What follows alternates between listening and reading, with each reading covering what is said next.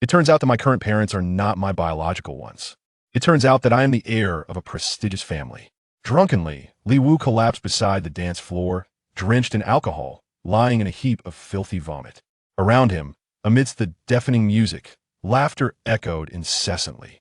I heard this kid has been pursuing Yi Shuyao for 6 whole years, buy her breakfast every day since the first year of high school, running errands, helping with homework, and even buying sanitary napkins. He truly is a paragon of a good man. More like a pitiful sycophant. Ha.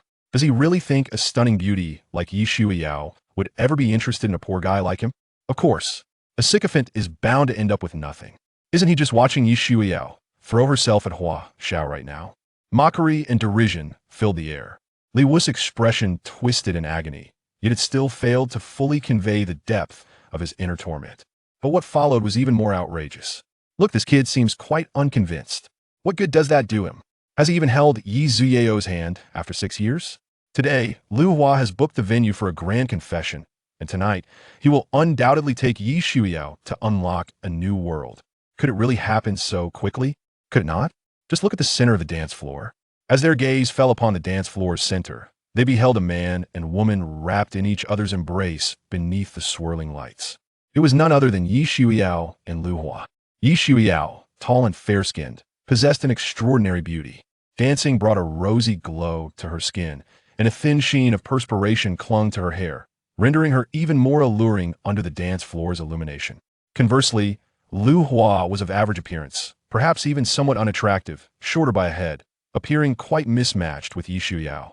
Yet they were the stars of the dance floor tonight. Because Lu Hua was wealthy, Yi Shuyao had beauty. Suddenly, Yi Shuyao felt a jolt of alarm as she sensed Lu Hua's hands becoming increasingly restless upon her body.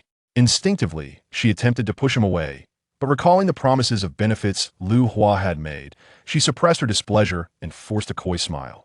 There are so many people here. Before she could finish her sentence, Lu Hua pulled her close, their bodies nearly merging. At this moment, Lu Hua chuckled. What does it matter if there are people? Are you afraid that kid might see you? Upon hearing this, Yi Shuyao unconsciously turned her gaze to the edge of the dance floor. There, in a pitiful state, lay Li Wu like a forlorn dog. For Li Wu, Yi Shuyao felt a twinge of guilt, perhaps even a hint of regret. But that was as far as it went. I know you care for me, and I appreciate it, but so what? Can your kindness feed me? Can it provide me with a good life? Can it free me from worries? I do not wish to become a weary housewife. I aspire to be a lady of leisure, indulging in all life's luxuries. In this world, everything is a facade, only money is real. And Lu Hua possesses wealth. What's this? You seem to be a bit reluctant to let go. Noticing Yi Shuyao actually glanced at Li Wu, Lu Hua immediately pulled her in front of him. As Li Wu sensed their approach, he instinctively raised his head. Upon seeing Lu Hua and Yi Shuyao, he understood. Lu Hua had come to gloat. Indeed, the next moment, Lu Hua pulled out his wallet and tossed $200 bills at Li Wu's head. Li Wu, go buy me a box of contraceptives. Make sure you don't get it wrong, contraceptives, not condoms. At these words, Yi Ziao's face flushed crimson, yet she did not intervene. Li Wu felt as though he had been struck by lightning, frozen in place. His goddess, the one he had pursued for 6 years, the one he had unconditionally cared for over those years. In just 3 days, she had betrayed him, and in 3 days, she had shared a bed with someone else without even using protection. I can't believe this. Li Wu could only curse, condemning Yi Ziao's shamelessness and berating his own impotence. Seeing Li Wu remain motionless, Lu Hua called out to the crowd. What are you all standing around for? Help him buy the medicine. Right away. A few boys stepped forward, hoisting the limp Li Wu and unceremoniously tossing him outside the bar. The cold ground outside sent a shiver through Li Wu's entire body. Whoosh! Next, a car passed by, splashing a torrent of water over him, instantly awakening him to some degree. He slowly sat up and suddenly burst into laughter. Ha ha, I am but a worthless fool, a pathetic loser. What right do I have to concern myself with whom my goddess sleeps with? Saying this, he pulled out the few hundred yuan, stood up unsteadily, and staggered toward a nearby adult shop. But just then, a figure abruptly blocked his path. Excuse me, are you Li Wu? Yes, that's me. What, are you here to mock me? Feel free, but don't block my way. I'm off to buy contraceptives for my goddess. Li Wu scoffed. You misunderstand. The newcomer removed a black top hat, a hallmark of Western aristocracy, and bowed deeply to Li Wu. I am your personal butler, you may call me Chris. I have been sent by the family to serve you. Upon raising his head, Chris revealed a distinctly Eastern visage, his face brimming with excitement. Li Wu was taken aback. A personal butler? Family? What on earth is going on? Am I still drunk? Chris, perceptive as he was, immediately recognized the confusion in Li Wu's eyes and quickly explained, "Ah, you must be quite bewildered. Let me clarify. Your current parents, your birth records, they have all been fabricated by the family.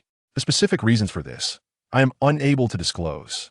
You only need to know that the Li family is a super secretive lineage that has endured for centuries, possessing wealth surpassing that of any world billionaire, conservatively estimated to be in the trillions. Your true parents are significant members of the Li family, and you, my friend, are now the fifth heir in line. My purpose is to assist you in becoming the true heir of the Li family." Chris concluded, eagerly awaiting Li Wu's elation. However, to his astonishment, Li Wu remained expressionless, silent for a long while before finally stating, "Your words are too incredible to believe. I could provide proof." Chris quickly responded, "Proof, huh?" Li Wu chuckled. "All right, I'll give you a chance to prove it. Make Lu Hua's family bankrupt within an hour, and have Yi Shuiyao submit to me. Not a problem." Chris promptly produced a phone unlike any smartphone on the market. He then dialed a number and stated, "Investigate a certain Lu Hua in Jiaqing. He should have a bit of money. Ensure his family goes bankrupt within half an hour." After hanging up, Chris turned to Li Wu with a grin. "As for Yi Shuiyao, yes, for Yi Shuiyao to submit to you is beyond my capability alone. Now, listen to me carefully and follow my instructions," Chris said with a mischievous grin. Li Wu paused, scrutinizing Chris for a long moment before finally saying, "Are you sure you're not sent by Lu Hua to mess with me? If you're playing me for a fool, I swear I'll end you." Chris waved his hands in haste. "Master Li Wu, you are of immense value. Please do not refer to your life as worthless. I am the one whose life is expendable. I could die 100 times and never allow you to come to harm." Li Wu's gaze flickered slightly. To be honest, he did not fully trust Chris. Yet Chris did not seem to be lying. If this were all a ruse, this fellow could easily win an Oscar. What purpose would he have in deceiving him? Moreover, what could Li Wu possibly have to gain from such a deception? Upon reflecting on this, he resolutely nodded and asked, "All right, what should I do?" "Very well, listen closely to me, and soon you will." Chris immediately leaned in close to Li Wu's ear and began to whisper. Less than 30 seconds later, he withdrew his head, smiling at Li Wu. Li Wu, however, pressed his slightly dry lips together. It must be said that merely hearing Chris' plan sent shivers of excitement through his body. "All right, I shall go now." With that, he turned and made his way back toward the bar. As he stepped through the entrance, the deafening music enveloped him once more. Yet, it could not quell the tide of mockery and derision that surged toward him. "Hey, isn't that Li Wu? Back so soon? Did you buy the medicine? What brand? Make sure it's not a counterfeit, or your goddess might end up having a child. Ha ha, he treats Yi Shuiyao so well. There's no way he would buy fakes. He might even pay extra for something better." The taunts and jeers came again. Li Wu instinctively wanted to lower his head, but in an instant he remembered. No, he had not returned to accept insults. He had come to reclaim the dignity he had lost here. With this thought, he immediately lifted his head and smiled broadly. "What are you all so anxious about? Do you think Yi Shuiyao will allow you in later?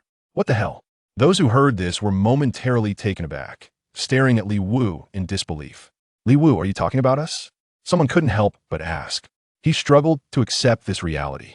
How could a pathetic weakling suddenly speak like this? Li Wu maintained his composure, his gaze fixed on the one who questioned him, his eyes brimming with mockery. "What? Do you find my words problematic?" At this, the other party was left speechless, unable to respond.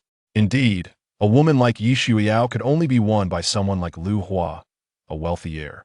The reason they mocked Li Wu was to derive a sense of superiority from him. Now, with Li Wu's rebuttal, they were left feeling utterly stifled. As the atmosphere grew increasingly tense, Lu Hua's voice suddenly rang out. "Oh, look at you, Li Wu, getting bold. Did you buy the contraceptives I asked for?" "I did. I bought plenty enough for you to last a long time." As Li Wu spoke, anxiety gripped him to the core. Had it been in the past, he would never have dared to speak to Lu Hua this way. If Chris was deceiving him, today would be his end. This was a gamble. Win, and he regained his dignity. Lose, and he would become the laughingstock of all. Though incredulous, he was willing to take the risk. Lu Hua was taken aback. To be honest, he had merely intended to humiliate Li Wu by asking him to buy contraceptives. He never expected Li Wu to respond with such attitude. especially now, as he looked at Li Wu, he inexplicably felt that Li Wu had become inscrutable. And that smile? It appeared to be dripping with mockery. A delusion. It had to be a delusion. A pathetic loser. What depth could he possibly have? In the next moment, Lu Hua snapped back to reality, chuckling derisively. You really are obedient, far more than my dog. Damn Li. Dan Li was the dog Lu Hua owned. He was insulting Li Wu by equating him to a dog. Everyone understood the joke and burst into laughter. Countless strange glances fell upon Li Wu. Even Yi Shuyao, who was nestled against Lu Hua's waist, covered her mouth and chuckled softly. Seeing that the situation was returning to his control, Lu Hua's confidence grew. All right, enough praise. Hand over the medicine. It's not with me. Li Wu immediately shook his head. Are you playing with me? Lu Hua raised an eyebrow, his gaze turning hostile. It's truly not with me, but it will be delivered shortly, you can wait. Li Wu smiled nonchalantly. Then, under the scrutiny of everyone present, walked over to a nearby sofa and sat down casually. He propped one leg over the other, poured himself a drink, then lit a cigarette, savoring a puff and exhaling a smoke ring. His demeanor resembled that of a lone underworld boss charging into an enemy's stronghold. Confident, powerful, inscrutable. Even the music seemed to pause at this moment. The center of the bar instantly focused on Li Wu. Those present almost felt a strange illusion. Li Wu had changed. He observed the expressions of the crowd. His body trembled slightly. Half of it was fear. He had never been this arrogant before. The other half was exhilaration. Was this the feeling of wealth? Even without revealing anything, he still had the audacity to face those he once feared. This sensation was intoxicating. He was no longer the old Li Wu. He was no longer a pathetic loser. He was now someone whose very existence would leave them all in awe. Finally, Lu Hua regained his composure. Today was his day to flaunt his conquest of Yi Shuyao. He could not allow Li Wu, the pathetic loser, to steal the spotlight. With this thought, he tightened his embrace around Yi Shuyao. Instantly, she let out a soft gasp, leaning against Li Wu's shoulder. Wow! The crowd's attention shifted to Lu Hua and Yi Shuyao. Cheers and whistles erupted all around. Many even shouted, "Kiss her! Kiss her!" Lu Hua obliged. He leaned down and firmly pressed his lips against Yi Xiao's. It was an overly passionate French kiss. The sight thrilled everyone present, and they cheered once more. Brother Hua is bold. Wow, I'd gladly die for a French kiss with a beauty like Yi Shuyao. However, Lu Hua did not linger for a real live show. Soon, his lips parted from Yi Xiao's. He then turned to Li Wu, smirking as he seemed to savor the moment. Apologies, in the heat of the moment, I couldn't help myself, you don't mind. Do you? Li Wu smiled and shook his head. But no one noticed that his left hand, tucked in his pocket, was clenched tightly, and his heart, it was trembling violently. Yi Shuyao, oh Yi Shuyao, you were never like this before. Could the allure of money be so potent? To transform you into someone who could be publicly humiliated in just 3 days? I will make you regret this. I will make you wish you had never chosen this path. Lu Hua, of course, was oblivious to Li Wu's inner turmoil. Seeing Li Wu maintain his composure, he felt a flicker of dissatisfaction. Thus, he decided to stoke the fire. After a moment's thought, he looked at Li Wu and continued, Hey, when will the contraceptives you bought arrive? I can hardly wait to have a go with Shuyao. Oh no, one time won't suffice, it needs to be until I can't anymore.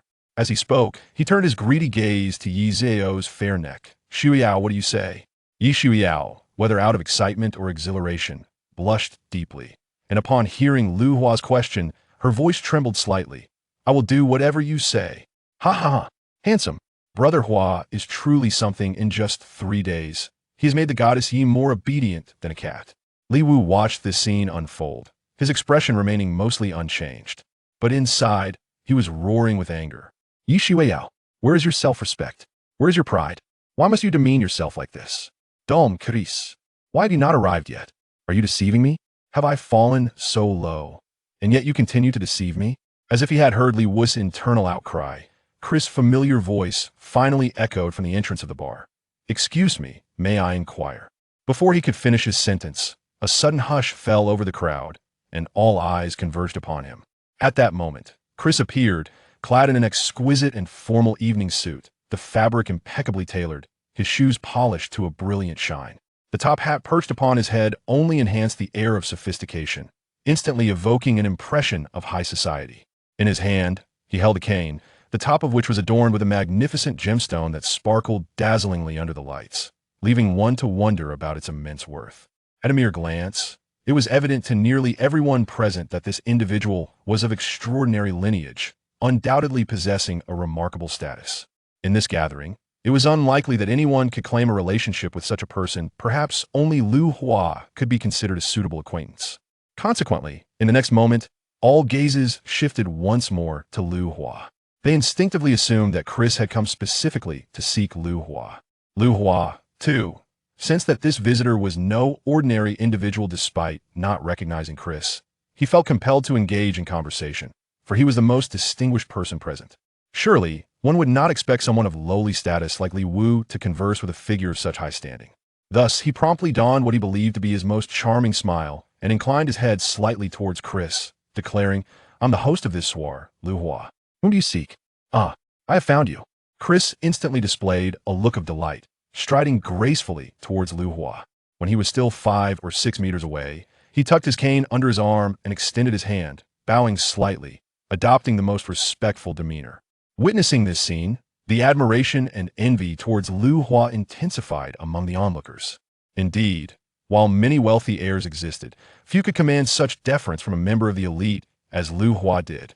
Meanwhile, Yi Shuiyao cast an admiring glance at Lu Hua's profile, her conviction deepening that her choice was indeed prudent. To be associated with such an individual, even if merely as a fleeting companion, would undoubtedly yield substantial rewards. Lu Hua felt a twinge of surprise. Although he held a prominent position, he hardly expected such reverence from a newcomer. Could it be that his father's business had flourished yet again? With this thought, the corners of Lu Hua's mouth lifted ever so slightly. That must be the case otherwise. It was hard to fathom. Yet, he sensed the need to exhibit a modicum of humility. Thus, he stepped forward, his smile becoming increasingly radiant as he extended his hand to grasp Chris. However, at that very moment, Chris, now standing before Lu Hua, seemed to exist in an entirely different dimension, completely disregarding Lu Hua's presence and walking past him without a second glance. This left everyone in a state of shock. Expressions of disbelief swept across the crowd. Yi Ziao's gaze froze. Lu Hua's smile faltered. Only Chris maintained his cheerful demeanor, continuing onward. And before him stood but one person, Li Wu. Chapter 3.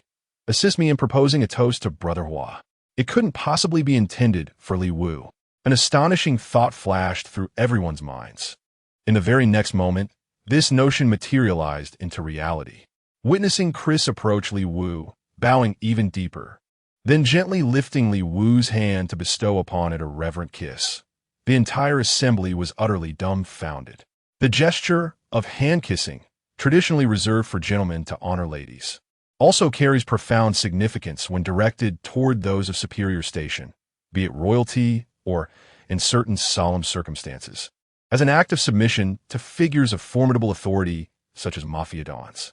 At this moment, Chris performing the hand-kissing gesture towards Li Wu, whether it falls under the second or third scenario, is utterly explosive.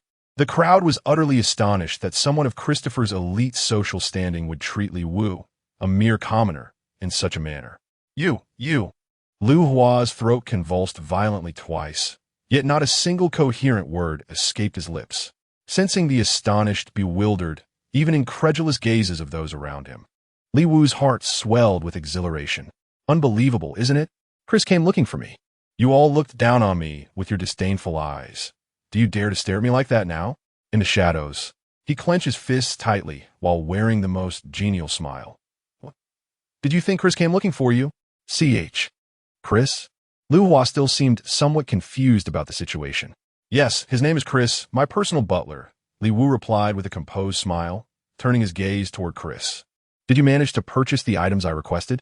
Indeed, I have. Chris responded promptly. Christopher flashed a confident smile, snapping his fingers with a crisp pop. The crisp sound of snapping fingers echoed from inside the bar to the outside. Instantly, the roar of a truck engine erupted outside the establishment. Then came a deafening crash. The entire bar shook violently 3 times.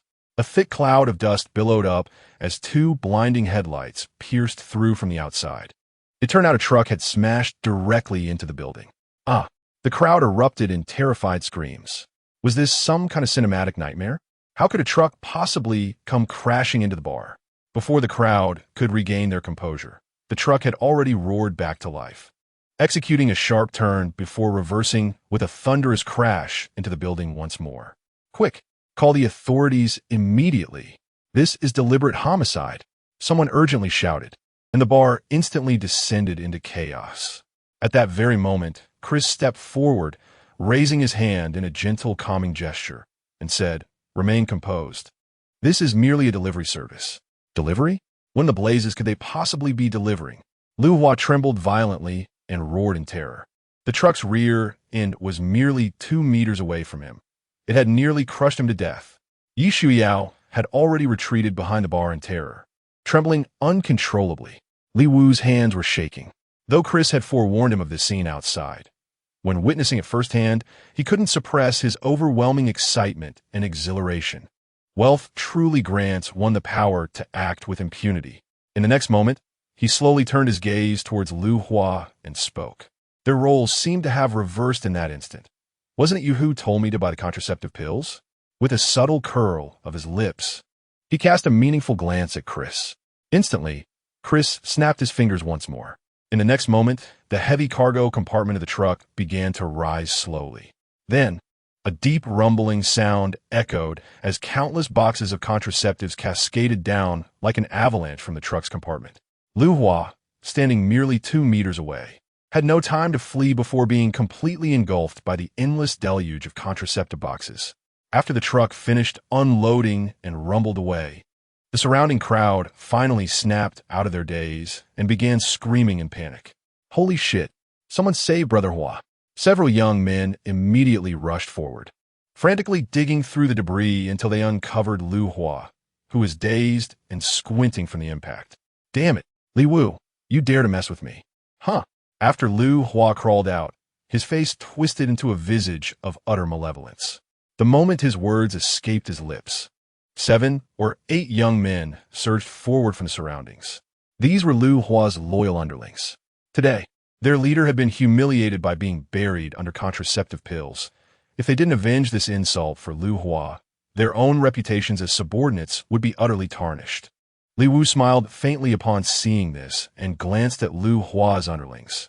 "Don't be so hasty to attack me. Let me ask you first, what benefits do you truly reap by being Lu Hua's lackeys?" WH. What? Lu Hua's underlings froze momentarily, exchanging bewildered glances, failing to grasp the underlying meaning in Li Wu's words.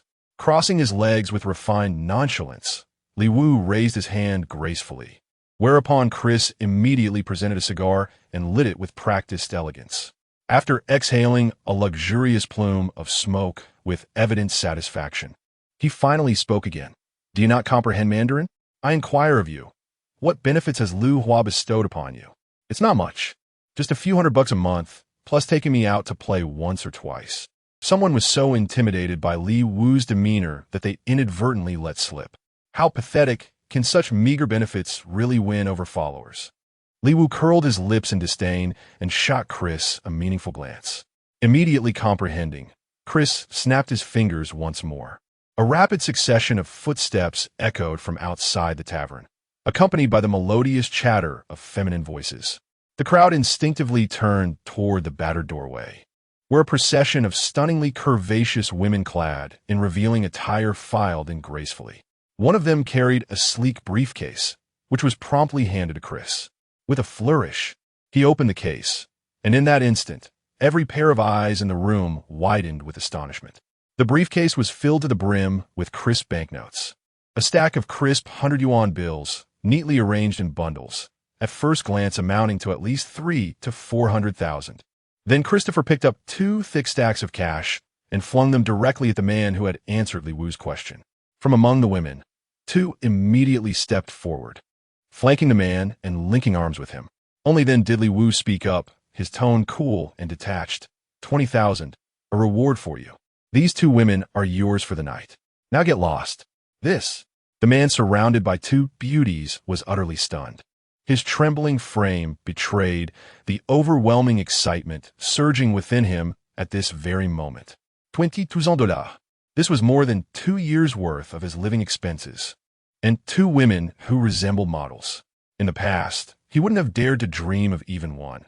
Yet now he unexpectedly had 2, and tonight, both of these belonged to him. Many thanks, Brother Wu. The man trembled and bowed repeatedly before finally, with overwhelming excitement, grasping the 2 women's hands and clutching a bag of money as he hurried away. It was evident without a second thought what spectacle would unfold next. Subsequently, Chris proceeded to fling bundles of cash into the arms of Lu Hua's underlings, much like feeding animals at a zoo. Simultaneously, a bevy of models giggled coquettishly as they entwined their arms with Lu's men. No words were necessary. The implication was crystal clear. The underlings trembled with overwhelming excitement.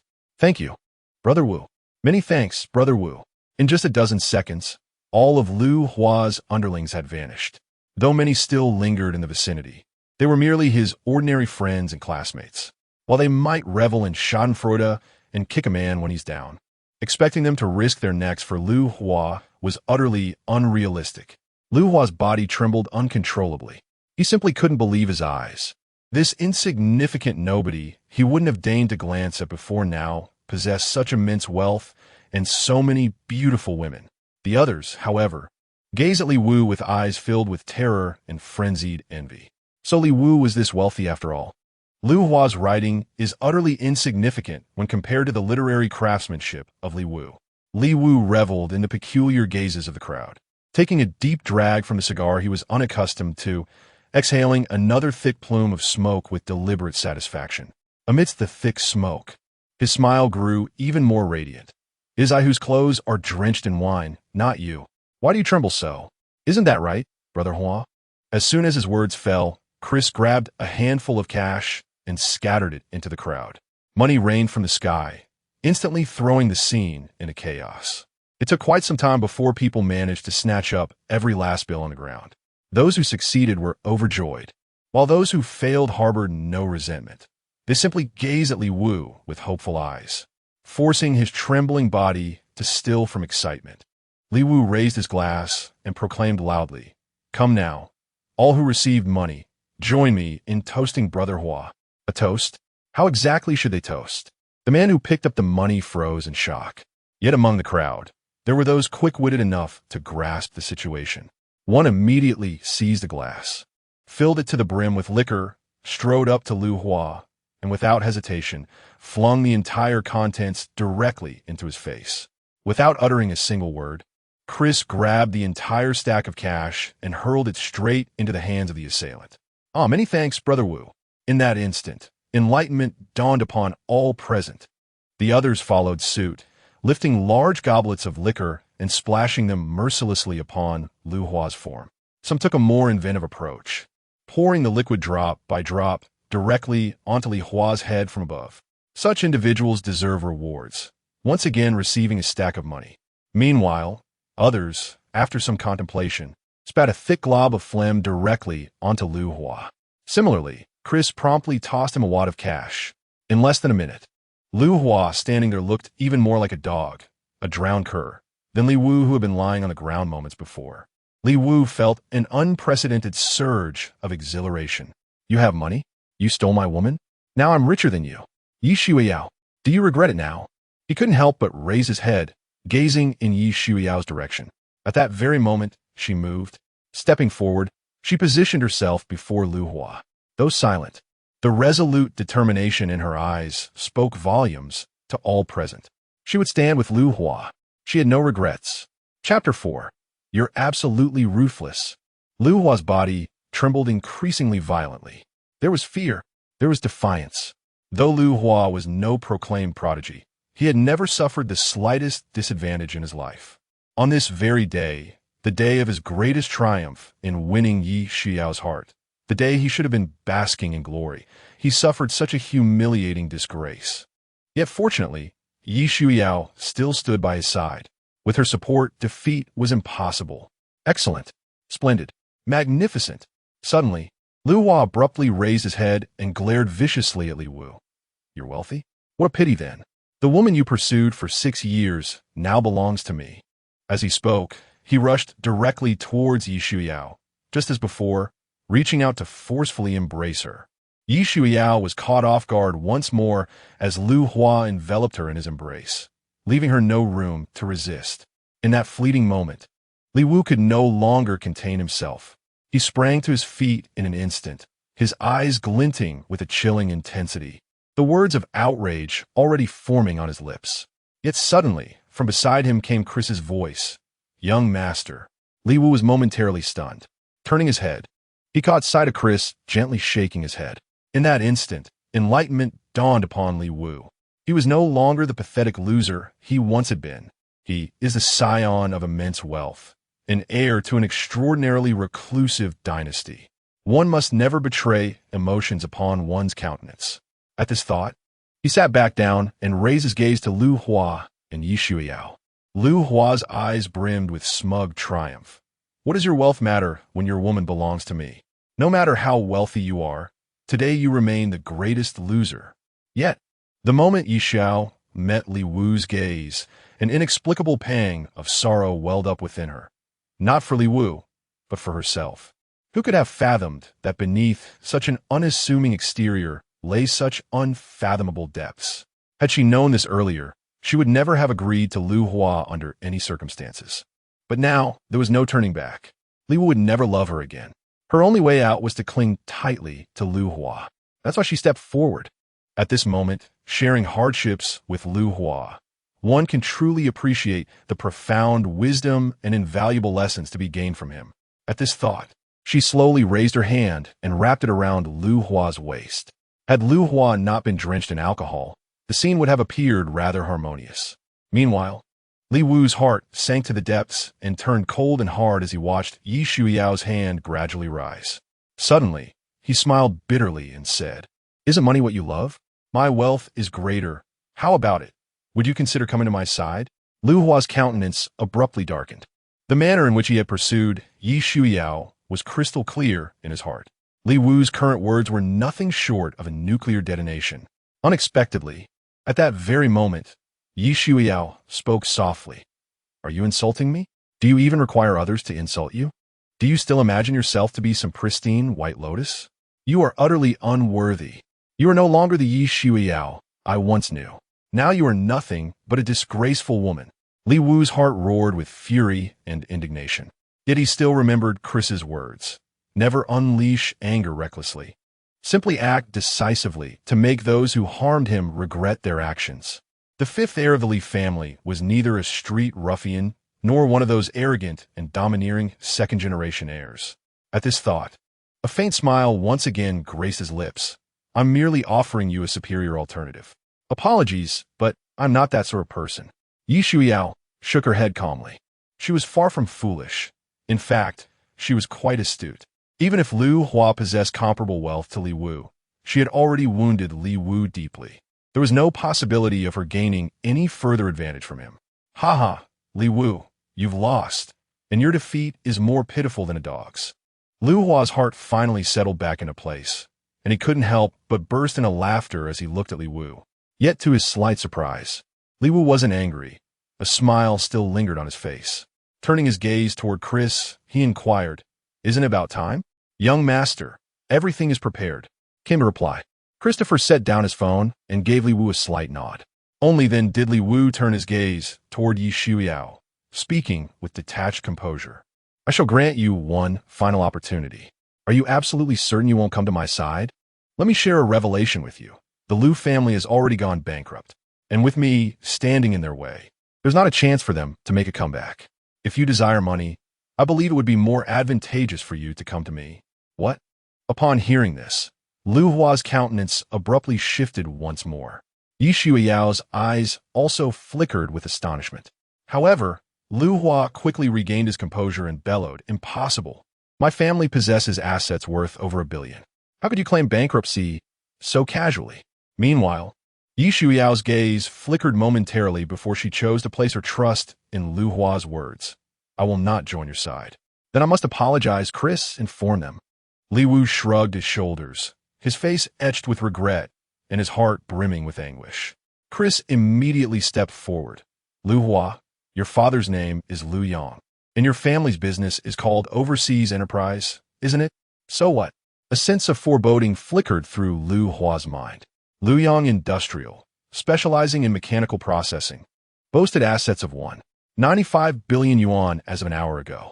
After deducting liabilities, its net assets stood at 1.13 billion yuan, an exceptionally well-operated enterprise. Chris spoke with effortless fluency, as though reciting from countless rehearsals. Yet in truth he had received Li Wu's orders merely an hour prior. Alas, 43 minutes earlier, the bank had initiated loan collection procedures. In other words, Luoyang Industries' cash flow evaporated instantaneously. Moreover, the 23 upstream material suppliers of Luoyang Industries have simultaneously delayed their shipments, with those already in transit being rerouted back to their origins. In other words, Luoyang Industries has come to a complete standstill. Moreover, 78 downstream distributors of Luoyang Industrial have simultaneously returned their goods, and, according to legal stipulations, they will only replenish the outstanding payments after 1 month. In other words, your lifeline won't arrive until a month later. However, I have already engaged a team of lawyers to assist the vendors in delaying proceedings for at least 5 more months. I suspect that within these 6 months, your father Luoyang will most likely be driven to desperation by other creditors and leap into the river. The swift currents of Jiajiang River in our Jiaqing ensure a rapid demise. Quite an excellent choice, I must say. Thus, Luoyang Industrial has already gone bankrupt, and the banks will undoubtedly react swiftly. All assets will be promptly seized. At this point, Chris cast a benign smile toward Lu Hua and added, "A personal piece of advice. Swiftly settle the bill for your private booking with your card. Otherwise, you'll find yourself burdened with yet another debt." "No. Impossible." Upon hearing this, Luoyang felt his legs weaken beneath him, causing him to lean heavily against the bar counter behind. From behind, the timid voice of the bar manager hesitantly spoke up.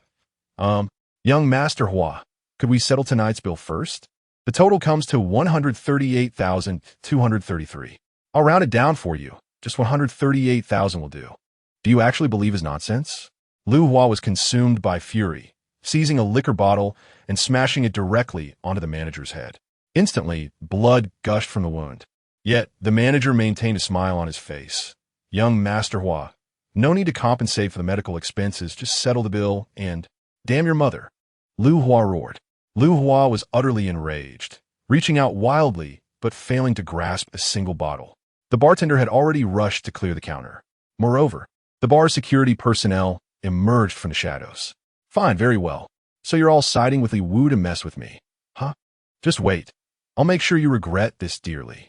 Lu Hua was a man who knew how to read the situation. He realized that if he didn't settle the bill soon, trouble would inevitably arise. Grumbling curses under his breath, he fished out his wallet and carelessly flung a credit card at the manager's face. "Take it and swipe the damn thing, you bastard," he spat out venomously.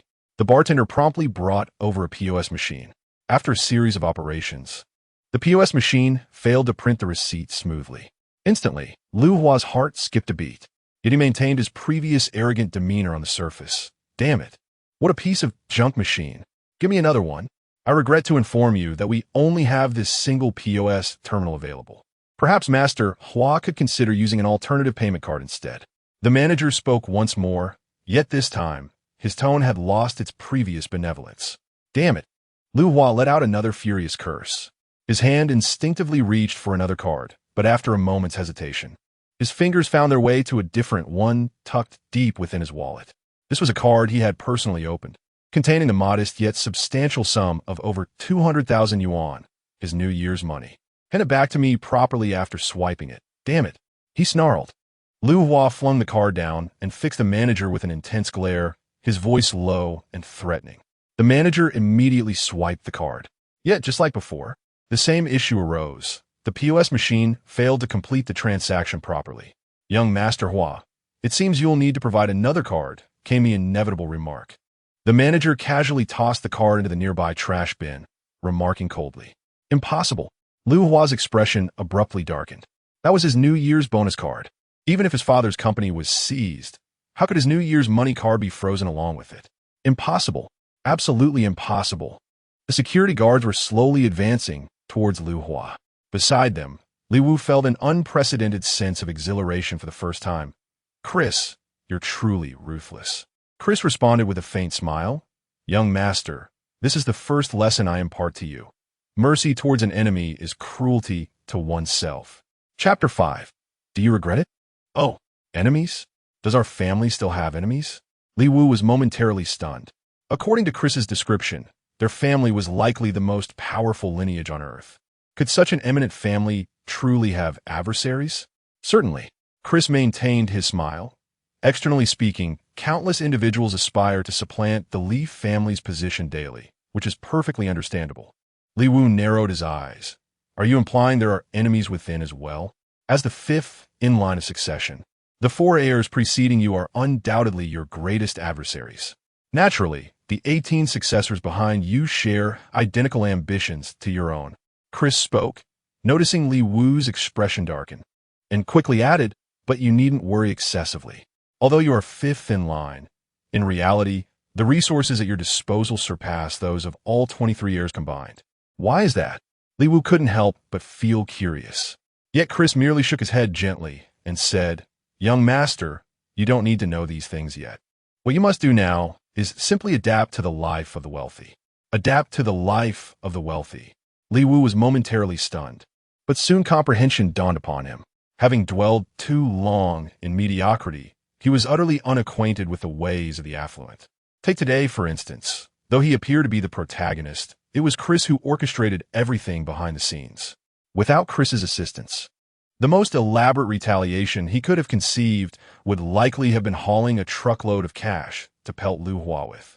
And in that scenario, Lu Hua might not have been angered at all, but rather grinned and urged him to continue. How unlike the present circumstances, where Lu Hua was systematically cornered and utterly crushed. Strike him down. At that very moment, a thunderous shout erupted from ahead. Li Wu raised his gaze to witness Lu Hua already encircled by the bar security personnel, receiving a merciless barrage of kicks that left his face a grotesque mosaic of snot, tears, and blood, an utterly pitiful sight. The truth unfolded. Lu Hua had recklessly maxed out all his credit cards. The inevitable consequence manifested. Every single one of his bank cards had been frozen. The Lu family had indeed gone bankrupt. Cease this at once. At this moment, Li Wu spoke softly, yet the security guards seemed to possess extraordinary hearing. Immediately ceasing their actions, one guard's shoe was already touching Lu Hua's nose, yet he obediently withdrew it. Discerning, Li Wu praised. Without hesitation, Chris took out a thick stack of cash and scattered it on the spot. The guards promptly abandoned Lu Hua, scrambling to pick up the money, their expressions of gratitude too numerous to recount. After all, we were once acquainted. Consider this as tab settled for today, Li Wu remarked. Chris raised an eyebrow, about to speak, when Li Wu continued. However, manager, this favor doesn't come free. Here's my condition. Keep Lu Hua here to clean the restrooms. Deduct his wages and deposit them into my account until his debt is repaid. Understood? Understood. The manager was a shrewd and cunning man, instantly grasping Li Wu's intentions. He strode over to Lu Hua, disdainfully grabbing his hair and addressing his swollen face with contempt. Young Master Hua, from now on you'll be working at our bar for 1,000 yuan a month, no meals or accommodation included. Understood? Calculating it this way, it would take Lu Hua approximately a decade to leave, and that's assuming he doesn't consume any food or drink during this entire period. And this is a consequence of offending Li Wu. Only then did Chris cast an admiring glance at Li Wu. The young master learns swiftly, as Lu Hua was dragged away like a lifeless dog to the back restroom and immediately put to work. Li Wu's gaze returned to Yi Shuiao. His lips parted several times before finally uttering a few words. Now, do you regret it? Yi Shuiao's delicate frame trembled slightly. Regret? Oh, how deeply she regretted. Yet the words remained trapped behind sealed lips. She was so intimate with Lu Hua in front of Li Wu. She knew she had already offended Li Wu beyond redemption. She realized she no longer had the right to regret. Did she regret it? I regret it. Yi Shuiao was screaming inwardly. Yet outwardly, she maintained an unchanged expression. I'm sorry, but I'm afraid I must disappoint you. I do not regret it in the slightest. Is that so? Li Wuxin trembled violently with anguish. Yield. Admit your fault. If only you would surrender, I might find it in my heart to forgive you. 6 years of love cannot be false. Why won't you repent? However, his expression remained composed and unruffled. As long as you have no regrets, that's what matters. By the way, I heard Lu Hua also gifted you a BMW Mini? Return everything. Those are the Lu family's assets.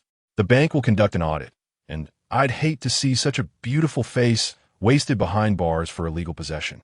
With those words, Li Wu stood up decisively and strode toward the exit. Yi Shuiyao watched his retreating figure, her lips parting several times as if to speak, her delicate hands lifting only to fall back in hesitation. In the end, no words escaped her. Meanwhile, Chris tossed the remaining cash from the briefcase at the manager's feet. This should cover the door repairs and tonight's private booking.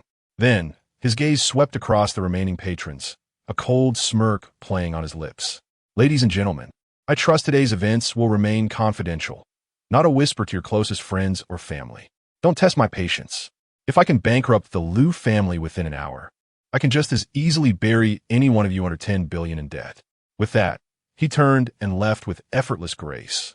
At the doorway, he found Li Wu standing still, trembling slightly as he exhaled a shaky plume of smoke. Chris sighed and approached. Young master, had you just followed through with the plan? Yi Shuiyao would have undoubtedly unnecessary. Li Wu was well aware. Had he simply thrown money at the situation, Yi Shuiyao would undoubtedly have become docile and compliant. But it was utterly unnecessary. He was not Lu Hua, unwilling to employ the methods Lu Hua had used. Moreover, that was somebody he had loved for 6 long years. Even a stone held close to one's heart for 6 years would carve indelible emotions upon the soul. How could one truly let go so easily? Just moments ago, when a droplet of wine splashed onto Yi Shuiyao, his heart trembled with distress. This fleeting incident prompted him to reconsider his approach. With abundant opportunities awaiting in the future, why the desperate haste for immediate gratification? Christopher couldn't help but interject, young master, regarding the enemy. She is not an enemy. Li Wu narrowed his eyes, flicked away the cigarette in his hand, and ground it fiercely beneath his foot. You are not to touch her. She destroyed my love, and I shattered her support. We are even now. I understand, Chris nodded. Then, his expression abruptly turned solemn. Young master, it's getting late. You should retire for the evening.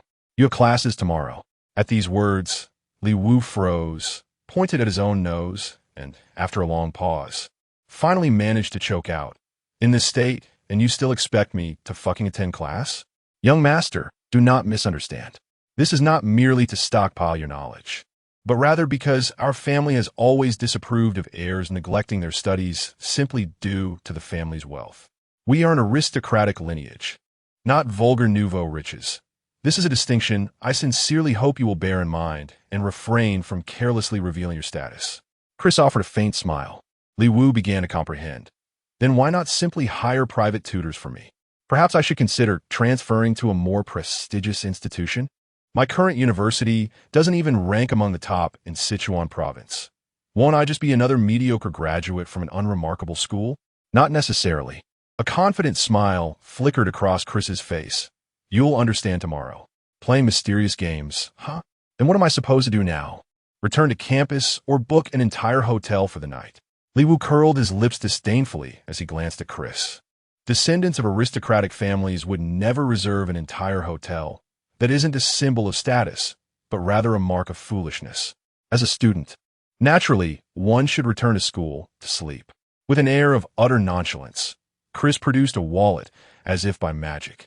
Inside lay 3,000 in cash along with several bank cards, their modest balances barely exceeding $1 million, presumably sufficient for the young master's immediate needs. Don't you have anything like a black card? This seems rather unbefitting of my status. Li Wu pursed his lips. Young master, this brings me to the second lesson I must impart to you. As members of a hidden aristocratic family, we must avoid excessive ostentation. Though rest assured, we shall never suffer indignities. Christopher uttered calmly, Young master, there remains a vast curriculum for you to master before becoming a worthy heir. After your academic pursuits conclude tomorrow, I shall continue your tutelage at a measured pace. Farewell for now. With those words, Chris turned and strode away without hesitation, disappearing into a luxurious yet indistinct sedan parked nearby before vanishing swiftly into the night. Li Wu stood there, wallet in hand, lost in contemplation. After what seemed an eternity, he finally snapped back to reality and uttered a single expletive through gritted teeth. "Damn it, you get a ride while I have to walk?" As he spoke, Li Wu reached for his phone, intending to summon Chris back. Suddenly, he realized he didn't actually have Chris's contact information. This meant that if he wanted to see Chris again, he would have to wait until after class the next day. Oh well, Chris is so intelligent. He surely didn't abandon me here deliberately. There must be profound meaning behind his actions. Finally, Li Wu rubbed his nose, sneezed, and turned to walk toward the school. Meanwhile, on Chris's side, he sat trembling in the car, consumed by anxiety. Oh no, oh no. I forgot to take the young master back to school. Will he hold a grudge against me? Chapter 6: The Urge to Kill. By the time Li Wu climbed back into the dormitory, the hour hand had crept well past midnight. The 4-bedroom housed an unlikely brotherhood. As the eldest, Li Wu naturally assumed the role of big brother. The second was an overweight gaming addict, perpetually glued to his screen. The third, universally acknowledged as the handsome one, frequently escorted young ladies to hotels, having offered Li Wu considerable strategic advice during his pursuit of Yi Shuiyao. The fourth, another gaming recluse, had made one strike 999 damage his personal mantra. Finding his roommates deep in slumber, Li Wu moved silently to the washroom to clean up before collapsing into bed. It felt like mere minutes had passed when third brother's voice pierced through his exhaustion. "Eldest brother, rise and shine. Old Wang Jilian's class awaits. Tardiness guarantees failure." Instantly, Li Wu sprang up with the agility of a leaping carp, his mind still in a daze. "Really? Damn it, hurry, hurry," he exclaimed. After finishing his words, he suddenly froze. "Wait a minute, that doesn't make sense. Now that I'm the heir of a reclusive aristocratic family, what exactly am I still afraid of?" However, upon second thought, Chris had instructed him to maintain a low profile and avoid revealing his identity recklessly. Thus, he could only grit his teeth, enduring the discomfort of sleep deprivation and a hangover-induced headache, put on his clothes, and rush to the classroom with Lao San. As for Lao Si and second brother, their class schedules differed from Li Wu's. While sprinting toward the classroom, Li Wu couldn't help but speak up. "Lao San, I have a secret to tell you." "What secret? Did you finally win over Yi Shuiyao?" The third brother suddenly became intrigued. "You came back so late last night. Did you make your move on her? Quickly, tell me the details." Li Wu's lips twitched as he immediately dismissed the thought of sharing his life's secrets with old third. "Why did you stop talking?" The third brother grew anxious. "Don't you know me, Fong Han? My lips are sealed tighter than a vault." The third brother was named Fong Han. Li Wu snorted disdainfully. "Indeed, you claim to be tight-lipped, yet your bottle leaks from the bottom. Enough, let us speak no more of it. And don't bother guessing. It has nothing to do with Yi Shuiyao." "What then?" Fong Han's face was filled with bewilderment, wanting to inquire further, but Li Wu had already dashed away. When Li Wu arrived at the classroom, he suddenly felt a series of peculiar gazes falling upon him. He couldn't help but freeze. Had his identity been exposed? That can't be right. When he left the bar, Li Wu had heard Chris staying behind to handle the aftermath. Uncertain of the situation, he dismissed it as mere sensitivity and chose a seat in the farthest corner of the classroom. Soon, Fong Han arrived as well, though he didn't join Li Wu. Instead, he settled among a group of female classmates, claiming it was to bask in the fragrance of flowers. With a few minutes left before class, Li Wu rested his head on the desk, feigning sleep. But then, footsteps halted beside him, followed by a sharp rap on the table. Irritated, he lifted his gaze to see who had disturbed him.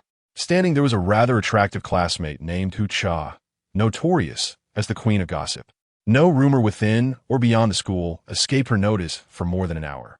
"Move aside, you're blocking my fresh air," Li Wu remarked dryly upon recognizing her. "Oh, since when you talk to me like that, Li Wu?" Hu Cha retorted, raising an eyebrow.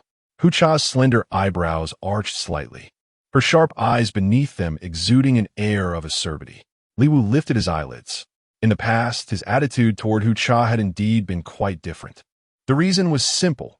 He had been pursuing Yi Shuiyao and often sought Hu Cha's assistance in gathering information about her. How laughable it was that despite his relentless pursuit of Yi Shuiyao, he still had to rely on others for news about her. To secure Hu Cha's cooperation, he had lowered his pride, running countless errands and performing numerous favors for her. Some even jested in class that Hu Cha was like Li Wu's grandmother.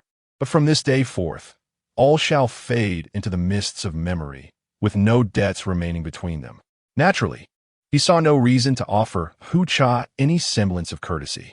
Yet Li Wu's sudden coldness inexplicably chafed at Hu Cha's pride. The next instant, Hu Cha cleared his throat and declared in a resonant voice, "Enough of this. Let us instead discuss the events of last night." The events of last night? Li Wu furrowed his brows in contemplation. Could it be that Hu Cha had truly uncovered the truth? Chris is utterly unreliable in handling matters. Upon hearing this remark, the classmates' expressions instantly became quite intriguing. Some troublemakers, never missing an opportunity to stir up drama, immediately chimed in. "Hey, Hu Cha, what exactly transpired between you and Li Wu last night?" "You and him?" Hu Cha immediately contorted her face into an exaggerated expression of disdain. "Wake up.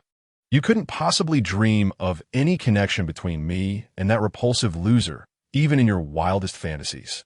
This is indeed true, for you are utterly unworthy." Li Wu secretly curled his lips in disdain, thinking to himself. Then, Hu Cha loudly proclaimed, "You all know that Li Wu was invited to a party last night, but what kind of gathering it truly was, you probably don't fully comprehend yet. What is it that you're hinting at? Stop keeping me in suspense, and just say it outright." A classmate shouted loudly. Hu Cha immediately furrowed his brows and said, "Get out. I have no intention of sharing this information with you. If you refuse to leave, then I shall remain silent." The choice is yours. At this, the speaking student was left flushed with embarrassment and could only storm off in indignation. After driving away a classmate, Hu Cha smirked smugly, his ego thoroughly inflated, and continued. "It's a confession party for Lu Hua and Yi Shuiyao from our department." "What?" Fong Han at the front of the classroom abruptly rose to his feet. "Boss, what's going on?" "Fong Han, please don't be upset. I still hold you in high regard. However, I simply cannot approve of your association with this despicable individual. Allow me to explain, and you shall understand just how contemptible this wretched person truly is." Hu Cha cast a sidelong glance at Li Wu, a cold smirk curling at the corners of his lips. Our dear classmate Li Wu failed in his attempt to take Yi Shuiyao away, yet had an epiphany. Then took Lu Hua's money to buy contraceptives for Yi Shuiyao and Lu Hua. Damn that bastard Lu Hua.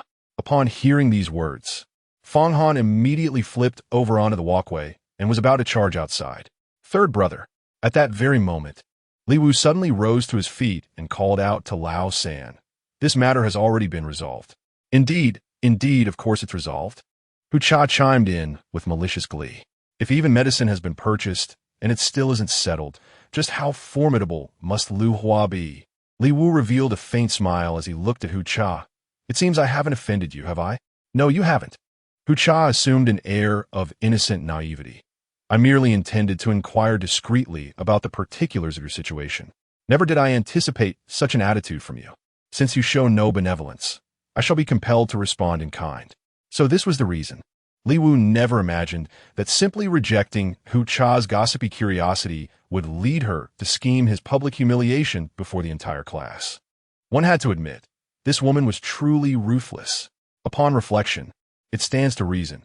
If this woman could drive a classmate out of the classroom over a single disagreeable remark, what boundaries would she hesitate to cross? Hu Cha wore a triumphant expression, as if he had grasped Li Wu's fatal weakness. "However, my information is incomplete. I haven't managed to uncover what happened after you purchased the contraceptives. Would you care to consider confessing the whole story to me? I might be inclined to spare you some dignity and refrain from spreading it throughout the class." "And if I refuse?" Li Wu sneered coldly. He yearned to speak his mind, yet upon reflection, realized Christopher wasn't present.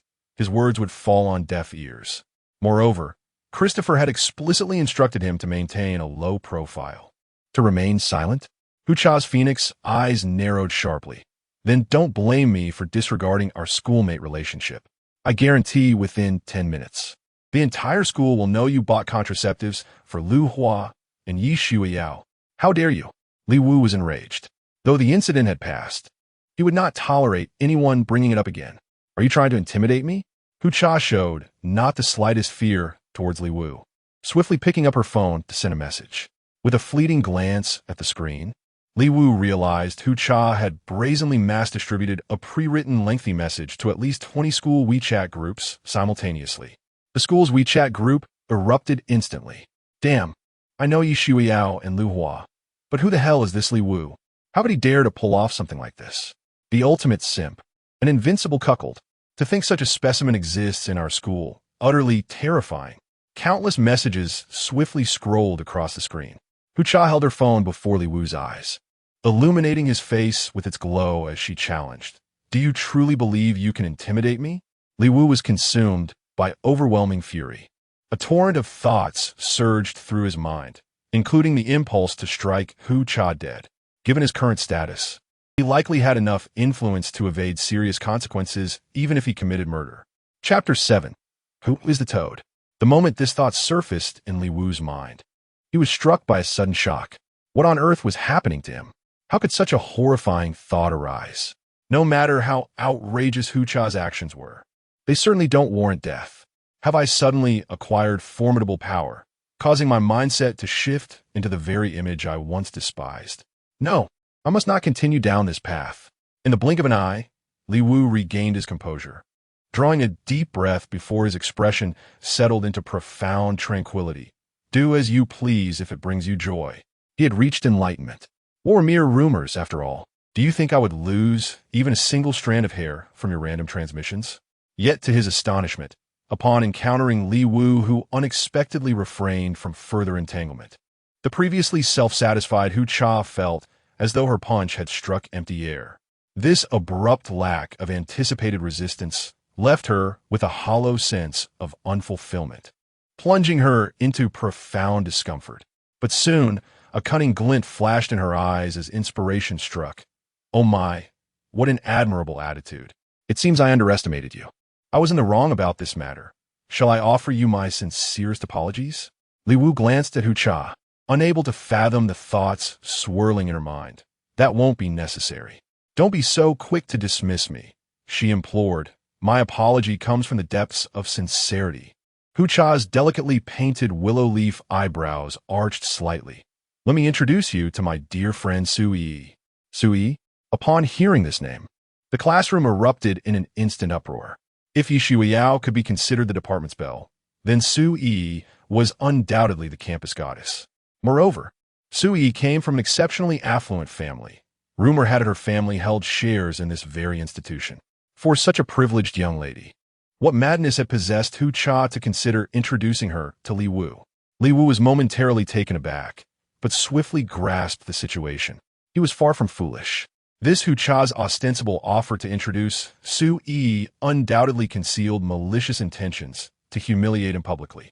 Yet, he found himself strangely unwilling to decline. The reason is quite simple.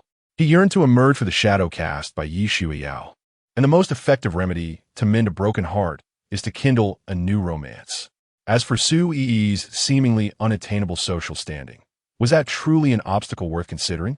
I am the fifth heir of the reclusive Li family. At this thought, Li Wu nodded decisively. Very well, when shall we proceed? This afternoon would be perfectly suitable, Hu Cha exclaimed with delight. She was genuinely overjoyed, never expecting this pitiful loser to be so ignorant of his own limitations. A mere toad daring to acquaint himself with a graceful swan? This very afternoon? Li Wu furrowed his brows. Chris had mentioned giving him a lesson this afternoon on how to truly become the heir of a reclusive aristocratic family. Just then, a middle-aged man abruptly entered the classroom. The newcomer was certainly not their teacher Wang Jinlian, but rather the rarely seen department head. The department head stepped onto the podium without any introductory remarks and directly announced, "Students, I have an announcement to make. Due to institutional arrangements, Professor Wang Jinlian will no longer be teaching political economics for your class. A new instructor will arrive tomorrow. Therefore, today's lecture is postponed until then. Is that understood?" After finishing his words, the department chair turned and walked away. Immediately, the classroom erupted in cheers. To think they had escaped Wang Jinlian's clutches even before graduation. This was certainly cause for celebration. Yet, many were also brimming with curiosity about the new instructor. Just what kind of teacher would they get this time? I wish for a young female teacher. As long as it's not so much like Wang Jinlian. You should count yourself lucky. Still dreaming of a young lady teacher? Keep dreaming. Haha, why say so much? We'll know tomorrow anyway. Class is over for today. Shall we go out and have some fun? At that moment, Hu Cha promptly said to Li Wu, no need to wait until afternoon. We can go now. He has no classes today and has been playing outside since early morning. Since it's still morning, there shouldn't be any issues. All right. Li Wu nodded in agreement without hesitation. Let's go, let's go. Hu Cha couldn't contain her excitement and urged them forward. As she reached the classroom door, she suddenly paused, turning back with a radiant smile to address her classmates. My dear classmates, I'm off to meet the White Swan. Should any of you wish for updates, feel free to message me on WeChat. Though do remember to bring your bargaining chips. Ha ha ha. Upon hearing this, the classroom erupted in raucous laughter. She wanted to see the White Swan. Then who was the toad? Of course, it was Li Wu. However, it appears that Li Wu lacks even the slightest awareness of being a toad. Look at him. He doesn't seem the least bit angry. Is he truly that foolish? Can't he discern the insult in Hu Cha's words? Boss, don't go. Suddenly, Fang Han rushed to the classroom doorway. Boss, someone like Su Yi is beyond our aspirations. Li Wu smiled faintly. It's all right. Just getting acquainted is enough. If it doesn't work out, we can simply remain ordinary friends. Upon hearing this, a wave of jeers immediately erupted in the classroom. Wow, just ordinary friends, huh? That's rich. You think you're worthy of being Su Yi's ordinary friend? TSK, TSK. If it's not suitable, then just be ordinary friends. What? Do you think you're going on a blind date? Hu Cha, you must not lead your classmates astray. With just Yi Shuiyao, Li Wu has already been cuckolded. If another Su Yi comes along, I fear Li Wu might go berserk. Mocking and ridiculing voices arose one after another. Li Wu remained utterly unperturbed, even feeling somewhat amused. These people all assumed he was poor, that he was a loser, hence their unrestrained behavior. Little did they know what expressions they would wear should they ever discover his true identity one day. Fang Han, seeing Li Wu's apparent unwillingness to back down, could only grit his teeth and say, fine, you can go. But if anything happens, call me immediately. I'll help you. Understood? Li Wu nodded. This was a gesture of goodwill from his brother, which he had no choice but to accept. Secretly, he had already made up his mind. After meeting Chris today, he would find a way to assist Fang Han. Though Fang Han's family ran a modest business that had never quite flourished, with his future support, it would be impossible for it not to thrive. Enough of this sentimental brotherly affection. Let us make haste and depart. Hu Cha urged once more. Without further delay, Li Wu promptly set off with her. Soon, they arrived at the school gate, where Hu Cha swiftly hailed a taxi.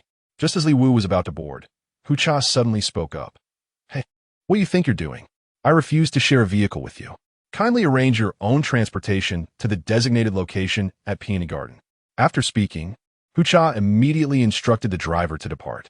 Li Wu curled his lips in disdain, too indifferent to even muster anger, and promptly set about hailing a cab. With 3,000 in cash on hand and millions more across various bank cards, affording a ride was hardly an issue. Yet fortune seemed to have utterly abandoned him today.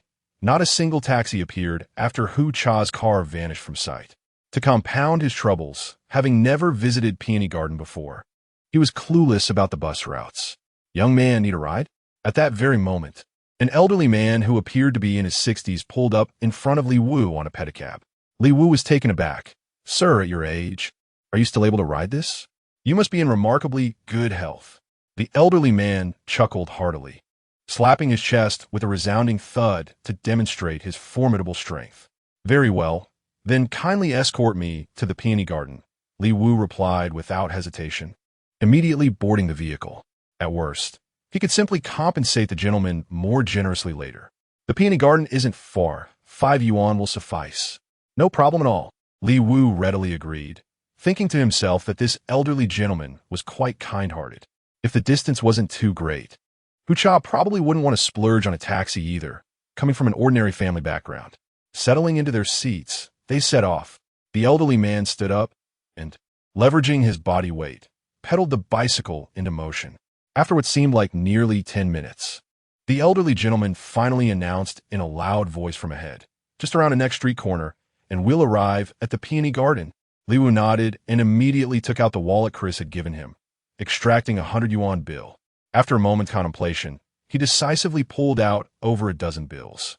Though unable to assist in other ways, providing funds for the elderly man to convert his pedicab into an electric tricycle, easing his labor, was effortlessly achievable. Just then, a dull thud resonated beneath the vehicle.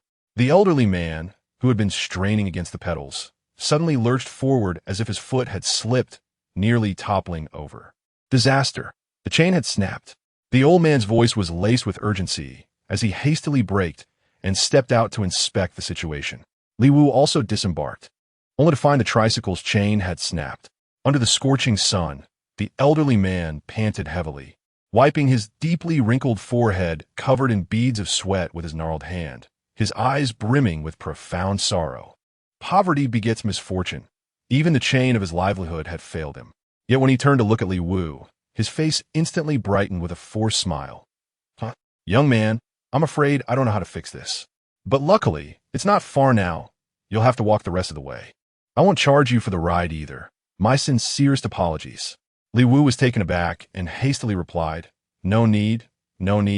I can walk there myself. But I must insist on paying for this." After speaking, he directly placed over a dozen 100 yuan bills along with the loose change from his pocket onto the back seat of the car. After a moment's contemplation, he decisively opened his wallet and pulled out all the remaining cash inside, adding it to the pile. The elderly man was diligent and kind-hearted. This sum of over 3,000 yuan was far from sufficient to express the profound respect Li Wu held in his heart. Chapter 8. Su-Yi Young Man. "What on earth are you doing?" The old man was utterly astonished. Several thousand yuan was no small sum. He couldn't earn that much in an entire month of peddling his rickshaw, let alone for this incomplete trip where he hadn't even delivered Li Wu to the intended destination. "Very well, sir. A few thousand yuan means nothing to me." Li Wu smiled faintly and strode forward. The old man hastily picked up the money and tried to chase after him. "How can I accept this? I have hands and feet. I can earn my own living. You don't need to." In the end, the old man failed to catch up with Li Wu, partly because Li Wu walked briskly, and partly because the old man worried about leaving his cart unattended. Having performed a good deed, Li Wu felt invigorated, his steps growing even lighter. Before long, he arrived at the foot of Peony Garden. Only then did he realize that the so-called Peony Garden was, in fact, an elegant tea house. Simply put, a place for sipping tea.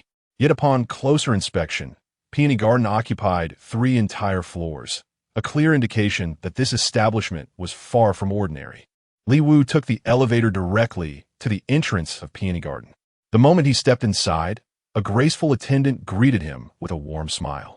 "Welcome to Peony Garden. Sir, are you dining alone today?" Li Wu shook his head. They arrived first with others. "May I inquire about your friend's name?" The waitress was exceedingly courteous. Despite Li Wu being drenched in sweat and wearing a sun-yellowed white t-shirt, there was not the slightest hint of condescension in her demeanor, further testament to the extraordinary nature of this tea house. Li Wu initially considered mentioning Hu Cha's name, but upon reflection, realized she might not be recognized. Su-Yi, however, would undoubtedly suffice. Thus, without hesitation, he spoke. "Su-Yi, you're a friend of Yi's?" Before the waitress could utter a word, a voice tinged with surprise suddenly came from the side. Li Wu turned his head to see a young man in his 20s standing there, his eyes filled with suspicion as he gazed in their direction. The man wore a pale pink shirt, its top button casually undone, exuding an air of effortless rebellion, while still maintaining an undeniable charm and vitality. His trousers were a pair of well-tailored, slim-fit Korean-style casual pants, their premium fabric suggesting they were far from cheap. As for his shoes, sharp, white leather loafers, the kind typically reserved for the fashion-forward elite. And to the envy of many, he carried them with effortless grace, as if they were made just for him. I must admit, upon seeing this young man, Li Wu couldn't help but feel a pang of inferiority. This handsome youth was evidently also a friend of Su-Yi, given how he addressed her so familiarly as Yi. Yet upon reflection, Li Wu fiercely chastised himself internally. While appearance holds significance, there was no need for such unwarranted self-deprecation. He possessed all the means to improve himself. It was merely a matter of laziness. With this realization, His confidence swiftly returned. Lifting his head with a faint smile, he remarked, "Since we're about to be introduced, then we aren't strangers, are we? No need to put on such airs." The young man's look of astonishment swiftly morphed into one of disdain. Turning to the waitress, he declared, "I don't know this person. Don't let him barge in." With that, he strode off without so much as a glance back. A flicker of helplessness crossed the waitress's face. "I'm sorry, sir, but the gentleman who just left is a guest in Miss Su Yi's private room. He said not to let you in, so Fine. Then I'll look for Hu Cha," Li Wu replied, equally exasperated, resorting to dropping Hu Cha's name. The waitress promptly checked the register at the counter, only to shake her head moments later. "I'm sorry, sir, but there's no record of a Hu Cha here. Forget it. Can I at least have someone inside escort me in?" Li Wu sighed in resignation, just as he had suspected. "Of course, that won't be a problem." The waitress nodded in acknowledgement. Li Wu pondered for a moment before retrieving his mobile phone, scrolling through the class directory until he located Hu Cha's contact details. Just as he was about to place the call, the device vibrated unexpectedly. A new notification appeared, an alert informing him of service suspension due to unpaid fees. "Damn, what abysmal timing," he muttered under his breath. Raising his gaze to meet the waitress's eyes, he couldn't help but feel a tinge of embarrassment coloring his cheeks. "Ahem, my phone service has been disconnected. Might I trouble you to use your establishment's telephone?"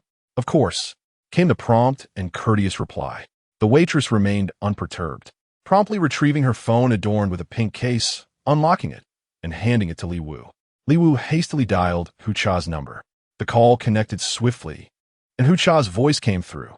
"Hello, this is Hu Cha. Who is this?" "Li Wu. Li Wu. Aren't you listed in the class directory? Why is this an unfamiliar number? My phone service has been suspended, so I borrowed the receptionist's phone to call you. I can't get in here. Could you come pick me up?" "Suspended? Haha. Can't even afford to pay your phone bill?" On the other end of the line, Hu Cha's exaggerated laughter immediately rang out, but she quickly said, all right, I'll be right there." After hanging up, Li Wu promptly expressed his gratitude and returned the phone to the waitress. After a moment's thought, he added, "By the way, my name is Li Wu. If you ever need any help in the future, feel free to reach out." With that, he picked up a pen and paper from the counter and wrote down his phone number, though he fully intended to top up his balance as soon as he got back. The waitress smiled faintly and tucked away the number without comment. She was reasonably attractive and had likely encountered similar situations before. Assuming Li Wu was merely trying to strike up a conversation, Li Wu didn't bother explaining further. Just then, he spotted Hu Cha emerging from inside, waving at him, while the waitress gestured for him to proceed. He strode toward Hu Cha without hesitation. When they met, Hu Cha remained silent at first, but as they walked down the long corridor and entered a private room, she suddenly exclaimed, "Li Wu, I know you come from an ordinary family, but surely you're not so hard up that you can't even pay your phone bill? Why did you have to borrow someone else's phone to call me?" Li Wu smiled faintly. "I simply forgot to charge it." Yet Hu Cha showed no intention of listening to his explanation. After uttering these words, she turned back toward the private room and proclaimed, "This is Li Wu, the one I told you about who admires you immensely and has been begging me daily to arrange a meeting with you." Li Wu raised an eyebrow in bemusement.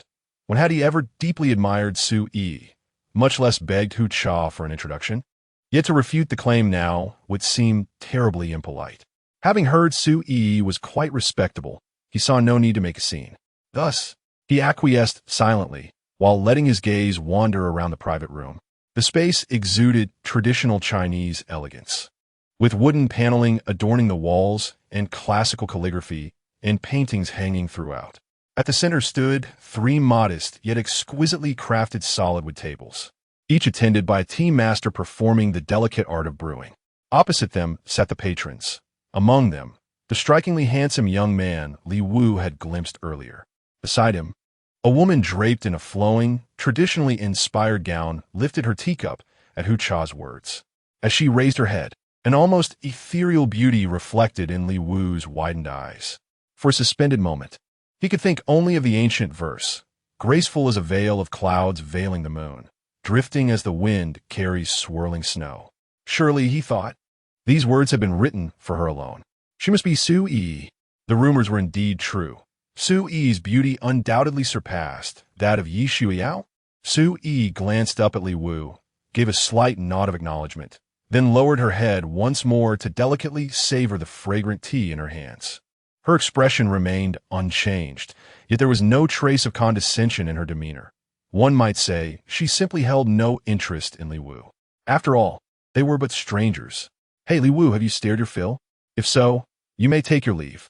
At this very moment, Hu Cha's voice resonated once more. Upon hearing these words, Li Wu was momentarily stunned and couldn't help but exclaim, "Leave? Didn't you mention you were going to introduce me?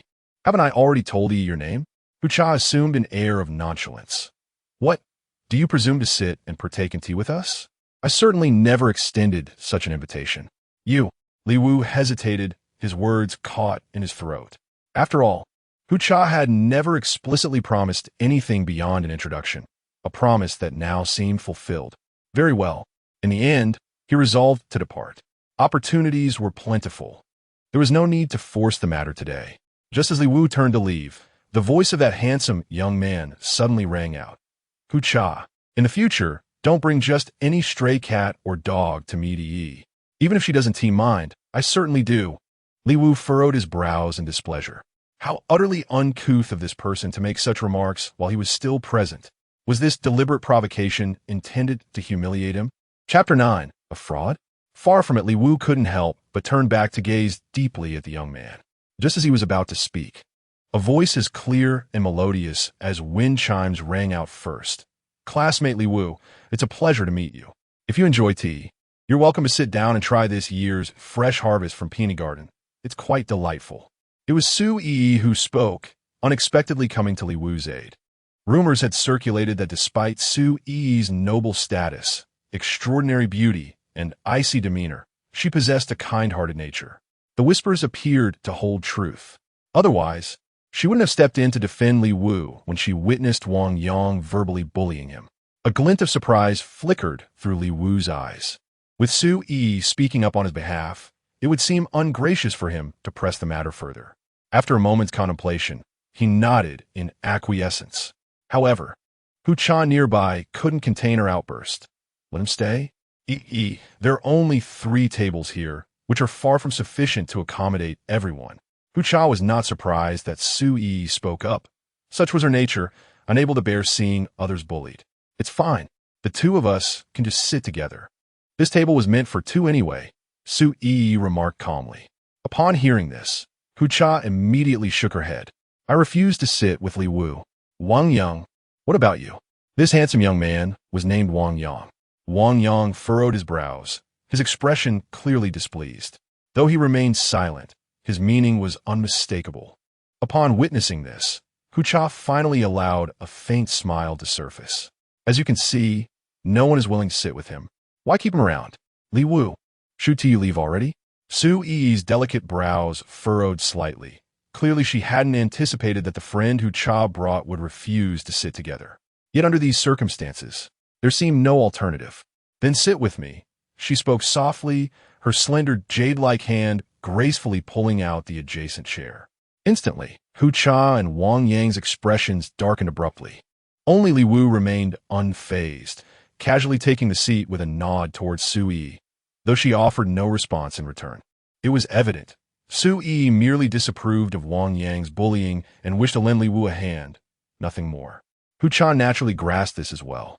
Yet displeasure still simmered within her. Today, she had intended for Li Wu to face humiliation, not to genuinely approach the pristine swan. I must devise a way to make Yi detest Li Wu. Otherwise, this lingering resentment will never be appeased. At this thought, she immediately feigned an air of nonchalance and said, "Very well then, have it your way. By the way, Li Wu, why are you so late? Surely you're not putting on airs when meeting Yi?" Li Wu shook his head with a faint smile and replied, "How could I possibly be putting on airs? I simply couldn't hail a taxi, so I took a pedicab instead." The cyclist was an elderly gentleman in his 60s, which is why we arrived a bit later. An old man in his 60s. How could you bear to ride in his vehicle?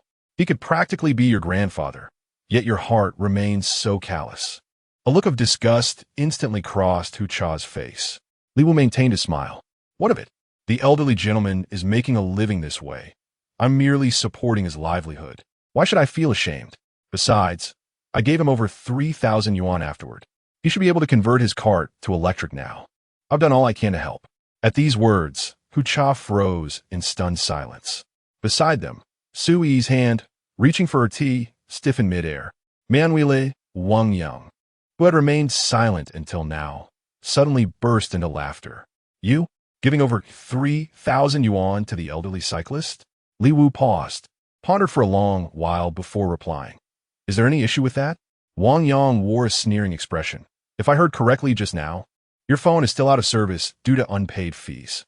Li Wu nodded, feeling no shame in admitting it. "Then I have no further questions." Wang Yang's face conveyed everything without words. Hu Cha quickly interjected, "How kind of you, helping the elderly even without topping up your phone credit. Isn't that right, Yi?" Su Yi remained silent, yet the faint furrow of her brows conveyed volumes. She had initially perceived Li Wu as an ordinary individual, neither particularly virtuous nor harboring ill intentions.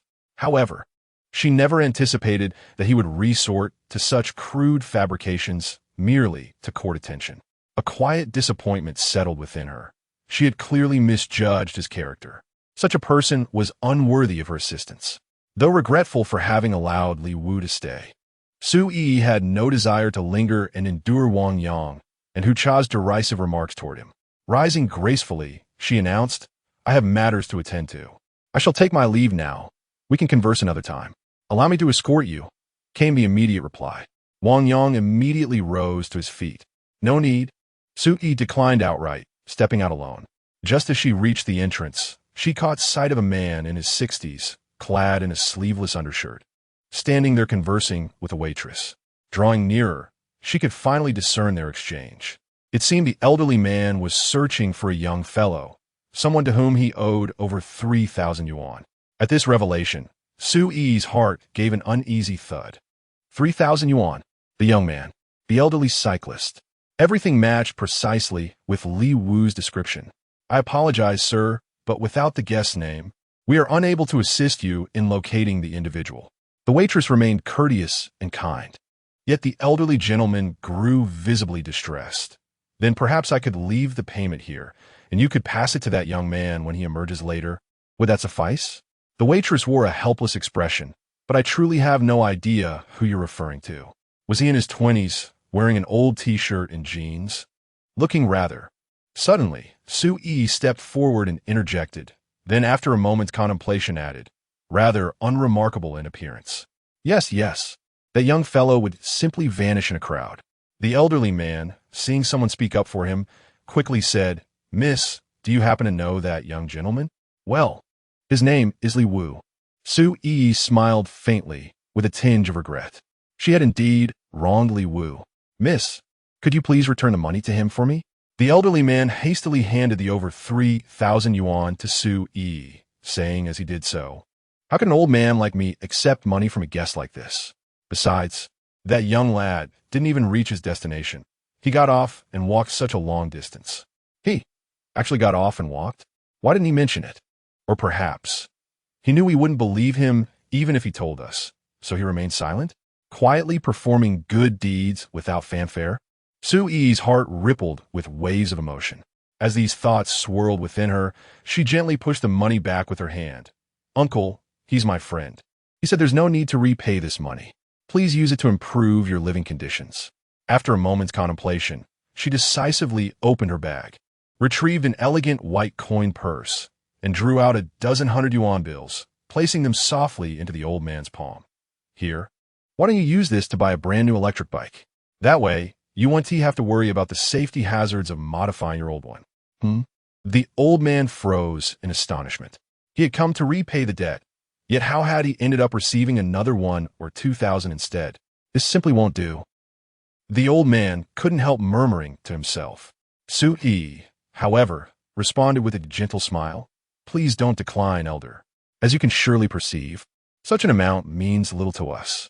Though her words might have sounded like ostentatious wealth, they didn't provoke discomfort, but rather kindled a warm glow in the listener's heart. Such benevolent speech. The old man seemed to have more to say, but the waitress beside him also began to persuade him. Helpless, he could only sigh deeply and express his gratitude repeatedly before slowly walking away. At that moment, Su-yi halted her steps. She turned around and retraced her path, determined to return and apologize to Li Wu. However, upon returning to the private room, she only encountered Wang Yang's pleasantly surprised expression and Hu Cha's bewildered countenance. "Yi, why did you come back again?" Wang Yang had barely begun speaking when Su-yi interjected abruptly. "Where is Li Wu? Where is he?" "He departed." Wang Yang's expression instantly froze.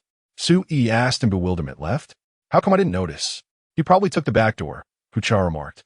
"What's the matter, Yi? Why are you looking for that swindler? Did he steal something from you?" "Swindler? He's not. It seems we have misunderstood him," Su-yi thought to herself. Yet she had no intention of elaborating further, merely shaking her head gently before turning to leave. At this, Wang Yang's face darkened instantly, as if storm clouds could pour down at any moment. "Hu Cha, haven't I treated you rather well? After finally managing to invite Yi out today, what do you mean by bringing Li Wu into this?" Hu Cha pouted with a look of grievance. "I merely intended to step on Li Wu's toes. Don't overthink it. Li Wu is nothing but an utter loser. He couldn't possibly have any interest in him, rest assured." Wang Yang took a deep breath. "We still need to be cautious. If he comes asking about Li Wu's whereabouts, you know what to do, right?" "Don't worry." Hu Cha curled her lips disdainfully. "I know exactly what to do." Chapter 10. Misunderstanding. Returning to Li Wu's perspective, he didn't dwell much on today's rather unsuccessful meeting. If it didn't work out, so be it. As long as he was content, opportunities would always present themselves in time. For now, his priority was to return to campus and wait for Chris. Having exhausted his cash and unable to pay for transportation by card, Li Wu had no choice but to walk back toward the university. Passing by a mobile service center, he used his bank card to top up his phone credit. Just as he was about to exit, his phone rang, an unfamiliar number. Without hesitation, he answered. A familiar voice immediately greeted him. "Mr. Wu Shan? This is Zhao Xiangyi from the Peony Garden reception. You mentioned I could reach out if I needed help. I'm truly at my wit's end. Could you possibly come and assist me?" Li Wu was momentarily stunned, suspecting it might be a scam call. Yet upon reflection, he realized something was amiss. Scammers wouldn't direct him to Peony Garden. Moreover, that voice, it bore an uncanny resemblance to the receptionist who had assisted him earlier. Was she in some sort of trouble? Li Wu promptly responded, "I'll be right there." With those words, he tucked away his phone and strode once more toward the Peony Garden. At the reception of the Peony Garden, Zhao Xiangyi, the waitress who had previously assisted Li Wu, stood trembling, a shattered blue and white porcelain vase beside her. Opposite her stood a stern middle-aged man, none other than Zheng Hao, the proprietor of the Peony Garden. Zheng Hao possessed numerous business ventures and held considerable prestige throughout Jiaqing, seldom visiting the Peony Garden. On this particular day, he decided to take a stroll and noticed a layer of dust in the office. Casually summoning a receptionist to tidy up, he happened to call upon Zhao Xiangyi. Naturally, Zhao Xiangyi could not refuse. Yet, as she cleaned the office, she inadvertently shattered a blue and white porcelain vase, an antique Zheng Hao had specifically purchased to adorn his workspace. Originally costing over 800,000 yuan, this was nothing short of a calamity. This price is not considered exorbitant among antiques, yet for an ordinary waiter, it already constitutes a substantial fortune. Zheng Hao did not press Zhao Xiangyi too hard, but compensation was inevitable. However, Zhao Xiangyi could never afford it. Desperate, she recalled a wealthy businessman who had once visited the Peony Garden and left her his number, promising substantial financial support if she chose to follow him. Zhao Xiangyi was not that kind of person, yet in her dire straits, this seemed the only way out. With no other options, she retrieved the slip of paper with the phone number from her pocket and made the call. Fortunately, the person on the other end agreed to help resolve her predicament. In her haste, she failed to notice how unusually young the voice sounded. "Is your name Zhao Xiangyi?" Suddenly, Zheng Hao spoke up. "When will the person you called arrive?" Zhao Xiangyi promptly replied, "He will arrive shortly. Boss Wu Shan has agreed to come assist me." "Good," Zheng Hao responded with a slight nod. He had heard of Wu Shan before, a man of modest means who could likely produce the 800,000 required. Yet 10 minutes passed. No one arrived. 20 minutes elapsed. Still, no sign of anyone. Abruptly, Zheng Hao's brow furrowed, his icy gaze sweeping over Zhao Xiangyi, sending an involuntary shiver down her spine. Among the employees of Peony Garden, discussions about their boss were frequent. Rumors circulated that Zheng Hao had initially built his fortune through less than legitimate means, and even now, both the lawful and underground circles of Jiaqing afforded him a measure of respect. To shatter an antique vase worth 800,000 belonging to such a man, and then fail to compensate, would undoubtedly lead to dire consequences. Zhao Xiangyi hastily retrieved the slip of paper bearing the phone number once more, intending to make another call. Yet upon unfolding it this time, she froze momentarily in surprise. This note appeared freshly written, bearing little resemblance to the one Wu Shan had left her long ago. Oh no! At that moment, Zhao Xiangyi suddenly recalled that earlier that day, an unassuming young man dressed rather plainly, the very picture of a reclusive university student, had also left her his phone number. She had inadvertently confused the two contact details. What on earth had happened? Zheng Hao narrowed his eyes, his expression barely changing. Yet Zhao Xiangyi suddenly felt an icy chill run down her spine. She hastily explained, "I'm sorry, Mr. Zheng, I just dialed the wrong number. Are you playing games with me?" Zheng Hao sprang to his feet in an instant. "You dialed the wrong number, yet they still agreed to come? Do I look that gullible to you?" No. I genuinely made a mistake. I'll retype it immediately." Zhao Xiangyi recoiled in fright, nearly stumbling against the wall. What nonsense! Zheng Hao's countenance darkened as he instinctively reached for the phone to summon his subordinates. Just then, an unexpected knock resonated through the office door, followed by a composed voice announcing, "I've come to assist Zhao Xiangyi with her predicament. May I enter?" Zheng Hao involuntarily set down the phone in his hand, casting a suspicious glance at Zhao Xiangyi before uttering, "Enter." The door swung open. Li Wu entered, clad in a faded t-shirt, worn-out jeans, and scuffed sneakers. At first glance, Zhao Xiangyi immediately realized there had been a mistake. With a faint smile, Li Wu remarked, "So your name is Zhao Xiangyi, quite a melodious name. But you've mistaken mine. I'm not Wu Shan, I'm Li Wu." A wry smile crossed Zhao Xiangyi's face as she admitted, "I dialed the wrong number." "What?" Li Wu was momentarily taken aback, then couldn't help but touch his nose. So it was all a misunderstanding. However, since matters had progressed to this point, he certainly couldn't stand idly by. After all, Zhao Xiangyi had once helped him. Turning to Zheng Hao, he said, "Sir, what exactly has happened to Zhao Xiangyi? I'll help resolve it for her." "You?" Zheng Hao was nearly amused to the point of laughter. "It's not that Zheng Hao looked down upon others with contempt, but someone of your caliber truly cannot resolve such matters. Pray enlighten me first. How would you know I'm incapable of handling it?" Li Wu spoke with a calm, yet amused tone. "Hey kid, trying to show off and pick up girls here? I suggest you rein it in, unless you want to court serious trouble." Zheng Hao gazed at Li Wu with a faint, enigmatic smile. "Li Wu, you'd better leave now. This matter is beyond your capability to resolve," he said coolly. Zhao Xiangyi grew increasingly anxious. This situation had nothing to do with Li Wu. It was entirely her fault for dragging him into it. If he ended up in trouble because of her, she would never forgive herself. Li Wu sighed in exasperation. "Both of you keep insisting I can't handle it, but at least tell me what the problem is first. It's not like the sky is falling. I just came in from outside, and it's still perfectly intact." Zheng Hao chuckled, though his laughter carried a chilling edge. "Still cracking jokes. Huh, fine, I'll enlighten you. Zhao Xiangyi shattered an antique vase of mine, and the compensation is 800,000. Now that I've told you, if you still can't solve it and waste my time further, well, let's just say you won't like the consequences." 800,000. Li Wu let out a light chuckle. He thought it would be something significant, but it turned out to be merely 800,000. There was no need to even seek Chris's assistance. His own bank card still held over 1 million, more than enough to handle the matter.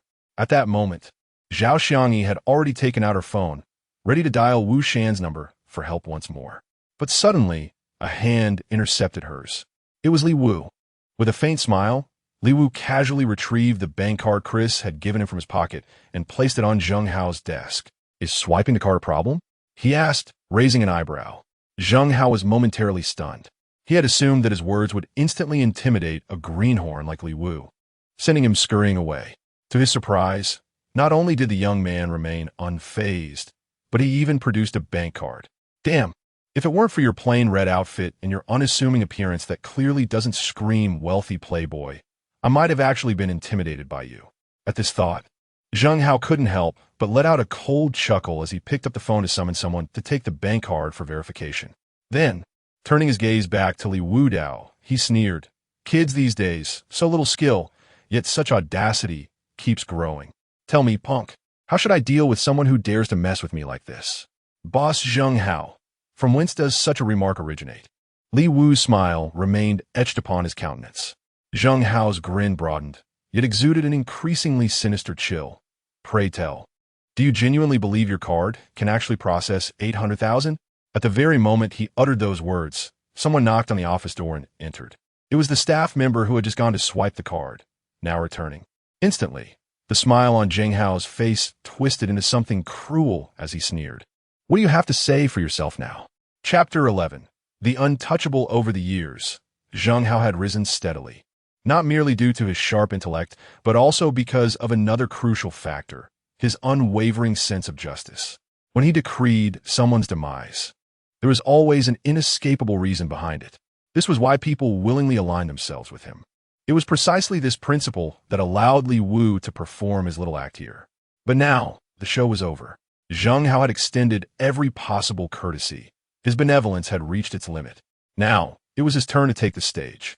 Upon hearing Zheng Hao's words, Li Wu fell into deep contemplation for quite some time before solemnly replying, Could you kindly return my card to me?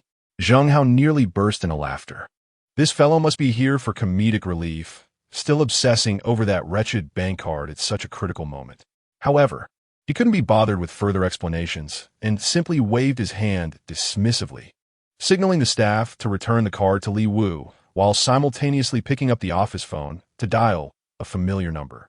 The staff member handed the bank card back to Li Wu with both hands, a small receipt tucked discreetly beneath it. Over at Zheng Hao's end, he had already begun speaking into the receiver. Ah Lang, come to the peony garden. Bring one more person. As he spoke, his gaze involuntarily flickered toward Li Wu. Such a fine young man. Why insist on provoking trouble here? But the next moment, his expression froze. He caught sight of the receipt the staff had handed to Li Wu. Something wasn't right. A receipt would only be issued if the transaction had gone through. So why had the staff given this kid one? Had the payment actually been processed? That was 800,000. This shabbily dressed fellow looks like he just crawled out of some remote mountain village. You're telling me he can spend 800,000? Are you having a laugh? For a moment, Zheng Hao's heart was utterly overwhelmed with astonishment. Yet, he still beckoned to Li Wu with a wave of his hand. Let me see the receipt. All right. Li Wu, who had been about to put away his bank card and the receipt, casually handed it over instead. Zheng Hao's gaze darkened as his eyes immediately fell upon the line at the very bottom of the receipt, a figure so glaring it seemed to leap off the paper. RMB 800,000. Damn it, he really did spend 800,000. Zheng Hao froze, the phone clutched in his hand. On the other end of the line, a Lang's voice crackled through. Boss, who's on the other side? Should we bring the hardware? After a long while, Zheng Hao finally regained his composure, exhaling deeply with a weary sigh. Forget about bringing your sister. There's no need to come anymore.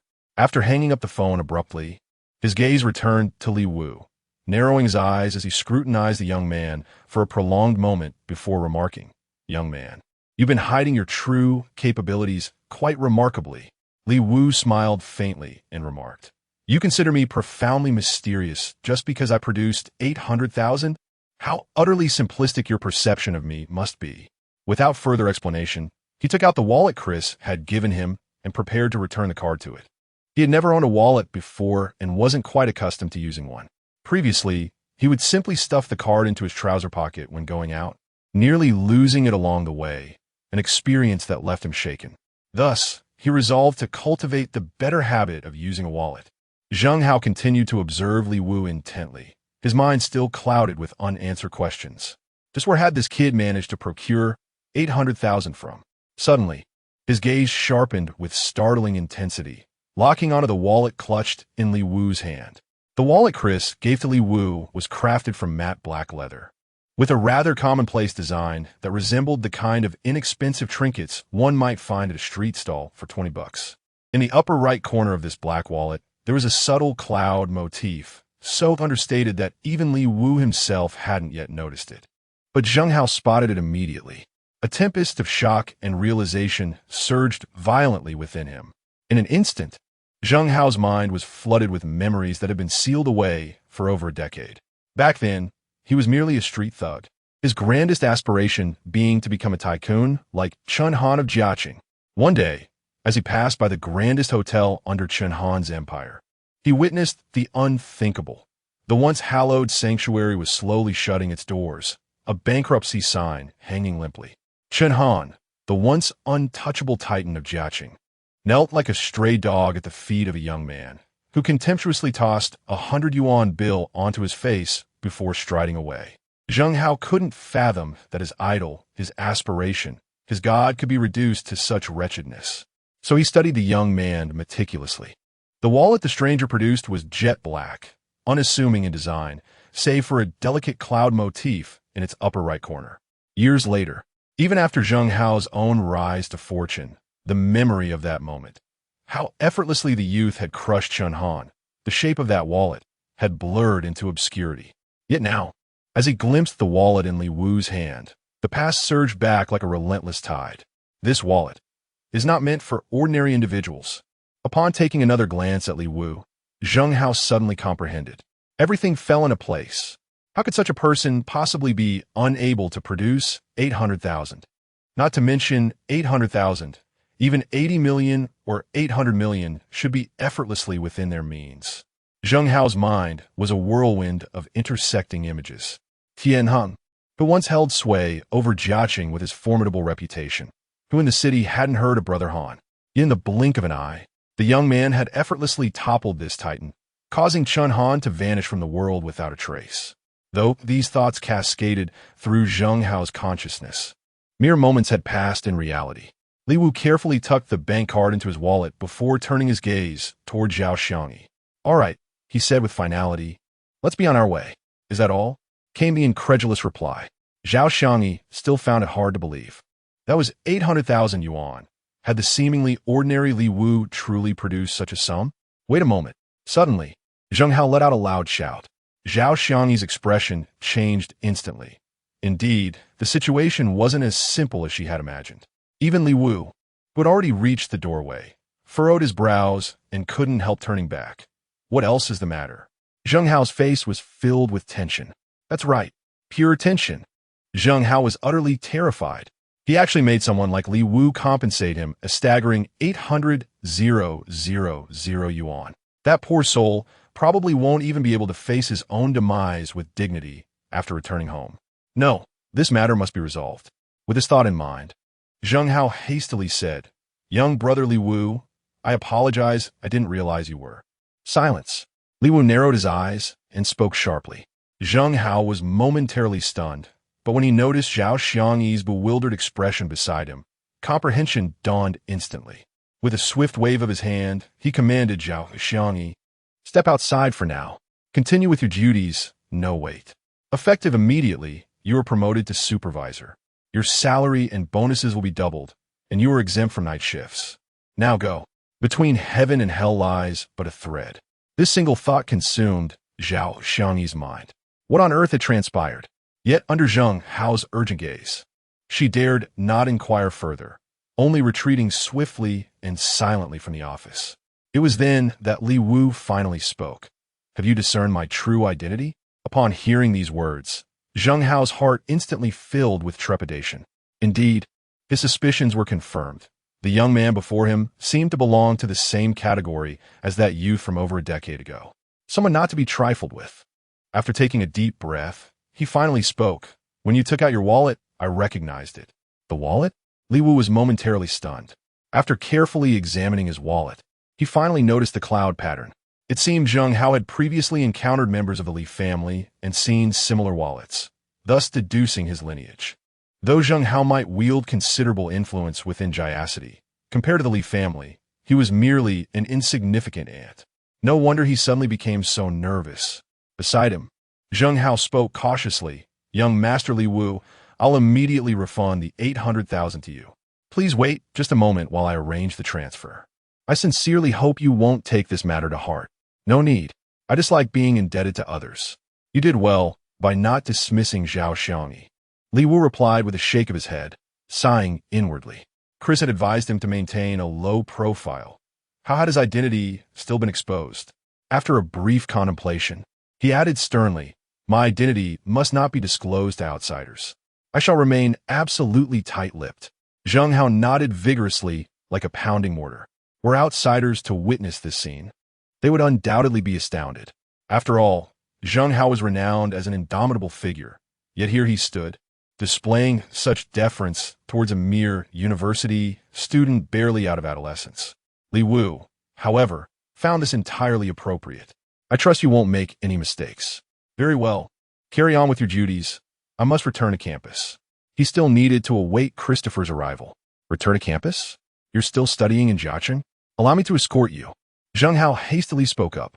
Since there was no enmity established with Li Wu today, then it was the perfect opportunity to forge an acquaintance. Climbing such lofty branches may not necessarily bring immense benefits, but it certainly does no harm. Zheng Hao had no qualms about giving it a try. "Would you kindly escort me back to school?" Li Wu cast a sidelong glance at Zheng Hao. "I hear you're quite renowned in Jiaqing, aren't you?" Zheng Hao slapped his forehead in sudden realization, offering profuse apologies. Right, I nearly forgot about that. Your identity must remain confidential. You prefer to maintain a low profile. In that case, how about I arrange for Ulung to escort you? Few recognize him. Would that suffice?" Li Wu pondered for a moment, realizing how difficult it was to hail a taxi today. Perhaps hitching a ride wouldn't be such a terrible idea after all. With a decisive nod, he replied, "All right." Zheng Hao was overjoyed. He immediately rushed to his desk, picked up the phone, and dialed Ailang's number. "Boss, who are we taking down? Damn it. All you ever do is this and that. Can't you be more civilized? I'm a businessman, not some brute. Bring that Ferrari from my garage. No, wait. Drive your Passat over here to escort my distinguished guest." Chapter 12. The reclusive aristocratic heir must learn this? Using my Passat to escort distinguished guests? The wolf on the other end of the line remained silent for a long while, utterly bewildered. If they're already using a Passat, how could they possibly be distinguished guests? Could the boss be speaking in some coded underworld lingo? Should he bring along some weapons, just in case? Zheng Hao knew Alang very well. Seeing his silence, he immediately said, "Damn it, I'm not asking you to rough anyone up. It's a genuinely distinguished guest, just one who prefers discretion." "Got it. Understood. I shall arrive within 10 minutes. Only then did Wolf comprehend, hastily agreeing. After hanging up, Zheng Hao immediately offered Li Wu an apologetic smile. "My subordinate isn't the sharpest tool in the shed. Pardon the embarrassment. He'll arrive within 10 minutes. May I escort you to our VIP lounge to sample this year's premium tea selection? Next time, it's a bit chilly with the air conditioning in here. I'll wait outside." Li Wu shook his head calmly. Zheng Hao didn't dare refuse and immediately wanted to personally escort Li Wu out. But a sharp glare from Li Wu made him shrink back, only daring to watch as he left. After Li Wu had gone, Zheng Hao couldn't help but sigh inwardly. Someone of such stature, yet so unassuming. Damn, people really are different. I get called a nouveau riche, while someone like Li Wu must be addressed as young master. Just as Zheng Hao was chastising himself, Li Wu had already reached the ground floor. He stood by the entrance, waiting for the Passat driven by that man, called Alang, to arrive. But then, a voice suddenly called from behind. "Li Wu, didn't you leave long ago? Why are you still here?" Li Wu turned around and saw Hu Cha. By now, he had realized that Hu Cha's invitation to the peony garden was likely another attempt to belittle him rather than a genuine apology.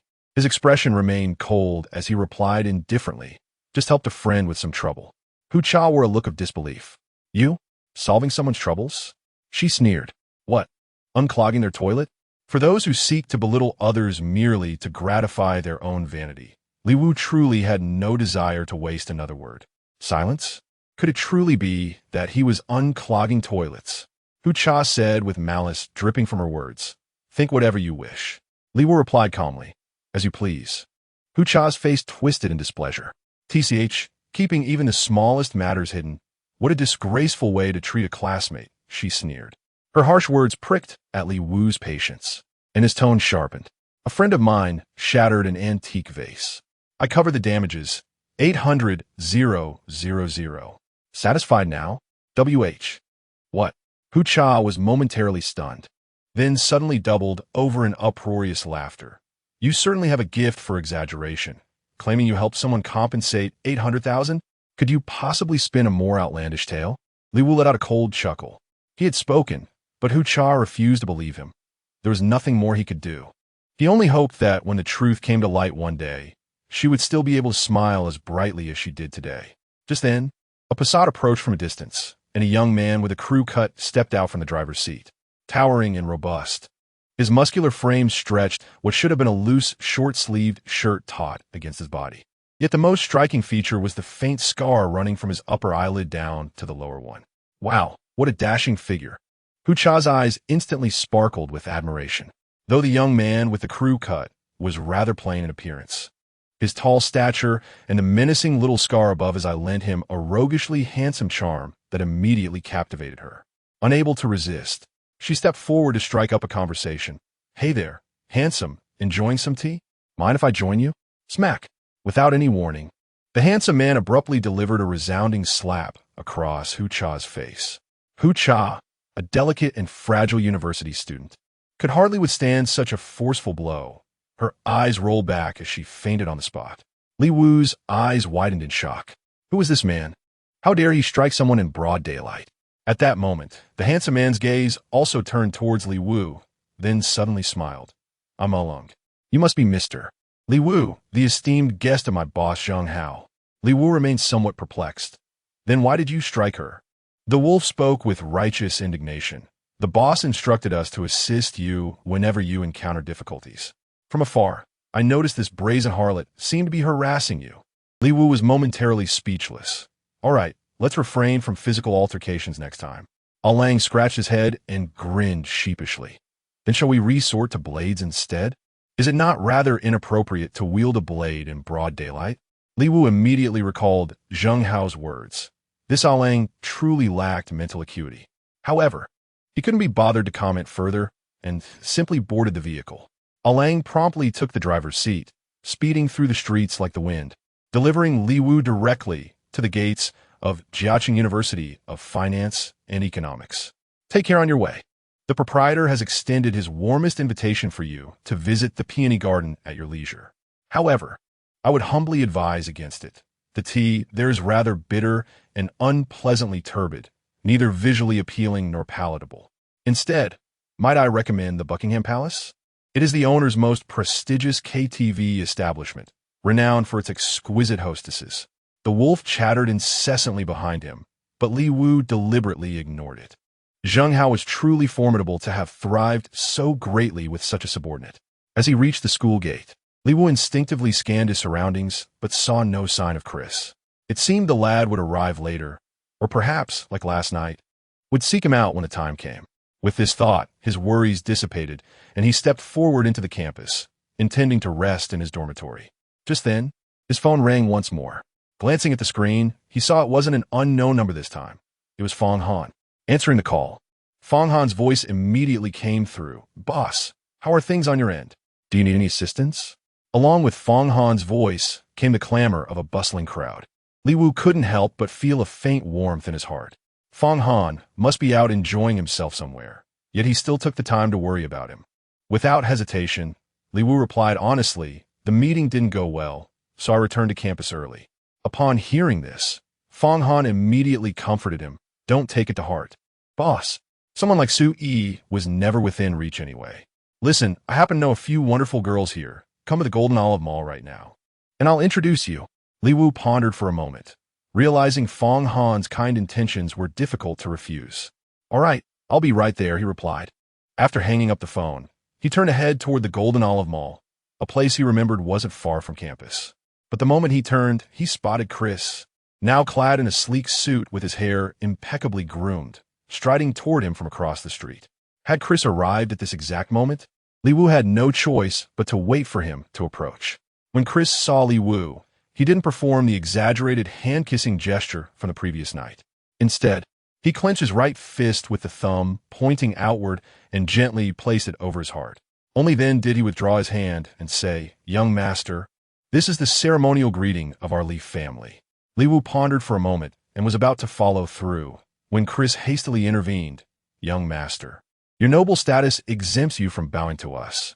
Within the entire family, only the current patriarch is worthy of receiving your salute. Abandoning the thought, Li Wu smiled faintly and remarked, "It seems I still have much to learn before becoming a worthy successor. Of course, we are a reclusive aristocratic family, not merely wealthy upstarts. As the heir, you have much to learn. However, young master need not worry. In due time, I shall gradually instruct you in all necessary matters.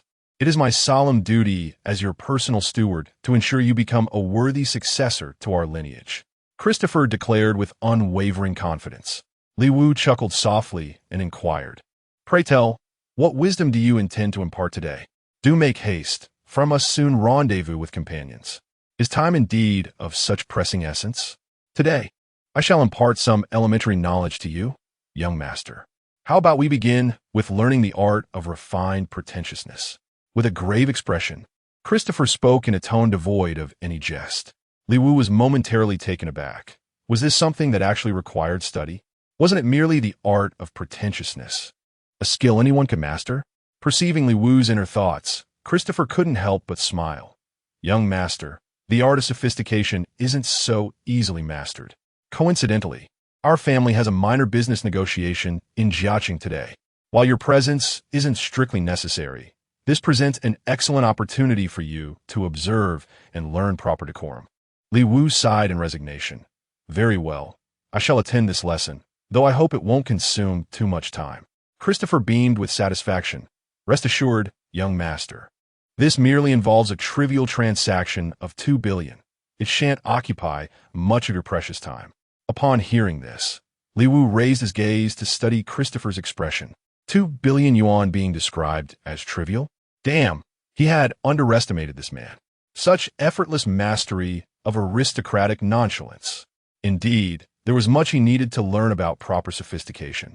Chapter 13. Why doesn't the plan follow the script? After Christopher finished speaking, a discreet black Mercedes-Benz sedan glided to a halt before them. Upon entering the vehicle, Christopher instructed the driver succinctly, "Cloud Summit Tower." Li Wu had heard whispers about Cloud Summit Tower. It was the most prestigious commercial skyscraper in Jiaqing, a true landmark. Its rental rates rivaled those of first-tier cities, making every square inch as valuable as gold. Yet, every notable enterprise in Jiaqing maintained an office within its gleaming walls. A 20 billion yuan deal was no trivial matter even in Jiaqing's competitive landscape. Discussing it here was only fitting. Before long, they arrived at Cloud Summit Tower. At a glance, a group of impeccably suited professionals stood at the entrance, evidently awaiting Li Wu and his companion. Passers-by couldn't help but cast curious glances in their direction, and hushed exclamations rippled through the crowd. "Isn't that Yi Chengfeng, the chairman of Tongyan Group? Why is he standing here with his employees? It appears to be quite an exaggerated welcome." With a fortune of approximately 5 billion, Yi Chengfeng is maintaining an unexpectedly humble posture to receive someone. Who could possibly warrant such deference? It certainly wasn't someone from Jiaqing. Yi Chengfeng was among the most prominent figures in Jiaqing, and no one could make him adopt such a humble demeanor.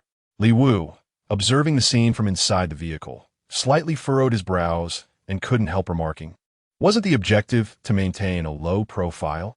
The pomp is too extravagant. Let's skip the formalities and proceed directly to the underground garage to park, then take the elevator." Seated across from Li Wu, Chris nodded with satisfaction. "Young master, you have performed admirably. This was a test I devised for you, and it appears you've truly internalized the principle of maintaining a low profile at all times." Li Wu was taken aback for a moment, casting a sidelong glance at Chris. "Trying to play me? I wouldn't dare." Chris hastily shook his head. "I have your best interests at heart, young master. Maintaining a low profile cannot be sustained through pretense alone. One must cultivate the habit of discretion. Otherwise, if you become too ostentatious and are discovered by the family, the consequences would be unfavorable." Only then did Li Wu nod in understanding. The car proceeded directly to the underground garage. At the entrance of the Cloud Summit Tower, Yi Chengfeng stood tall and straight, his sharp brows and piercing eyes scanning the surroundings as he awaited the arrival of the esteemed guest. Beside him, however, his secretary could not conceal a trace of discontent in her eyes. Chairman, just who are we waiting for? We've been standing here for nearly half an hour. Such arrogance. Silence. Yi Chengfeng's brows furrowed with an imposing aura that commanded respect without anger. The guest arriving today holds a status beyond your wildest imagination. Should you dare to show the slightest impropriety in their presence, you shall face the consequences without mercy. The secretary pursed her lips and remained silent, though a trace of displeasure still lingered in her eyes. After all, she was Yi Chengfeng's sister-in-law, and even Yi himself usually treated her with great kindness. Yet today, for the sake of a guest they hadn't even met, he had spoken to her in such a manner. How utterly unreasonable. Suddenly, Yi Chengfeng's phone rang. He swiftly picked it up to answer. 3 seconds later, he hung up and turned to address all the employees. Everyone, return to your posts. The guest has arrived at the company. After a prolonged wait with no sign of the guest, though the employees were brimming with silent grievances, they remained deferential, not daring to disobey Yi Chengfeng's orders. Only his brother-in-law's secretary beside him grew increasingly irate, muttering under his breath in exasperation. Damn, who the hell is this guest anyway? So full of themselves. Not only did they ruin my perfectly good day off, but now we're stuck standing here like fools. Yi Chengfeng did not hear his brother-in-law's words. He was the first to stride into the Cloud Summit Tower. Soon, he arrived at the 28th floor, the level with the most breathtaking views in the entire building. The entire floor's offices belonged to their Tongyun group. As soon as he stepped out of the elevator, a staff member approached respectfully and said to Yi Feng, Chairman, they are waiting in the conference room. All others return to your posts. Fu Hai, follow me. Yi Chengfeng immediately instructed, Fu Hai being the name of his brother-in-law's secretary. The two swiftly made their way to the conference room. Upon pushing open the door, their eyes naturally fell upon Li Wu and Chris, who had already been waiting there for some time. The moment Fu Hai laid eyes on Li Wu, he couldn't suppress a sneer in his heart. This is the esteemed guest? Surely his brother-in-law must be mistaken. This young man is clearly a university student. Observe his attire. It bears a striking resemblance to the style worn by my impoverished classmates who relied on financial aid during our college years. What an absolute plebeian. Such a person actually managed to cancel his vacation and made others wait in vain for half a day. As Fu Hai's resentment grew within him, Yi Chengfeng strode forward with brisk steps, extending both hands from a distance to shake hand with Chris. Yet Chris merely offered a single hand, waiting for the other to approach and complete the gesture. Once the handshake concluded, Yi Chengfeng finally turned his gaze toward Li Wu, a faint trace of puzzlement in his expression as he inquired, and who might this be? To be honest, he was rather taken aback when he saw Li Wu. Today's discussion involved a significant business deal. How could they send not just a child, but one who appeared so utterly ordinary? Although Yi Chengfeng was a shrewd man who had long abandoned judging others by appearances, at this very moment, he still found himself utterly perplexed. Meanwhile, Chris responded with a faint smile, saying, This is our young master. The decision today rests entirely in his hands. However, we sincerely hope this matter remains confidential. This is your young master?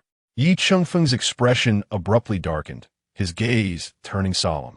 With a personal fortune exceeding 5 billion, he was far from an insignificant figure, even on a national scale in China. Consequently, he possessed some degree of insight into certain matters. For instance, he was aware that Chris actually hailed from a reclusive aristocratic family whose financial might could single-handedly sway a nation's economic trajectory. Could this seemingly ordinary young man before him truly be the scion of such an ancient lineage? This matter must be handled with utmost caution. Yet he dared not extend his hand for a handshake when dealing with someone of such elevated status, unless they initiate the gesture. It would be the height of impropriety to reach out first. Fortunately, at that very moment, Li Wu extended his hand. Yi Chengfeng hastily reciprocated with both hands. Simultaneously, he couldn't help but marvel inwardly. This young man, though of extraordinary status, appeared remarkably unassuming and courteous, devoid of the notorious arrogance often associated with scions of prominent families. Once the handshake concluded, Li Wu cut straight to the point. Chairman Yi Chengfeng, please take a seat. Time is of the essence, so I shall be brief. If you aspire to expand beyond the confines of this modest city of Jiaqing and establish a nationwide presence, What manner of support do you require? What price must one pay? Outside, Chris had already briefed Li Wu about today's business dealings. Nothing more than Yi Chengfeng seeking investment. Yi Chengfeng, who had just taken a seat, promptly rose again and declared, "We require funding support ranging from 1.5 to 2.5 billion. In return, we are willing to offer 15 to 20 of the company's shares." Oh! Upon hearing this, Li Wu's eyebrows arched slightly in contemplation. Yi Chengfeng's net worth hovered around 5 billion, with the entirety of his fortune stemming from his Tongyun Group. In other words, the current valuation of Tongyun Group stood at approximately 5 billion, making 15 to 20% of its shares worth between 7 to 800 million to 1.5 or 1.6 billion. Yet Yi Chengfeng's offer clearly doubled the company's entire valuation. In truth, even as he uttered these words, Yi Chengfeng appeared somewhat apprehensive. This was no simple matter of doubling 1 to 2. It entailed transforming 5 billion into 10 billion, a staggering difference of 5 billion. Silence. The conference room was engulfed in an eerie stillness. 250 million. Li Wu murmured suddenly, his tone laced with a hint of mockery, as if scoffing at the exorbitant price. Yi Chengfeng's fingers clenched abruptly. Was this the prelude to ruthless bargaining? I hope they won't slash too drastically. Otherwise, his nationwide plans would shrink as well. In that case, this round of financing would become utterly meaningless. Far too little. Yet at that very moment, Li Wu spoke again, uttering words that rendered Yi Chengfeng utterly dumbfounded. He began to doubt whether his ears had deceived him. Did Li Wu speak too little rather than too much? This, still insufficient? He had already made exorbitant demands. Your manner of speaking has left me at a loss for words. Observing Yi Chengfeng's stunned expression, Li Wu couldn't help but chuckle inwardly. This act is quite convincing, isn't it? Even a billionaire worth 5 billion is left speechless. Meanwhile, Chris cast an approving glance toward Li Wu. The young master's performance is satisfactory, aligning well with the plan. Indeed, everything had been meticulously orchestrated, all to ensure Li Wu could execute this charade flawlessly. Otherwise, Li Wu wouldn't have spoken so recklessly. He was no fool. Finally, unable to contain himself any longer, Yi Chengfeng hesitantly ventured, "Then, how much would your family consider an appropriate investment?" Upon hearing this, Chris couldn't help but smile faintly. The plan was progressing smoothly. According to the scheme, Li Wu would raise the bid to 3 billion and secure 30% of the shares, a strategy meticulously devised by the family's think tank to maximize profits. Of course, the family could have pursued a complete acquisition of Tongyun Group for even greater gains. However, their business interests were vast and diversified, preventing such unrestrained takeovers. Still, inflating the offer to 3 billion would undoubtedly provide Li Wu with a splendid opportunity to flaunt his influence. May the young master grasp the essence. Yet at this very moment, an unexpected turn of events occurred. After careful contemplation, Li Wu suddenly raised his gaze towards Chris and inquired, "Family investments? Why consider family investments?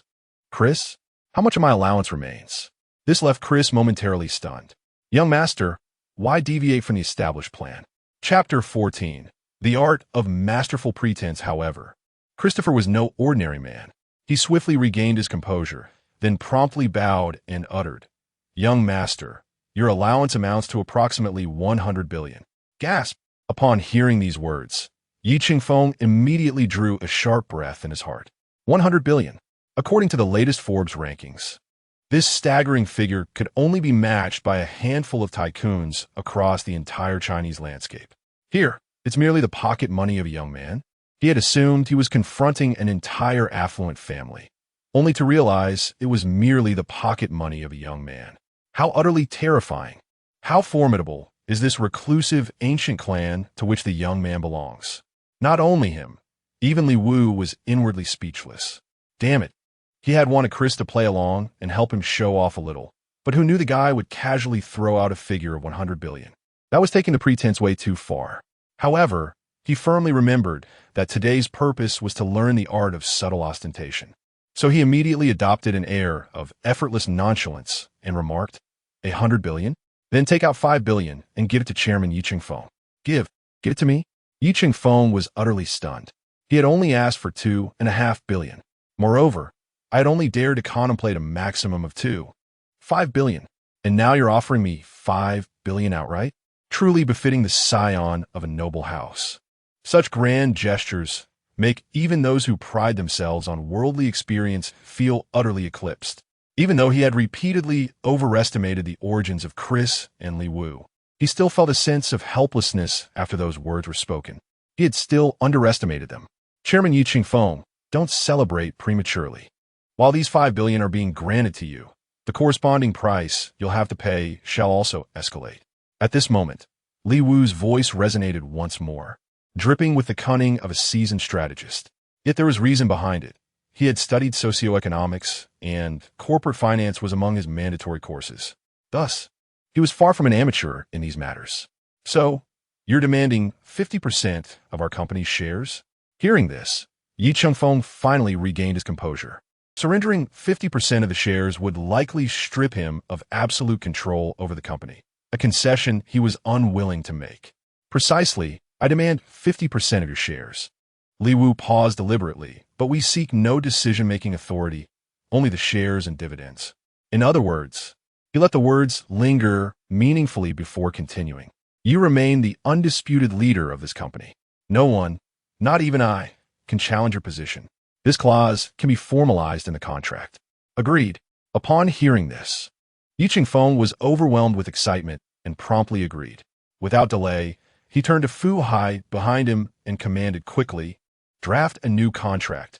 I want to see it within 10 minutes. Understood. Fu Hai also snapped back to reality, equally astounded.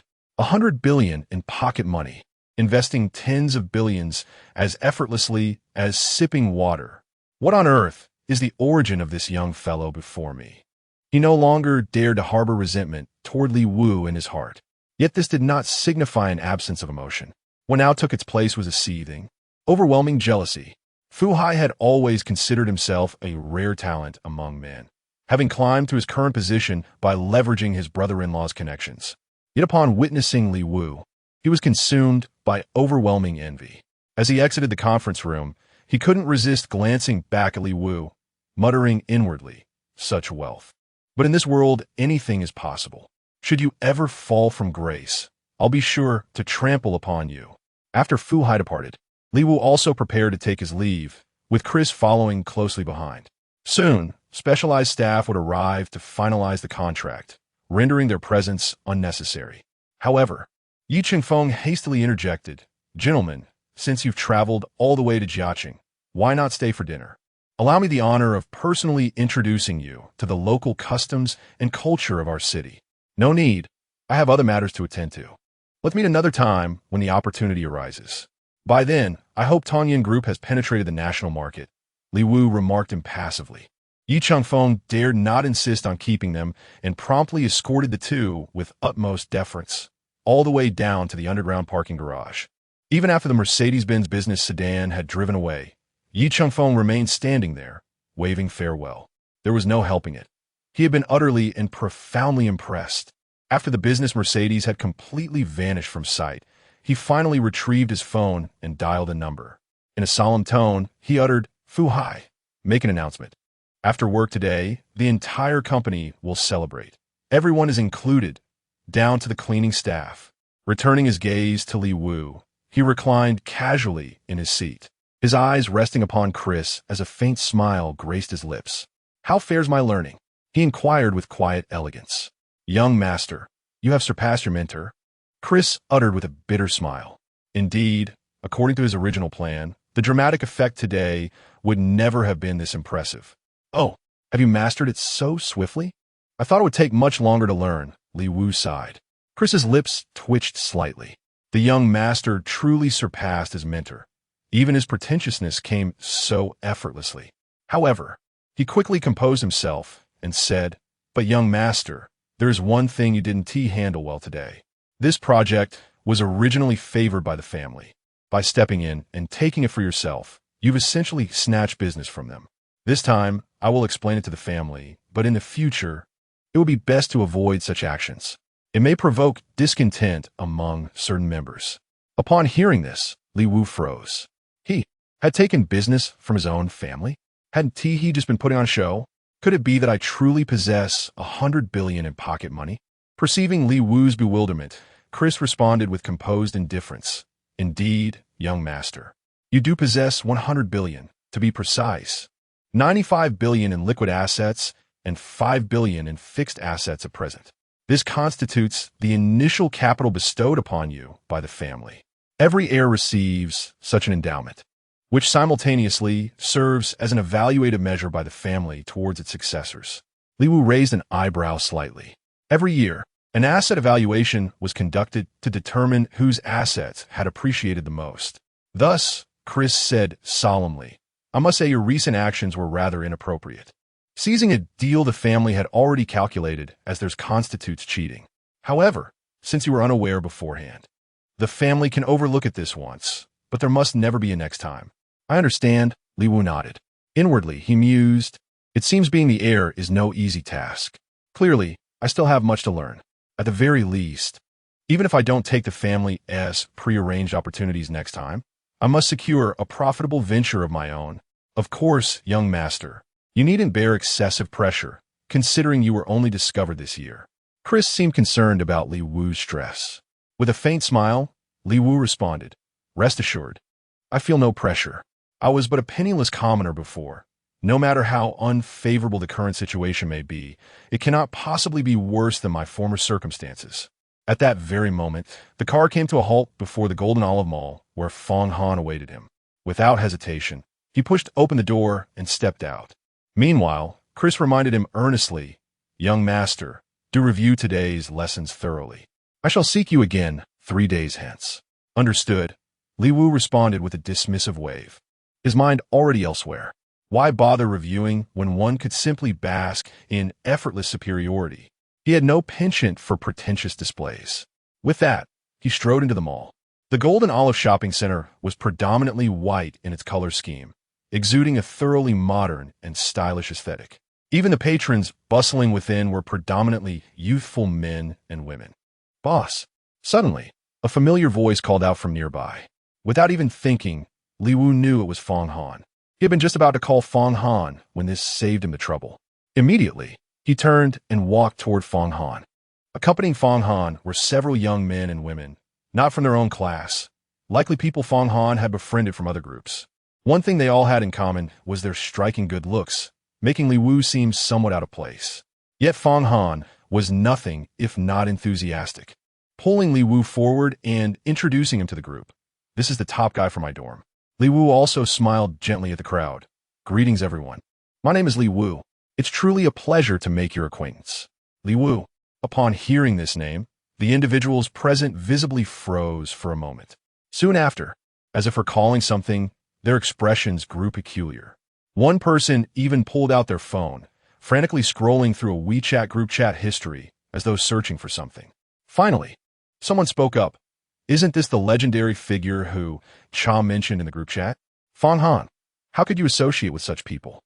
Have you no sense of dignity? Upon hearing this, Fong Han's countenance darkened immediately. Zhou Feng, he said sternly, those are nothing but malicious rumors.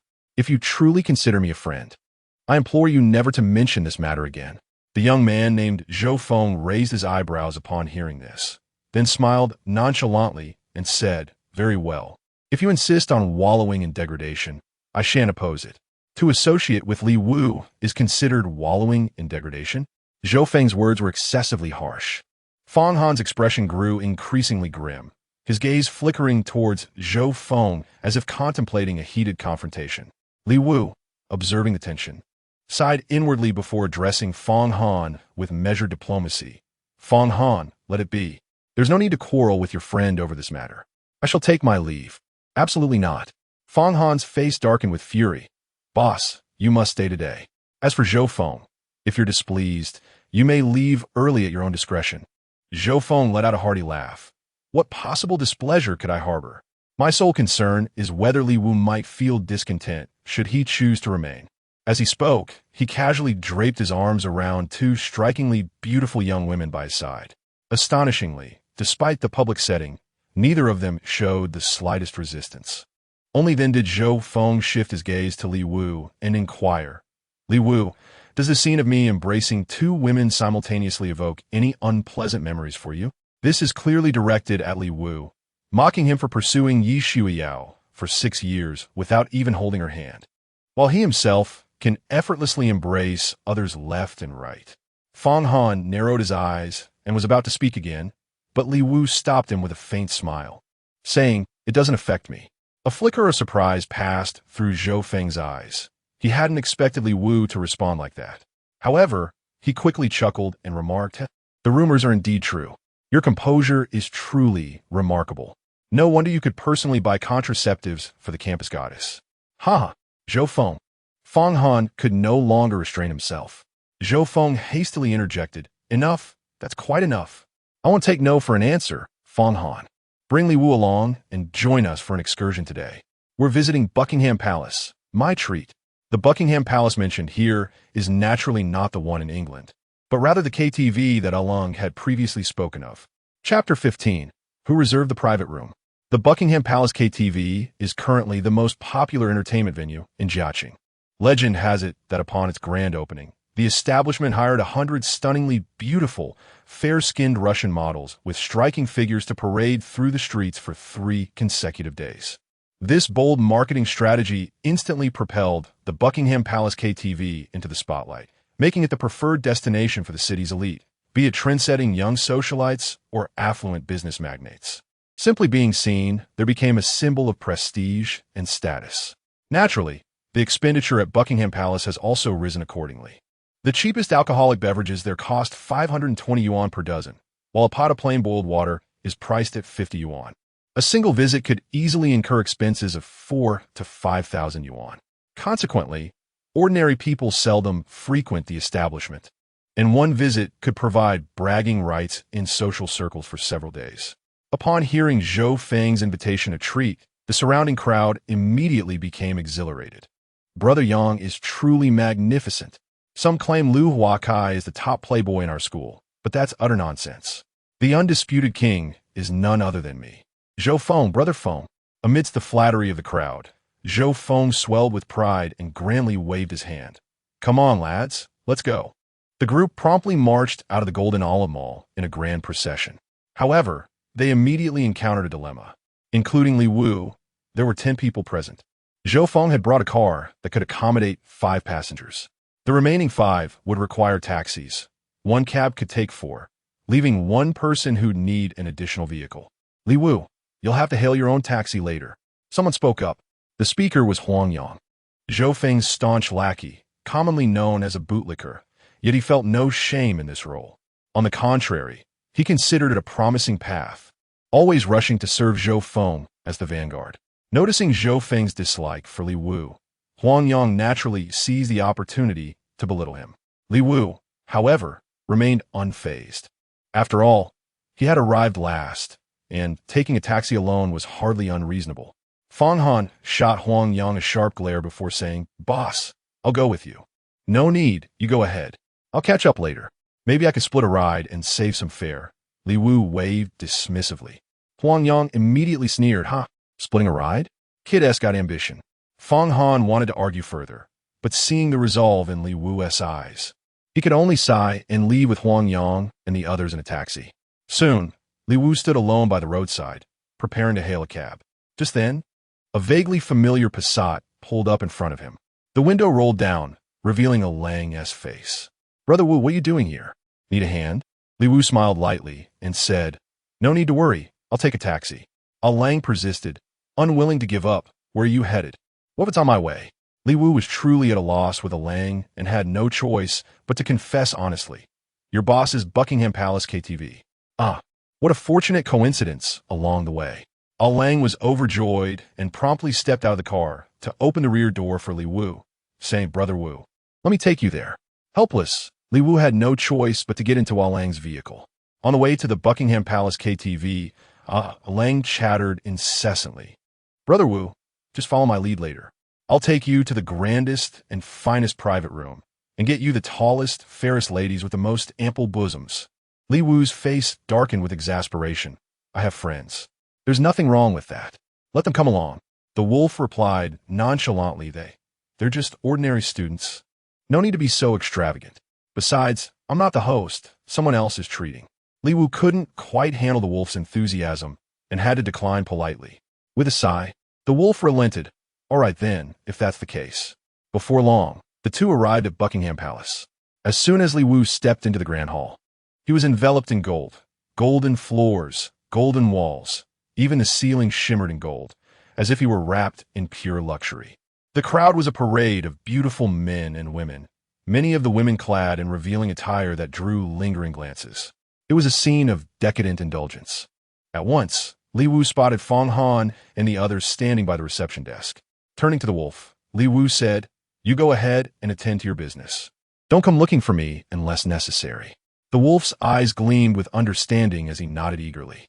"Got it, Brother Wu. You prefer to keep a low profile, right? Don't worry, I'll handle everything smoothly." Having uttered those words, he strode away into the distance. Li Wu remained rooted to the spot for what seemed an eternity, utterly dumbfounded. What exactly had he arranged? It seems there was no prior arrangement. That Alang, his mind is truly. Li Wu shook his head slightly and strode towards Feng Han's group. Huang Yang spotted Li Wu immediately, feeling rather surprised. With the recent taxi strike in the city making transportation scarce, how did Li Wu manage to follow so swiftly with such fortunate timing? At that moment, the receptionist suddenly spoke up. "I'm terribly sorry, sir, but all our private rooms are fully occupied for today." Fully occupied? But it's only 6 o'clock in the afternoon. Zhou Feng felt a twinge of dissatisfaction.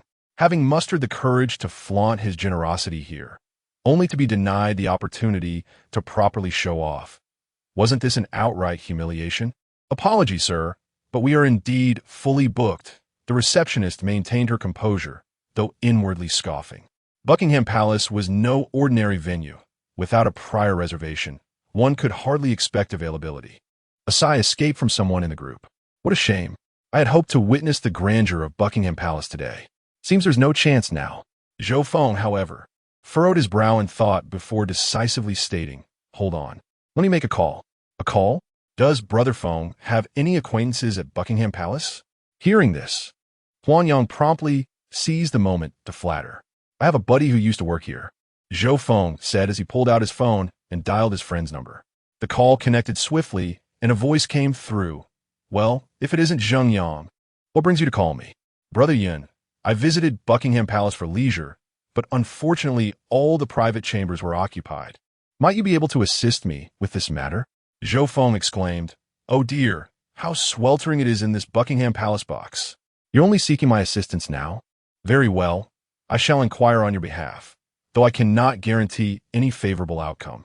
Do prepare yourself mentally for potential disappointment." Zhou Feng's face fell upon hearing these words. Yet he nodded politely and said, "Many thanks, Brother Yun. What's between us is beyond mere words." On the other end of the line, a chuckle was heard before the call abruptly ended. Then came a torrent of furious curses directed at the phone. "You insolent little brat. What absolute nonsense. Do you take me for some omnipotent deity? This moment makes me book a reservation at Buckingham Palace. If it weren't for your father's wealth, I'd have rather left you as a stain on the wall." Meanwhile, barely a minute after Zhou Feng hung up the phone, the receptionist's walkie-talkie crackled to life. Upon hearing the message, the faint sneer on her face instantly transformed into the most radiant smile. She promptly addressed them. "Ladies and gentlemen, I just received word that our number 18 private room has become available. Would you like to reserve it?" Huang Yang was utterly exhilarated. "My God, Brother Feng is truly remarkable." A single phone call produced immediate results. The others couldn't help but cast envious and jealous glances at Zhou Feng. To effortlessly reserve a private room at the prestigious Buckingham Palace KTV with just a phone call, it seemed they had truly underestimated Zhou Feng's capabilities before. Zhou Feng smirked triumphantly and declared without hesitation, "Reserve it." The receptionist swiftly performed a series of operations before summoning a waiter. Having already been briefed, the attendant bowed slightly with an elegant gesture and uttered, "Kindly follow me, if you please." Zhou Feng smiled with satisfaction at last, leading the crowd in a grand procession toward private room number 18. However, at that very moment, from the corner of his eye, Li Wu caught sight of Alang lurking furtively around the bend, skulking about like a petty thief. "Alang, realizing he had been noticed by Li Wu, promptly broke into a guileless grin and gestured toward the bar, indicating that he had been the one to secure their previous booth. Only then did the truth dawn upon Li Wu. However, he merely nodded slightly at Elong without uttering a word. There was no need to make a fuss. Everyone was simply here to enjoy themselves. Upon arriving at VIP Room 18, the group couldn't suppress their gasps of astonishment. It turned out that Room 18 was an exceptionally spacious private lounge. To begin with, while other rooms had a single door, this one boasted a grand double-door entrance. Stepping inside, their amazement only deepened. Despite their group of 10, the room felt almost cavernously empty. In fact, it could easily accommodate a gathering of 20 or 30 guests with room to spare. Brother Feng, isn't this somewhat excessively extravagant of us? Someone couldn't help but speak up. Huang Yang immediately retorted, "Nonsense. Such a trivial amount means nothing to Brother Feng. Only such a private booth is worthy of my Brother Feng's status." Zhou Feng, standing nearby, was also quite pleased with such flattery. He cast an appreciative glance at Huang Yang. Having such a subordinate amplified the effect of his ostentation by a full 100%. At that very moment, the private room door suddenly swung open. A poised woman strode in gracefully, wearing towering high heels and an alluring yet tastefully revealing outfit. Behind her trailed 2 waiters, each ceremoniously cradling a bottle of red wine. Chapter 16. Brother Feng's friends are truly extraordinary. Who is this? Huang Yang and the others froze in astonishment. How could an outsider just barge into their private room without permission? Upon closer inspection, Zhou Feng's countenance abruptly transformed, his face immediately flushing with exhilaration. "Is that you? Sister Ran? Sister Ran?" The crowd couldn't help but cast puzzled glances at Zhou Feng. Without any concealment, Zhou Feng declared, "She is Lin Ran, the general manager of Buckingham Palace. Though she is not the proprietor of Buckingham Palace, she reigns supreme here with great renown. It is said that many visitors come specifically for the fame of Sister Ran. How remarkable is that?" Hearing this, the expressions of those present subtly shifted. They had never anticipated that such an elusive figure would personally visit their private room. Lin Ran offered a faint smile, clearly accustomed to such remarks. "Ah, what is fame but an illusion? Wine, however, is real. My sister is occupied today and cannot entertain you further, so I've brought you 2 bottles of Louis, imported from France. May you enjoy yourselves." Truly? The crowd was instantly electrified, though they knew little about fine wines. The mere fact that it was Lin Ran who presented it made even a glass of plain water worthy of their fervent excitement. Some even discreetly took out their phones to snap photos. Lin Ran didn't shy away, instead offering a gentle smile and saying, "Make sure you capture my good side." At these words, most of the crowd couldn't resist openly pulling out their phones to photograph her. No one noticed how Lin Ran's gaze kept involuntarily drifting toward Li Wu. Indeed, she had come personally to attend to the guests after hearing from Lang that Zheng Hao had an esteemed visitor today. However, mindful of Lang's warning that this distinguished guest preferred discretion, she merely delivered the wine without explaining why. Of course, she thought to herself that this gesture would surely be understood, a favor to be remembered. Once the crowd had finished taking their photos, Lin Ran smiled and said, "All right, I won't disturb you any further. Enjoy yourselves, and if you need anything, don't hesitate to ask for me." With that, she cast one last lingering glance at Li Wu before turning to leave.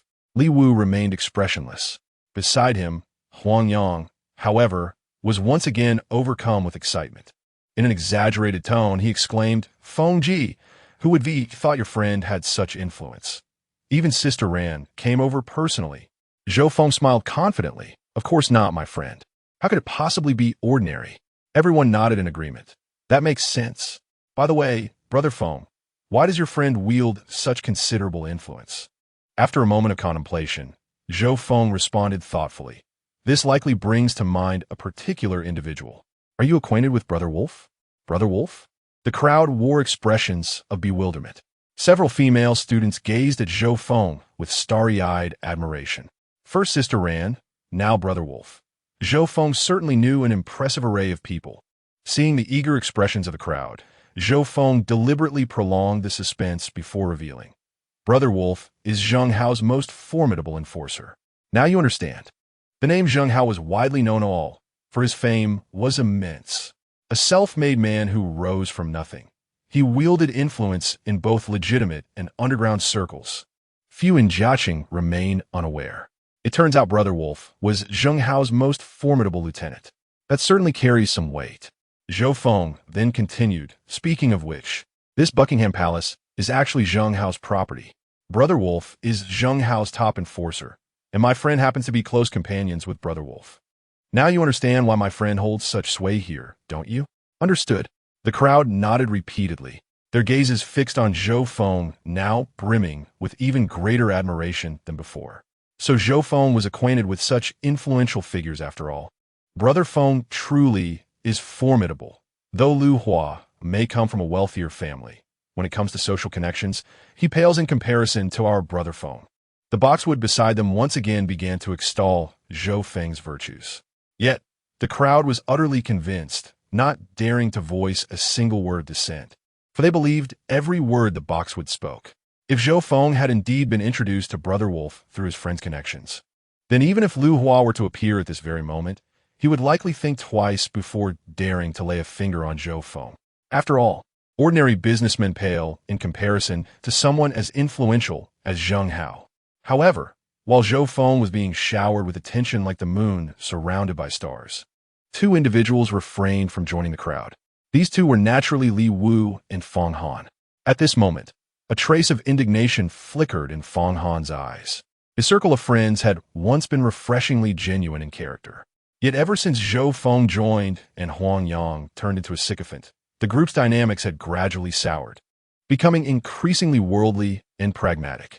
Watching the escalating flattery directed at Zhou Feng, Feng Han couldn't suppress a disdainful snort.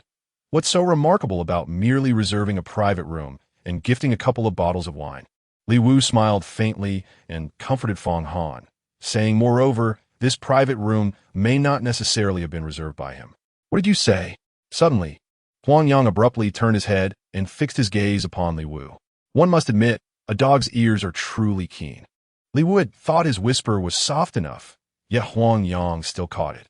But since matters had progressed to this point, Li Wu couldn't be bothered to conceal the truth any longer. He openly repeated the words he had just uttered. I said, this private room wasn't necessarily reserved by Zhou Feng's friend, and Lin Ran didn't necessarily come here for Zhou Feng's friend either. You're talking nonsense. Huang Yang was utterly incensed. If this isn't the work of Brother Feng's friend, then whose could it possibly be? Yours? His words immediately provoked uproarious laughter from the crowd.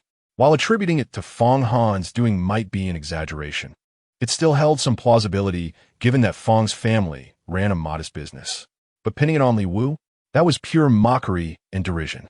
After all, in their eyes, Li Wu was nothing but a hopeless loser who had pursued the campus belle for 6 fruitless years, even going so far as to personally purchase contraceptives for her first night.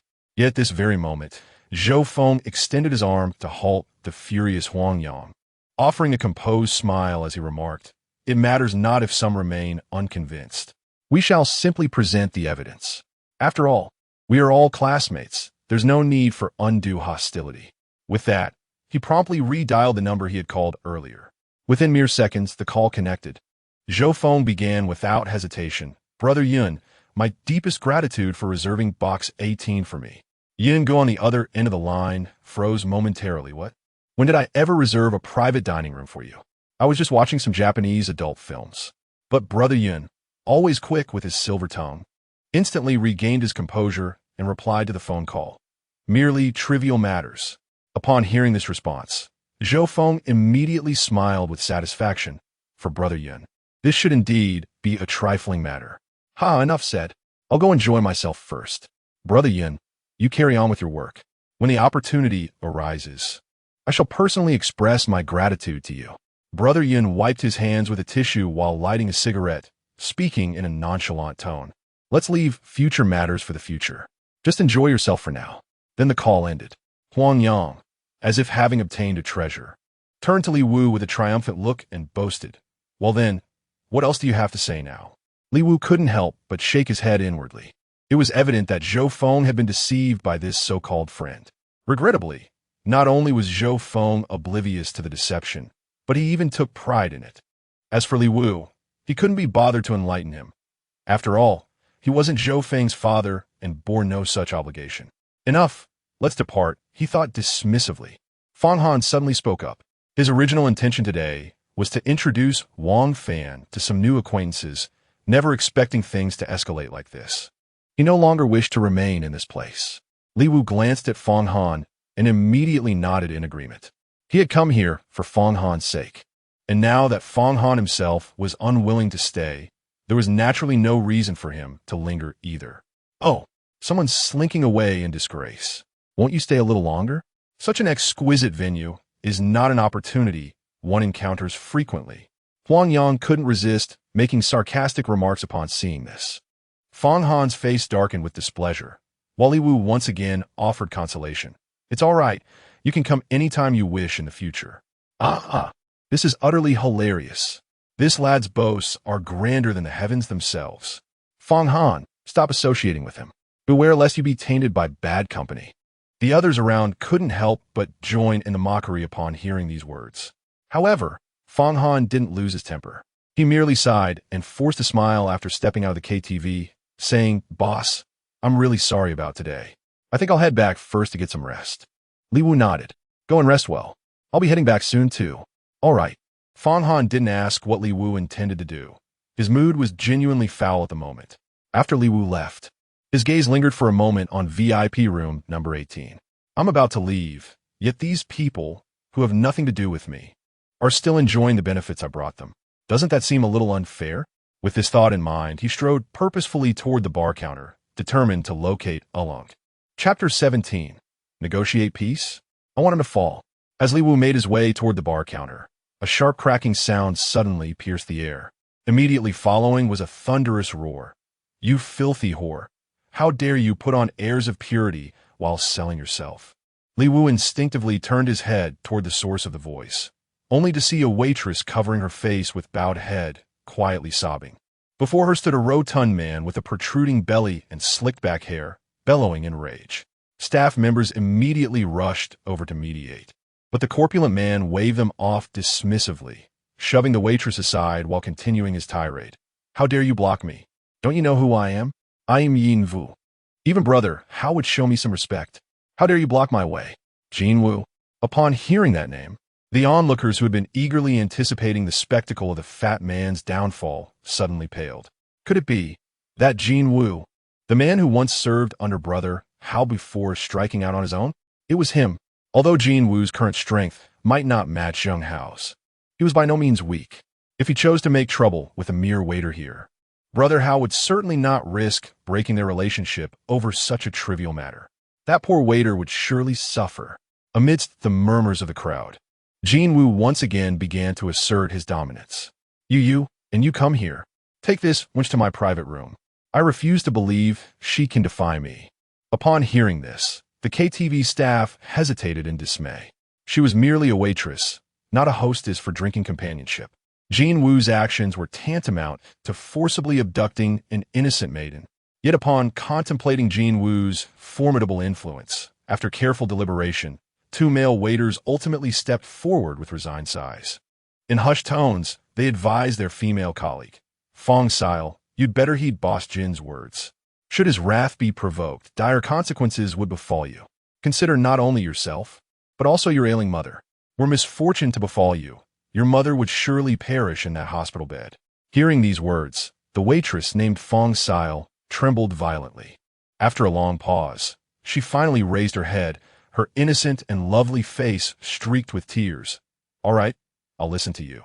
With profound despair in her eyes, she slowly walked toward Jin Wu's private room. What would happen next was all too predictable.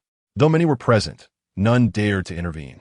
Everyone knew exactly who Jin Wu was, someone they neither wished nor could afford to provoke. Jin Wu snorted in satisfaction, boasting arrogantly, "Damn bitch, putting on an act of purity. Let's see if you're as pure up top as you are down below." Having spoken, he turned to follow. But at that very moment, a figure suddenly emerged from the side and reached out to restrain Fong Sile. The onlookers couldn't help but narrow their eyes slightly in surprise. Who would dare interfere? Naturally, it could only be Li Wu. You little bastard, do you have a death wish? Jin Wu erupted in fury. All I wanted was to have some fun with a woman. Damn it. Why am I encountering so much trouble? As Jin Wu erupted in fury, several male waiters swiftly encircled them. In truth, they secretly admired Li Wu's bold actions. Yet compelled by circumstance, they had no choice but to side with Jin Wu, though inwardly they resolved to avoid harming Li Wu during the confrontation. For this young man was a true warrior worthy of their respect. Brother, release Fong Siyue. Heed my advice. This is a matter beyond your reach. A waiter spoke up, attempting to dissuade Li Wu. Yet, Li Wu remained unmoved, his voice icy as he declared, "This person, I must save. Why must you be so obstinate? Do you even know who Boss Jean is?" The waiter grew visibly agitated. Even if the heavens themselves stood before me, such behavior would not be tolerated, Li Wu declared with resounding conviction. Simultaneously, he gently pulled Fong Siyue behind him, shielding her with his own body. Fong Siyue, who had been on the verge of despair, suddenly felt an inexplicable sense of security standing behind Li Wu.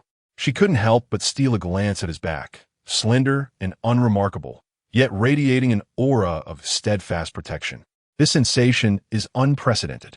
Quite the hero saving the damsel in distress, aren't you? Jin Wu gnashed his teeth in fury. Were you all standing around for? Get him. Given the circumstances, the male attendants had no choice but to prepare to intervene. Yet at that very moment, an enchantingly melodious feminine voice chimed in. My, Manager Jean, why such towering rage? Everyone turned their heads. It was Lin Ran arriving. Upon seeing Lin Ran, Jin Wu couldn't afford to be too arrogant. He merely snorted and said, Sister Ran, it's not that I'm disrespecting you, but this punk is being too insolent. Who dares to act arrogantly before you, Boss Jean? Lin Ran smiled faintly, then turned her gaze, only to swallow her words mid-sentence. She vividly remembered Lang's warning. This young man before her was an esteemed guest of Brother Hao, and not just any ordinary one at that. Instantly, her eyes flickered with calculation before she composed herself and said with a practiced smile, Boss Jean, after all, you once followed Brother Hao. Causing trouble in his territory isn't appropriate. How about we take this discussion to a private booth? HM? Jin Wu was of the same mind, yet he couldn't resist pointing menacingly at Li Wu. Boy, you're coming in too. Li Wu remained expressionless. Of course he would enter.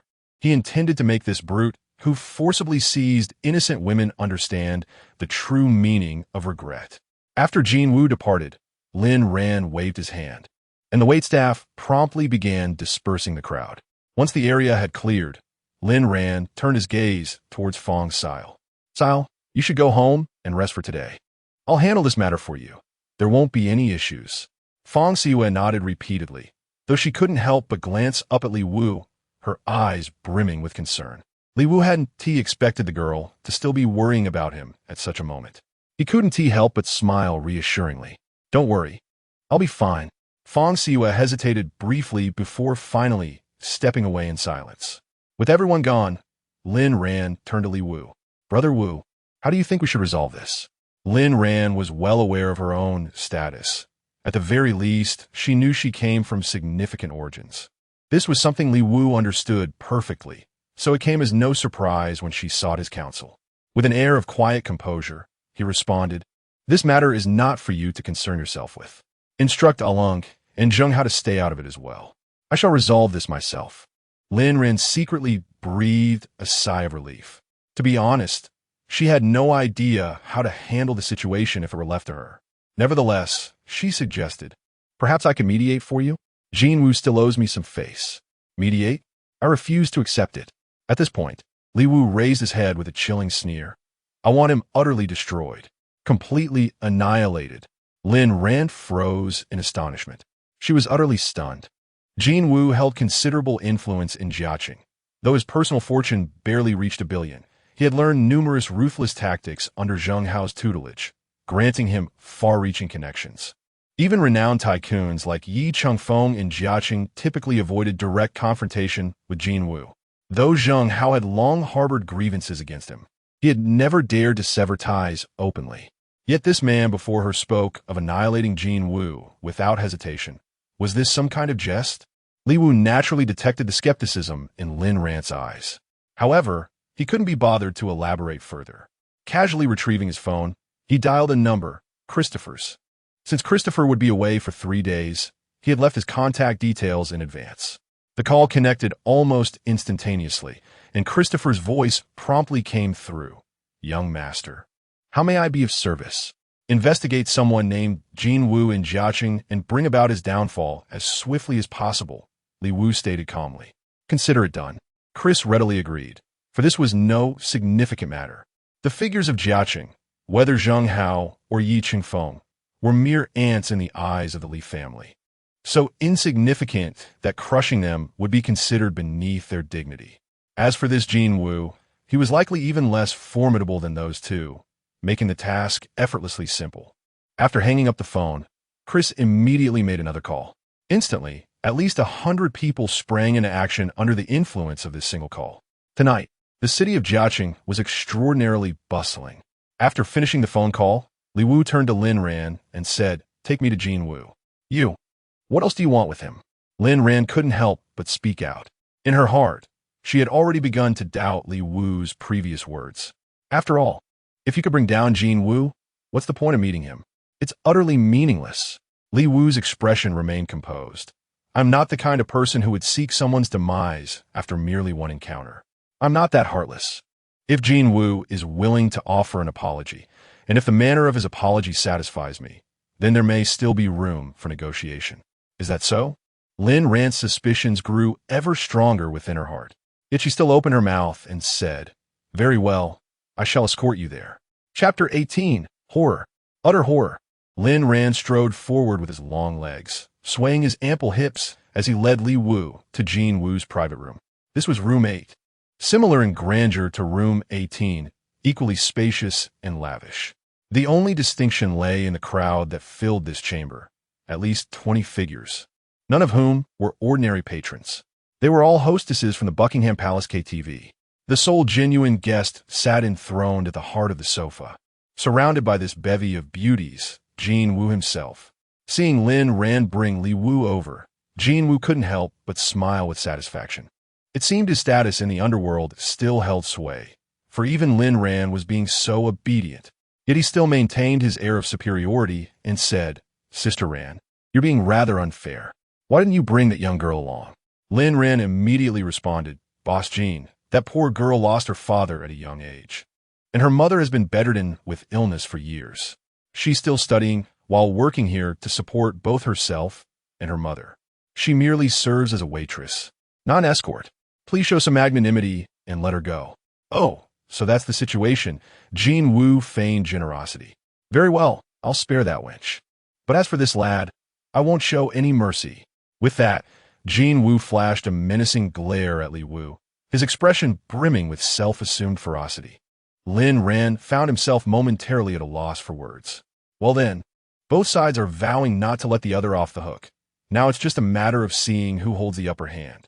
Though such thoughts crossed his mind, Lin Ran maintained his composure and said, "Let go, Boss Jean. After all, you were the one in the wrong here." "What if I was in the wrong?" Jin Wu retorted defiantly.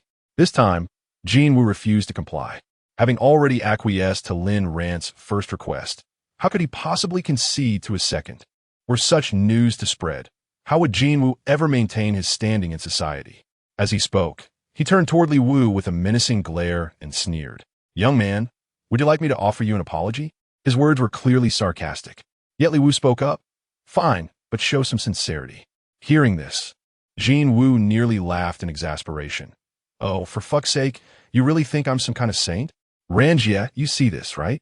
This punk-ass got some nerve. If I don't teach him a lesson on behalf of his parents today, how the hell am I supposed to keep my reputation?" Lin Ran noticed the tension in the room escalating rapidly.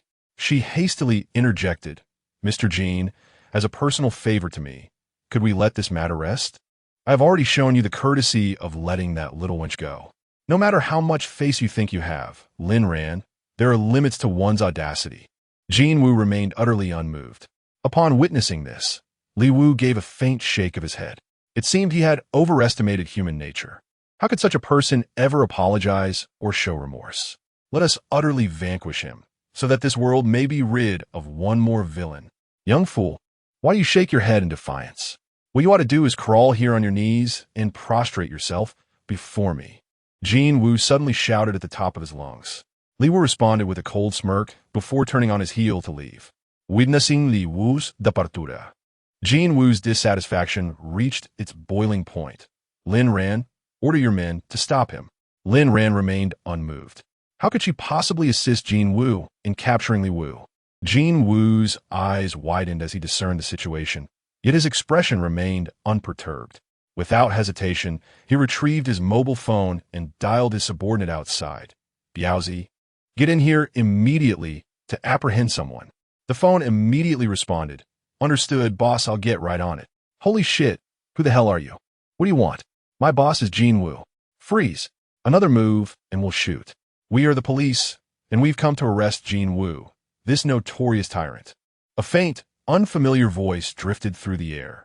Upon hearing it, Jin Wu froze momentarily.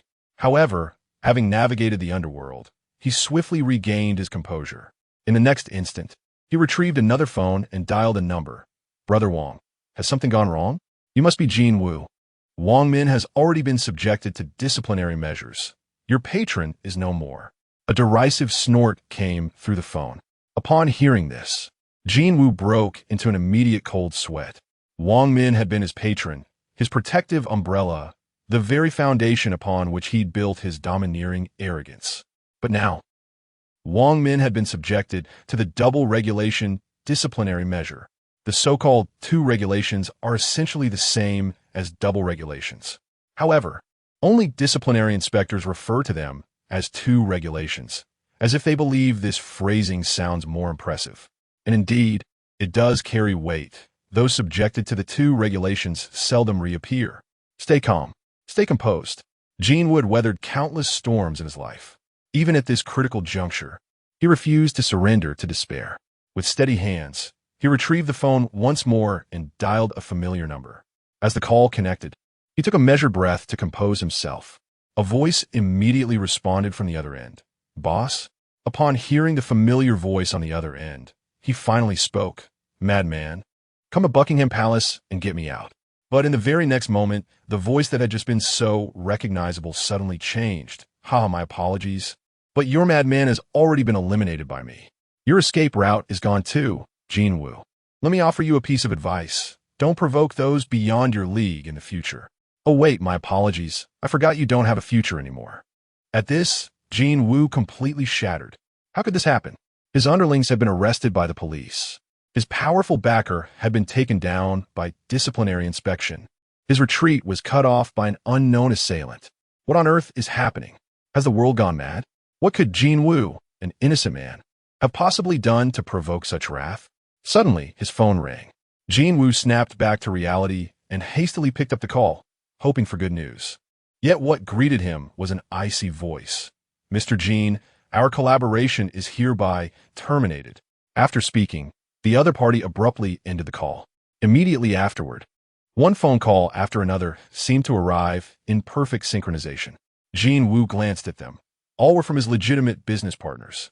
However, having learned from the previous incident, he understood that these individuals were all calling to terminate their collaborations with him. In an instant, even his business dealings vanished. Jin Wu, utterly and completely finished.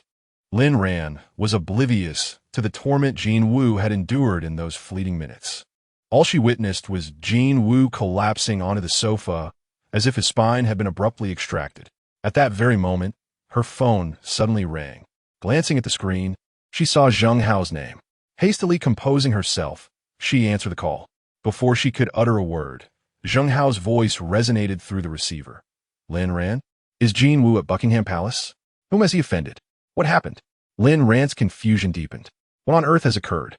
The joint enforcement by the Public Security Procuratorate and judicial authorities swiftly dismantled Jin Wu's operations, apprehending his underlings and backers. Simultaneously, his legitimate businesses were abruptly squeezed into closure. Even his secret escape route, known to none, was mercilessly severed. Zheng Hao spoke. Despite being in an air-conditioned room with frigid temperatures, he could still feel beads of sweat trickling down his body. What an overbearing tactic. Jin Woo was unquestionably not defeated through ordinary means. Someone was exerting influence behind the scenes to undermine him. Who could it be? He must seek clarity. Though he has now cleansed his reputation, upon deeper scrutiny, the disparity between him and Jin Woo is negligible. He must avoid provoking such an individual at all costs, lest he becomes the next Jin Woo. Yet Lin Ran wore a bewildered expression. Jin Woo hasn't provoked anyone either. It's just that he had some unpleasantness with your distinguished guest. My distinguished guest? You mean Li Wu? Zheng Hao was startled. Indeed, Li Wu, but it shouldn't be related to him. He only made those threatening remarks about 10 minutes ago. How could it happen so quickly? Lin Ran remained unfazed. A heavy silence hung on the other end of the line from Zheng Hao. Now he was certain Li Wu had been the mastermind behind this all along. What a terrifying man. What a terrifying force. I had already held Li Wu in the highest regard possible. Yet never could I have fathomed that his influence would reach such formidable heights, so overwhelming that it surpassed even my wildest imaginings. In a mere dozen minutes, he effortlessly toppled Jin Woo. Suddenly, he was reminded of that distant past when his idol had been defeated by a young man. The process he feared had been scarcely any slower than this one. Back then, he only witnessed the outcome, but this time he clearly observed the entire process unfolding before his eyes. At this moment, only one word remained in his heart: terror. Brother Hao, will we be implicated as well? Lin Ran noticed Zheng Hao had been silent for quite some time, finding it rather peculiar. It was only then that Zheng Hao's faint voice came through the phone. Today was merely Jin Woo's downfall. After all these years, he's maintained that rogue demeanor. Even without today's events, his fate was inevitable sooner or later. This matter won't implicate us. Li Wu is still a man of reason. Hearing this, Lin Ran was struck with a sudden chill of realization. Are you implying that it was indeed your distinguished guest who orchestrated this? It was absolutely certain. I had underestimated him. By the way, how exactly did he maneuver at that moment? Zheng Hao couldn't help but feel a flicker of curiosity. Lin Ran stood, thunderstruck, frozen in place. It was indeed Li Wu, that utterly unremarkable young man. After a long silence, she finally murmured, "He made a phone call back then," uttered just one sentence. And then? Zheng Hao pressed on. Then Jin Woo collapsed. Lin Ran replied numbly. Zheng Hao on the other end of the line fell silent. Yet inwardly, he was screaming, "My God, a single sentence. Merely one sentence." I have been elevating Li Wu's standing in my eyes continuously, yet in the end, I still underestimated him. As Zheng Hao and Lin Ran remained in a state of astonishment, Li Wu had already stepped out of the Buckingham Palace KTV. On his way, he encountered a large contingent of police officers entering the premises to make arrests. The officers were in high spirits that day, having kept a close watch on Jin Woo for quite some time, yet lacking the opportunity to take action. However, for reasons unknown, all the pieces of evidence suddenly found their way to the police station in one fell swoop. Jin Woo's powerful backer was also subjected to disciplinary investigation by the Commission for Discipline Inspection. Seizing this decisive moment, they launched a swift and effective operation, successfully dismantling all of Jin Woo's illicit networks.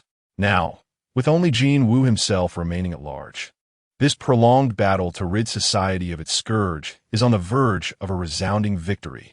Of course, when they launched their attack, they failed to notice the seemingly ordinary youth Li Wu passing quietly by their side. After stepping out of the KTV, Li Wu no longer harbored any intention of confronting Zhou Feng and his companions. Engaging in such petty conflicts seemed utterly beneath him. Gazing up at the vast, inky expanse of the night sky, memories of the recent events surfaced in his mind, spontaneously evoking a poetic verse. Mission accomplished, brushing dust from my sleeves, concealing both achievement and fame. But at that very moment, a timid voice suddenly emerged from the side. Are you all right? Turning to look, it was Fong Sil, her face still glistening with freshly dried tear tracks. Chapter 19. A sudden stirring of the heart, undeniably. Fong Sil possessed remarkable beauty. Without her work uniform, she wore a slightly faded white t-shirt, her face still bearing traces of youthful roundness that lent her an endearing charm. The short ponytail at the back of her head further accentuated an air of innocence. If comparisons were to be made, even Yi Shuiyao paled slightly beside Fong Xiao's loveliness.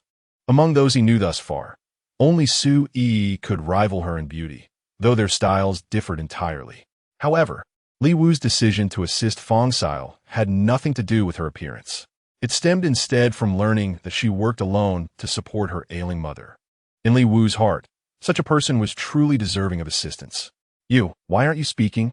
Suddenly, Fong Xiao's voice echoed once more, pulling Li Wu back to reality.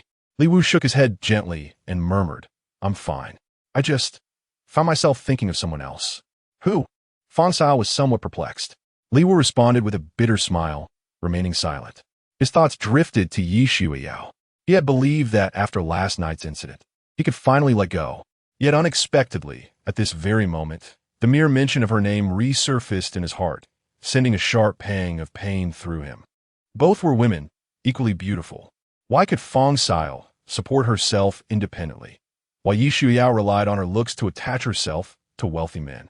Is she your girlfriend? Fong Xiao keenly perceived the subtle shift in Li Wu's expression. Li Wu shook his head with quiet disdain. She is unworthy. Enough of this conversation. I must return to campus. Having spoken, he turned to leave. Yet Fong Xiao hastily interjected, I haven't properly expressed my gratitude yet. No need. I don't require gratitude, Li Wu replied with effortless grace. Yet Fong Xiao refused to relent. But if you're returning to campus, it's far too late now. You won't be able to enter the school gates. Li Wu froze, pulling out his phone to check the time. It was already 11 o'clock at night. Yet he merely smiled faintly. It's of no consequence. The school walls aren't particularly high. But scaling walls is perilous. Fong Xiao stepped forward, blocking Li Wu's path. Very well. I shall treat you to a night's stay at the hotel as my gesture of gratitude. Li Wu couldn't help but chuckle. Such generosity? I recall your mother was ill. You were still in school and desperately short of money, weren't you? You are my savior. I must express my gratitude even if I'm short on money. Fong Xiao took out a Winnie the Pooh wallet and directly pulled out 200 yuan bills. Come on, let me treat you to a nice hotel. Li Wu pondered for a moment and decided not to decline further, as this was her way of returning a favor. His refusal might seem impolite. Soon, the two walked side by side into a hotel, checked in, and exchanged phone numbers. At that moment, Fong Xiao flashed a sweet smile and said, I'll take my leave now. Call me sometime if you'd like to hang out together.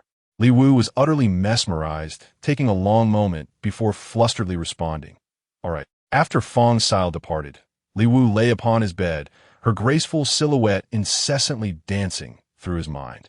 This maiden was exquisite in beauty, brilliant in intellect, yet possessed an indomitable spirit. Truth be told, she surpassed Yi Shuiyao by immeasurable degrees. Even Su Yi pales in comparison. I wonder if my current status would allow me to marry such an ordinary girl. I should ask Chris about it sometime. Suddenly, a peculiar thought emerged in Li Wu's mind. But soon he laughed at himself. How absurd to think so much after just one meeting. What Li Wu didn't know was that Fong Xiao, who had just left the hotel, still wore a lingering smile. In her mind, she kept replaying the moment when Li Wu had stepped in front of her to shield her. That sense of security was something she had never experienced before, making her wish to lean on it forever. Yet at that very moment, the sudden ringing of her phone shattered her reverie. As she answered the call, the sweet smile on her face gradually froze, replaced by eyes brimming with tears. Doctor, you must save my mother. You simply must save her. Soon, the night passed. Early the next morning, before Li Wu had even risen from bed, the phone rang again. Upon answering, it was Chris's voice. Good morning, young master. Don't be late for school today. I prepared a special surprise for you. What surprise? Li Wu snapped into full alertness at once. The way Chris spoke suggested nothing good would come of it. You'll find out when you get to school. Chris chuckled with a mischievous grin. Li Wu took a deep breath, deciding not to engage in an argument with Chris. Upon arriving at school and entering the classroom, he noticed an unusual excitement among his classmates.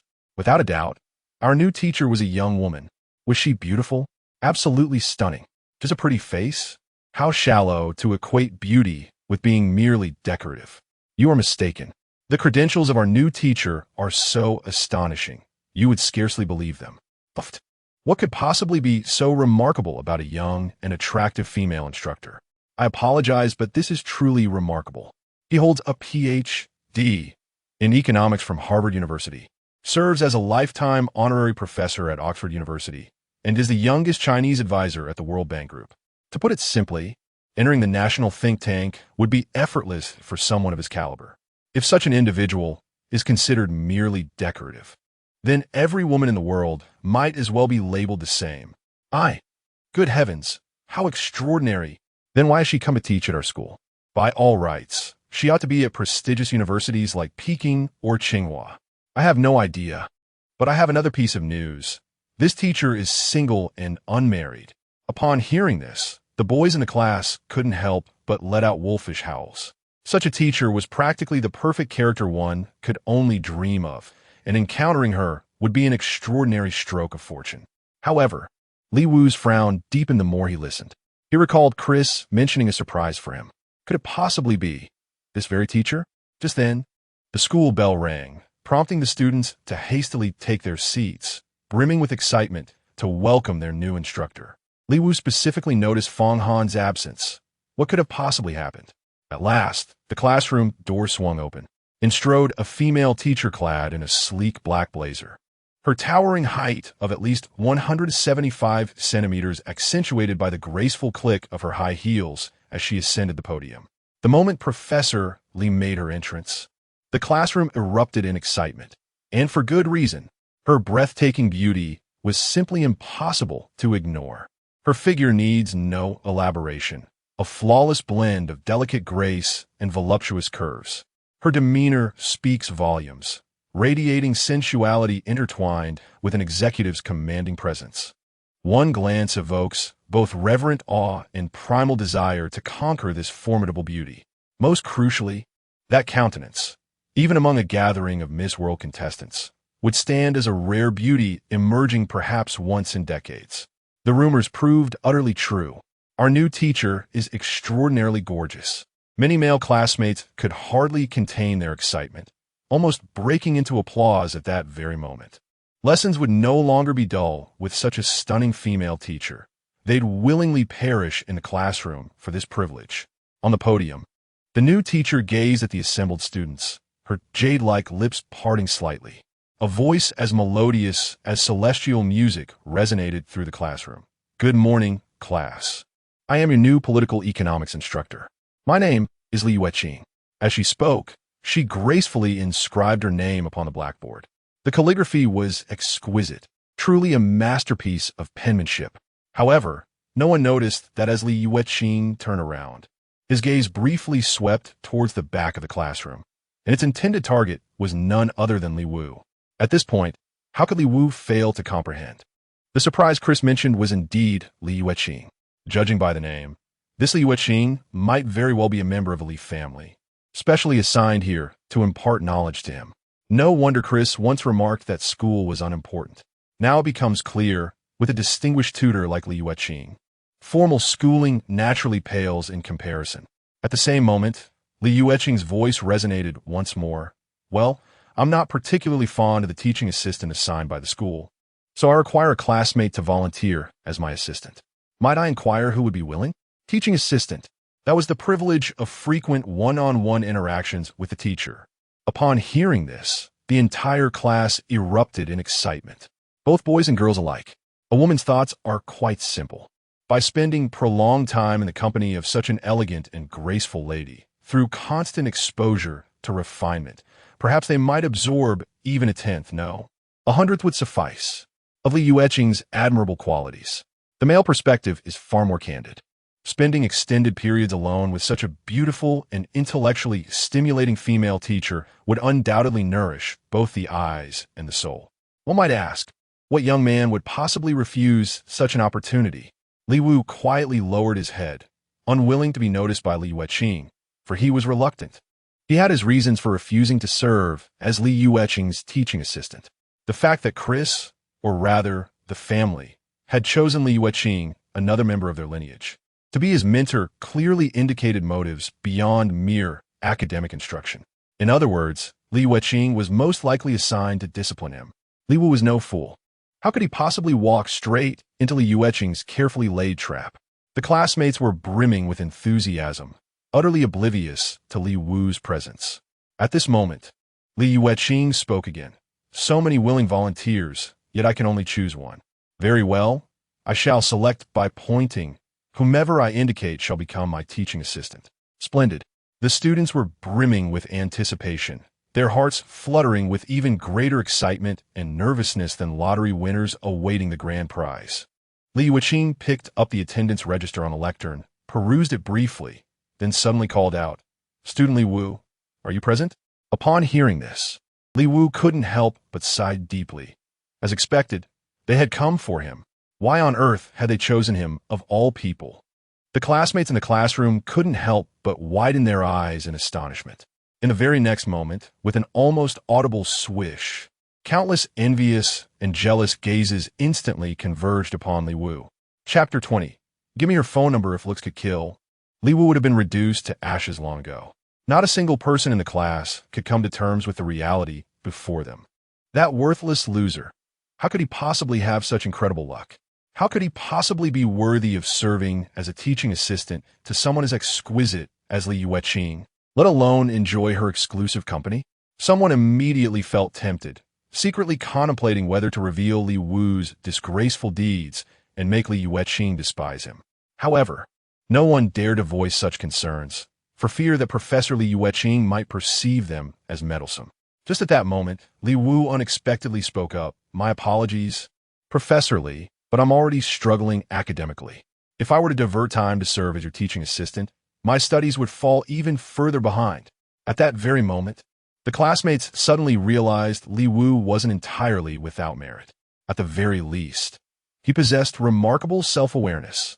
Someone immediately stood up and said, "Professor Li, since Li Wu is unwilling, I would gladly volunteer.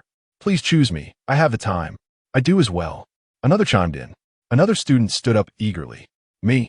In an instant, nearly the entire class rose to their feet. This reaction came as no surprise to anyone, for all were eagerly anticipating that when Li Yueqing reconsidered her choice for teaching assistant, she might select them.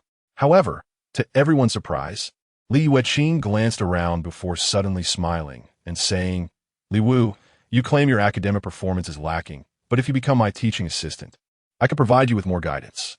Therefore, your excuse holds no merit." This time, the classmates in the class are about to erupt in fury. "Teacher Li, would you kindly spare us a glance? Why do you persistently favor that mediocre man who has already rejected you, instead of choosing us?" Li Wu could only force a bitter smile. "But aside from my studies, I have other personal matters to attend to." At this, the expressions of the classmates shifted noticeably. This nobody actually dared to reject teacher Li Yueqing. Twice in a row? Moreover, the excuses he used became increasingly half-hearted each time. In that moment, many students couldn't help but silently think to themselves, "Surely Professor Li Yueqing wouldn't appoint you as her assistant for the third time? Who do you think you are? Neither handsome, nor wealthy, nor influential, just an ordinary nobody."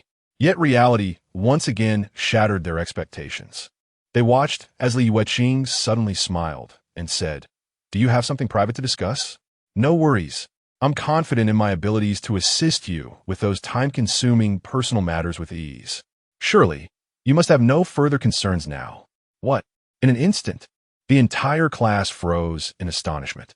Their gazes toward Li Wu became profoundly complex, brimming with incredulity. How could this be? How could Li Yueqing repeatedly, even potentially incessantly, demand Li Wu to serve as her teaching assistant? This is utterly unacceptable. I refuse to accept this injustice. Countless voices cried out in their hearts. Little did they know that the sole reason Li Yueqing had come to teach at such an ordinary university was entirely because of Li Wu. Who else would they seek as a teaching assistant if not him? At this moment, Li Wu was utterly helpless. It seemed there was no escape. In the end, he could only nod reluctantly and say, "Very well." Li Yueqing finally smiled in satisfaction, swiftly jotting something down on paper before descending the podium and handing it to Li Wu. "Here's my number. Save it and call me, so I can save yours." The entire class watched in stunned silence. This is Li Yueqing's handwritten phone number, and she actually gave it to Li Wu just like that. Upon receiving it, Li Wu's gaze was immediately drawn not to the phone number, but to a striking statement. Young Master Li Wu, I have been directly assigned by the family, unlike Chris, who served as your personal butler. Therefore, I shall not obey your every command unquestioningly. I kindly request your cooperation and understanding. It seems she was indeed here specifically to oversee him. Li Wu let out a sigh before finally dialing the number displayed below. Almost immediately, the phone on the lectern belonging to Li Yueqing began vibrating. Witnessing this scene, the envy among the students became indescribable. Akshayin, Li Yueqing remarca. Her radiant smile growing even more dazzling as she gazed at Li Wu. Classmates, let us now officially commence our lesson. It must be acknowledged that Li Yueqing possesses remarkable pedagogical prowess. Her lectures are not only vivid and illustrative, but also brimming with intellectual charm, completely captivating the entire class. When the bell signaling the end of class rang, the students still lingered with reluctance, fervently wishing she would extend the session. Regrettably, the moment the bell chimed, Li Yueqing happened to conclude her discourse, and without the slightest hesitation, she strode out of the classroom. For Li Wu, it was as if a weight had been lifted, finally over. He immediately rose, intending to return to the dormitory to check on Feng Han, who had been absent from class that day, wondering if something had occurred. Yet just as he reached the classroom door, a voice suddenly called out behind him.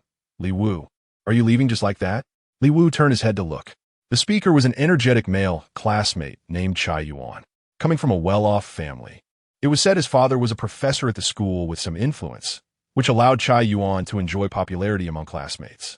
The former Li Wu would likely have been too intimidated to even speak much when encountering Chai Yuan. But now, the circumstances were vastly different. With an indifferent expression, he replied, Something the matter? Of course there's something. Chai Yuan hadn't yet noticed the subtle shift in Li Wu's expression. He strode forward directly, extending his hand. Professor Li, that handwritten phone number. Hand it over. And why should I? Came the icy retort. Li Wu couldn't help but sneer inwardly. Hand that note to someone else? Wouldn't that expose his true identity? He wasn't about to give it away for nothing.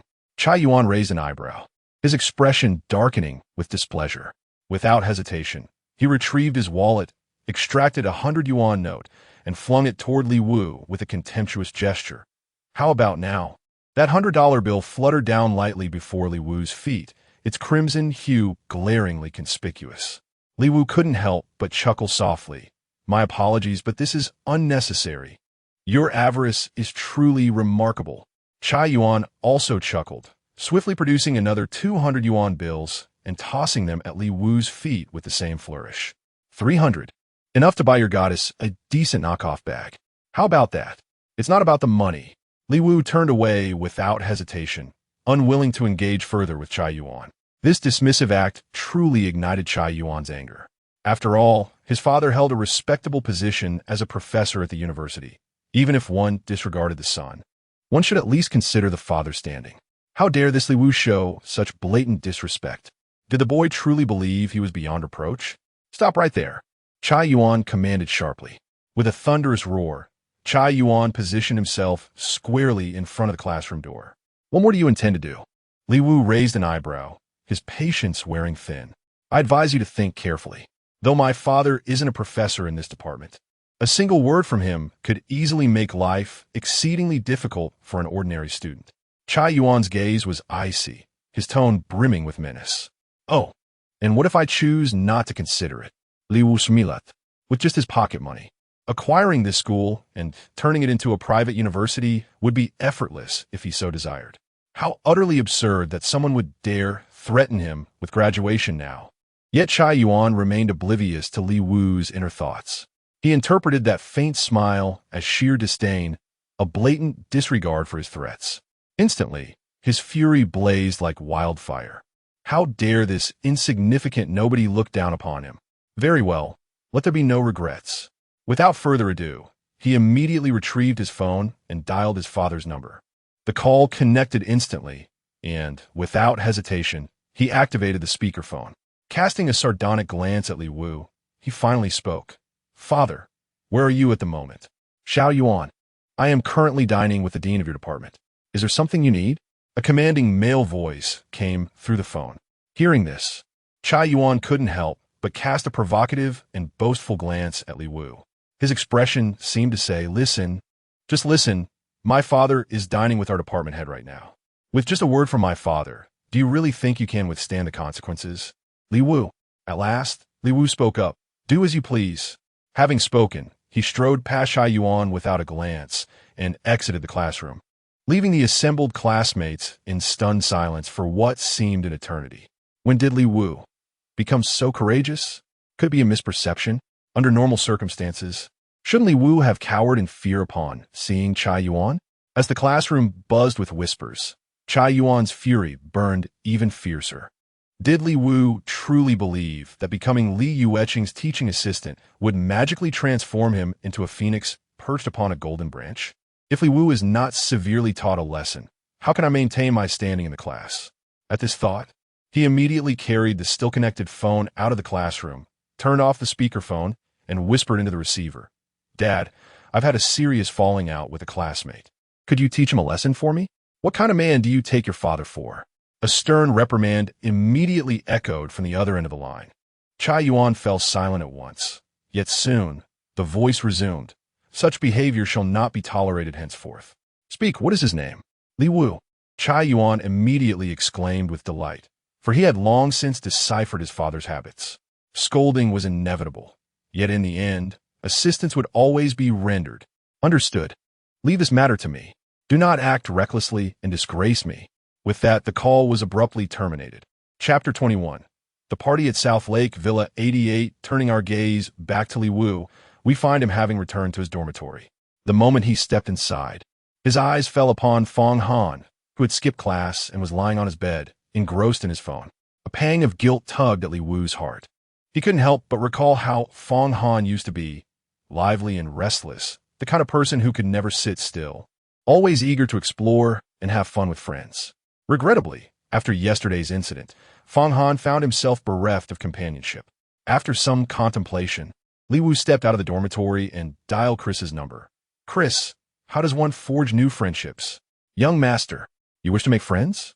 The most expedient approach would be to attend the soiree. Christopher responded immediately. Li Wu raised an eyebrow slightly.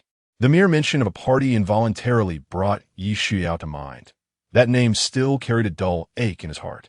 Yet he swiftly suppressed the emotion and remarked impassively, Is there a gathering now? I will investigate promptly and notify you immediately upon receiving any updates. After Chris hung up the phone abruptly, within mere minutes, a text message arrived on Li Wu's screen. The message contained but a single concise line, Villa number 88 by South Lake. Simply announce your name upon arrival, young master. All arrangements have been made. You shall be the most honored guest at this soiree. Li Wu smiled contentedly at last. Chris had always been remarkably efficient in handling matters. Without hesitation, he pushed open the dormitory door, intending to share this delightful news with Fong Han while introducing him to some new acquaintances. He couldn't possibly allow Fong Han to succumb to despondency like this. Yet at that very moment, Fong Han abruptly sprang up from his bed, brandishing his phone with an exuberant laugh. Found it. When Li Wu entered the room, Fong Han quickly jumped off the bed and said, Boss, don't just stand there. Let's go to a party together and meet some new friends. Li Wu was taken aback and, after a long pause, couldn't help but ask you, Skip class today, just to lie in bed, looking for parties? Fong Han replied cheerfully, Exactly. Fong Han spoke while shaving. Zhou Feng and his lackeys think I'll be friendless if I don't associate with them. What a joke. Not only will I find better new friends for myself, but I'll also help you, boss, find some too. Li Wu couldn't help but let out a bitter smile, realizing his phone call to Chris had been in vain. Nevertheless, he promptly began preparing himself, changing clothes and tidying his hair. His intention in asking Chris to find a party was ultimately to help Fong Han make friends. Yet if Fong Han had discovered a gathering on his own, it might prove even more suitable. There was no need to seek distant solutions when better ones lay close at hand. Soon enough, the two appeared at the school gate and hailed a taxi. Once inside, Fong Han immediately announced their destination, driver, to Villa 88 at South Lake. Li Wu couldn't help but freeze for a moment. Villa number 88 by South Lake? Wasn't this precisely the party that Chris had arranged for him? Unexpectedly, Fong Han, and I ultimately converged on the same path. Yet he refrained from voicing it aloud. At present, he preferred not to reveal his true identity to Fong Han. Savoring their current camaraderie, he feared any alteration in his status might tarnish their friendship. The taxi swiftly departed from the school gate, heading toward the South Lake Villa district. No sooner had the taxi vanished than Su-yi, radiant as if bathed in a halo, emerged supporting a girl with gauze wrapped around her head. None other than Hu-cha, who had been struck unconscious by Ulunge's slap, suffering a mild concussion. The two approached an understated yet undeniably luxurious Volkswagen Phaeton. Just as they were about to enter the vehicle, Hu-cha suddenly spoke up. I think I'll pass. You go ahead without me. In my current state, I'd only invite ridicule. Su-yi nodded gently, respecting Hu-cha's decision. Hu-cha immediately turned to return to the dormitory. But at that very moment, Su-yi called out, "By the way, Xiao-cha, do you happen to have Li Wu's contact number from yesterday?" Upon hearing this, Hu-cha's countenance abruptly darkened. Wang Yang's worst fears had materialized. Su-yi was indeed asking for Li Wu's contact information. But soon her expression returned to normal. How could I possibly save some random boy's number? What kind of person do you take me for? Su-yi furrowed her delicate brows and added, "Then, could you arrange a meeting with him for me tomorrow? Don't overthink it. I merely have a few matters I wish to discuss with him." Are you planning to arrange a meeting with Li Wu? Hu-cha couldn't suppress a startled cry. Then, realizing her impropriety, immediately lowered her voice to whisper, "Are you trying to get Li Wu killed?" Su-yi was momentarily taken aback, not quite comprehending. Hu-cha then elaborated. You're the campus goddess with countless eyes upon you, many of whom wield considerable influence. Li Wu is just an ordinary fellow. By inviting him out, aren't you essentially throwing him into the lion's den? Su-yi suddenly realized. Then a trace of helplessness flickered between her brows. She vividly remembered wrongly accusing Li Wu the previous day and longed to offer a face-to-face apology. Could it be that such an opportunity would prove so elusive? Listen to me. If you don't want to harm Li Wu, you'd better stay away from him. Hu-cha's voice came again. Su-yi merely nodded woodenly before bidding farewell to Hu-cha, getting into the car and swiftly driving away. Left standing alone, Hu-cha furrowed her brows in deep concern. Then, she took out her phone and dialed Wang Yang's number. "Wang Yang, you were right. He just came to me about arranging a meeting with Li Wu." "Li Wu? Which Li Wu? Wait, was that the same wretched loser from yesterday?" Wang Yang on the other end of the line was initially perplexed, for in his eyes, Li Wu was merely an insignificant and dispensable minor character. "It's him." Hu-cha's voice came through with certainty. Wang Yang's tone instantly shifted. "Damn it! How dare that worthless loser compete with me for a woman? Perish the thought. Go and ascertain Li Wu's whereabouts for me immediately. Once this soir he concludes, I shall seek him out without delay." With those words, he viciously slammed down the phone and strode into an opulent villa. On the gatepost beside the courtyard entrance, the number 88 was prominently displayed. Less than 10 minutes after Wang Yang entered the villa, a taxi pulled up at the grand gates. Li Wu and Fong Han stepped out. However, instead of ringing the doorbell, Fong Han took out his phone, scanned a QR code beside the gate, and with a soft click, the lock disengaged. The gates swung open automatically. Are party invitations all sent via mobile phones nowadays? Li Wu couldn't help but remark. Fong Han chuckled heartily. Well, this is a party organized by the younger generation.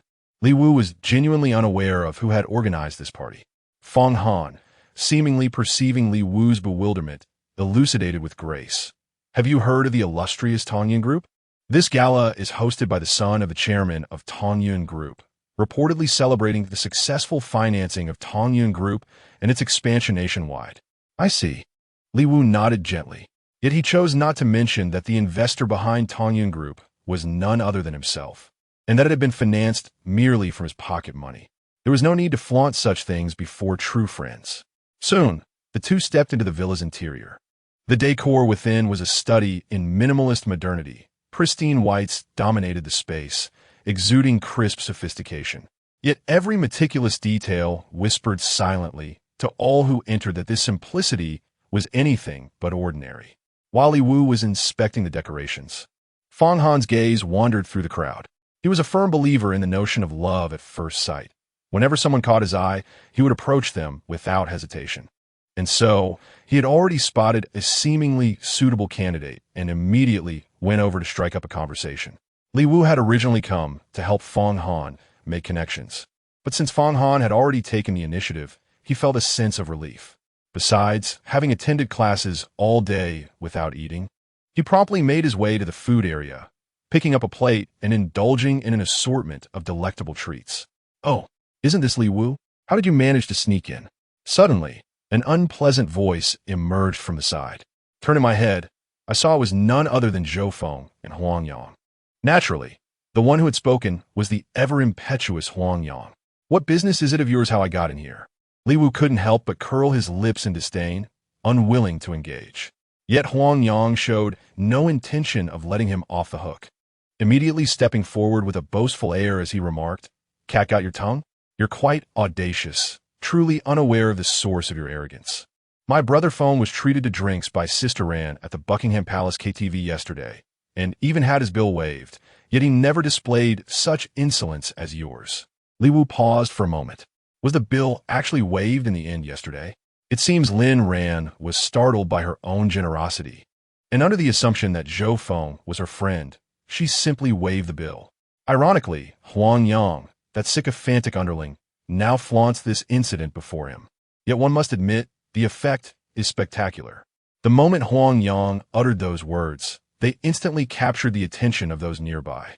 Several young and attractive ladies even began casting coquettish glances toward Zhou Feng. Chapter 22, the cunning Zheng Hao being treated to drinks by Lin Ran at the Buckingham Palace KTV, and even getting the bill waived, such privileges were certainly beyond ordinary men. No wonder these girls regarded Zhou Feng with newfound admiration. Witnessing this scene, Li Wu couldn't help but think of Yi Shuiyao again. Had she been present, hearing such words, she might have cast flirtatious glances at Zhou Feng, just like the other girls around them. Disgusting.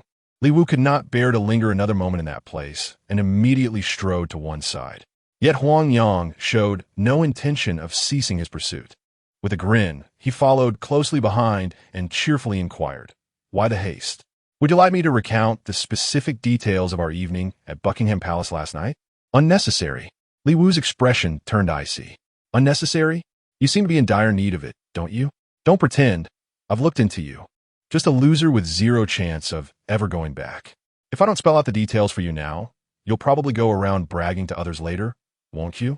Huang Yang relentlessly pursued Li Wu, incessantly chattering and trampling upon him with ceaseless humiliation. Even a clay figurine possesses a spark of temper, let alone Li Wu. This time, Li Wu refused to endure any longer. He abruptly turned around, fixing his icy gaze upon the smirking Huang Yang, and uttered coldly, "Do you consider yourself formidable? Does Zhou Feng truly possess such prowess?" Hearing this, Huang Yang immediately perked up. He had been performing a one-man show for quite some time and was nearly at his wit's end, never expecting Li Wu to finally counterattack. "Excellent. The more you resist, the more exhilarated I become." He immediately feigned humility and said, "It's not for me to say, but when Buckingham Palace received complimentary drinks from Sister Ran and even waived the bill, tell me, isn't that utterly impressive?" Upon hearing this, Li Wu chuckled. "You think you're so impressive, don't you? Well, I'll make sure you won't be feeling so high and mighty anymore." He immediately picked up his phone and dialed Zheng Hao's number. This was the contact Zheng Hao had insisted he keep, and he hadn't refused. The call connected swiftly, and from the other end came Zheng Hao's voice, brimming with cautious reverence. "Brother Wu, is that you?" Zheng Hao, the man who straddles both sides of the law. Zheng Hao, now in his 40s. The formidable Zheng Hao whom no one in Jiaqing dares to disrespect. Yet on the phone, he addressed Li Wu as Brother Wu. If this were to spread, I fear it would stir up a tempest throughout Jiaqing. Those unaware of the truth would undoubtedly see Zheng Hao in a new, unflattering light. Yet Zheng Hao remained utterly unrepentant for his actions. Because of last night's incident, he profoundly comprehended Li Wu's formidable capabilities. Even a figure like Jin Wu was utterly annihilated with a mere snap of Li Wu's fingers, doomed to eternal oblivion. Though Zheng Hao considered himself slightly superior to Jin Wu, the margin was negligible. In other words, should Li Wu decide to deal with him, It would require nothing more than a single phone call or word. Faced with such an individual, he had no choice but to treat him with the utmost reverence. As for Li Wu, upon hearing the address of Brother Wu, not the slightest ripple of emotion stirred within his heart. With an air of detached indifference, he merely uttered, "It is I. What instructions might you have for me, Brother Wu?" Zheng Hao hastily responded, fumbling to activate the call recording function. A shrewd individual like him instantly grasped that Li Wu's unexpected call must carry significance, and thus feared missing even the slightest nuance. Li Wu cast a glance at the smug Huang Yang and Zhou Feng, who was surrounded by a flock of young women, before remarking coolly, "Those people are not my friends." To an outsider, the statement seemed abrupt and cryptic. Even Huang Yang was left bewildered. What does that mean? Those people are not my friends. Are you speaking in riddles? Zheng Hao's mind was initially a whirlwind of confusion. However, his years of experience had not been in vain. In the blink of an eye, he recalled the previous evening. While listening to Lin Ran's report about the Jinwu incident, he had learned that Li Wu and a few young men were enjoying themselves at his KTV. Although Lin Ran had already sent over 2 bottles of liquor, Zheng Hao decisively waived the entire bill, determined to ensure Li Wu's companions had a splendid time. Now, as Li Wu implied those individuals were not his friends, the truth became glaringly apparent. After blinking, Zheng Hao's voice immediately darkened as he said, "I understand, Brother Wu. Leave this matter to me. It's as good as done." Upon hearing this, Li Wu couldn't even be bothered to respond before abruptly ending the call. "Ah, making phone calls, are we? Calling for reinforcements? And who might you be summoning? Would you kindly grace my handsome visage with a gentle strike?" At that moment, Huang Yang's utterly infuriating voice rang out once more. Li Wu's gaze toward him now was akin to beholding an absolute imbecile. This fool remained blissfully unaware of the impending calamity about to befall him. "Huang Yang, you must cease your constant bullying of Li Wuong. Though he may be an underprivileged soul, does that mean he lacks dignity?" Not far away, Zhou Feng also spoke up, echoing Huang Yang's mocking tone with identical sarcasm. Surprisingly, the beautiful girls nearby giggled upon hearing such blatantly bullying remarks, as if finding it amusing. Indeed, not everyone possessed Su Yi's kind-hearted nature. A cold smirk flickered across Li Wu's mind, yet he remained silent. He was determined to see just how much longer these two could maintain their arrogance. "Brother Feng, I certainly did not bully him. Observe his arrogant and disdainful expression. Clearly, he is the one oppressing me. Haha, just let him bully you a little. After all, he's just a pathetic loser who rarely gets to push others around. Consider it an act of charity, like tossing coins to a beggar." Huang Yang and Zhou Feng engaged in a seamless duet, relentlessly disparaging Li Wu. The surrounding girls' titters grew increasingly unrestrained. Yet Li Wu remained utterly unfazed. Calculating the time, it should be imminent. Suddenly, Li Wu's pupils constricted sharply. He spotted a figure entering the villa, a burly man with a crew cut and a scar running across his eye. It was none other than Lang. Upon entering, Wolf cast a sweeping glance around before swiftly spotting Li Wu. He promptly nodded in acknowledgement, yet refrained from calling out, even feigning unfamiliarity in the blink of an eye. He remembered all too clearly Li Wu's preference for discretion. With so many present, exposure was unthinkable. Soon, Wolf's gaze fell upon Huang Yang and Zhou Feng loitering conspicuously before Li Wu. Instantly, his eyes gleamed with intent as he strode directly toward them. Meanwhile, Huang Yang was still exhausting every means to mock Li Wu. Since that phone call, Li Wu's continued silence had rendered the taunts dull and unfulfilling. But just then, a hand, weighted with formidable force, descended upon his shoulder, pressing down so heavily that Huang Yang nearly buckled to his knees. Enraged, Huang Yang whirled around without hesitation, snarling through gritted teeth, "Who the hell dares?" Zhou Feng's eyebrows furrowed slightly as he sensed the ominous aura emanating from Alung, realizing this visitor likely harbored ill intentions. Yet he remained utterly undaunted. After all, this was the party of Yi Chengfeng's son, Yi Xiaolong. No one would dare cause trouble here. Moreover, he was the kind of man who could command a personal bottle service from Lin Ran himself at the Buckingham Palace KTV, even receiving the ultimate courtesy of a waived bill. What on earth did he have to fear? He stepped forward with an air of unyielding loyalty, boldly extending his hand to shove along. Friend, it's rather unbecoming of you to lay hands on my people like this. Friend? Upon hearing this, Wolf let out a scornful sneer. You dare? Who the hell do you think you are? Brother Feng calling you a friend is doing you a favor. The hand on Huang Yang's shoulder remained, pressing down with such force that it bent his back. Furious, he bellowed, Do you even know that Brother Feng is acquainted with Brother Yin? Brother Yin? The wolf was taken aback, adopting a pensive expression. He was genuinely deep in thought. When had someone called Brother Yun emerged in Jiaqing? Noticing his reaction, Zhou Feng couldn't help but let out a mocking chuckle. Ha, friend, if you don't even know Brother Yun, it seems you're not exactly well connected. Fine, let me drop a bigger name, Brother Wolf. Ever heard of him? Brother Yun and Brother Wolf are tight as brothers. At this point, even the dimmest of minds would comprehend. Someone must be exploiting a Lung-Guest's reputation to swagger about in the outside world. Moreover, he also recalled that there had indeed been a subordinate in his past whose name contained the character Yun. At this thought, the wolf raised his hand and delivered a resounding slap across Zhou Feng's face. With a loud thud, Zhou Feng collapsed onto the ground. You! How dare you strike Brother Feng? You're finished. Brother Yun will never let you off. Brother Wolf, the loyal comrade of Brother Yun, will not spare you either. Huang Yang cried out in a mix of shock and terror. You dare use my own name to intimidate me? Do you take me for a fool? Slap! The wolf raised its hand and delivered another resounding slap, sending Huang Yang sprawling to the ground in an instant. Both Huang Yang and Zhou Feng lay there utterly dumbfounded, their minds reeling in confusion. What in the world was happening? Who used his name to intimidate him? Or perhaps, could this be Brother Wolf? Zhou Feng was no fool. In an instant, he grasped the situation and immediately cried out in desperate plea, Brother Wolf, we're on the same side. I'm a close friend of Brother Yin. Fuck you and your so-called Brother Yin. That bastard Xiao Feiyun is nothing but a lowly pimp I hired to recruit girls for my KTV. You pathetic fool actually call him Brother Yin? And claim he's one of us? I'd rather die than be associated with such disgrace.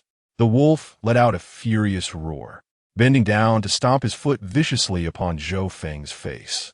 Chapter 23. I shall deal with him at this moment. The beautiful girls who had previously surrounded Zhou Feng were utterly stunned. How could the once arrogant and domineering Zhou Feng now be beaten like a dog? The one who struck him was none other than the very wolf he had always boasted about. Zhou Feng was utterly bewildered. Something was amiss. How could Brother Yin possibly be a pimp distributing flyers on the streets to solicit prostitutes? His thoughts spilled out unconsciously as he murmured, Brother Wolf. Surely you must be mistaken. Brother Yin managed to reserve booth 18 at Buckingham Palace, had Sister Rand personally deliver the drinks, and even got the entire bill waived. How could someone like that possibly be a pimp? The elegant young ladies nearby nodded in agreement, thoroughly convinced by Zhou Feng's words. He had just shown them the evidence on his phone, photographs of Lin Rand presenting the wine, along with receipts displaying 0 charges. This must certainly be a misunderstanding. They all gazed at Alung, anticipating a dramatic reversal where Zhou Feng would regain his former glory. Had he not mentioned it, I might have nearly forgotten. That private room you occupied last night was reserved for distinguished guests. The wine was complimentary for VIPs, and the bill was waived for them. You shamelessly seized what wasn't yours, do you understand? Upon hearing this, Lang immediately reached into his pocket, retrieved a bill, and flung it onto Zhou Feng's face. We'll overlook the losses from your unwarranted occupation, but every penny from last night's expenses must be accounted for. Understood? Upon hearing this, the beautiful women around them couldn't suppress their startled gasps. I had truly believed Zhou Feng possessed such remarkable influence to receive complimentary treatment at Buckingham Palace. But it turned out to be like this. He just asked for my number.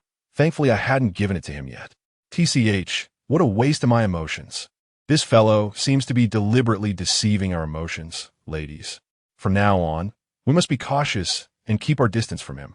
The very same Zhou Feng who was just being obedient and singing praises moments ago has now become the object of everyone's disdain. Zhou Feng felt utterly despondent, on the verge of tears. It was all just a misunderstanding. But even if it were a misunderstanding, they could have simply called to settle accounts. Why do they have to storm in here like this? How am I supposed to face people after this? Little did he know that Along had come precisely to strip him of his humanity. Why stand there dumbfounded? Hand over the money. Wolf had no inkling of Zhou Feng's inner turmoil, relentlessly slapping his face with brutal force. Within mere strikes, Zhou Feng's visage swelled grotesquely, his dignity shattered beyond recognition. In abject humiliation, Zhou Feng hastily relented. All right, I'll give it. As he spoke, he reached for his wallet, only to find insufficient cash inside. Like a magician performing a trick, Wolf promptly produced a POS machine and declared, "Swipe your card." Zhou Feng had no choice but to swipe his card with tears in his eyes. Having collected the payment, Along left without hesitation, leaving only Zhou Feng and his eager vanguard Huang Yang lying on the ground, their eyes brimming with tears. The surrounding crowd pointed and whispered at the two. Exchanging a glance, Zhou Feng and Huang Yang gritted their teeth, rose from the ground, and prepared to leave. This was no place to linger. Just then, Li Wu's voice suddenly rang out from the side. "Weren't you so impressive? Getting Lin ran to send you free drinks at the Buckingham Palace, huh? Still feeling high and mighty now? You." Zhou Feng trembled with rage, pointing at Li Wu, but unable to utter a complete sentence. Huang Yang wished he could bury his head in shame. Boasting? What a joke. After several heavy heaves of his chest, Zhou Feng finally spat out a sentence. "My luck may have run dry today, and I may be down on my knees, but even at my lowest, I still stand taller than you. You are nothing but a despicable lowlife. Do you understand? Don't ever cross my path again." After speaking, Zhou Feng left the villa with Huang Yang, barely managing to walk swiftly despite his weakened state. Li Wu merely smiled faintly, utterly indifferent to Zhou Feng's harsh words. If just anyone could deal with him, his Li family wouldn't be the world's most formidable hidden aristocratic lineage. Without Zhou Feng around, Li Wu finally found some peace. However, unbeknownst to him, a pair of sinister eyes were watching him intently from the second floor of the villa. The owner of those piercing eyes was none other than Wang Yang. Wang Yang's background was far from insignificant, which granted him the privilege to stand on the second floor at such gatherings, unlike ordinary folk confined to mingling on the ground level. However, the commotion that had just erupted downstairs managed to disturb even those upstairs. While most dismissed it as mere amusement, Wang Yang's astonishment was palpable when he recognized Li Wu amidst the chaos. However, his astonishment swiftly transformed into murderous intent. Just as he was seeking Li Wu, the man had foolishly stumbled into his path. Truly, when heaven presents an open road, one refuses to walk it, yet willingly barges through hell's unguarded gates. Young Master Yang, who is the maiden that has captured your gaze in such a reverie? Shall I descend and summon her for more intimate discourse? Suddenly, a voice sounded beside Wang Yang. The speaker was Feng Chuan, whose background, though not as illustrious as Wang Yang's, was still formidable enough to warrant his presence on the second floor. Instantly, the gloom in Wang Yang's eyes dissipated as he turned with a smile and said, "If there were any ladies, I would surely introduce them to you first, young Master Feng. It's just that I spotted an old acquaintance." "An old acquaintance?" Feng Chuan also glanced downward and remarked, "I fear the matter is not quite so straightforward, is it?" With a faint smirk curling at the corners of his lips, Wang Yang saw no further need for pretense. "There's a fellow named Li Wu down there. I intend to deal with him. Have you any suggestions?" "Huh. Handling people happens to be my particular forte." Feng Chuan burst into hearty laughter. "Tell me, do you wish to annihilate him physically or obliterate him spiritually?"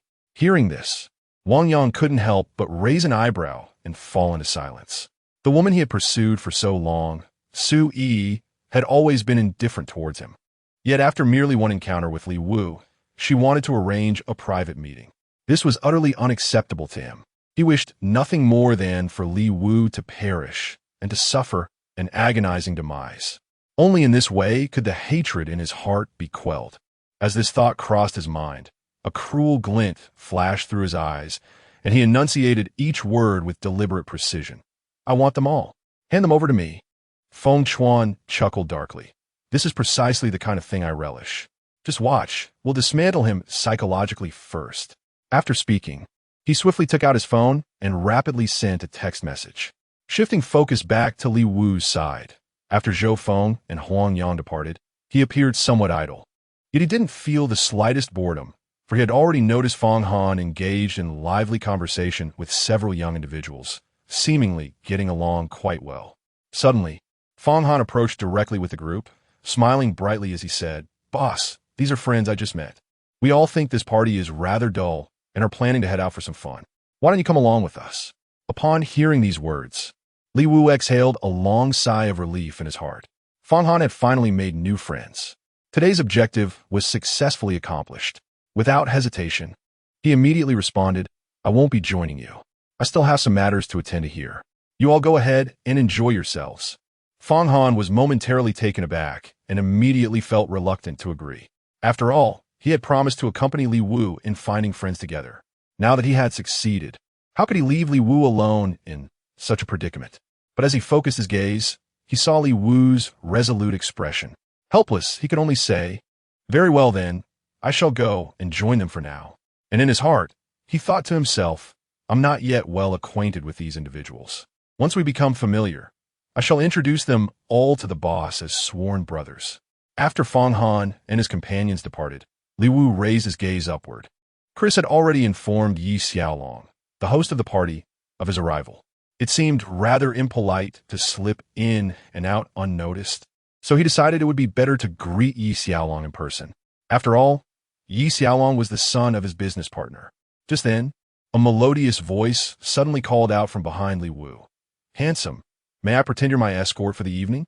Li Wu was taken aback, turning around to see a young woman of striking beauty and graceful stature addressing him. Instinctively, he stepped aside, assuming her words were meant for another.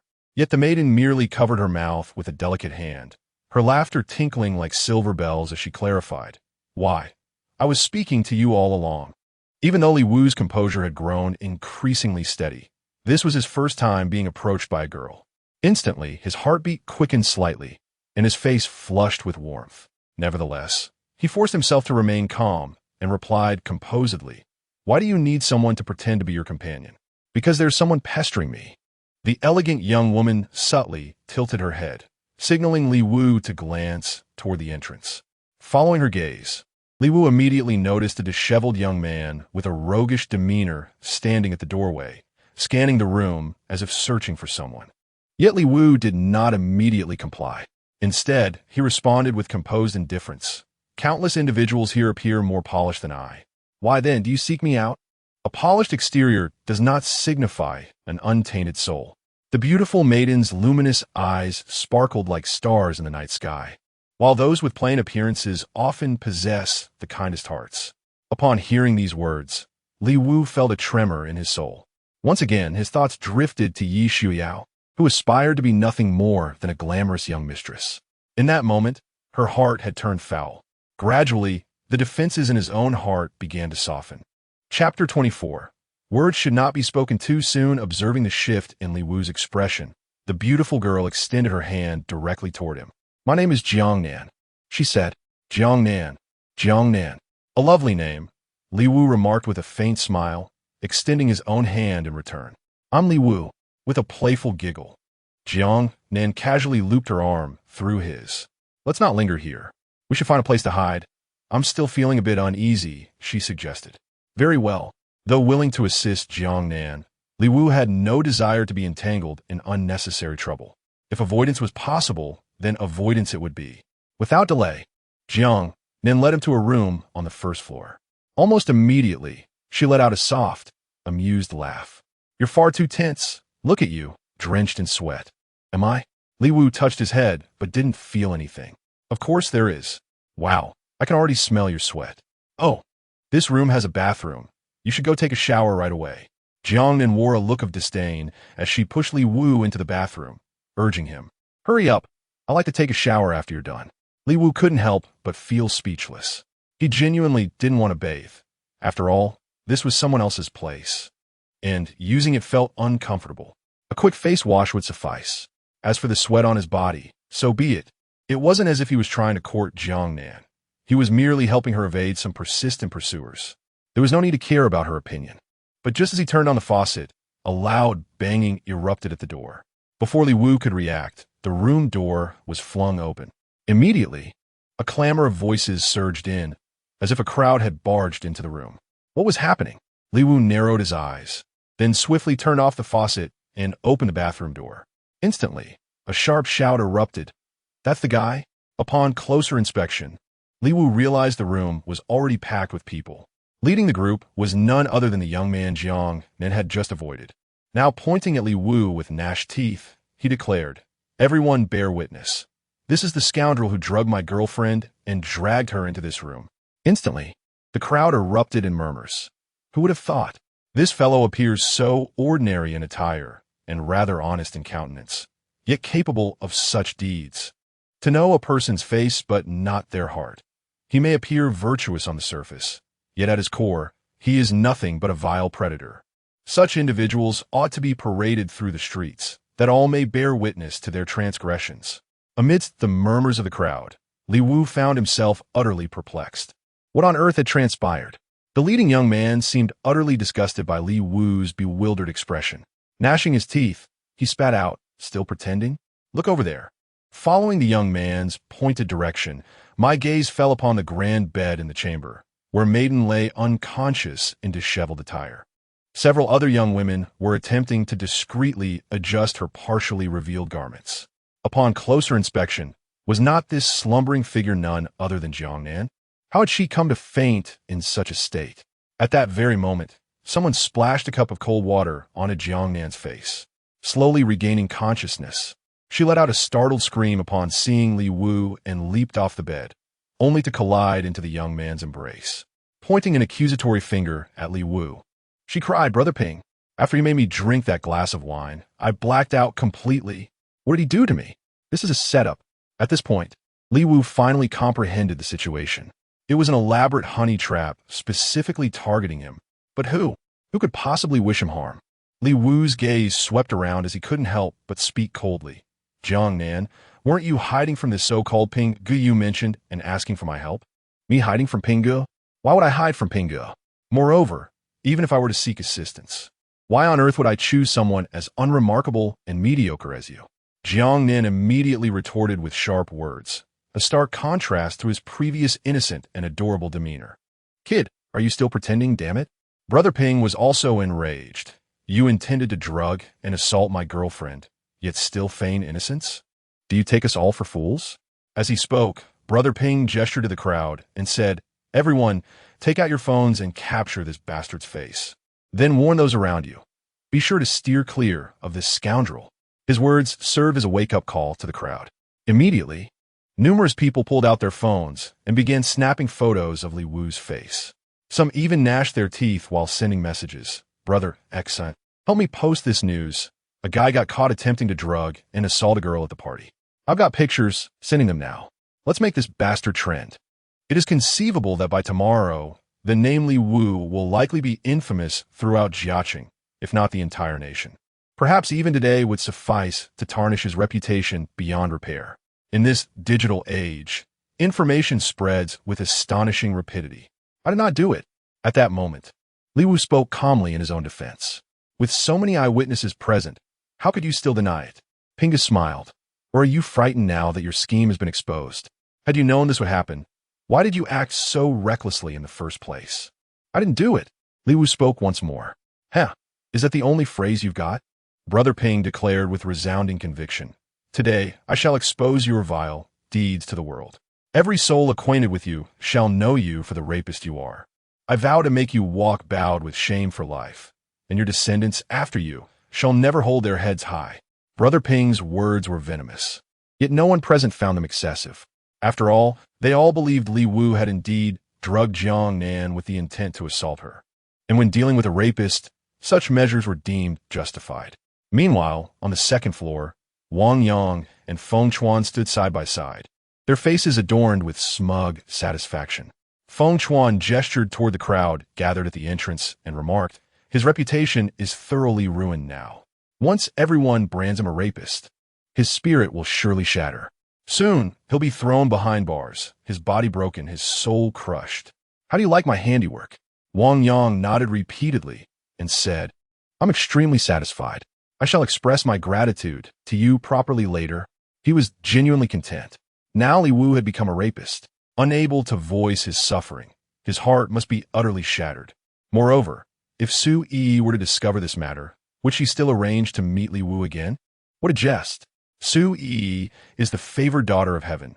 Would she ever associate herself with a rapist? Killing two birds with one stone. The more Wang Yang pondered, the more he yearned to unleash a triumphant cry. Exhilarating. Utterly exhilarating. His gaze then shifted back to Li Wu, who remained steadfast in his declaration. I am innocent. Seeing Li Wu still refusing to admit his wrongdoing, the crowd seethed with indignation, itching to charge forward and beat him to death.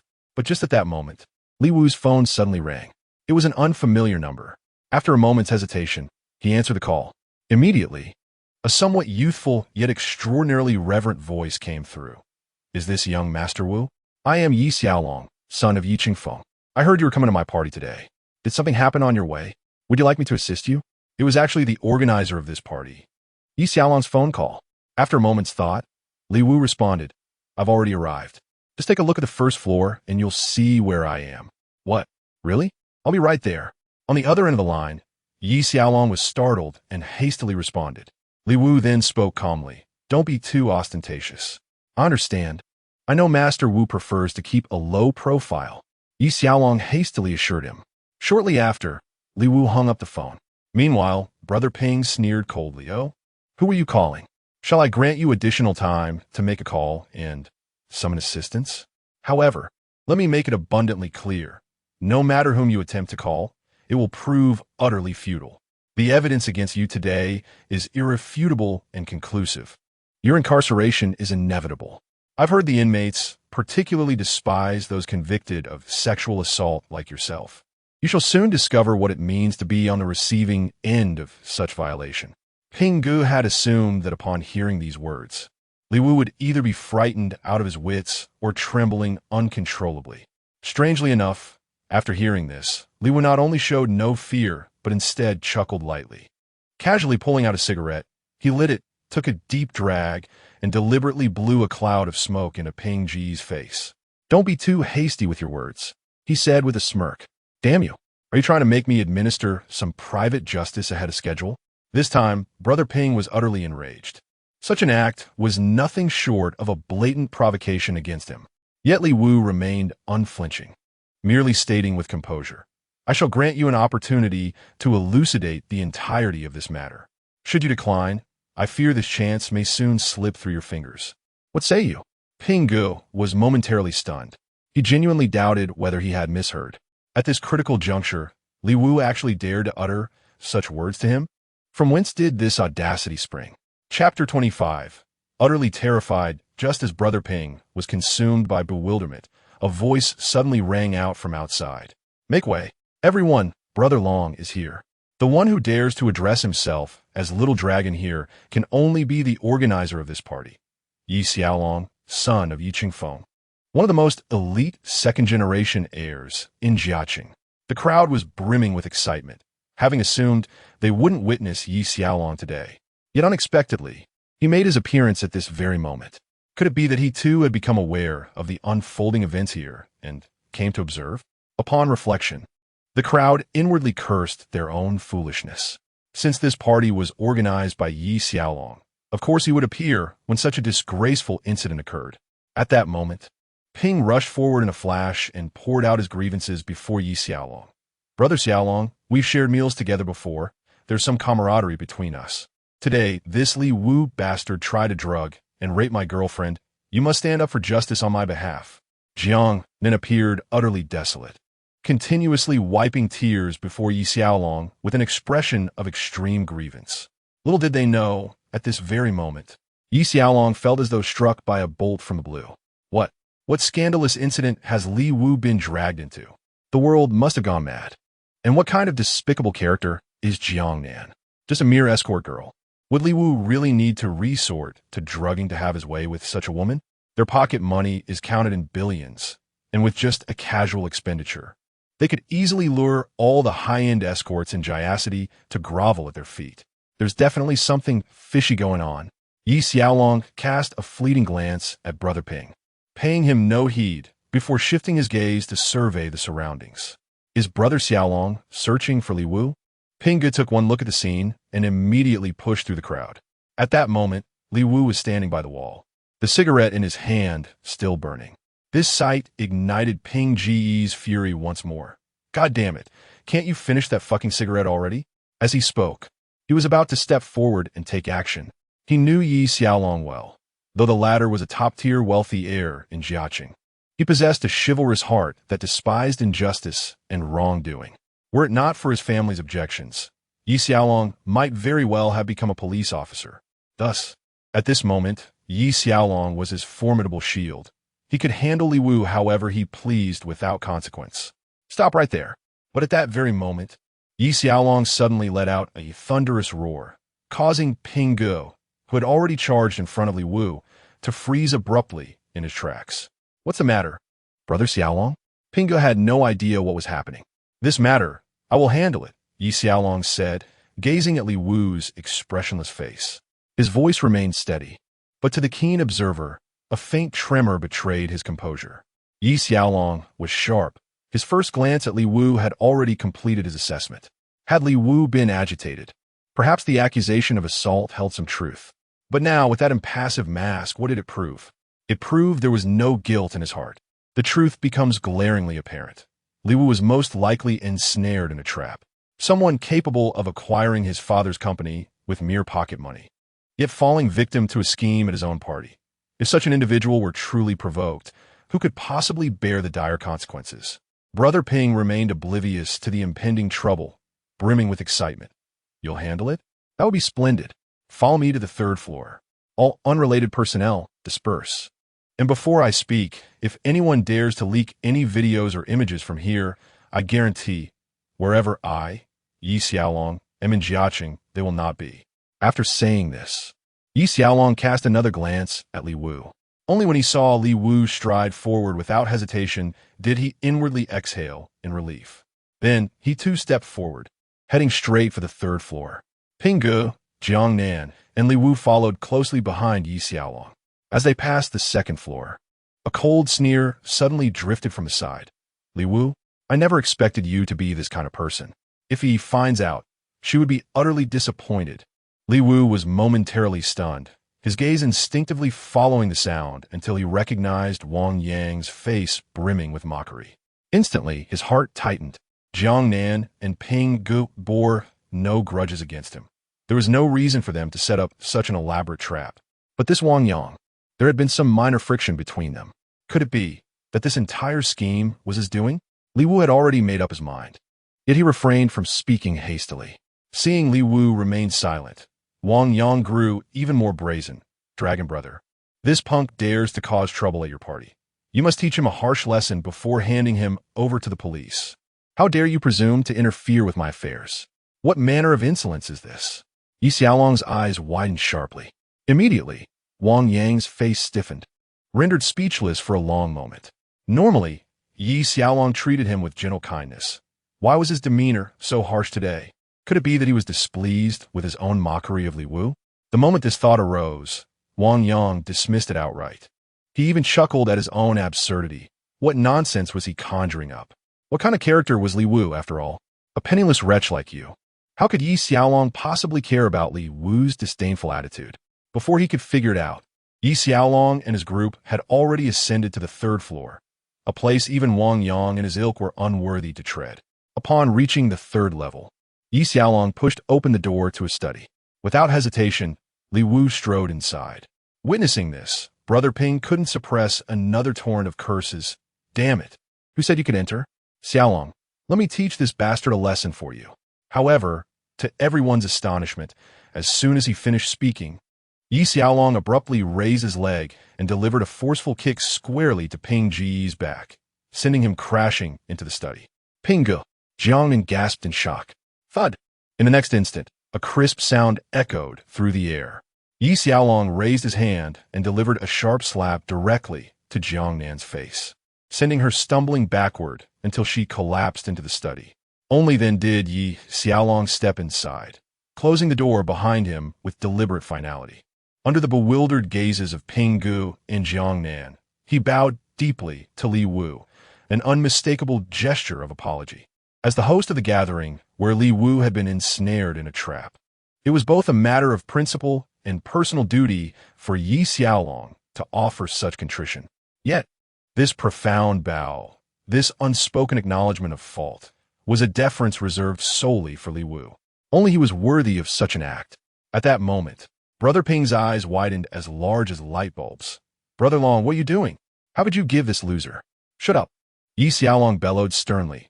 "You still remain unaware of young Master Wu's true identity, do you?" "Young Master Wu?" Brother Ping was utterly bewildered. The information he had received depicted Li Wu as a complete loser, rumored to be so destitute that he couldn't even afford to top up his phone credit. Yet here was Yi Xiaolong addressing him as young Master Wu. Yi Xiaolong cast another glance at Li Wu, confirming his lack of objection before speaking in an icy tone. "As you're all aware, today's celebration marks my father's company securing 5 billion in financing. So what of it?" Pinggu and Jiang Nim were both taken aback. "Haha, it was Wu Xiao who financed it with his pocket money." Yi Xiaolong finished speaking, then gazed coldly at Brother Ping and Jiang Nan. As for Brother Ping and Jiang Nan, they had already frozen in place the moment Yi Xiaolong's words left his lips. What? Li Wu, not a loser, but a magnate capable of raising 5 billion in funding? This can't be real. Am I hearing correctly? They were most reluctant to accept this truth. Yet how could the lofty Yi Xiaolong possibly stoop to telling such clumsy lies for the sake of some insignificant nobody? At last, Pinga and Jiang Nan exchanged glances, as if silently uttering the same thought. We have actually provoked such an influential figure? Terror, dread, horror. A torrent of dark emotions surged through them in an instant. Immediately, Pinggu and Jiang Nan's bodies began to tremble violently, as if shaken by an invisible force. Suddenly, a foul stench filled the air. Upon closer inspection, a spreading puddle beneath them revealed they had been frightened to such an extreme that they lost control of their bladders. Witnessing this scene, Li Wu's brows furrowed slightly. He hadn't anticipated these two individuals would be so timid. Yet this only further confirmed his suspicion. They were indeed the ones who had set this trap to deceive him. With a composed demeanor, he spoke softly. "Why do you set this trap for me?" Yi Xiaolong swiftly interjected, "Speak the truth. If I detect even a single false word, I swear you will not live to see the sun rise over Jiaqing tomorrow." I'll talk, came the frantic reply. Jiang then spoke up first, stammering nervously. "It was Brother Ping who found me. He told me to set up a honey trap to deal with Wu Xiao. I just followed his instructions. I swear I know nothing else about this." Brother Ping hastily cried out, "I didn't mean to target young Wu intentionally. Someone made me do it. Yes. It was Feng Chuan. He forced my hand." Feng Chuan? Upon hearing the name, Li Wu was momentarily stunned. He didn't recognize this person at all. Meanwhile, Yi Xiaolong explained from the side. Feng Chuan was the one standing next to Wang Yang earlier. Judging by Wang Yang's words, young Master Wu, it seems you've had some past conflict with him. Now that these two are together, I'm afraid this incident might have been orchestrated by both of them. Li Wu nodded silently. This conjecture aligned perfectly with his own deductions. Yi Xiaolong then murmured softly, "Young Master Wu, shall we summon these two up here as well?" At this moment, Li Wu finally spoke up. "Summon them here." Chapter 26. Do you call this having absolute power? At this moment, Wang Yang was in the most sublime state of euphoria, because Su Yi had arrived. From afar, he called out excitedly, "Yi, come quickly. I must tell you about the extraordinary events that transpired today." As Su Yi arrived at the villa, Wang Yang's voice immediately reached her ears, causing her delicate brows to furrow slightly. Unaware of Wang Yang's presence here, she instinctively contemplated leaving. Whatever significant matter Wang Yang was referring to held no interest for her whatsoever. Observing Su Yi's indifferent expression, Wang Yang's heart sank. Her aloofness toward him remained unchanged. Yet, maintaining an unreadable composure, he remarked smoothly, "Yi, this concerns Li Wu." Li Wu. Su Yi's expression subtly shifted. She had never anticipated that Wang Yang would possess any information regarding Li Wu. After only a brief moment of hesitation, she turned and ascended to the second floor. Witnessing this scene, though Wang Yang's face bore a smile, his heart was roaring with fury. "Su Yi! Who am I, Wang Yang? What is my status and position? How long have I pursued you, only to be met with your indifference? Yet you devote such attention to someone you've merely glimpsed once? Swiftly, Su Yi approached Wang Yang and spoke with an air of detachment. What happened to Li Wu? Speak. Wang Yang maintained his smile as he replied. Then I shall not beat around the bush. That rascal Li Wu attempted to drug and assault a young woman here today, only to be caught by her boyfriend.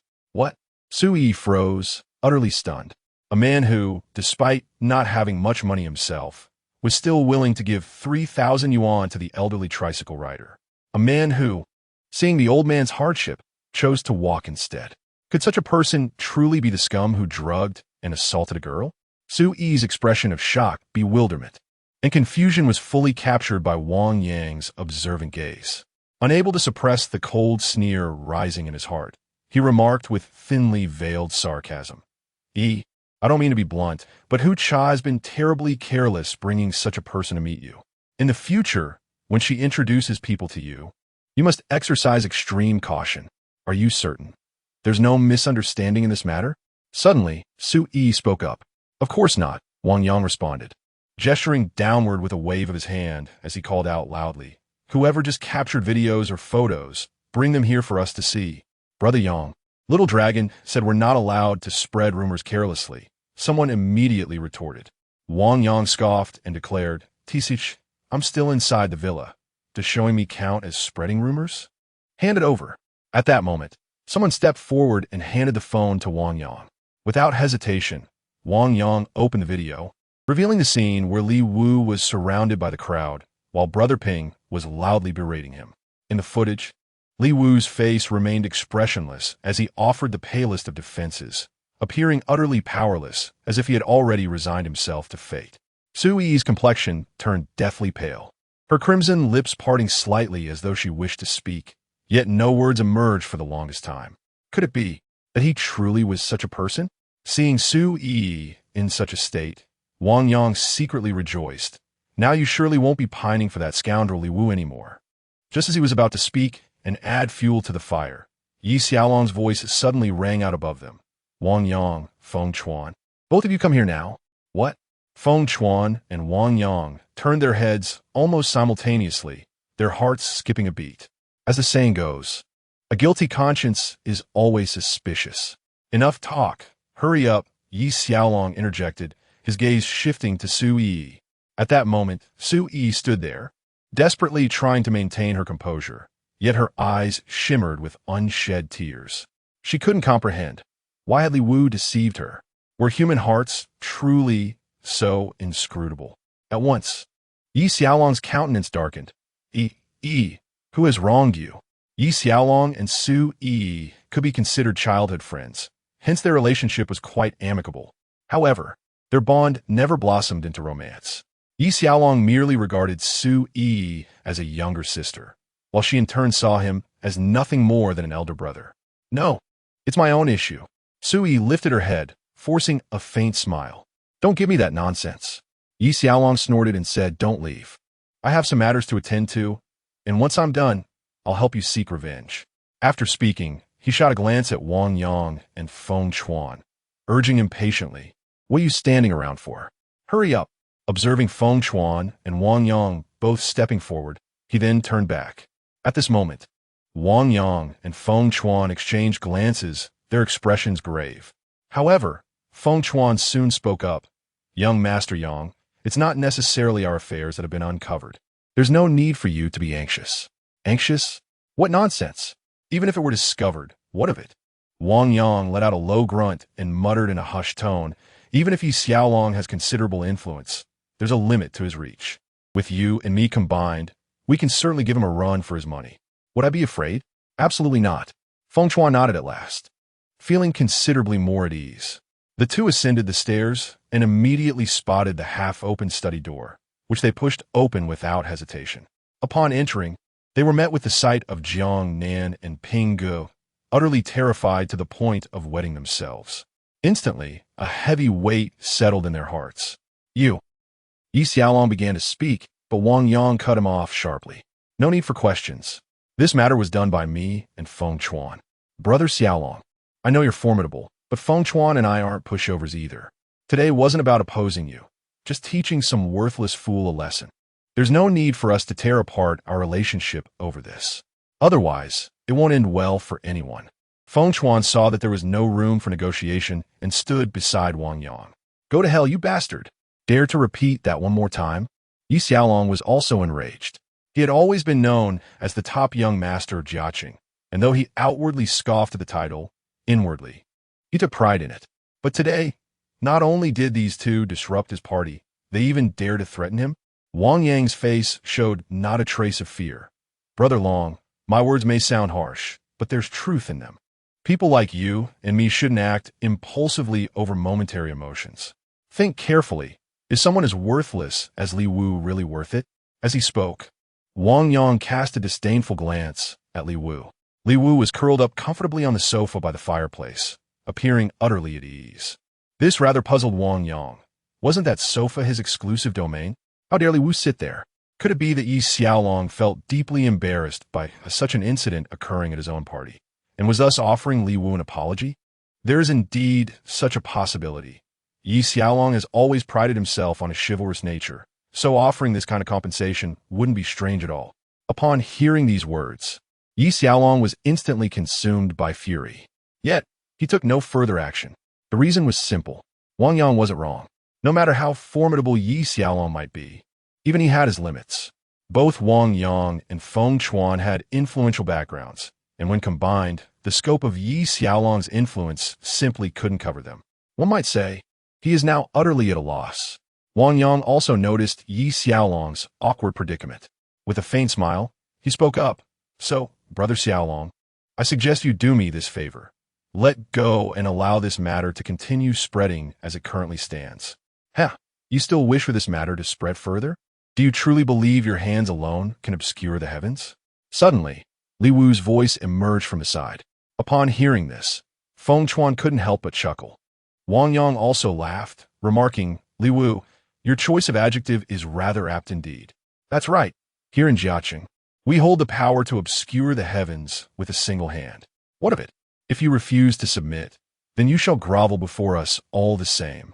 Li Wu raised an eyebrow, then smiled faintly as he stood up and gazed at Wang Yang, remarking, Do you truly believe this qualifies as holding sway over all under heaven?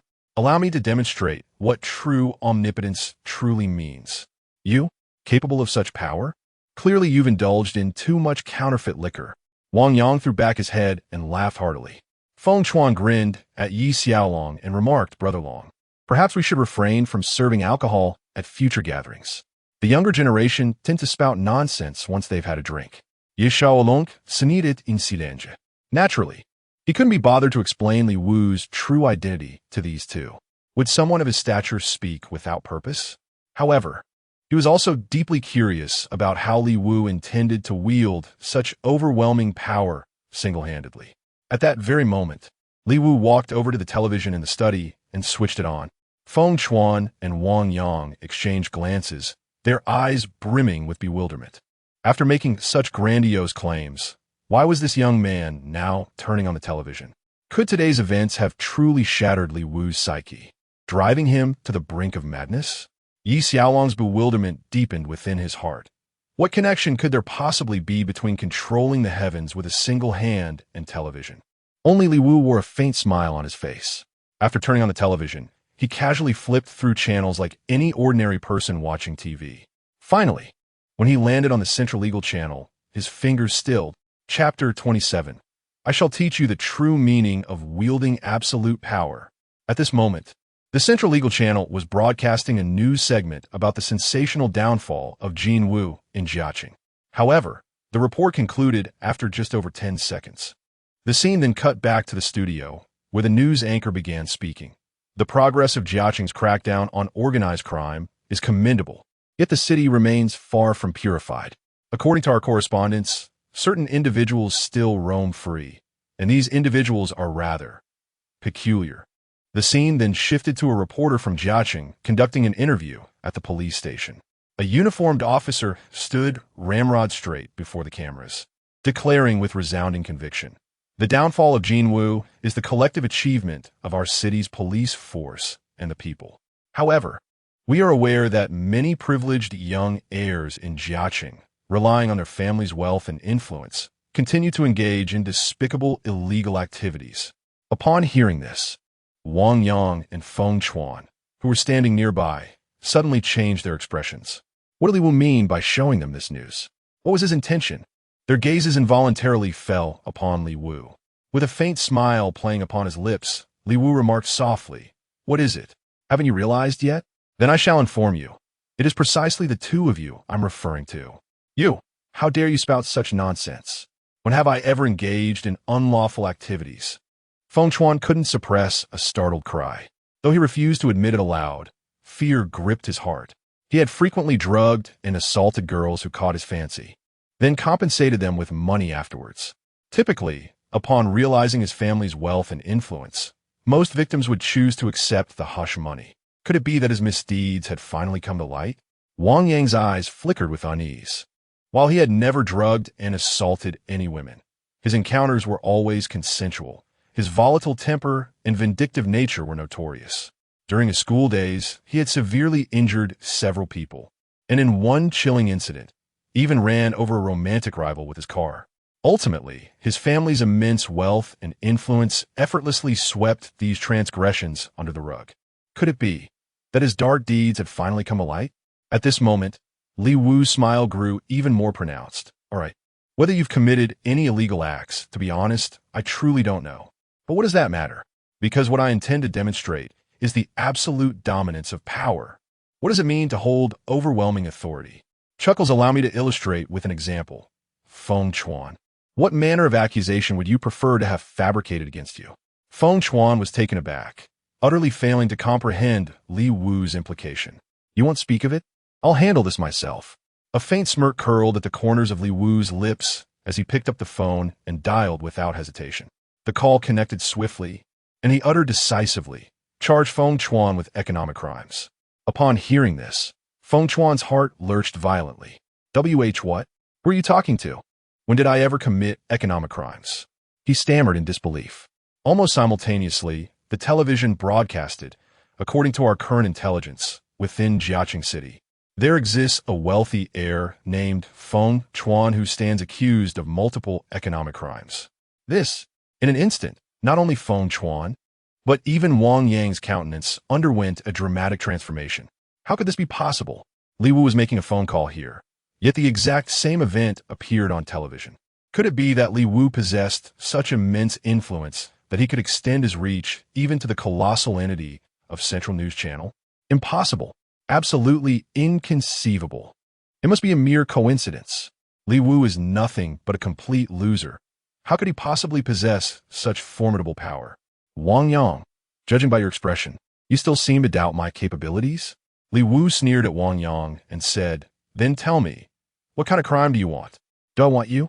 Damn it! Are you pretending to be mysterious here? Do you think I'll believe it?" Wang Yang immediately erupted in curses, utterly unable to believe the unfolding reality before his eyes. At that very moment, Li Wu spoke into the phone once more. "Then let's pin on Wang Yang the accusation of exploiting his family's influence to assault women." Just then, the television broadcasted another announcement. Of course, Jiaqing's wealthy heirs involved in criminal activities aren't limited to Feng Chuan. As we've learned, another scion, named Wang Yang, has also leveraged his family's wealth and power to repeatedly commit assaults and crimes against women. Upon hearing this, both Wang Yang and Feng Chuan felt as though a bolt of lightning had struck them directly. A deafening buzz resonated in their minds, leaving them dazed and unable to recover for a long while. Once might be coincidence, but twice? Li Wu couldn't possibly foresee the future. How could this happen? They could scarcely fathom it. By what authority did Li Wu presume to decree their alleged crimes, as if his mere pronouncements would seal their fate on national television? Could it be that this is the very definition of wielding absolute power? Meanwhile, Yi Xiaolong stood there utterly dumbfounded. He had always considered himself a man of considerable stature, priding himself on being a genuine young master. Yet when compared to Li Wu, he suddenly felt as insignificant as dust beneath one's feet. Li Wu was the true embodiment of aristocracy. With a single utterance, his influence extended directly to the nationally broadcasted Central News Channel, condemning others from afar. Is it truly called covering the sky with one hand when one uses wealth to crush opponents into submission? To crush an opposing family into oblivion through sheer dominance is called shielding the heavens with one hand. To frame and entrap others with cunning schemes is termed shielding the heavens with one hand. No, neither qualifies.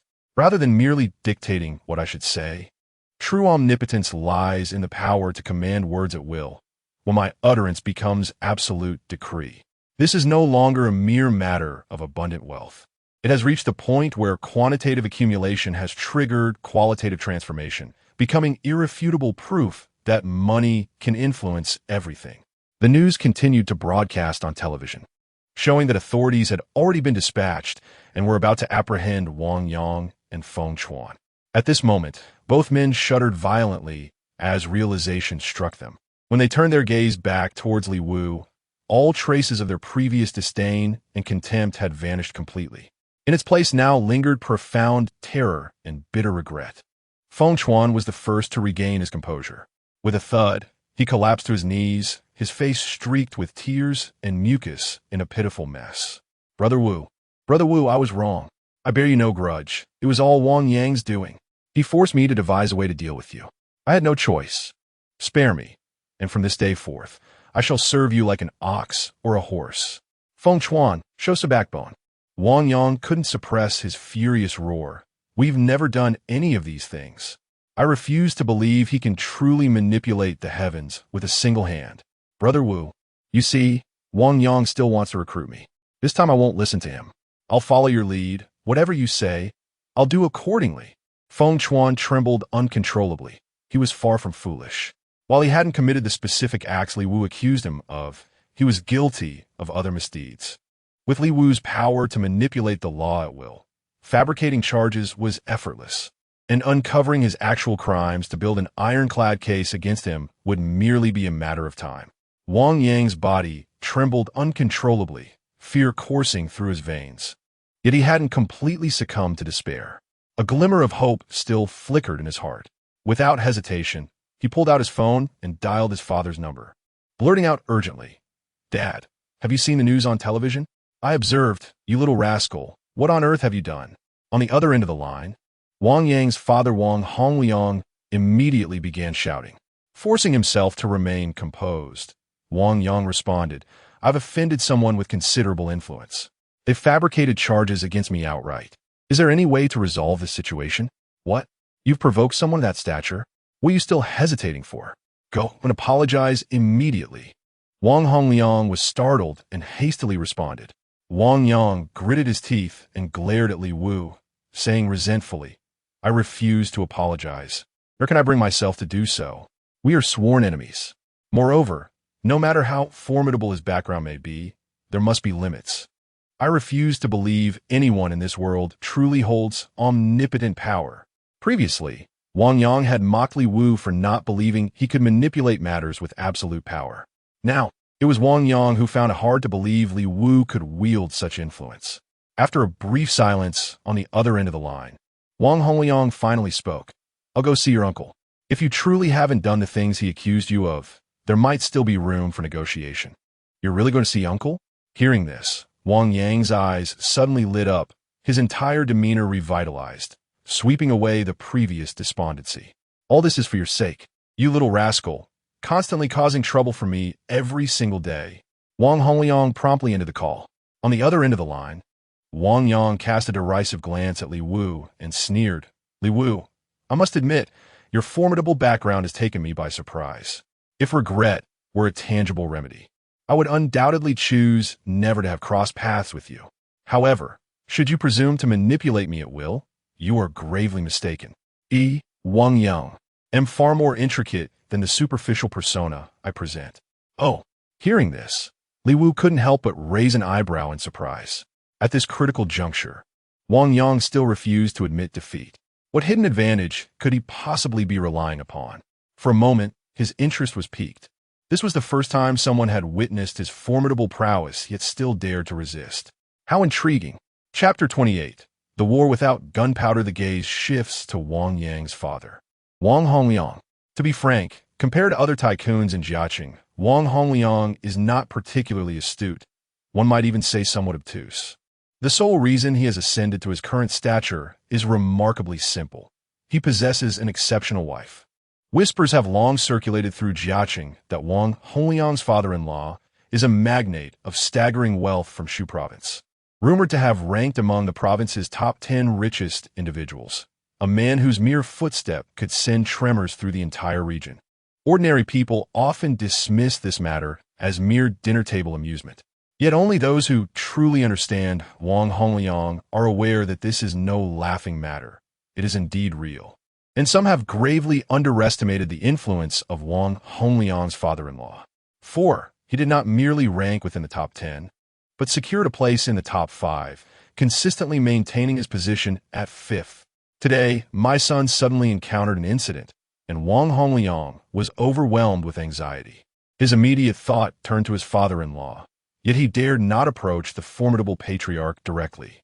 Instead, he sought out his wife's elder brother, Wang Yang's maternal uncle. After all, the father-in-law had aged, and now the uncle presided over the family affairs.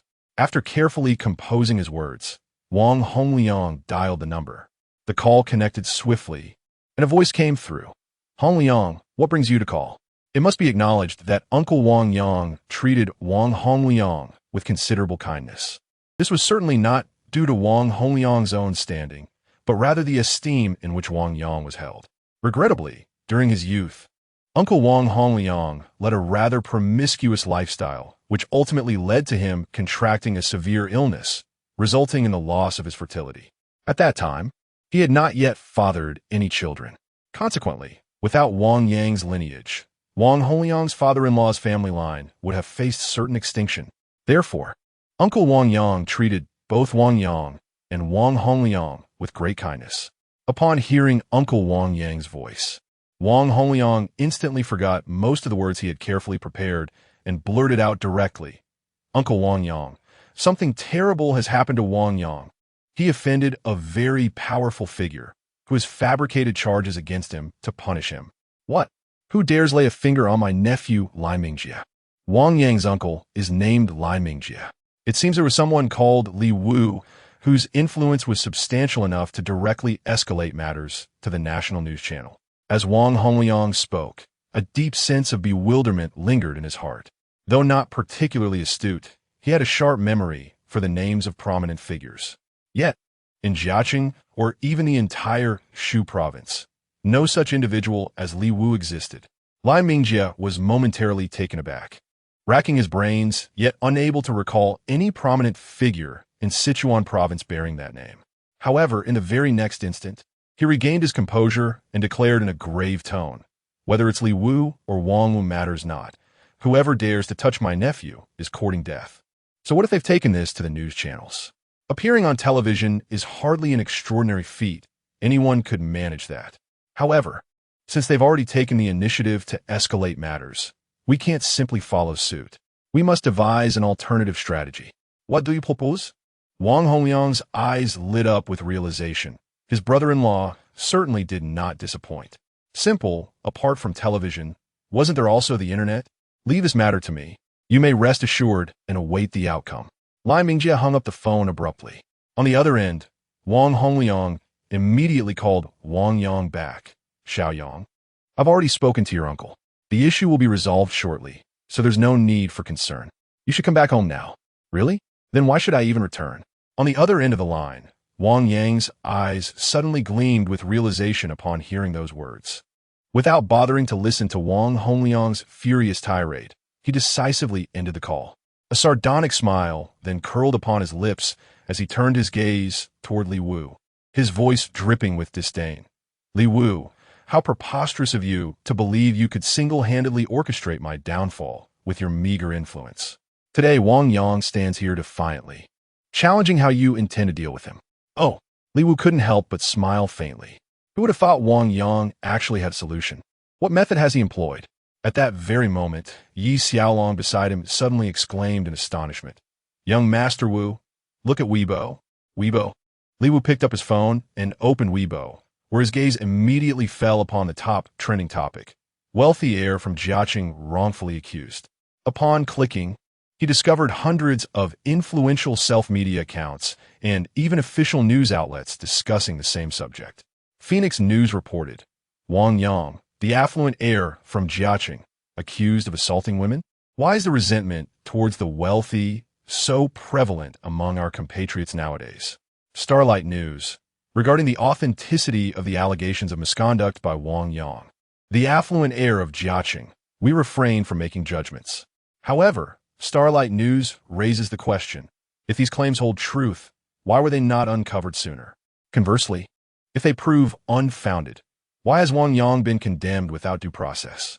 A social media influencer with millions of followers remarked sarcastically, TSK, the moment people hear rich second generation, their minds immediately jump to yacht parties and the exploitation of women. The moral fiber of our compatriots is truly lamentable these days.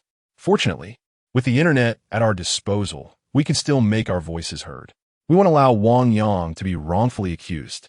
Meanwhile, at the entrance of the South Lake Villa District, the police officers who were preparing to enter and make arrests suddenly received orders from their superiors to immediately halt the operation and await further instructions.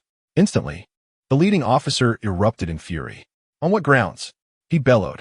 Although the allegations of Wang Yang's misconduct towards women may not be substantiated, his involvement in fatal assaults and vehicular manslaughter is irrefutably documented. Now that we have this opportunity to apprehend him, would it not be an egregious miscarriage of justice to let this scoundrel evade the consequences of his actions? Over the phone, the leader's voice carried a tinge of resignation. Do you think I'm unaware of what you're saying? Would you like to take my position instead? Are you aware of the tremendous uproar Wang Yang's incident has stirred across the internet? Do you wish to make our entire Jiacity police force the target of nationwide condemnation, to be branded in the public eye as corrupt and lawless officials? I care not. The lead detective roared with righteous fury. The opinions of others mean nothing to me. My sole duty is to seek justice for the two innocent lives Wang Yang brutally took. They deserve peace in the afterlife, and, as an officer of the law, I shall ensure they receive it. Yes, precisely because you're a police officer, you must obey orders all the more. The leader also roared in fury. Our justification for this operation was already flimsy to begin with. If you truly wish to seek justice for the deceased, then return and gather concrete evidence before making another move. The lead officer gnashed his teeth upon hearing those words. Yet could only helplessly raise his hand and clench his fist. This simple gesture conveyed but one command: cease all operations. Returning our gaze to the study on the third floor of the villa, Lin Yu, who had been scrolling through Weibo, suddenly couldn't suppress a chuckle. Turning to Yi Xiaolong with amusement, he remarked, to be honest, these media outlets nowadays still possess a certain level of skill. Yi Xiaolong responded with a wry smile, his expression a mixture of helplessness and concern. Young Master Wu, the current circumstances are not favorable for you. What he truly wished to express was, young Master Wu, you are currently the arch-villain in this scenario. How can you still manage to smile? Wang Yang, standing nearby, sneered coldly. Li Wu, do you understand now? You may be formidable, but even the mightiest have their limits. Clearly, before me, you cannot obscure the heavens with a single hand. Do you comprehend? Now, he felt secure, so his words grew increasingly brazen. Suddenly, his phone vibrated with an incoming message. Upon reading it, his smile broadened radiantly. Li Wu, have you received the news? The team dispatched to apprehend me on television has been stopped at the Villa District entrance and is about to withdraw. After speaking, he directly waved his phone screen in front of Li Wu's eyes, unable to conceal his smug expression. However, to his slight disappointment, Li Wu remained engrossed in scrolling through his phone, occasionally bursting into laughter, seemingly completely indifferent to the situation at hand. Suddenly, Wang Yang grew furious. Li Wu, what the hell are you laughing at? Don't you realize you failed at showing off? Still trying to cover the sky with one hand? You can't even cover your mother's sky. Alas, what a pity. But at this very moment, Li Wu suddenly sighed and put away his phone. Pity? What pity? Yi Xiaolong was taken aback. Could Li Wu have already admitted defeat against Wang Yang in this round? Impossible. He was acutely aware that Li Wu's pocket money amounted to hundreds of billions. Do not mistake this for an ordinary figure. To illustrate, If one were to bestow such a sum upon an average American, there would be a 70% likelihood of transforming that individual from a mere plumber into the President of the United States. How could such a person admit defeat so easily? Wang Yang was momentarily stunned, but soon he opened his mouth again to curse. A pity? What a pity! I failed to accomplish what I intended to do. How regrettable, huh?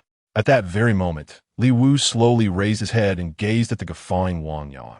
With an air of quiet detachment, he remarked, "The pity I spoke of is that all those amusing microblog posts have vanished. What a shame." Chapter 29. The Clash of Titans amusing microblogs all vanished? How utterly preposterous. Wang Yang refused to believe it. The recent online discourse was undoubtedly orchestrated by his uncle as a counterattack, and, judging by the impact, it had been remarkably effective. How could such a prominent Weibo post vanish into thin air? Preposterous. Wang Yang cast a skeptical glance as he picked up his phone and opened Weibo. The trending list remained intact, yet conspicuously absent were any mentions of wealthy heirs. He scrolled downward persistently, dragging all the way to the very bottom of the rankings, but found nothing. Upon casually browsing a few prominent influencers' pages, I noticed one who had just posted a defense tweet that mysteriously vanished. The latest update now absurdly discusses the supposed uncivilized nature of Chinese people consuming dog meat. What's wrong with eating a dog? Are pigs destined to be devoured by you worthless creatures? At once, Wang Yang let out a furious curse before immediately dialing his father Wang Hongyang's number. "Dad, what's going on? All the news online has vanished. Someone has interfered." Wang Hongyang said, "Don't worry. Your uncle is already aware of this matter. He will intervene immediately and will undoubtedly ensure your protection." Meanwhile, in Lin Yu's office, he was also in a towering rage, berating the group of employees standing before him. "What use are you to me? $1 million spent, and all we got was 3 minutes of trending? Boss, it's not about the money," the employee timidly uttered. "All the funds we've expended have been returned. Returned in full." "Returned?" Lin Yu was nearly amused to the point of laughter. "Are you suggesting that those scoundrels on the internet would actually regurgitate the money they've devoured?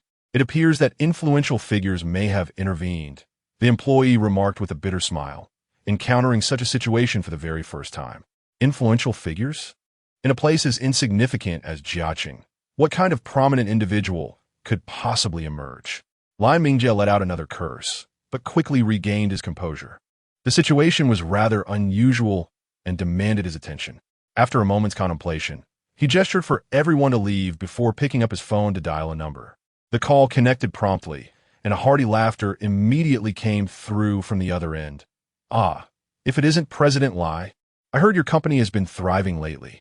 Shouldn't you be swamped with work? What brings you to call me?" "Jia Bing, I am currently preparing to engage in a criminal lawsuit. Name your price." Lin Yu dispensed with pleasantries and got straight to the point. On the other end of the line, Jia Bing, sensing the urgency, immediately shed formalities as well. His professional instincts kicked in as he inquired directly. "Company matters? I'm not particularly adept at this. My expertise lies in private cases." "Private cases indeed. I have a nephew who was falsely accused of assaulting a woman." Just listen to this. The charge is as casually thrown around as if it were mere idle chatter. Now, I must help my nephew clear his name of this baseless accusation. Lin Yu spoke with palpable indignation. On the other end of the line, Jia Bing paused in recollection before responding cautiously. "Would this nephew of yours happen to be the same individual involved in those unfortunate incidents, the fatal altercation and the vehicular manslaughter, that I assisted in resolving previously?" It is best to be completely candid with one's lawyer. So Lin Yu promptly replied, "Indeed, it's him. This time, he seems to have provoked someone with considerable influence. My attempt to counterattack through online public opinion failed, so now I've decided to confront him directly. Since he's using legal means against my nephew, I shall retaliate in kind through the judicial system." After a prolonged silence, Jia Bing finally spoke. "Are you certain this is a false accusation? Last time I could win the lawsuit, though your nephew wasn't particularly strong himself, the opposing side lacked formidable backing as well. This time, since your nephew has offended someone influential, their support is undoubtedly powerful. To prevail in this case, one must possess substantial strength of their own." "Nonsense. Given what I've stated, My nephew is undoubtedly beyond reproach, Lin Mingjie declared with certainty. Upon hearing this, Jia Bing on the other end of the line immediately chuckled. Then it's simple. Since everyone has connections, this matter will proceed strictly by the book, everything according to legal stipulations. We are guaranteed 100% victory. Would you like me to further assist by uncovering the opposing party and framing them for false accusations or something similar? First, let's secure my nephew's safety before discussing anything else. I still haven't uncovered the background of this person targeting him. Lin Mingjie finally relaxed and said. Jia Bing smiled upon hearing this. All right, as you wish. Please transfer the legal fees to my previous account first. I'll give you a 10 discount, so 9 million. I'm currently in Jiaqing and will head to the police station immediately to ensure your nephew walks free without even stepping foot inside. Agreed. Lin Mingjie readily agreed. After hanging up the phone, he immediately summoned his secretary and delegated the task. At the entrance of Jiaqing police station, a sharply dressed young man with gold-rimmed glasses and a black briefcase in hand glanced at his phone. A faint smile curling at the corner of his lips as he noted the bank transfer notification. Without hesitation, he strode inside. Meanwhile, Wang Yang had already received word. Lin Mingjie's contingency plan was in place with a guaranteed success rate. He was absolutely certain he'd be fine. At that moment, his anxiously suspended heart finally settled back into place. A smile reappeared on his face as he remarked, Li Wu, your methods are truly impressive. With so many microblogs circulating online, you managed to retract them all in an instant. His words carried genuine admiration. After all, purchasing trending topics merely requires money. Anyone can do that. But removing them involves far more than just financial resources. It's akin to splashing ink across a blank sheet of paper. Simple enough. Yet asking that ink to retreat entirely back into its bottle presents an entirely different level of difficulty. Li Wu smiled faintly. Since you have the leisure to compliment me, it seems you've devised a new stratagem? Piece of cake, Wang Yang replied with feigned nonchalance, though the arrogance on his face was unmistakable. No matter what you say, it's all slander against me. If you insist, let's settle this properly. My lawyer has already arrived at the police station. Let's see what you can do about that now. Your lawyer is already at the police station? Li Wu smiled. The scene shifts to the police station. In the chief's office at this moment, the dignified chief glared at the impeccably groomed young man before him, grinding his teeth in frustration. This young man was none other than Jia Bing, Wang Yang's lawyer. Director, I believe I have articulated my stance with sufficient clarity. The alleged criminal activities of Wang Yang remain ambiguous, and the evidence presented is incomplete. Your unauthorized arrest constitutes a flagrant violation of legal procedures. Had it not been for the public outcry that emerged, an irreversible miscarriage of justice might have occurred. Now that the public scrutiny has subsided, your insistence on perpetuating this erroneous course of action is utterly unacceptable. I strongly urge you to adhere to the rule of law. Jia Bing spoke with a smile, yet his words carried an aggressive edge. The police chief slammed his fist heavily on the desk, pointing at Jia Bing as he growled in a low voice. Jia Bing, I remember you. It was you who helped Wang Yang evade justice twice after he caused deaths. And now you're at it again. Aren't you afraid of karma for profiting from such deeds? The director was a highly educated individual, yet he could utter such profanities now, which clearly demonstrated the extent of his current fury. Jia Bing remained unperturbed, smiling faintly as he remarked, from a legal standpoint, Director, I have not assisted anyone in evading guilt. My client was innocent to begin with, so I earned this fee with a clear conscience. The director was instantly rendered speechless. From a legal standpoint, Jia Bing's argument was indeed valid. Otherwise, how could Wang Yang have remained unscathed? After a prolonged silence, he finally managed to utter with suppressed anger, Jia Bing, you're manipulating the law with such impunity. Mark my words, divine retribution shall befall you one day. There's a lightning rod on the rooftop of my house. Jia Bing smiled faintly, exuding an air of effortless grace. The director clenched his teeth, utterly helpless against someone so shamelessly persistent and infuriatingly tenacious. Under Jia Bing's piercing gaze, he reluctantly picked up the phone, preparing to recall the police officers who had already set out to make arrests. But just then, a sudden knock echoed at the door. Subsequently, a middle-aged gentleman entered. equally clad in a tailored suit, his hair impeccably slicked back, and even sporting an identical pair of gold-rimmed spectacles. Su Dailin? Jia Bing's lips curled into a mocking sneer upon seeing the visitor. Leave at once, he commanded. Can't you see I'm discussing crucial case matters with the director? Su Dailin, once the preeminent attorney of Shu province and even the esteemed mentor of Jia Bing. Jia Bing's current law firm originally belonged to Su Dailin. However, with treacherous ambition and cunning maneuvers, Jia Bing forcibly seized control of the practice. Consequently, Su Dailin's reputation in Sichuan province suffered greatly, and it is said he has now fallen into rather dire circumstances. To think we would encounter Su Dailin again today. Yet Jia Bing paid him no mind. After all, reduced to such a state, who would possibly seek his legal counsel? It's probably just some trivial domestic dispute or a petty squabble over the balcony, hardly worth paying attention to. He'd be better off focusing on clearing Wang Yang's name. Su Dailin glared at Jia Bing with eyes ablaze with fury. This man was the venomous serpent he had personally nurtured, the very culprit who had reduced him to his current wretched state. Day and night, he fantasized about the moment when he could personally dispatch this despicable wretch to the depths of hell. However, despite the myriad of thoughts swirling within him, Su Dailin maintained a warm and genial smile on his countenance. Jia Bing, after all, I am still your teacher. How could you possibly have the audacity to ask me to leave? I shall remain here and wait. Perhaps I may even offer some insights regarding your case. Chapter 30. The true power of absolute control. Assist me with my case? How dare you presume yourself worthy? Jia Bing nearly burst into laughter. Ever since losing his law firm, this so-called teacher had become utterly disgraced. Within Sichuan's legal circles, whenever Su Dailin's name was mentioned, who wouldn't scoff and call him a good-for-nothing? Now, this worthless fool actually wants to review his case. How utterly ridiculous. Faced with Jia Bing's merciless mockery, the flames of fury burned ever fiercer within Su Dailin's heart. Yet the smile upon his countenance grew only more radiant. Then I shall refrain from viewing it. As he spoke, his gaze shifted subtly toward the bureau chief. With practiced elegance, he withdrew documents from his briefcase and arranged them before the official, his lips curving into a composed smile. Chief, these pertain to my case. I believe it would be prudent for us to first conclude our discussion regarding this matter. Jia Bing issued his command with an air of arrogant authority. The bureau chief snorted in response, yet found himself compelled to obey Jia Bing's words. For protocol dictated the order of precedence.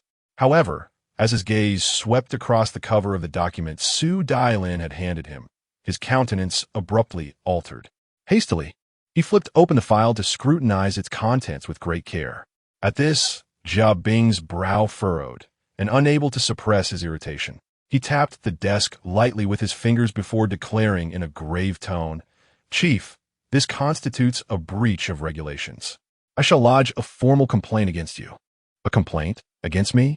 The director let out a hearty laugh and slammed the document onto the desk. Go ahead and file a complaint if you wish, but before that, I shall first rid society of this scourge. What exactly do you mean by this? Jia Bing keenly sensed the underlying implications in the director's words. The director pushed the document from Su Dailin's hands directly in front of Jia Bing, declaring with cold finality, So you may perish with clarity. Jia Bing froze for a moment before hastily picking up the documents to examine them. As he perused the contents, cold sweat instantly drenched his entire body. The files contained materials related to the 2 cases he had handled for Wang Yang back in Jiaqing. And what's more, there was evidence of him bribing witnesses and coercing victims' families. The more he looked, the more Jia Bing's hands trembled uncontrollably. That thick stack of documents. It might as well have been a pile of death warrants. Finished reading, then please proceed, Attorney Jia. Suddenly, a voice echoed from behind. Jia Bing turned his head and saw 2 towering police officers standing there, their presence unnoticed until now. Upon closer inspection, one of them was none other than the very detective captain who had once investigated Wang Yang's homicide case, only to be outmaneuvered and humiliated by Jia Bing himself. Does the wheel of fate truly turn? He wondered. Is this my divine retribution? In an instant, Jia Bing's body went limp, nearly collapsing to the ground. How could this be? Who managed to obtain these pieces of evidence and materials? Who? Suddenly, Jia Bing's gaze shifted and fell upon Su Dailin. "Ha, my dear student. You guessed correctly. It is indeed I." Su Dailin threw back his head and laughed heartily, a laughter brimming with unbridled joy. After all these years, he had finally exacted his revenge with his own hands. "How did you manage to obtain these pieces of evidence that even the police couldn't acquire?" Jia Bing still couldn't believe it. Upon hearing this, Su Dailin's smile widened with delight, because I had assistants. Who? Who helped you? Jia Bing still refused to accept reality. Su Dailin didn't conceal anything and asked bluntly, "For whom are you fighting this lawsuit? Is it someone whom Wang Yang has offended?" At this point, Jia Bing's body suddenly stiffened. He realized he was mistaken. He had assumed that given Lin Mingjia's capabilities, the confrontation would be a fiercely contested battle to the bitter end. Yet, to his astonishment, no sooner had he unsheathed his bayonet than he found himself utterly overwhelmed. Even the most seasoned investigator like Lin Mingjia couldn't unearth these skeletons. Yet they effortlessly dug them up and even tracked down his mentor Su Dailin to eliminate him. In an instant, only two phrases flashed through Jia Bing's mind: unparalleled influence and absolute dominance. After Jia Bing was dragged away, Su Dailin finally exhaled a long sigh of relief. Then he turned his gaze toward the police chief and said, "Chief, now we could go arrest Wang Yang, right?" Of course, they're not charging him with crimes against women now, but rather with the intentional homicide from years ago when he killed someone in a car accident and during a fight. Damn, this time that bastard is really going to get what's coming to him. The director slammed his fist on the desk, snatched up the phone, and dialed the emergency police line. With a thunderous roar, he bellowed, "Move your asses now. If you don't bring them back within half an hour, I'll have your badges stripped clean off you." Haha. Commissioner, since when did you become so resolute? Excellent. If I fail to apprehend the culprit, you may sever my head and present it to your grandson as a chamber pot. A delighted peal of laughter erupted from the other end of the line, followed immediately by the wailing crescendo of police sirens. Returning our gaze to the study on the third floor of villa number 88, Wang Yang's triumphant grin was utterly unconcealable. With leisurely arrogance, he even found the composure to mock Feng Chuan. Feng Chuan, really now, jumping at shadows like some frightened child. How utterly undignified. With a single hand you seek to obscure the heavens? How laughable. Have you forgotten who stands before you? The firmament I command stretches infinitely vast and immeasurably high. Does this Li Wu truly believe he can blot out my sky with such ease? Feng Chuan leaned against the corner of the room. Although it appeared that Wang Yang currently held the upper hand, he remained silent. He couldn't shake the feeling that Li Wu wouldn't give up so easily. Meanwhile, Yi Xiaolong regarded Li Wu with a peculiar gaze. Ever since Wang Yang had made his move, Li Wu had been idly wandering around his study, neither countering nor strategizing, as though the matter held no significance to him at all. Yi Xiaolong grew increasingly anxious. Even if you wield immense power, you must at least lift a finger. How can you possibly contend with Wang Yang if you don't even raise a hand? Suddenly, a ringing phone captured everyone's attention. It was Wang Yang's mobile. Wang Yang smiled faintly and answered the phone languidly. "Father, what is it? Have I been exonerated and cleared of all charges?" "You wretched fool. This time you provoked someone of immense influence. Even your uncle cannot absolve your crimes, and the prominent lawyer hired for your defense has been arrested. Flee immediately. The authorities are already coming for you." On the other end of the line, Wang Hongliang was seething with rage. "What?" Wang Yang's smile froze abruptly on his face. At that very moment, the piercing wail of police sirens erupted outside. In less than a minute, 5 or 6 officers burst through the study door, forcibly pinning Wang Yang to the ground. I'm innocent." Wang Yang was finally seized by panic. "Wrongfully accused? I know you're innocent, but you shall be arrested nonetheless." Li Wu approached and crouched down, glancing at Wang Yang pinned to the ground with a faint smile. "Now you understand what it means to have absolute power," he remarked coolly. Wang Yang was instantly rendered speechless. Now he understood, and he regretted it. Hastily pleading with Li Wu Dao, "Spare me. I sincerely apologize and beg for your mercy. I am willing to do anything you ask. Would you like my father's business? Or perhaps my uncle's enterprise? Please, I implore you, spare me. Your father and uncle's business ventures are frankly not even comparable to my pocket money." Li Wu let out a disdainful snort as he rose to his feet deliberately turning his gaze away from Wang Yang. Wang Yang was instantly consumed by despair. Had Li Wu made such a claim earlier, he would have dismissed it outright. But now, whether he believed it or not, he had no choice but to accept it. It turns out Li Wu is so remarkably capable. Even his pocket money surpasses his father's earnings and the business his proud uncle boasts about.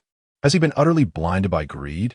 How foolish I was to mistake Li Wu for a mere commoner, attempting to deceive him with such juvenile tricks as a honey trap. What utter stupidity! What profound idiocy! The police officer nearby couldn't help but curl his lips in disdain upon hearing this. Tisich, what nonsense is this brat spouting? The ordinary officers had no idea that the real force behind capturing that scoundrel Wang Yang was Li Wu.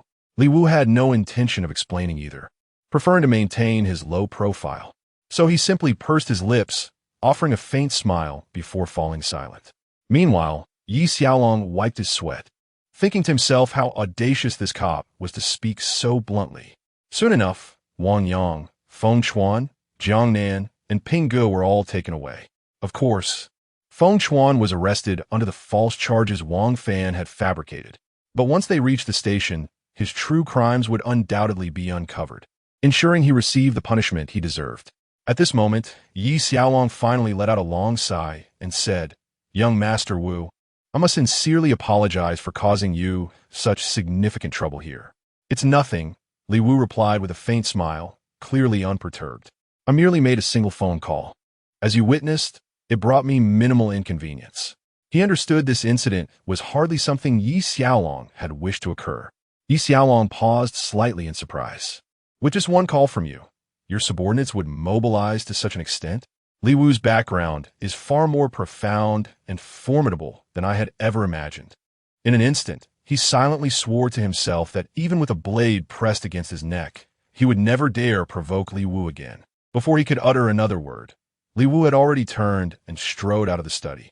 Now standing on the third floor, he gazed downward, watching as Wang Yang and his entourage were escorted away by the police, leaving the partygoers utterly dumbfounded. What in the world? How could prominent figures like Wang Yang and Feng Chuan be taken away like this? They were unaware that a fierce confrontation had just concluded, with Li Wu emerging victorious in a flawless triumph. Suddenly, Li Wu's previously cheerful mood darkened as his pupils contracted sharply, his complexion turning grim. No sooner had the squad of officers escorting Wang Yang departed than two more policemen strode in. Without a word, they moved through the crowd on the first floor, seized a young woman, clamped handcuffs around her wrists, and led her away. And that detained girl was none other than Yi Shuyao. Chapter 31. Fong Sil applies to be a princess? Why was Yi Shuyao arrested by the police? Li Wu was slightly taken aback, an inexplicable urge to intervene surging within him. Yet swiftly, he suppressed this impulse, silently mocking himself with a wry inner chuckle. What concern is her misfortune of mine? I have severed all ties with her, no longer the infatuated fool who would do anything for her. With deliberate effort, he wrenched his gaze away from Yi Shuyao, letting it wander aimlessly until suddenly he caught sight of Su Yi standing on the second floor. Su Yi was still waiting here for Yi Xiaolong. After all, they had met once before. Li Wu pondered for a moment, then walked over and greeted Su Yi. "I didn't expect to see you here." Upon hearing a familiar voice, Su Yi turned around. Her previously calm expression instantly turned icy cold. "I don't know you." Mocking laughter instantly erupted from the surroundings. How shameless. Daring to associate with Su Yi? Does this person not comprehend their own insignificance? The surrounding jeers and mockery continued to echo, but this time, Su Yi did not step forward to speak up for Li Wu. Li Wu froze for a moment, unable to comprehend why Su Yi would treat him this way. Yet soon, he shook his head with a derisive chuckle. It must be because of the words he had spoken last time. Su Yi still regarded them as lies.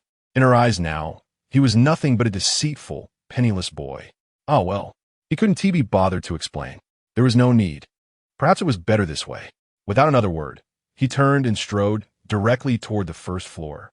His sole purpose in attending this party had been to help Fong Han find companionship, but Fong Han had long since departed. Had it not been for the altercation with Wang Yang, he too would have left long ago. Now that everything was settled, he had no desire to linger. As Su Yi watched Li Wu's retreating figure, an inexplicable pang twisted in her chest, a fleeting sense that she had let something slip through her fingers. But swiftly, she steeled herself with a silent admonition. Su Yi, this man is not the good person you imagined him to be. He is a villain who preys upon innocent girls. Do not think of him anymore. At that moment, Yi Xiaolong descended from the third floor to the second, approaching Su Yi directly. Without preamble, he inquired, Yi, tell me honestly, who has upset you? Just give me a name. I swear they'll regret it for a year. Su Yi, snapping out of her daze, managed a faint smile and replied, no one has wronged me. It's just, I've suddenly come to realize the ugliness of human nature. Huh? Yi Xiaolong couldn't help but touch his head, wondering when Su Yi had become so sentimental. After pondering for a moment, he inquired, who made you feel this way? I shall go and enlighten him, guiding him towards truth, kindness, and beauty. Su Yi was initially reluctant to speak further, but seeing Yi Xiaolong's persistent demeanor, she gritted her teeth and uttered those two syllables, Li Wu. Wu. Yi Xiaolong's lips parted, yet he forcibly swallowed the suffix young master that nearly escaped.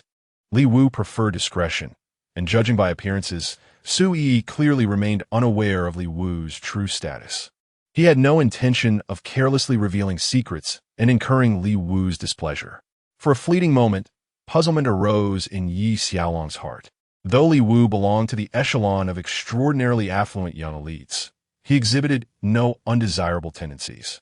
On the contrary, his exceptionally unassuming nature made Su Yi's negative perception all the more perplexing. Could it be that Li Wu had done something to Su Yi? After pondering for a moment, he cautiously inquired, what did he do? You don't know? Su Yi froze in bewilderment. Hadn't he just sexually assaulted a girl right here moments ago? Hearing these words, Yi Xiaolong suddenly had an epiphany. So Su Yi was also aware of this matter. A wave of relief washed over him, and a faint smile surfaced on his face. You're still smiling. Su Yi felt a surge of indignation. Yi Xiaolong was one of the rare individuals she had encountered who could truly be called righteous. How could he possibly laugh upon hearing such news? Yi Xiaolong hastily interjected, I laugh at your foolishness.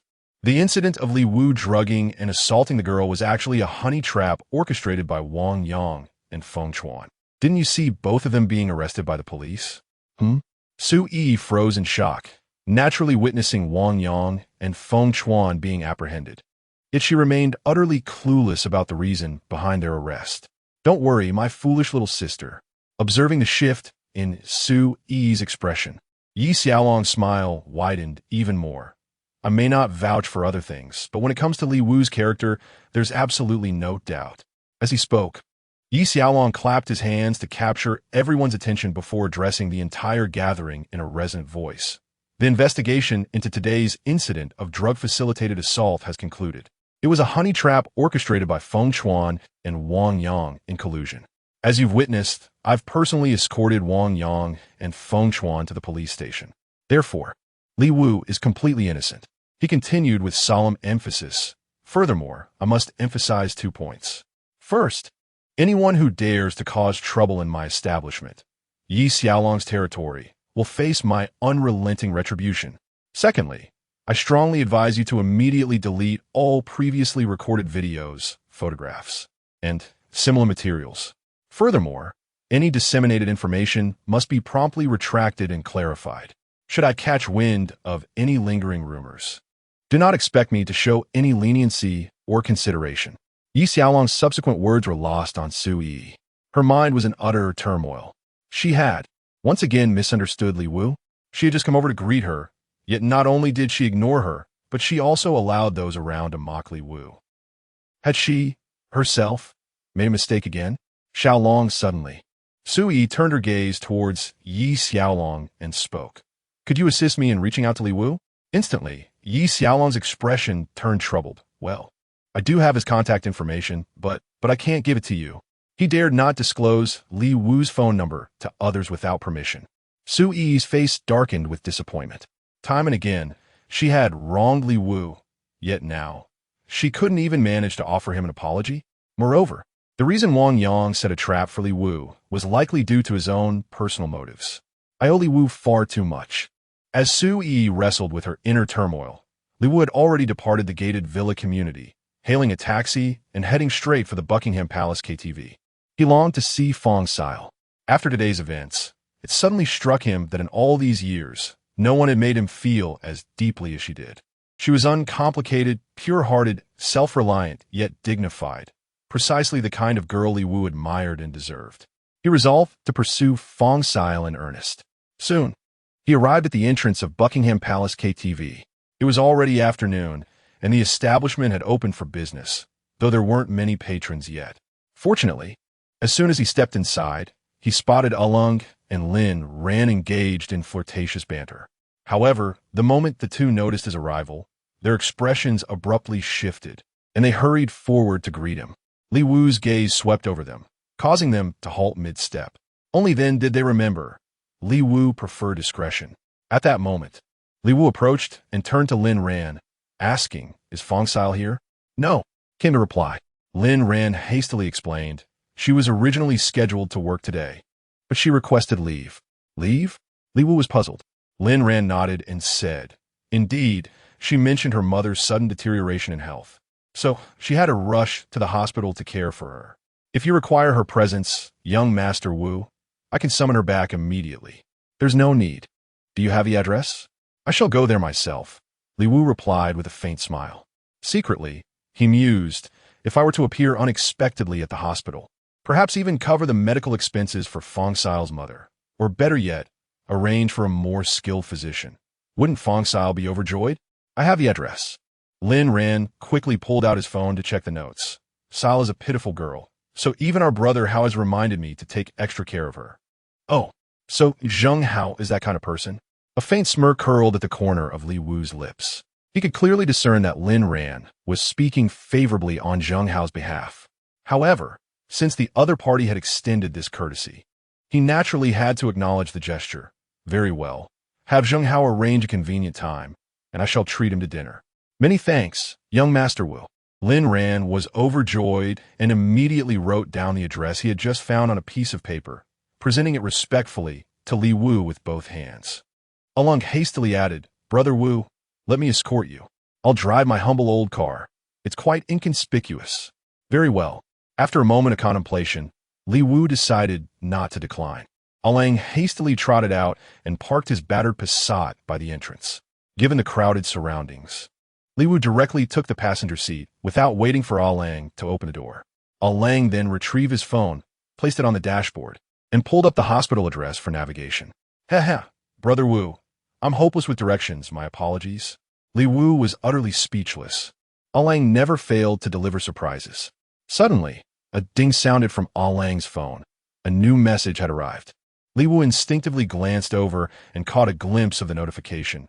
Brother Lang, a woman named Fong Sil, came to apply as a hostess here. She claims she used to work at your Buckingham Palace. Is that legit? Chapter 32. I shall compensate you. Come to the hotel. When Li Wu read this text message, it felt as though an explosion detonated within his mind. His entire brain buzzed incessantly, reverberating with shock. Fong Sil, applying to be a princess. Why would she do such a thing? For money? Why must everyone forsake their dignity in pursuit of mere wealth? In an instant, the veins on Li Wu's forehead bulged violently. Glancing through the rearview mirror, his expression was terrifying to the extreme. A surge of murderous aura erupted from him. Even Alung, who had spent 5 years behind bars in the driver's seat, felt a tremor of fear in his heart at this moment. He knew without a doubt it was that text message causing this. In the next instant, he hastily forced a smile and said, Young Master Wu, don't be hasty. It might just be a misunderstanding. After all, there are many people in this world who share the same name. Li Wu remained silent. Alung swiftly grabbed the phone and hastily typed a reply. Which Fong Sil are you referring to? Ding dong. The notification chimed swiftly. This time, it was a multimedia message containing nothing else but a single photograph. The person captured in the image was unmistakably Fong Sil. She sat upon the chair with constrained posture, her gaze somewhat unfocused, still clad in the same attire Li Wu had seen her wearing the previous day. Shortly thereafter, another message arrived. This girl doesn't seem like a seasoned one, so I thought to ask you. Otherwise, I wouldn't know how to price her. Reading this, Alang felt his phone grow searing in his grasp, as though scorched by embers. Then, with a grimace so wretched it bordered on grotesque, he turned to Li Wu and asked, "Brother Wu, shall we still proceed to the hospital?" "No need," Li Wu replied indifferently, his voice as cold as shards of ice, sending a chill down Alang's spine. Too intimidated to utter a word, Alang could only watch as Li Wu stepped out of the car. Once outside, Li Wu suddenly let out a self-deprecating laugh. "Li Wu, oh Li Wu," he murmured, "hasn't Yi Shuiyao taught you enough of a lesson? Do you truly believe there still exist genuinely virtuous women in this world? Foolishness, sheer foolishness. It seems that the genuine love I yearn for does not exist. Everything can be purchased with money." Suddenly, his phone vibrated. Picking it up, he saw a text message. The sender was none other than Yi Shuiyao. "For the sake of all these years we've shared, lend me your aid just this once." Li Wu let out a bitter laugh in his fury. Yi Shuiyao actually sought him out at this moment and even demanded his assistance. However, upon reflection, he suddenly realized that while Yi Shuiyao was materialistic, at least she was transparent about it, unlike Fong Sil, who feigned innocence but was, in reality, nothing more than a deceitful harlot. Since everything can be purchased with money, why should one persist in upholding their principles? Upon this realization, Li Wu immediately composed a text message in response. "Then you must pay the price you deserve." After a prolonged silence of at least 3 minutes, Yi Shuiyao finally responded to the text message. "As long as you help me." Li Wu let out a cold, mocking laugh. Though Yi Shuiyao hadn't specified exactly what she wanted, the implication in her words was unmistakable. She was willing to do anything. Perfect. That's just how these bitches are. He immediately dialed Yi Shuiyao's number again, and the call was answered on the very first ring. From the other end came Yi Shuiyao's slightly flustered voice. "Li Wu, it's me. What could possibly prompt a goddess like you to seek out a loser like me?" Li Wu snadat mercilessly. Yi Shuiyao's voice faltered, and after a long pause, she replied hoarsely, "I didn't listen to you. Instead of returning the BMW that Lu Hua gave me, I sold it myself, thinking I could keep the money. But the court traced it back to me, and now I've already spent most of it. I can't pay it back. They said if I don't repay it now, it'll count as embezzlement. I could go to jail." Upon hearing this, Li Wu let out another cold laugh. This gold-digging woman truly deserved it. He had warned her, after all. Only then did he speak up. "How much?" 125,000. "Quickly provide me with an account," Li Wu remarked indifferently. "All right, I'll have him send it to you immediately." "Thank you," Yi Shuiyao replied, as if granted a reprieve. Li Wu shuklad legally. "No need for gratitude. This is an equivalent exchange. You're only worth this much." As he spoke, he glanced up and noticed a budget hotel right across the street. He then added, "The Zhou Tian Express Hotel opposite Buckingham Palace KTV. Call me when you arrive. I don't want to wait long." With that, he abruptly ended the call. On Yi Shuiyao's end, her face turned deathly pale. Whether from the fear of imprisonment or from Li Wu's words, it was unclear. What would happen at that hotel was all too predictable. Before long, the staff beside her suddenly announced, "Miss Yi Shuiyao, our account has received your payment. You're free to go now." "Thank you," she murmured numbly, rising to her feet. Stepping outside, she hailed a taxi. "Driver, the Zhou Tian Express Hotel opposite Buckingham Palace." "Oh, young lady, that place is quite shabby. Your boyfriend arranged to meet you there? How stingy." The taxi driver seemed to be quite the chatterbox, muttering to himself incessantly. Yi Shuiyao let out a bitter smile. "A boyfriend? There were countless opportunities in the past that could have made him my boyfriend, but alas, I failed to seize them. As for being stingy, that makes it even less likely, because he said that's all I'm worth to him." Yi Shuiyao was filled with regret. If only she had admitted her mistakes earlier and expressed remorse that day. Even if Li Wu didn't forgive her, at least he wouldn't have thought so little of her. Had she not abandoned Li Wu for money, perhaps she would have gained far more by now. Alas, there exists no elixir of regret in this world. The sole recourse left to her now is to accompany Li Wu for a night at that budget hotel, thereby settling their accounts once and for all. Before long, the taxi came to a halt in front of Zhou Tian Express Hotel. Yi Shuiyao stepped out and dialed Li Wu's number, only to have the call declined.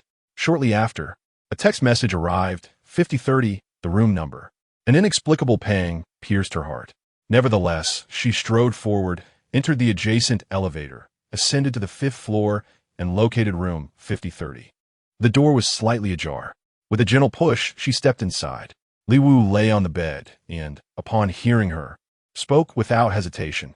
"You know what comes next without me spelling it out, don't you?" Yi Xiao bit her crimson lip and whispered, "I do." "Good." Li Wu sat up abruptly, his gaze locking onto her with unrelenting intensity. "Undress." Yi Xiao trembled from head to toe.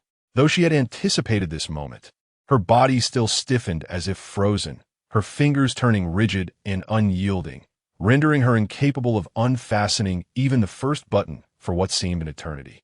Li Wu immediately let out a derisive sneer. "What's the matter? Do you resent having to serve someone as lowly as me?"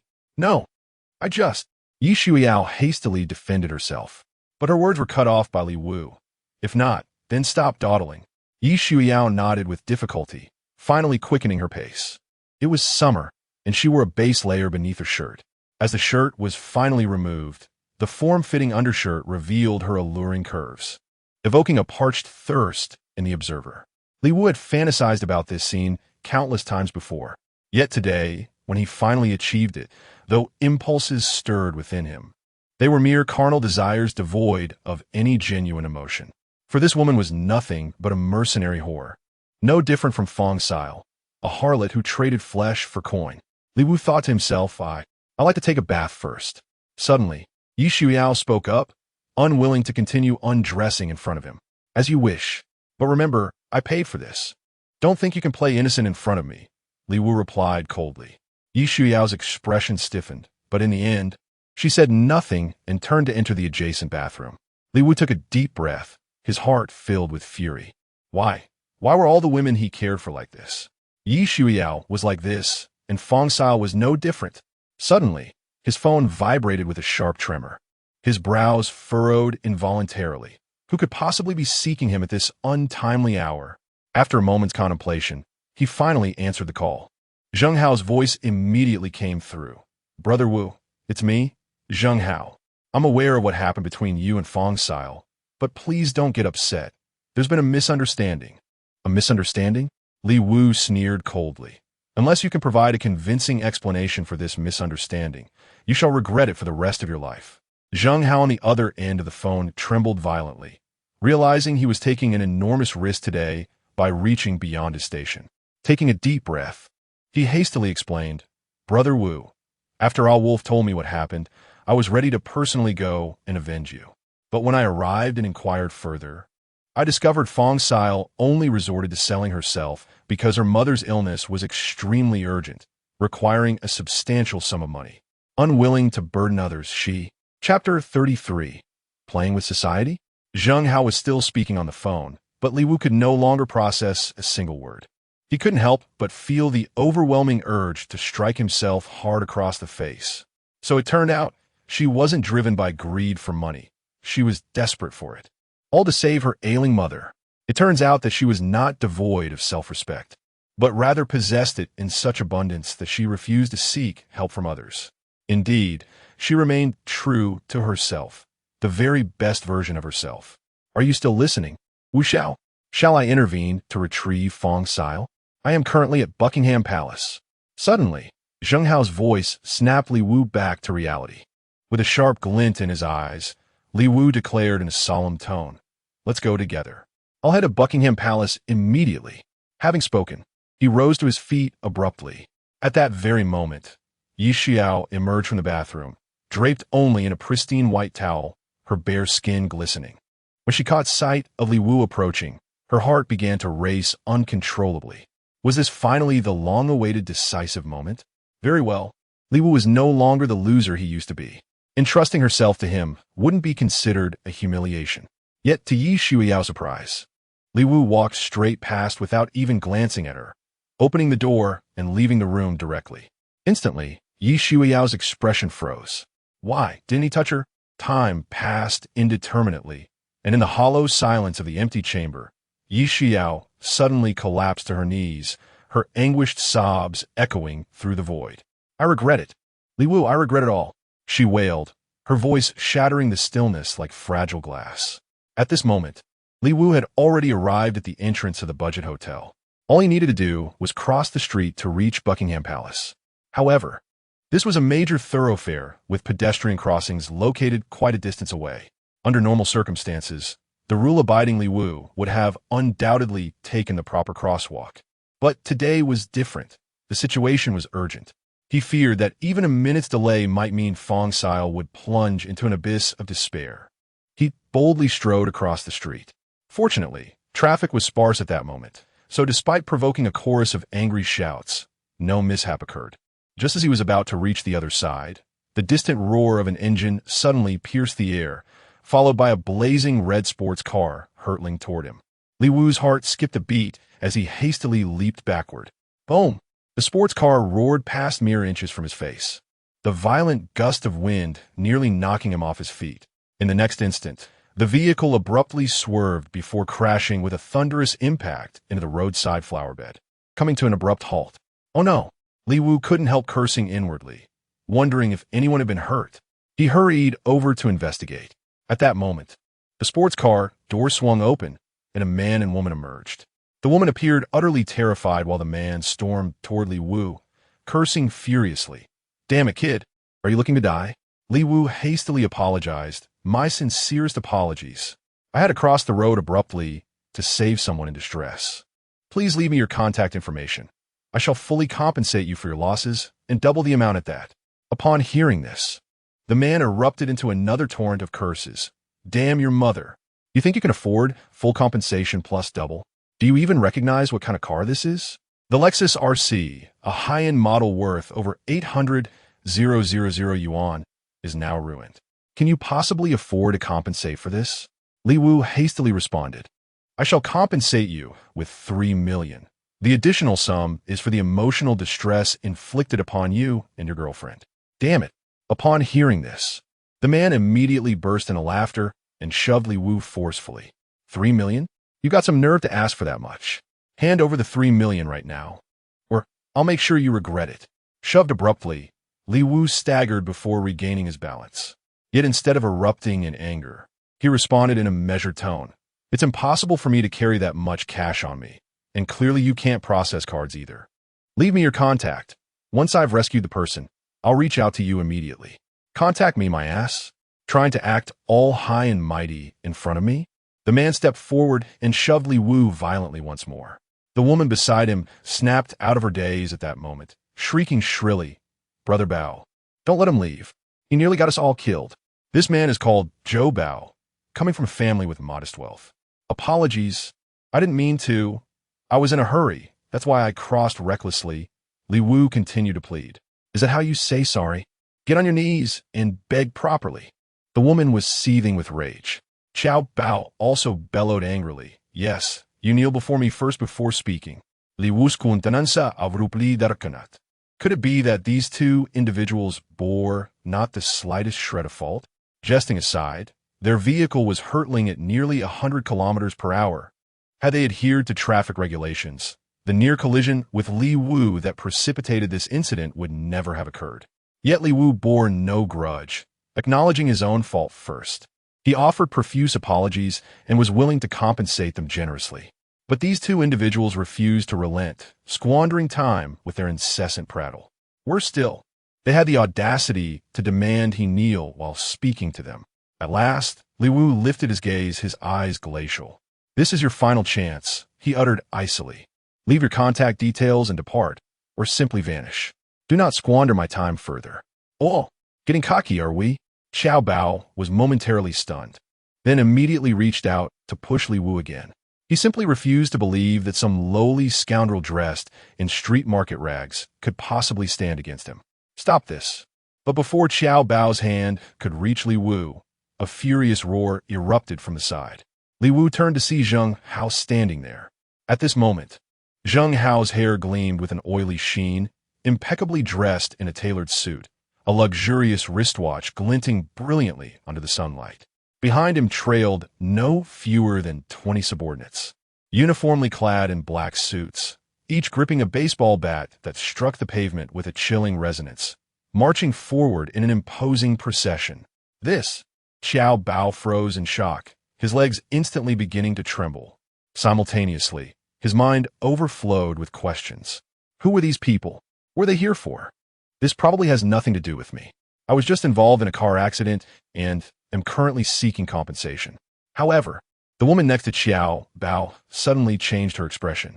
As someone who frequents nightclubs, she had heard of Zheng Hao's name among the nightlife crowd. Zheng Hao was undisputedly revered as the top figure in Jiaqing, and she was fortunate enough to catch a glimpse of Zheng Hao once. Though it was merely a distant sighting, the memory remained vividly etched in her heart. Simultaneously, a question lingered in her mind. Was the person who had just shouted stop? Could have been Zheng Hao? How could this be? Why did he cry out to stop? At that very moment, Zheng Hao arrived before Li Wu with a retinue of uniformly suited subordinates. Then, Zheng Hao immediately bowed deeply and exclaimed loudly, "Brother Wu." Then, over 20 suited subordinates behind him immediately bowed in unison and exclaimed, "Brother Wu." Zheng Hao's ostentatious demeanor caused Li Wu to furrow his brows. However, given the urgency of the situation, he couldn't be bothered to dwell on it. The surrounding crowd was sparse, and Zheng Hao's numerous subordinates were already dispersing people, making it unlikely this incident would spread. Upon hearing the address Brother Wu, the woman's legs weakened, nearly collapsing to the ground. Zheng Hao, the undisputed king of Jiaqing, to actually address a young man as brother in this place, and right in front of her subordinates. The implications were too unsettling for her to dwell upon. All she knew with certainty was that today was utterly ruined. No, it's not over yet. Apologize now. Kneel and beg for forgiveness. Perhaps there is still hope for redemption. But just as she turned to urge Xiao Bao to kneel with her, Xiao Bao suddenly pulled out her phone, stepped forward aggressively, and snapped with a sharp edge in her voice, "What's the matter? Trying to play tough with me? With a single phone call, I can summon over 100 men in mere minutes. If you dare, wait till I gather my forces. Let me make this clear. I operate under the esteemed Brother Hao's banner. Surely you've heard of him?" Zheng Hao. Hearing this, Li Wu's expression turned icy, while Zheng Hao wore a faint, enigmatic smile. However, he was in no hurry to act. He was awaiting Li Wu's command. Observing the lack of movement, Xiao Bao grew emboldened, mistakenly believing his words had intimidated them. "Now you understand my prowess?" He sneered. "Brother Bao." Suddenly, a voice emerged from the side, and someone gently tugged at Xiao Bao's sleeve. "What is it?" When men are handling affairs, women should refrain from interfering. Zhou cast an impatient glance at the woman beside him, cutting her off mid-sentence. "Brother Bao." The woman not only failed to cease speaking, but even tugged at Zhou's sleeve once more. Instantly enraged, Zhou interrupted her again with a furious outburst. "Damn it, didn't I tell you not to interrupt?" But the woman continued in a tearful voice, "Brother Bao, he is Zheng Hao." At this moment, Zheng Hao casually took a baseball bat from one of his underlings and declared, "Yes, I am Zheng Hao." Then, turning directly to Li Wu, he asked, "Brother Wu, what should we do?"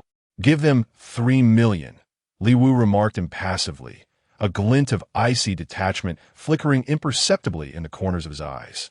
Zheng Hao was momentarily stunned. He had seen Li Wu seemingly being bullied and immediately rallied over 20 of his underlings to come to the rescue, only to end up having to compensate for damages. Chapter 34. Resplendent grandeur. Upon hearing the woman beside him identify the man as Zheng Hao, Xiao Bao felt as though he had been struck by lightning, nearly losing control of his bladder in sheer terror. He had actually dared to impersonate one of Zheng Hao's underlings right before the man himself. Worse still, he had provoked someone whom even Zheng Hao treated with utmost reverence. How blind he had been to fail recognizing such an eminent figure. Now he was surely doomed. Yet when he heard Li Wu's words, he suddenly felt as though granted a new lease on life. Li Wu not only held no grudge, but was even willing to offer him 3 million. His Lexus RC was merely an entry-level sports car, costing at most 800,000, and they weren't even injured, just slightly startled. Yet, they managed to claim 3 million in compensation. What an absolute windfall. Damn, today was truly a stroke of extraordinary fortune. At this moment, the utterly perplexed Zheng Hao spoke up, directly instructing one of his subordinates beside him, "Go get 3 million in cash from Lin Ran." Upon hearing this, Li Wu turned and walked away, issuing a cold command. "Smash the car, break their legs, and send them to the hospital. What? Qiu Bao, who had been on the verge of relieved laughter, suddenly paled in shock. Meanwhile, the previously frustrated Zheng Hao instantly brightened with delight. That's more like it. After paying out so much money, wouldn't it be too much of a loss not to take something substantial in return? Without a moment's hesitation, he swung the baseball bat with brutal force. A dull thud echoed as Xiao Bao was sent sprawling to the ground, clutching his leg in agonized wails. Zheng Hao didn't strike again, simply tossing the bat aside with a dismissive gesture to his underlings. Catching up to Li Wu, he swiftly reported, "Young Master Wu, the car is ready. Fong Xiao's KTV is called Golden Splendor. I'll take you there. We'll arrive in 20 minutes. Good. Li Wu returned calmly. After a moment of contemplation, he added, "In the future, refrain from such ostentation. Nevertheless, your performance today was commendable. I shall arrange for 5 million to be delivered to you later." "You honor me too greatly, young Master Wu," Zheng Hao hastily replied. "Assisting you is my utmost honor. Offering me compensation would be an affront to my dignity." Li Wu couldn't help but smile. He understood perfectly well that Zheng Hao was helping him so eagerly in hopes of currying favor, an understandable motive. Especially since Zheng Hao handled matters so thoroughly, it wouldn't hurt to let him cling to his coattails for a while. So he spoke again, "When I handle affairs, I don't let those under me cover expenses out of pocket. Take the money, it's yours." Zheng Hao grasped the meaning immediately. This was an invitation to be considered one of his own. He promptly replied, "Many thanks, young Master Wu. I shall devote my utmost dedication and diligence to fulfill your requests." Li Wu said no more. Soon, they arrived beside the Ferrari Zheng Hao had driven over. Li Wu frowned slightly. Without hesitation, Zheng Hao rushed to the side and commandeered a Lang's Passat, parking it directly in front of Li Wu. Only then did Li Wu get in the car, his voice low and urgent. "Hurry. I don't want to arrive at Golden Splendor only to find Sil in trouble." "Understood." Zheng Hao nodded firmly, then stomped on the accelerator with determination. The vehicle instantly surged forward like an arrow released from its bow. In his early days of establishing himself, he had served as a chauffeur for his elder brother. Over the years, his driving skills had not diminished in the slightest. Scanning the entire city of Jiaqing, one would be hard-pressed to find more than a handful whose driving prowess surpassed his own. Thanks to this, what should have been a 20-minute journey during the rush hour not only avoided traffic congestion, but was even shortened, arriving in just 15 minutes. Upon arrival, Zheng Hao parked the car directly in front of the resplendent entrance of Golden Splendor. Without hesitation, Li Wu opened the door and stepped out. The entrance was not adorned with welcoming beauties, but rather guarded by two towering, muscular men whose formidable presence alone deterred any thoughts of mischief. "Hey kid, that junk heap doesn't belong here." As Li Wu stepped out of the car, a burly man immediately took a stride forward and addressed him. Towering at least 2 meters tall, the hulking figure had to look down upon Li Wu while speaking. Yet this was not his customary demeanor. When encountering distinguished guests, he would retreat 2 paces to maintain a respectful distance, inclining his head slightly during conversation to avoid forcing them to look up or feel condescended upon. Of course, his deliberate step forward to loom over Li Wu was entirely intentional. What amusement it was to intimidate some nobody who arrived in a shabby Passat, dressed in bargain bin rags. But today, he had picked the wrong person to intimidate.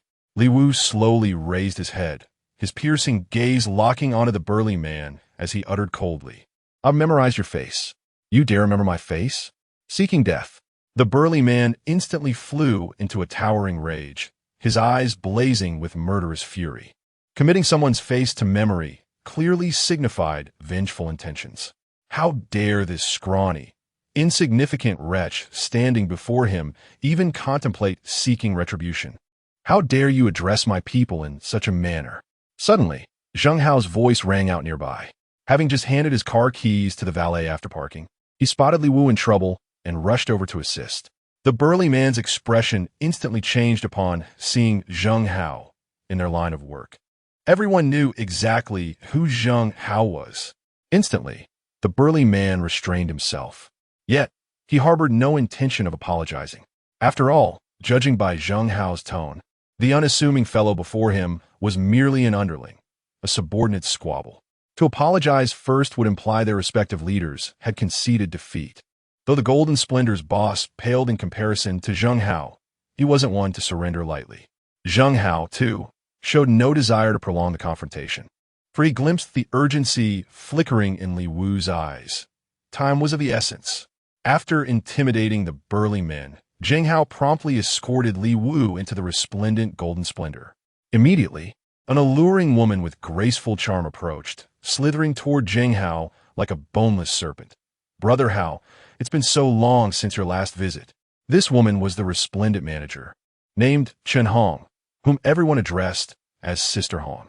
Chen Hong's status was akin to Lin Ran's at the Buckingham Palace, though their temperaments were entirely dissimilar. Lin Ran carried herself like an elder sister, while Chen Hong exuded the demeanor of a madam. "Enough idle chatter. Bring Fong Sile out at once." Zheng Hao forcefully pushed Chen Hong aside and said, "Hey, Brother Hao, it's the girl's own choice to come to our KTV. If we just hand her over because you're here to take her, what girl would dare to visit our place in the future?"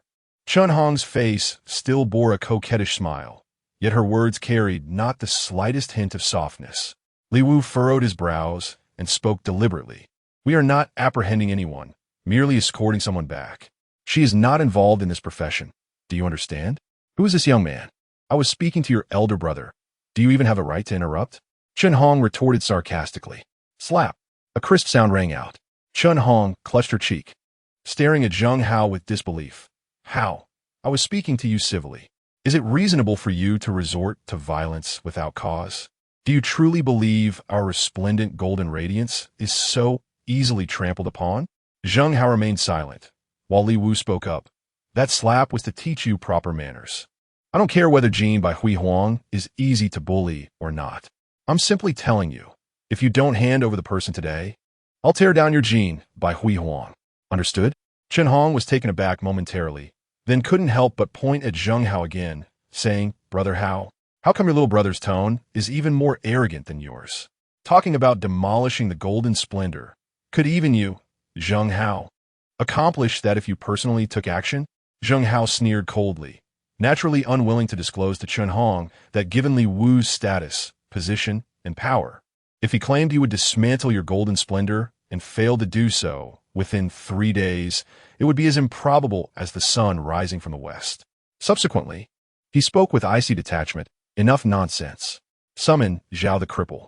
Is it his intention to obstruct me and prevent me from taking Fong Sile away?"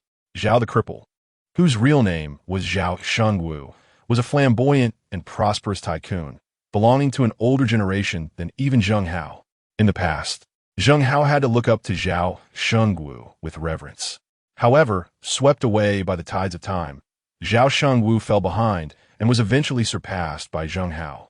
Yet even after being overtaken, Zhao Shengwu remained a formidable figure not to be trifled with, maintaining a long-standing feud with Zheng Hao. Chen Hong's countenance darkened momentarily upon hearing Zheng Hao refer to Zhao Shengwu as crippled Zhao, yet she maintained her composure and responded, "Brother Hao, our master, Zhao, truly harbors no intention of deliberately obstructing you. You're well aware of Fong Sile's extraordinary beauty, a visage so captivating it could topple cities. And more crucially, she remains untouched. Coincidentally, our master Zhao is entertaining a distinguished guest this very evening, and the young lady is currently in the VIP chamber with said guest. How could we possibly summon her out for your departure?"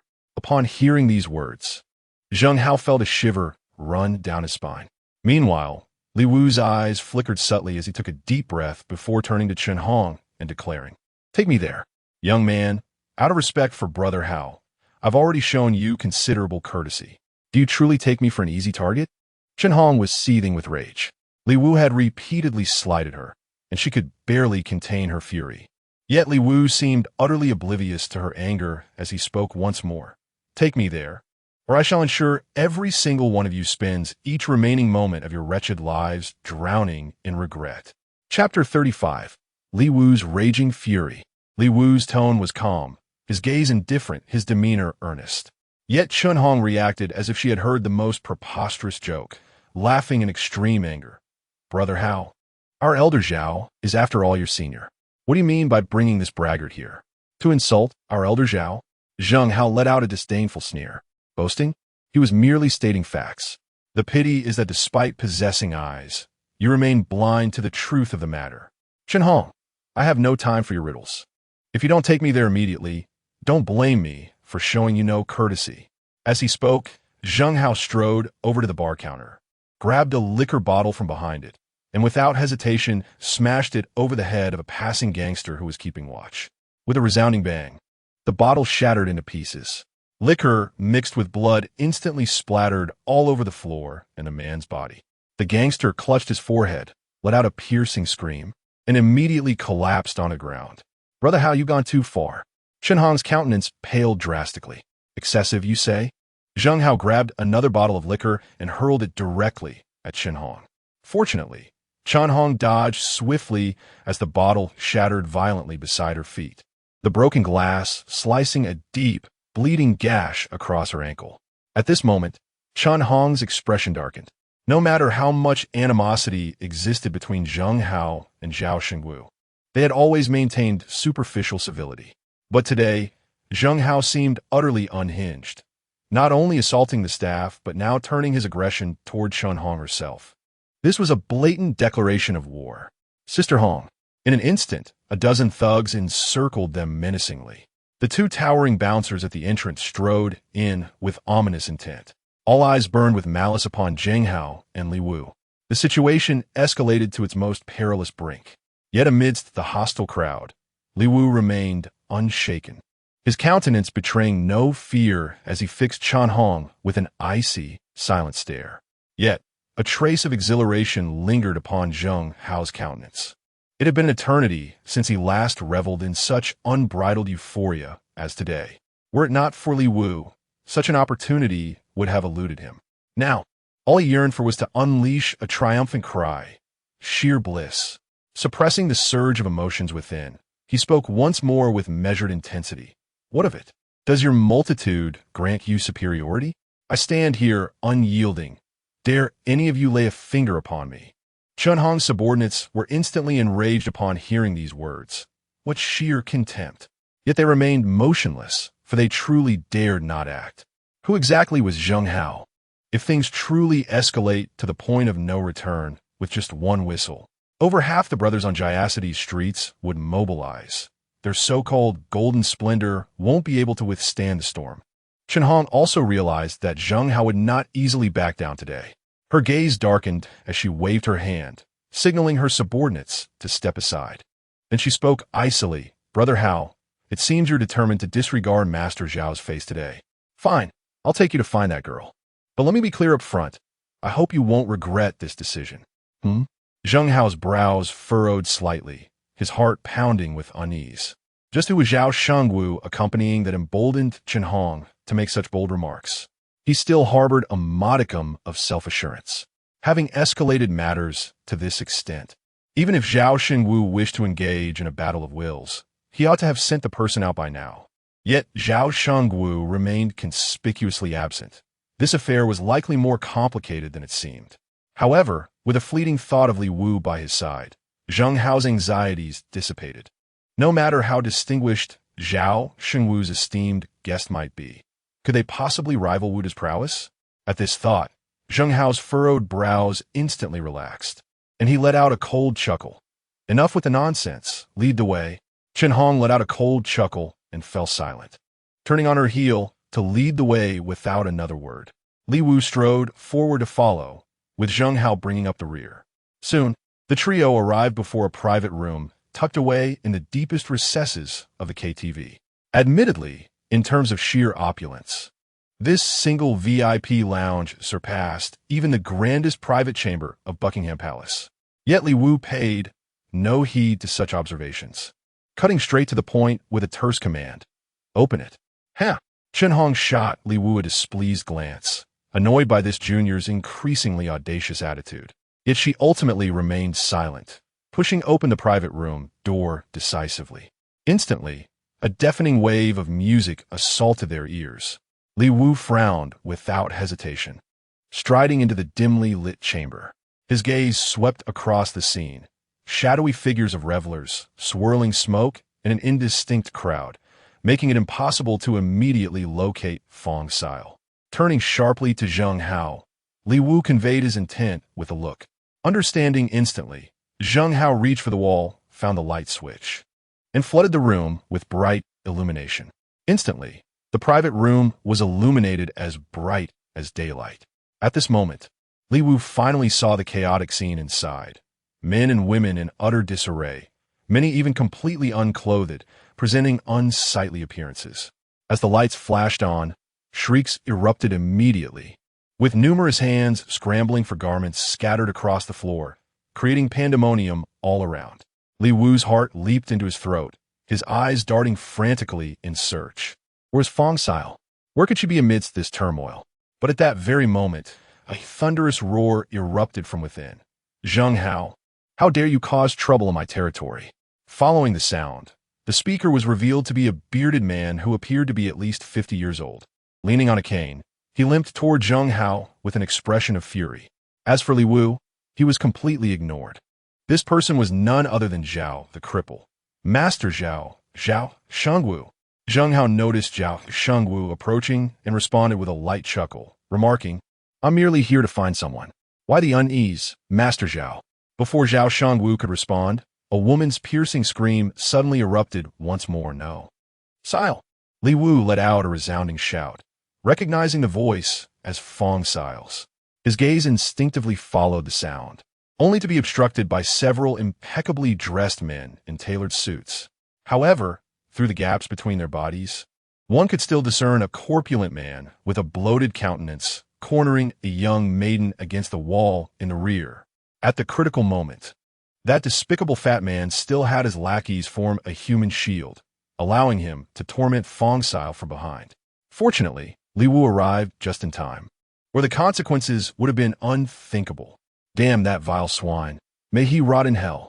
In an instant, Li Wu's eyes turned bloodshot as all other thoughts vanished from his mind. With a furious roar, he grabbed a beer bottle and lunged forward like an arrow released from its bow. The men in tailored suits seemed utterly unprepared for the audacity of this unassuming youth to strike under their very noses, their reactions frozen in disbelief. Zhao Xingwu's countenance transformed from fury into boundless astonishment. Who is this? Zheng Hao did not even lift a finger. How dare he strike first? Bang! In the next instant, a deafening explosion of sound erupted, the shattering of a beer bottle against flesh. The corpulent man let out a wretched howl, clutching his bleeding head as he collapsed onto the sofa, crimson rivulets seeping between his fingers. Meanwhile, Li Wu swiftly enveloped Fong Sil in a protective embrace. At that moment, Fong Sil, her face streaked with tears and contorted in terror, lifted her gaze. Upon recognizing Li Wu, her tears surged forth anew like a breached dam. Between shuddering sobs, she cried out, Li Wu, it's him again. It's always him. He always appears when I need him the most. Sil, don't cry. I'm here for you. Li Wu held Fong Sil tightly in his arms. Meanwhile, Zheng Hao by their side smiled faintly and said, Sil, I'm already aware of your family situation. As Zheng Hao who roams the martial world, when have I ever mistreated those under my command? After all, you are an employee of my Buckingham Palace. You can continue working in my shop to repay the debt. There's no need for you to sell your body here. His words were clearly an attempt to claim Li Wu's credit. However, this was all at Li Wu's own request. He wished to conceal his true identity from Fong Sil for the time being. Brother Hao. Fong Sil choked up again upon hearing this, but suddenly her voice faded away. Startled, Li Wu looked down and saw that she had fainted. Zheng Hao also noticed this and promptly remarked, it's nothing serious. Most likely, the sudden transition from extreme tension to relaxation was too overwhelming, causing a momentary fainting spell. Li Wu furrowed his brows and spoke in a low, grave voice. I shall take my leave with her first. Leave? What manner of insignificant creature are you, to presume you may depart at will? Zhao Shengwu was seething with rage. The moment he spoke, the men in suits immediately encircled Li Wu. Zheng Hao's expression darkened as he slowly uttered, Zhao Shengwu, do you dare obstruct me? Do you even consider for a moment that someone of your caliber could possibly obstruct this? Instantly, Zhao Shengwu's countenance froze. Despite his seniority, Confronting an up-and-coming talent like Zheng Hao rendered him powerless to retaliate forcefully.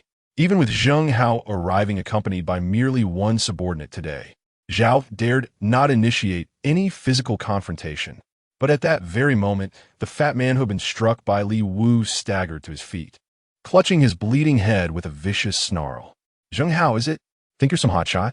If Zhao Shengwu cannot stop you, then can I Wuda hold you back? Gude?" Upon hearing that name, Zheng Hao's expression instantly darkened. He had previously speculated that Zhao Shengwu's guest today was no ordinary individual. Yet, he never anticipated that the visitor would be none other than Wuda. Sichuan province comprises 18 cities, and Wuda is the undisputed leader of the 3 northernmost cities, famously known as Lord Wu of the Northern Trio. In other words, compared to Wuda, Zheng Hao is merely a junior figure. Seeing Zheng Hao's expression change, Zhao Shengwu couldn't help but feel a surge of excitement. After all these years, could he finally regain dominance over this junior Zheng Hao once more? He couldn't help but burst into laughter and exclaimed, "Zheng Hao, go ahead. Just try walking out. If you can step through the gilded gates of my establishment today, I'll take your surname as my own." Zheng Hao's expression was intricate, remaining silent. Yet at that very moment, Li Wu, who was tightly embracing Fong Xiao, gradually rose to his feet and enunciated each word deliberately. "What kind of insignificant creature is Wuda to presume he can obstruct me?" Chapter 36. No criminal record? Then let's create one. Zhao Shengwu, who had been brimming with smug satisfaction, froze momentarily upon hearing these words. He couldn't quite comprehend why this subordinate beside Zheng Hao, who dared not even speak himself, would have the audacity to adopt such a haughty tone. But he had no desire to dwell on it further, letting out a cold sneer at once. "Zheng Hao, your underling is even more arrogant than you." Wuda wiped the blood still trickling down his forehead, his gaze instantly locking onto Li Wu with piercing intensity. "Brat, no wonder you dare to crack my skull open. Seems your courage knows no bounds. But haven't you noticed even your elder brother dares not utter a word?" Zhao Shengwu chimed in agreement. "Brother Wuda, enough with the idle talk. Let's just finish them off here and now." Wuda gave a slight nod and said, "Very well, men. Let's move. But remember, don't harm the girl in that lad's arms." Damn it, before I could even lay a finger on her, this mess happened. It's infuriating. Today, I must have her to quench my fury. Az Wujispaki. The men in black suits surrounding Li Wu began advancing slowly toward him. To be frank, any one of them could effortlessly overpower Li Wu, who was merely an ordinary university student. However, to avoid harming Fong Xiao, they had no choice but to inch forward cautiously before apprehending him. Zheng Hao was utterly alarmed and immediately bellowed, "Wuda, I strongly advise you to reconsider. Li Wu is not someone you can afford to mess with." "What the hell? Is there anyone in this world that I, Wuda, cannot touch?" Upon hearing these words, Wuda not only refrained from stopping, but instead revealed an eager expression brimming with defiance. "Then I shall deliberately attempt to move just to see what happens." "You ignorant fool." Zheng Hao was seized with urgency, his instincts compelling him to rush forward to shield Li Wu. Yet scarcely had he moved when 2 men clad in black suits emerged from either flank. With synchronized precision, each delivered a forceful kick, sending Zheng Hao hurtling backward through the air. "Young Master Wu." Zheng Hao, disregarding the searing pain coursing through his body as he hit the ground, immediately scrambled to his feet in a desperate attempt to rescue Li Wu. Yet no sooner had he risen than he was viciously kicked away once more. 2 men promptly pinned him beneath their feet, rendering him utterly immobilized. Observing this scene unfold, Zhao Shengwu felt an overwhelming sense of gratification wash over him. "Zheng Hao," he mused with dark satisfaction, "how the mighty have fallen." Zheng Hao clenched his jaw tightly, overwhelmed with regret for his overconfidence in recklessly bringing Li Wu alone into this perilous situation.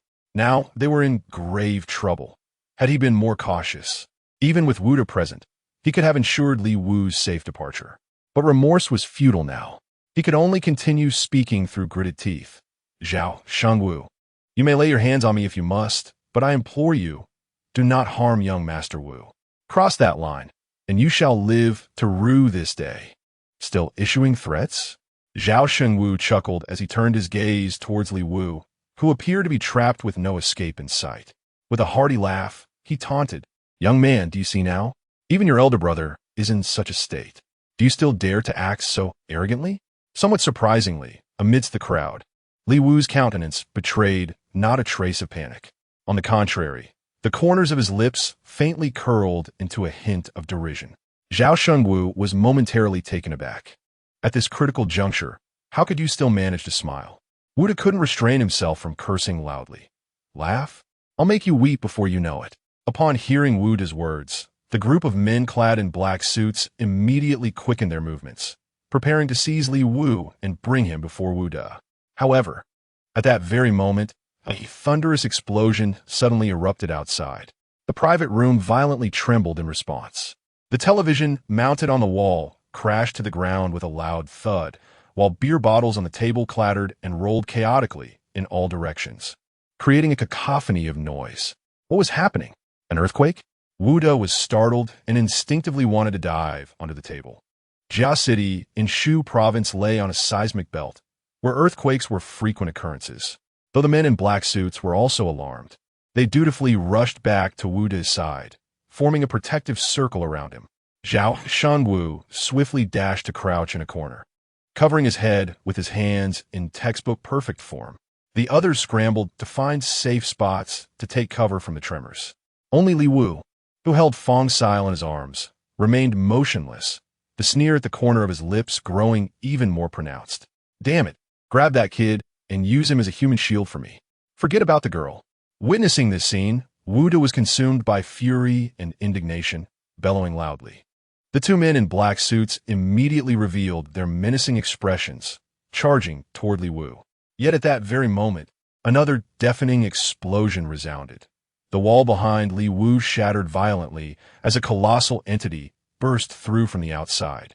Upon closer inspection, the crowd realized with astonishment. It was unmistakably a massive bulldozer.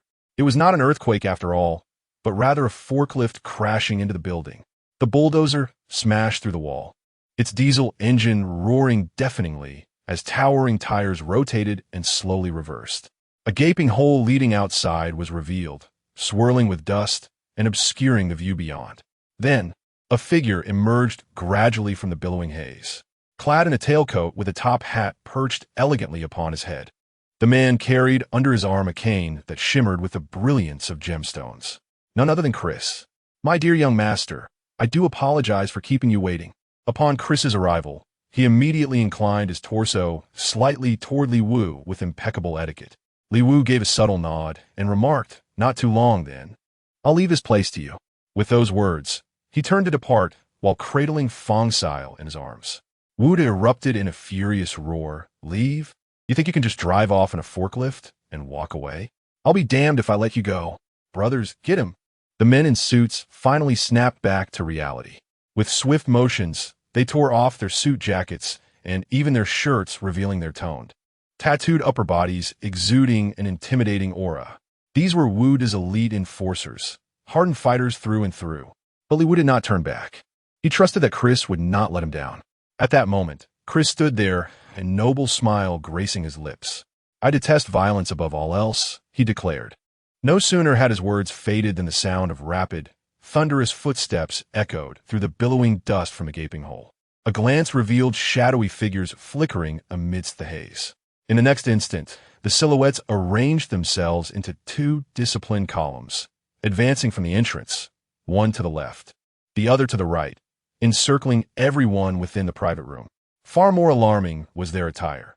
Each figure was clad in black combat gear, tactical helmets secured over their heads, protective goggles shielding their eyes, communication devices fitted over their ears, combat boots planted firmly on the ground, and most menacing of all, firearms loaded and at the ready in their hands. Damn it, those appear to be armed soldiers. In that instant, the man in the suit found himself staring down the dark, gaping muzzle of a gun. It didn't matter if he had dragons coiling over his shoulders or tigers prowling across his chest.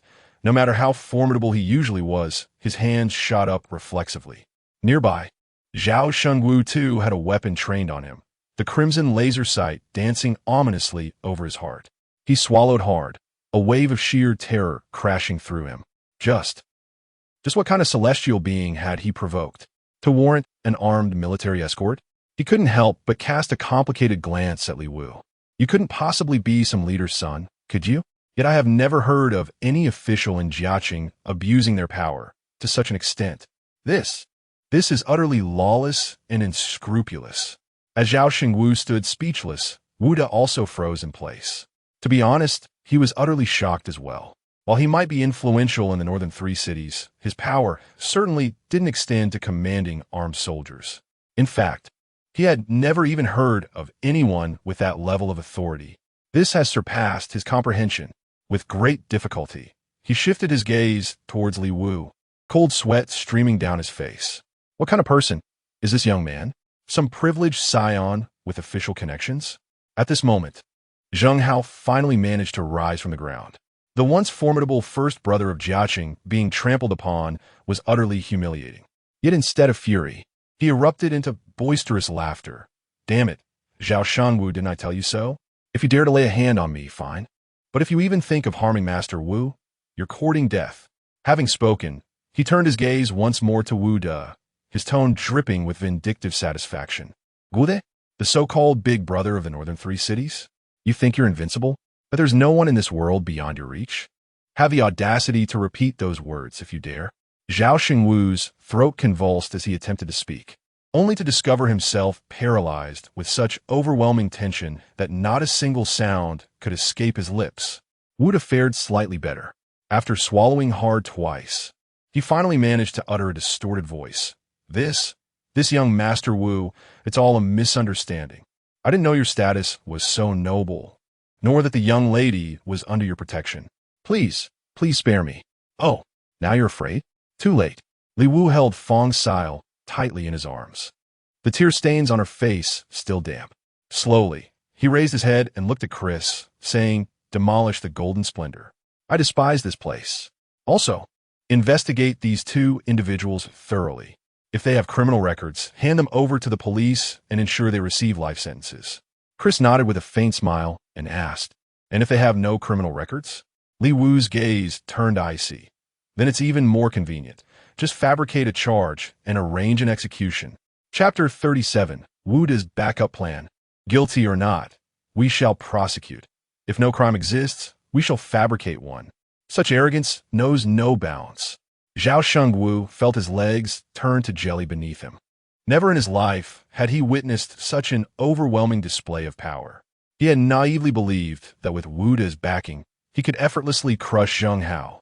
Yet now he realized, far from overpowering Zheng Hao, he couldn't even glimpse the shadow of Zheng Hao's retreating figure. Wu De's corpulent frame shuddered violently. Li Wu intended to deal with him? Judging by the implications of those words, it seemed highly probable this would be a fatal reckoning. He cried out in panic, "Young Wu, leave some room for maneuver. Do not be so ruthless, or it will be a life-and-death struggle where neither of us emerges unscathed." A life-and-death struggle? Hearing this, Li Wu couldn't help but turn around with a faint smile. "Would you care to try? Young Master Wu, aren't you underestimating me too much? I, Wu De, wasn't raised on empty promises." At this moment, Wu De also grew angry. After all, he was a figure of considerable stature. How could one survive in this world without a measure of courage? Unlike Zhao Shengwu, who was rendered speechless by fear, he had treaded a crooked path and thus left himself numerous contingencies as a precaution. It seemed today was the day to deploy these hidden safeguards. With a vigilant gaze fixed upon Li Wu, he cautiously reached toward his waist. His mannerisms were rather old-fashioned, preferring to clip his flip phone onto his belt. Noticing this, Li Wu remarked sharply, "If you want to make a call, hurry up. Who do you think would stop you? Such arrogance. What supreme confidence you possess. Do you have a hidden card to play? Very well, unleash it at once. Your arrogance knows no bounds. Once I make this call, there shall be no turning back." Wu De let out a cold snort before hastening his movements to retrieve his phone. He dialed a number that was etched deeply into his memory, yet had never been called before. The call connected swiftly, and a slightly hoarse voice came through. "Old Wu. Has something happened?" "Something's happened," Wu De said in a deep voice. "Those who dare to touch my people have official backing. Get ready now, immediately." "Understood. I have been preparing all along." The call ended abruptly after those words. Turning our gaze to the three northernmost cities of Shu province, though each surpasses Jiaqing in scale, vast rural areas remain. These regions are exceptionally underdeveloped, classified as nationally designated poverty zones, despite the government's relentless efforts to provide aid in recent years. The overwhelming financial shortfall renders their endeavors seemingly futile. Wuda emerged from these very lands. Now accomplished and renowned, he frequently visits villages to check on the locals. During festivals, he even distributes essentials like grain, oil, and rice to the elderly living alone. As a result, Wuda's reputation among the rural communities of the northern three cities has ascended to near saintly reverence. However, Wuda was not acting out of altruism. He was merely securing an escape route for himself. As dusk settled around 8 o'clock, most villagers in the countryside had already retired for the evening. Suddenly, however, a fleet of motorcycles roared out from various districts of Beisan City, speeding like the wind toward its surrounding villages. Everyone out. No more sleeping. Master Wu is in trouble. How can you possibly rest now? In the past, Master Wu would distribute money to the elderly every month and sweets to the children each year. Whenever a family faced difficulties, he would lend a helping hand without hesitation. But today, Master Wu needs your assistance. If any of you lack conscience and refuse to assist Master Wu, so be it. But when Master Wu distributes rewards and sweets in the future, you shall keep your distance. In every village, nearly identical words echoed incessantly. Within mere seconds, lights flickered on in every household. Simple farmers, stooped elders, and innocent children alike draped themselves in garments and emerged from their homes, converging toward the source of the call. What could have happened? Wasn't Master Wu supposed to be invincible? What misfortune has befallen him? I do not know, but dog left, one must learn to be grateful. In the past, Master Wu helped us. Now that he is in trouble, we must extend our hand in return. I am well aware that I must extend my hand to help. Just say the word, and I shall immediately bring my detonators to rescue Master Wu. Similar conversations unfolded incessantly in every corner, even within every village of over 30 inhabitants across the northern Tri-Cities. In the largest settlement among them, comprising more than 80 households and over 300 souls, nearly the entire population had now congregated beneath the ancient tree at the village entrance, their gazes fixed upon the middle-aged man standing atop the millstone. This man, the one who had answered Wuda's call, was named Heir. With a grave countenance and a voice heavy with solemnity, he addressed the assembled crowd. Since everyone is present, I shall speak plainly. Elder Wu has been deceived, trapped within the walls of Jiaqing. Tell me, what should we do? To Jiaqing came the resolute cry. We must rescue Elder Wu. An elderly man of humble demeanor brandished his hoe and shouted. Heir harbored no intention of mocking the old man, but instead patiently explained, Jiaqing lies hundreds of kilometers from here. By the time we arrive, Elder Wu will have already been executed by firing squad. Boss He, speak plainly. How can we rescue him? We are men who understand gratitude. Master Wu has treated us with such kindness. Even if we must traverse blades or walk through fire, we will not stand idly by. A young man bellowed loudly. The villagers nodded in agreement, their emotions running high. A glimmer of imperceptible delight flashed in Heir's eyes, though his expression remained solemn as he declared, Good. Master Wu hasn't treated you all kindly in vain these years. Then I shall speak plainly. Master Wu is being targeted by someone with official backing. Who from the authorities is it? Since it's the officials, then we shall seek out the officials until they release our people. Upon hearing that it was merely a matter of finding the officials, everyone's spirits lifted immediately. Where shall we go to find them? Let us first proceed to the town, then onward to the district, and subsequently to the city. Unless Master Wu returns, we shall not come home either. Heir bellowed loudly. Excellent. We shall set forth immediately. Many men returned home to bid farewell to the women in their households before promptly embarking on the path leading out of the village. The usually desolate mountain roads of Beisan City had suddenly become bustling with unusual activity. Had one observed the typically pitch-black mountainous regions of Beisan City from an aerial vantage point, they would have witnessed serpentine trails of flickering flames meandering throughout the landscape. Each of these torches represented yet another villager deceived by Heir and his subordinates. Shifting our gaze to the provincial government office of Shu, Despite the late hour of 9 o'clock in the evening, the building remained brilliantly illuminated, teeming with officials in constant motion, while telephones rang incessantly. What? The count has increased by another 100 individuals? The crowd has now swelled to 3,872 individuals? What could possibly be the reason compelling these villagers to gather in such numbers? To rescue someone? Or is it Wu they seek to save? Wait, that Wu you mentioned, is he the notorious bully from the northern three cities?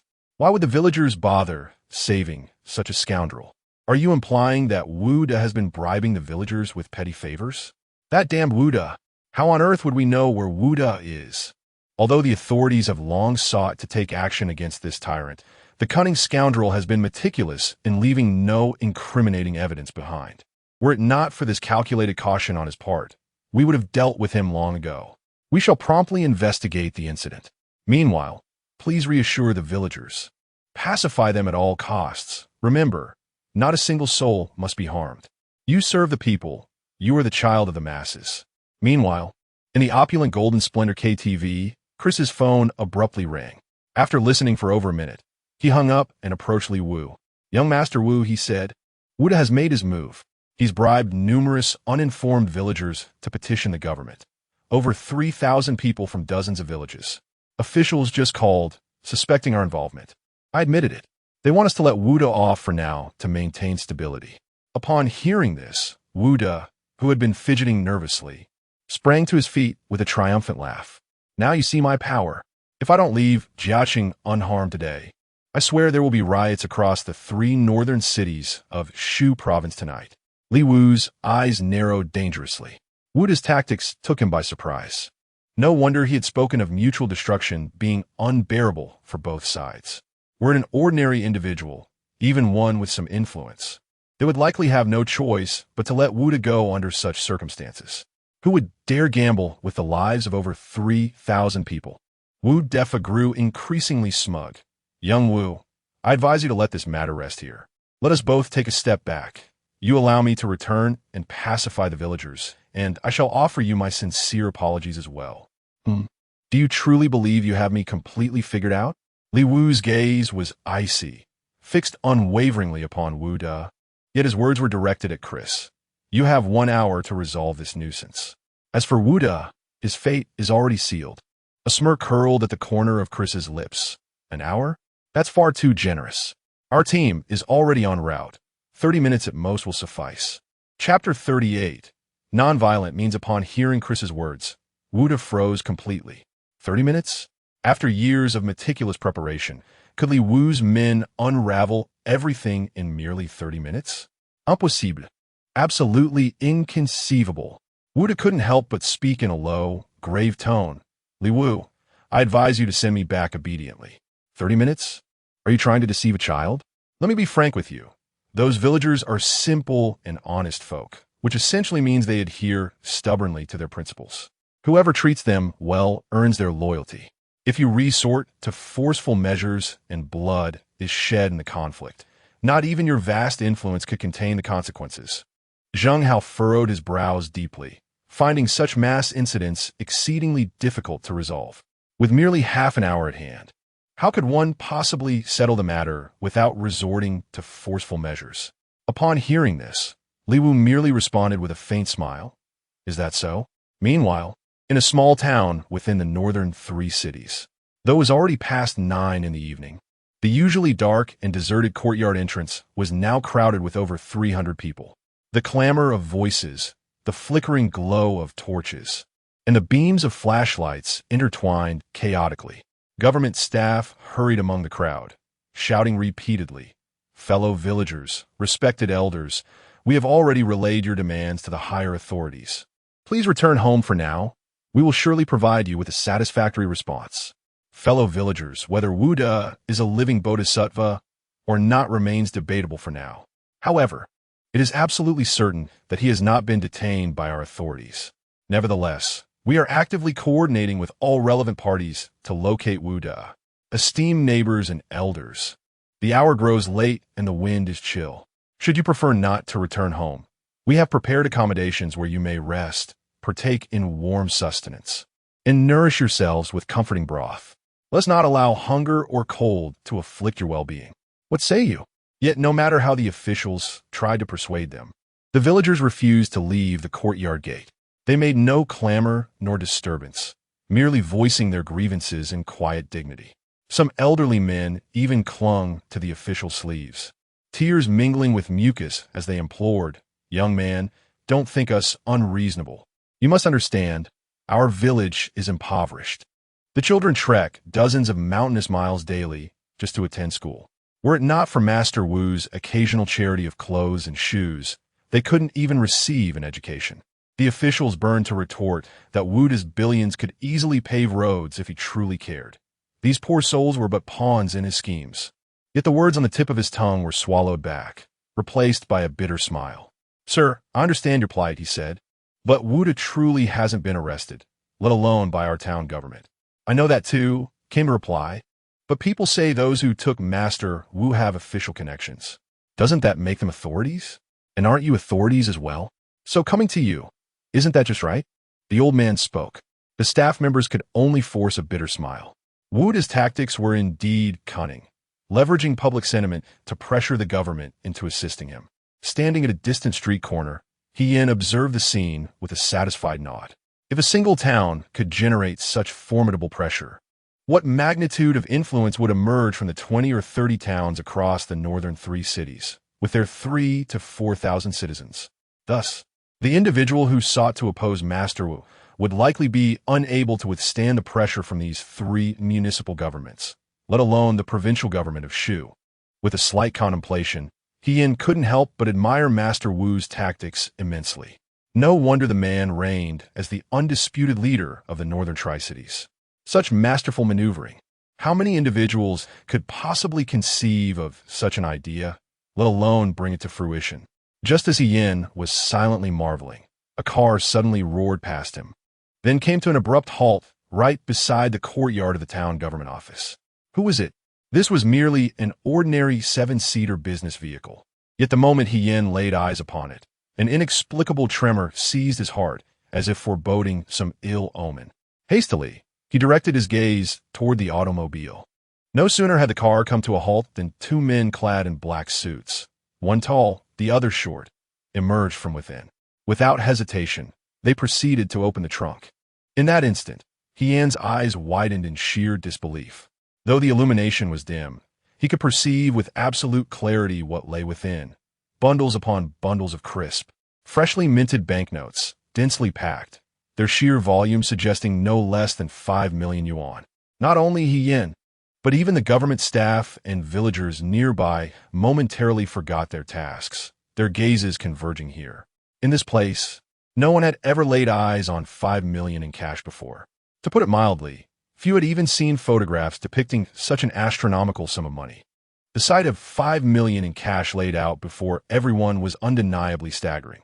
Though the villagers were stunned by such an enormous sum, not a single one entertained any ill intentions. 2 particularly brawny villagers even positioned themselves on either side of the vehicle, seemingly prepared to assist the men in black suits in guarding the money. But just then, the taller man in the black suit retrieved a megaphone from the car, adjusted it briefly, and then bellowed, "Fellow townspeople of Jinmu Town, elders and neighbors, we are here to deliver money to you." What? The villagers were utterly dumbfounded. The implication was, all this money would be given to them? Could such benevolent souls truly exist in this world? It seemed utterly inconceivable. Skepticism was evident on everyone's faces, as few were willing to believe such an unbelievable stroke of luck. Yet the tall man in the black suit remained undeterred, continuing to proclaim, "Fellow villagers, we are no swindlers. Our employer, deeply aware of your hardships, believes that after earning wealth, one must perform acts of kindness. Hence, he has sent us to distribute money to you all. Though the sum is modest, 5 million in total, each person present shall receive 10,000, available for collection immediately." As they spoke, the short man in the black suit standing nearby casually grabbed a stack of 10,000 yuan and slipped it into the hands of the villager who had voluntarily helped them watch the money. "This is your 10,000. He then picked up several stacks of cash and began distributing them directly into the hands of nearby villagers. This is yours, and yours." The recipients stood frozen in disbelief for quite some time. They gingerly felt the texture of the banknotes, even asking nearby government officials to verify their authenticity. Upon confirming these were indeed genuine 10,000 yuan bills, they became so overwhelmed with emotion they could barely articulate their thoughts. "It's real. This is truly 10,000 yuan. We couldn't possibly earn that much money in an entire year. Not even in a whole year. Young one, who is your employer? He must be a truly magnanimous soul. We simply must meet this extraordinary gentleman." Following the previous example, the villagers no longer resisted the two men in black suits. Upon hearing their inquiries, the taller man in black raised a megaphone and cheerfully declared, "There's no need for you to know my employer's name. All you need to understand is that he is a genuinely benevolent individual." Surely, no one has any objections to that. No objections. The villagers nodded repeatedly. A person who gives money to the poor must undoubtedly be a good soul. Even the benevolent Bodhisattva Wu might pale in comparison. At that moment, the tall man in the black suit continued speaking. "Dear elders and fellow villagers, there is one more matter our boss wishes to discuss with you. We wonder if you might be willing to consider it." "Young man, your words are rather blunt. Your boss is a truly benevolent soul, and the affairs of good people are our affairs as well. What is there to discuss? Speak your mind directly." An elder stepped forward to speak on behalf of the villagers. The tall man in the suit smiled and said, "Sir, we still need to discuss this matter. Our boss wishes for you all to return home peacefully. Don't heed Wuda's words and refrain from causing trouble here." "What?"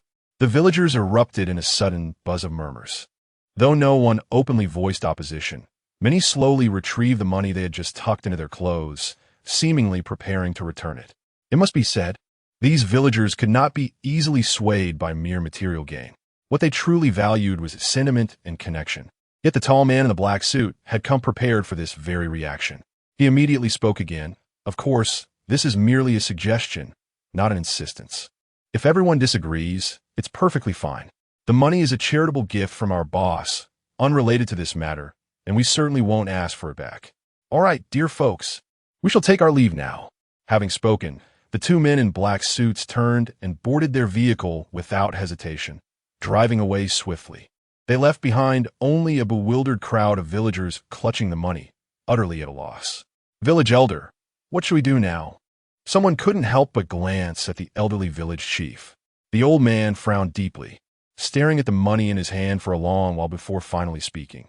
"Master Wu is a good man, and this benefactor who brings us money is also good. Both are virtuous people. Now that they're in conflict, the only righteous path is to remain neutral. That would be fulfilling our moral duty to both. So, shall we return?" Someone inquired. "Go back now and inform everyone. The money is strictly for the children's education. Not a single penny should be wasted. Whoever dares to squander it will have their legs broken by my own hands." The elderly village chief finished speaking, then hunched his back and shuffled unsteadily toward the village. Chapter 39. Under military protection, He Yin, who had been observing the scene from the sidelines, suddenly paled in astonishment. Wuda's hidden trump card. Had it really been dismantled so effortlessly? No, this couldn't be allowed. He hurried after the old village chief and said urgently, "Elder chief, over these years, how has Master Wu treated you all? Surely you must have some sense of gratitude in your hearts. Now that Master Wu needs you, how can you simply walk away without a second thought?" The old village chief wore a face full of remorse, yet his stance remained resolute.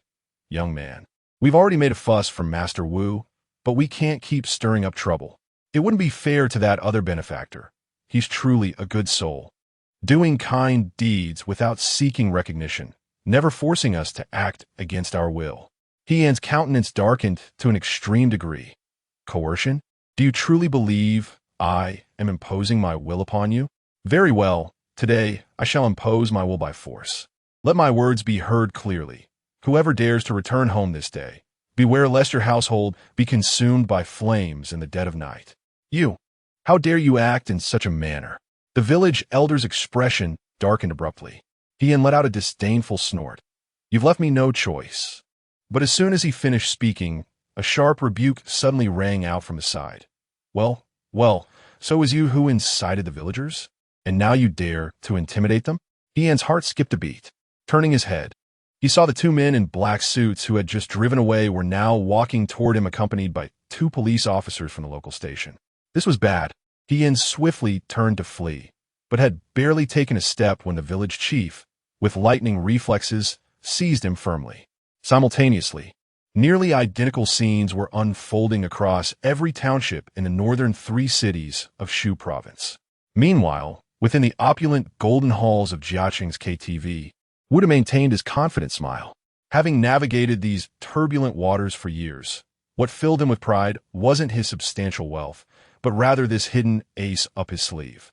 He calculated that even if a central investigation team came for him, the moment he played this trump card, none would dare lay a finger on him. Forget the northern 3 cities. Who in the entire Shu province could boast such formidable methods? Yet before them stood Li Wu, who had the audacity to claim he would dismantle his opponent's backup plan within half an hour. Even more ludicrous was Chris's remark that 30 minutes was far too generous an estimate. Do you take me for a fool playing childish games? Half an hour? Huh. You couldn't accomplish this even if given half a month. More than 20 minutes had passed since Li Wu began speaking. Suddenly, Chris's phone rang. He immediately answered the call, and within a dozen seconds, he hung up. What's the situation? Have your subordinates informed you that my contingency plans are utterly irresolvable? Wu reclined on the sofa, lighting a Zhongjio cigarette and taking a deep drag, exhaling a smoke ring through narrowed eyes. Chris ignored him, stepping instead before Li Wu and reporting, "Young master, over 3,000 civilians received more than 30 million in cash disbursements. All villagers have now returned home. Moreover, our operatives collaborated with the police to apprehend the instigators. Many were convicted on the spot." Zheng Hao, listening nearby, felt his eyes brighten abruptly. The young master subordinates were indeed formidable to devise and execute such an effective solution in such limited time. Truly befitting the caliber of a hidden aristocratic family. W.H. Warehouse. What? Wu's hand trembled slightly, crushing the cigarette between his fingers. Li Wu had astonishingly distributed over 30 million in cash at once. Directly sending those villagers home? His backup plan could actually be dismantled in such a manner? How had this possibility never crossed his mind before? No, this is incorrect. With your official position, you are distributing funds to encourage citizens to return home. Is this not setting a dangerous precedent? What if it is exploited by those with ulterior motives in the future? The government will never permit such actions. Countless thoughts raced through Wu's mind. Suddenly, a chilling realization struck him. Could it be? This young man lacks any official connections? Without any official backing, how is it possible to mobilize armed soldiers for protection? Perceiving Wu's bewilderment, Chris smiled faintly and explained, "Young master, I neglected to mention earlier that our family oversees several military-industrial enterprises. To prevent hostile forces from compromising national security by targeting relatives, you are under state protection. Should any danger arise, the military would naturally intervene to safeguard you." Li Wu nodded gently, quite satisfied with Chris's explanation, as he too had been puzzled about where Chris had managed to procure so many armed soldiers. Meanwhile, Wu's body went limp, collapsing directly onto the sofa. It's over. Li Wu's background is unexpectedly profound. Not only did he casually toss out 30 million, but he is also under military protection. Have I lost my mind today? Why on earth did I provoke this young man? Now, I shall depart. Will you attempt to restrain me? Li Wu spoke up, gazing at Wu. Wu's eyes were filled with profound complexity, yet deep within them lay nothing but regret. But in this world, there exists no medicine for remorse. Seeing that Wu had completely lost his spirit, Li Wu then lifted Fong Sil into his arms and turned to leave. Chris followed closely behind, guiding Li Wu directly through the gaping hole to exit the resplendent hall, boarding an inconspicuous 7-seater business vehicle parked at the entrance. Zheng Hao, having rendered meritorious service today, was also invited aboard. "Young master, where to?" Chris took the wheel himself. Gazing at the unconscious Fong Sil nestled in his arms, Li Wu found himself at a loss. Zheng Hao turned back with a knowing smile and suggested, "Why not head straight to the hotel? Master Wu, your heroic act today should naturally lead to romance, no?" Li Wu shook his head. It's true, I admire Fong Sil, but I refuse to win her affection this way. Fong Sil is a wonderful girl, and he ought to cherish her. Zheng Hao promptly slapped his own mouth before speaking. Then accompany me to Buckingham Palace. Lin Ran hasn't left yet. Let her take Fong Sil back to her place to rest for the night. How does that sound? Li Wu pondered for a moment and realized this was indeed the optimal solution.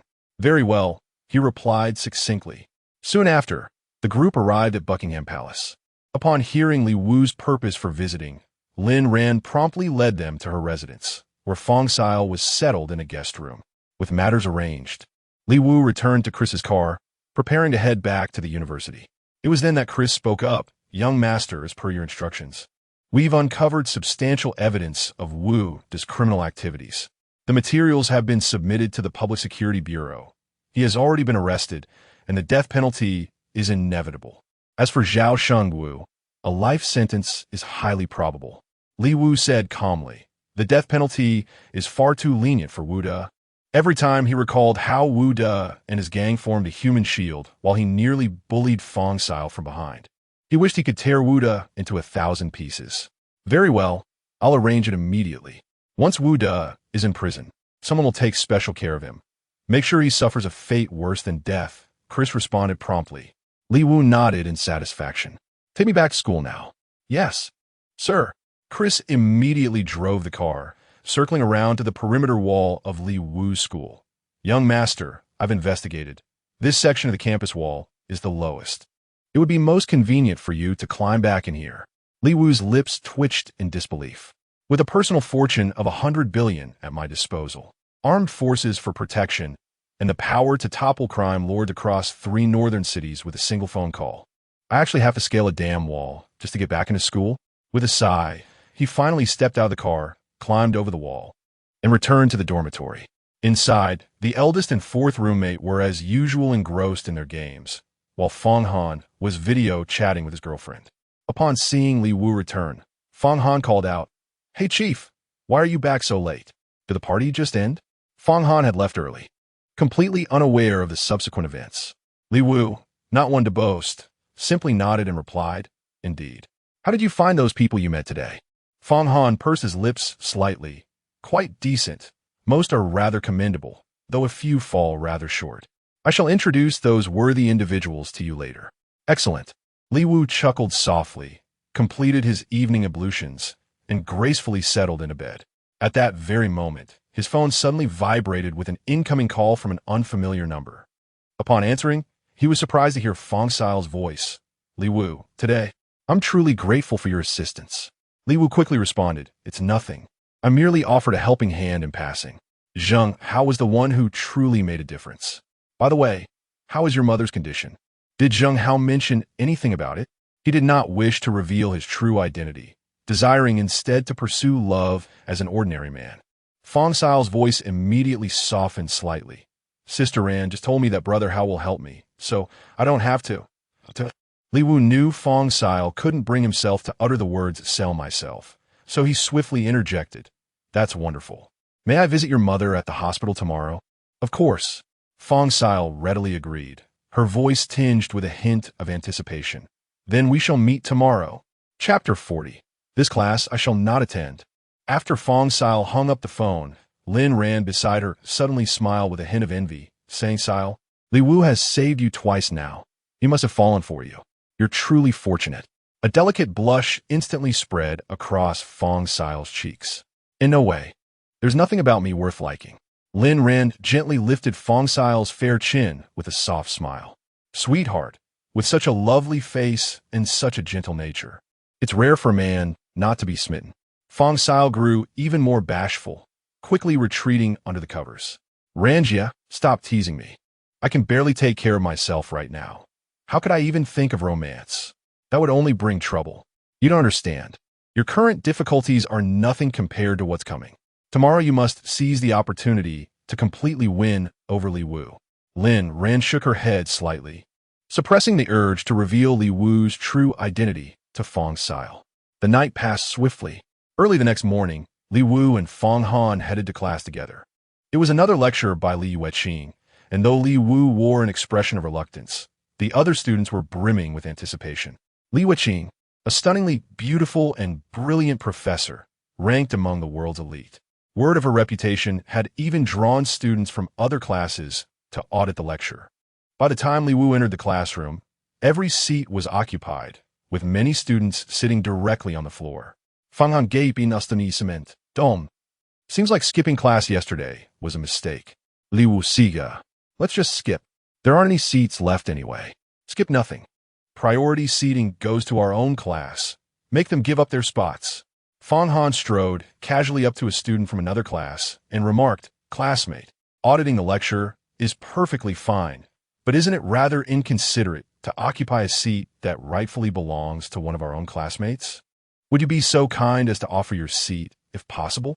Upon hearing this, the student from another class flushed with embarrassment and immediately made to rise from his seat. However, at that moment, a hand reached out from beside him, pressing down on his shoulder. "Humph, think you're special just because you're from his class? First come, first served. Ever heard of that?" Fanghan was momentarily stunned. Turning his head, his brows immediately furrowed upon seeing the speaker. It was none other than Chai Yuan from his own class. Fanghan was unaware of the conflict that arose when Chai Yuan failed to obtain Li Wu's phone number. Without hesitation, he spoke up. "Chai Yuan, as a member of our class, it's disappointing enough that you wouldn't assist a fellow student, but to take sides so blatantly?" Chai Yuan let out a derisive chuckle, chewing gum with an air of nonchalance, and retorted contemptuously. "So what if I'm playing favorites? Got a problem with that? You dare defy me? Go ahead. Take a bite if you can. My father is a professor. Think carefully before you act." Fanghan seethed with frustration. Chai Yuan's arrogance was utterly infuriating, yet there was little he could do. It was common knowledge that Chai Yuan's father held a prestigious academic position.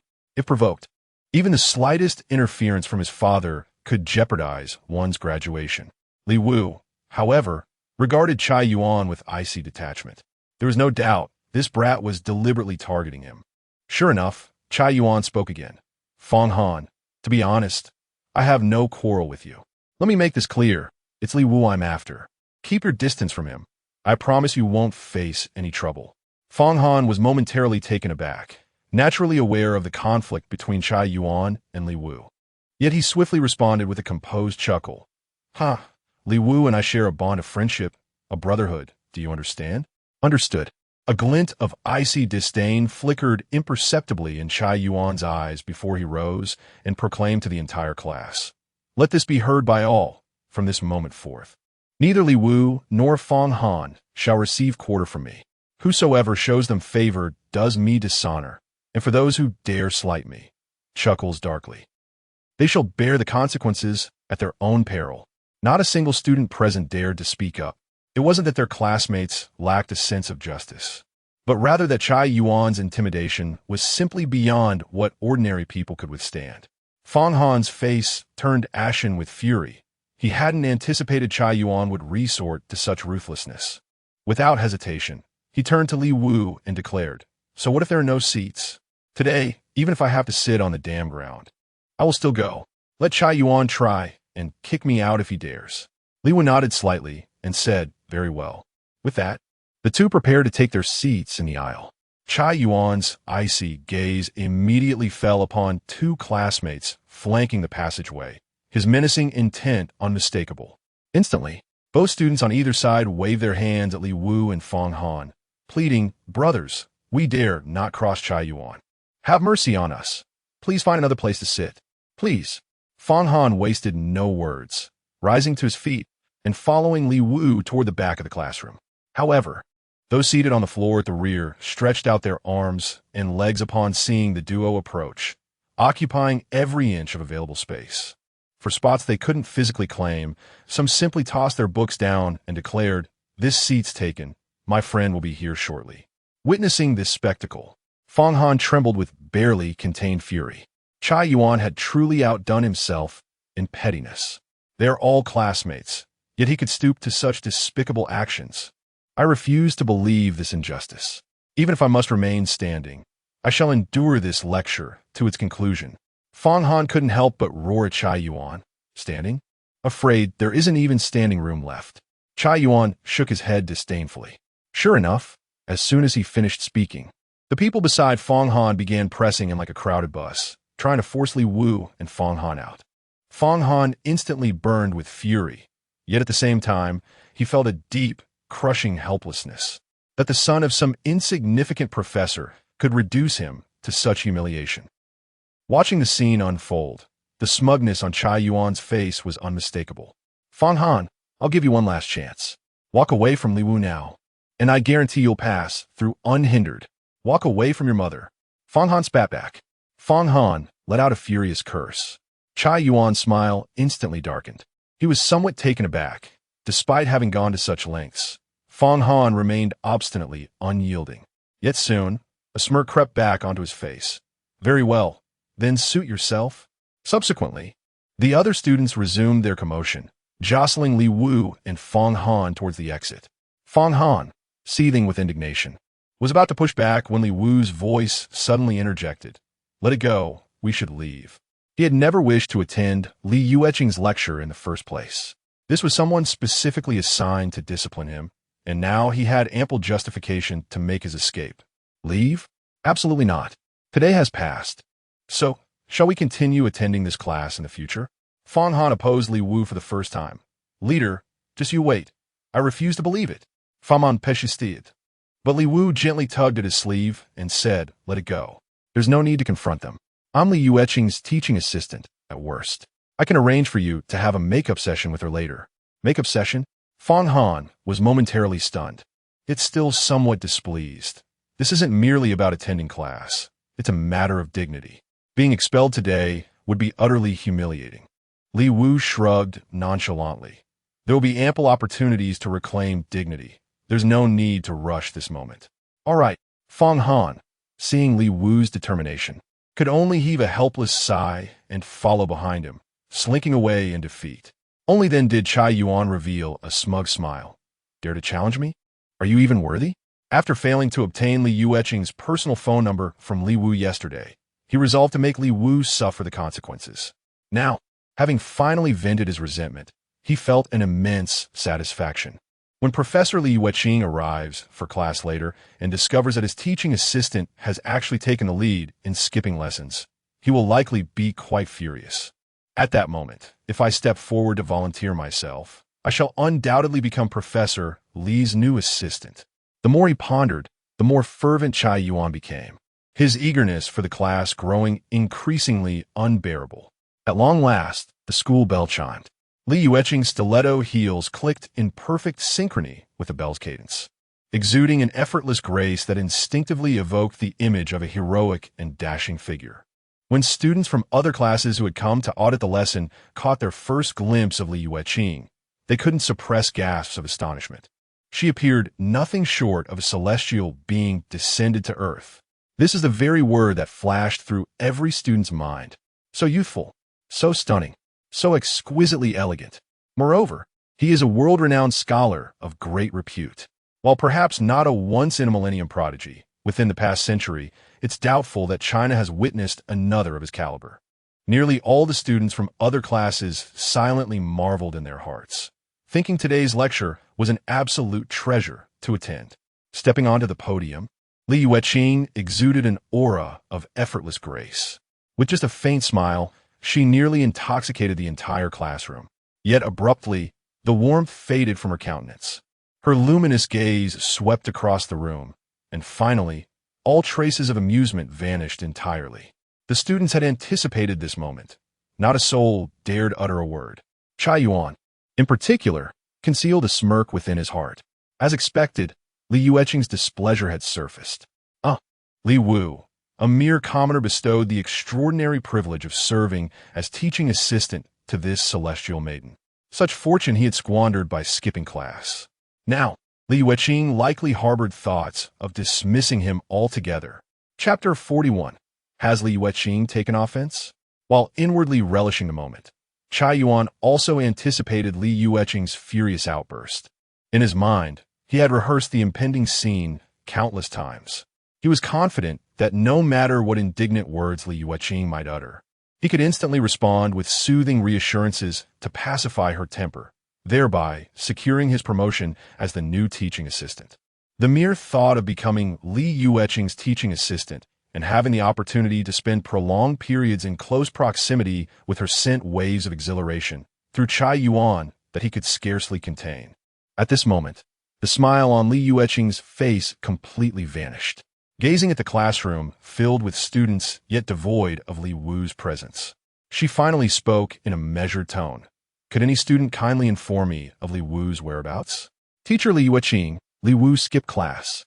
Chai Yuan stood up abruptly and responded. Skip class? Li arched her delicate willow-like brows with a hint of anger, yet it only accentuated her heroic spirit. Compared to her enchanting smile, this demeanor exuded an even more captivating aura. Indeed, he had skipped class. Chai Yuan affirmed with certainty. Li Wu has never been fond of attending classes properly. Skipping them is quite habitual for him. Professor, selecting him as your teaching assistant yesterday was undoubtedly a misjudgment. Oh, Li Yuqing appeared to take a deep breath, visibly suppressing his fury. Chai Yuan watched with bated anticipation. Lose your temper. Explode in anger. However, the next scene left Chai Yuan utterly disappointed. He witnessed Li Yuqing promptly pulling out her phone, dialing Li Wu's number, placing on speaker mode, and tossing the device onto the lectern. The call connected almost instantly, and without preamble, Li Yuqing commanded with icy authority, "Get back to class this instant." Immediately, without a second's delay, Li Wu on the other end of the phone pursed his lips with a helpless expression. There are no seats left in the classroom. Hearing this, Chai Yuan immediately responded, "Professor Li, look, he's clearly making excuses. Even if there are no seats, why can't he sit on the floor? There's plenty of space there." Chai Yuan harbored no fear of Li Wu exposing him. He had already concocted countless excuses. Should Li Wu attempt to unveil the truth, he could effortlessly obscure it while simultaneously casting aspersions on Li Wu's character. Yet, Li Yuqing showed no inclination to press further. Instead, with measured calm, she uttered, "I care not for your reasons. Return at once. I shan't repeat myself a third time." A flicker of disappointment coursed through Chai Yuan once more. Why hasn't she erupted in anger yet? Even Li Wu acted this way, let alone a renowned international scholar like Li Yuqing. Even an ordinary university professor would likely be infuriated. On the other end of the line, Li Wu let out a prolonged sigh, responding with evident reluctance. "All right then. Fan Han, let's head back." Only then did Li Yuqing hang up the phone. In less than 3 minutes, Li Wu and Fan Han appeared at the classroom doorway. Before Li Yuqing could utter a word, Li Wu interjected, "Professor, why summon me back if there aren't even seats available?" Li Wu, your lack of courtesy is appalling. Does the absence of seating exempt you from attending class? Are there not many classmates in the classroom without seats? Chai Yuan immediately snapped out first. Li Wu curled his lips in disdain and let out a cold chuckle, disdaining to waste words on Chai Yuan. Fan Han was eager to speak up, but Li Wu pulled him back and whispered in a hushed tone, "No need to rush. Later, I'll take you to her for private tutoring." He truly had no desire to attend Li Yuqing's class, and since Chai Yuan's mischief was inadvertently doing them a favor, why spoil Chai Yuan's little scheme? Chai Yuan was naturally unaware of Li Wu's thoughts. Seeing Li Wu remain silent, he mistakenly assumed Li Wu had nothing left to say. Subsequently, he immediately addressed Li Yuqing. "Professor Li Yuqing, such a student truly does not merit the effort you expend in teaching him." That makes sense." Li Yuqing nodded gently. A surge of delight welled up in Chai Yuan's heart. Had he succeeded? Had Li Yuqing finally reached her limit with Li Wu and decided to replace the teaching assistant? At this moment, Chai Yuan nearly leapt up with excitement. Yet just then, Li Yuqing's voice rang out once more. "It was rather inconsiderate to summon you back without seating arrangements. Ahem, that standing student over there. Kindly step aside and yield your seat to Li Wu." The smile that was about to bloom on Chai Yuan's face froze before it could fully blossom. "Did I mishear?" His gaze suddenly turned vacant, shifting towards Li Yuqing, who remained silent. Hastily, he looked to the classmates beside him. That expression seemed to speak volumes. "Tell me, did I mishear?" The astonished gazes of the classmates mirrored his own disbelief. Make no mistake, Li Yuqing was indeed demanding that you vacate your seat for Li Wu. "What's the matter with this student? Are you unwilling to comply?" Li Yuqing spoke once more. Chai Yuan hastily forced a strained smile and said, "Professor, I'm not in the best of health. if I don't remain seated, not in the best of health. Li Yuqing raised an eyebrow and said, "Classmates, please be attentive. If this student exhibits any adverse reactions, promptly call emergency services for him." With matters having reached this point, what else could Chai Yuan possibly do? With gritted teeth, he rose from his seat. At this moment, his gaze was utterly ferocious as it fell upon Li Wu, filled with such venomous hatred that he seemed ready to devour the man alive. How dare he? How dare I, Chai Yuan, the son of a distinguished professor, be expected to yield my seat to some truant slacker? Observing Chai Yuan relinquishing his seat, Li Yuqing finally shifted her gaze back to Li Wu. A subtle, almost imperceptible glimmer of playful triumph flickered in her eyes as she remarked, "Why the hesitation? Isn't there a seat available now?" Li Wu smiled bitterly. Among the family members he knew, there were only Li Yuqing and Chris. Now it appeared that both were astute and capable individuals, neither being mere figureheads. Helpless, he could only sigh and walk to Chai Yuan's seat. As he raised his head to speak, Li Yuqing preempted him. "Your friend doesn't have a seat either, right? Well then, classmate next to him, make some room too." The student beside Chai Yuan was far more obliging, immediately making space for Fong Han without a word. Left speechless, Li Wu and Fong Han took their seats. "Very well. Since all students are present, let us commence today's lecture. The topic is the correlation between international relations and international economic relations." Li Yuqing finally began the class, her teaching as masterful as ever, profound yet accessible, utterly captivating. Most students soon forgot their earlier displeasure, enthralled by the lesson. Yet Chai Yuan, seated on the floor, squirmed restlessly. Of course, it wasn't physical discomfort that troubled him, but resentment and fury. He had intended to humiliate Li Wu. So why was he the one sitting on the floor, becoming the laughingstock of the entire class? No vengeance taken. No true gentleman made. Chai Yuan crouched behind the classmate in front of him, then stealthily retrieved his phone and sent a text message to his father. "Dad, how's the matter I mentioned to you yesterday progressing? That scoundrel Li Wu is in the classroom, making it impossible for me to focus on my studies. If this situation persists, how shall I ever maintain my academic performance?" In less than 10 seconds, his phone vibrated with a reply. "I've already informed your department head. You should arrive at your classroom very soon." Reading this, Chai Yuan couldn't help but feel a surge of joy in his heart. He hastily responded, "Thank you so much. Dad, I'll definitely study hard." After putting away his phone, Chai Yuan finally felt a sense of relief. He couldn't help but glance over at Li Wu. At that moment, Li Wu seemed on the verge of dozing off. Yet what was utterly infuriating was how each time his head drooped forward.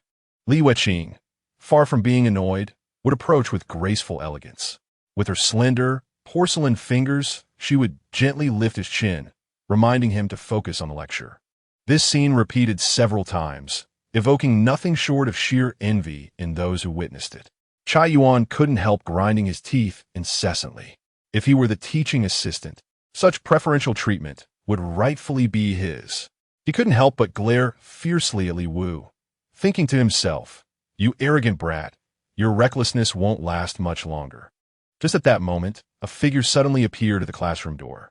Chai Yuan's eyes immediately lit up, and a glimmer of delight reappeared on his face.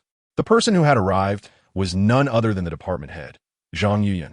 Zhang Yuyan did not speak immediately. Instead, he waited until Li Yuqing reached a pause in his lecture before gently knocking on the door and saying, "Professor Li, may I have a moment of your time? I wish to make an announcement." Li Yuqing appeared quite approachable on the surface. Without hesitation, she set aside her book and moved to the opposite side of the classroom, saying politely, "Director Zhang, please proceed." Only then did Zhang Yuyan step onto the lectern. He cleared his throat with a deliberate cough, smoothed the thinning strands of his hair, and once satisfied with his imposing demeanor, clasped his hands behind his back. In a grave tone, he declared, "Now, I shall announce a disciplinary decision from the department." Down below, Chai Yuan instinctively straightened his posture and craned his neck forward. "It's happening. Li Wu is finished." Chapter 42. Li Wu gets expelled. At the podium, Zhang Yuyan leisurely retrieved a document from his pocket and theatrically proclaimed, "Last night, while reviewing surveillance footage, Campus security discovered that student Li Yu of this class flagrantly violated school regulations by scaling the perimeter wall, considering Li Yu's recent behavioral patterns and academic performance.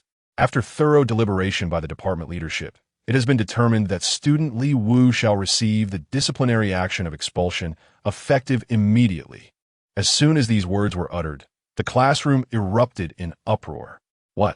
Li Yu merely climbed over a wall, and now faces expulsion? This is utterly excessive. The crowd exchanged bewildered glances, silently thinking to themselves, who among them had never scaled a wall before? Even if violating school regulations by climbing over the wall warrants punishment, at most it should result in a warning or public reprimand.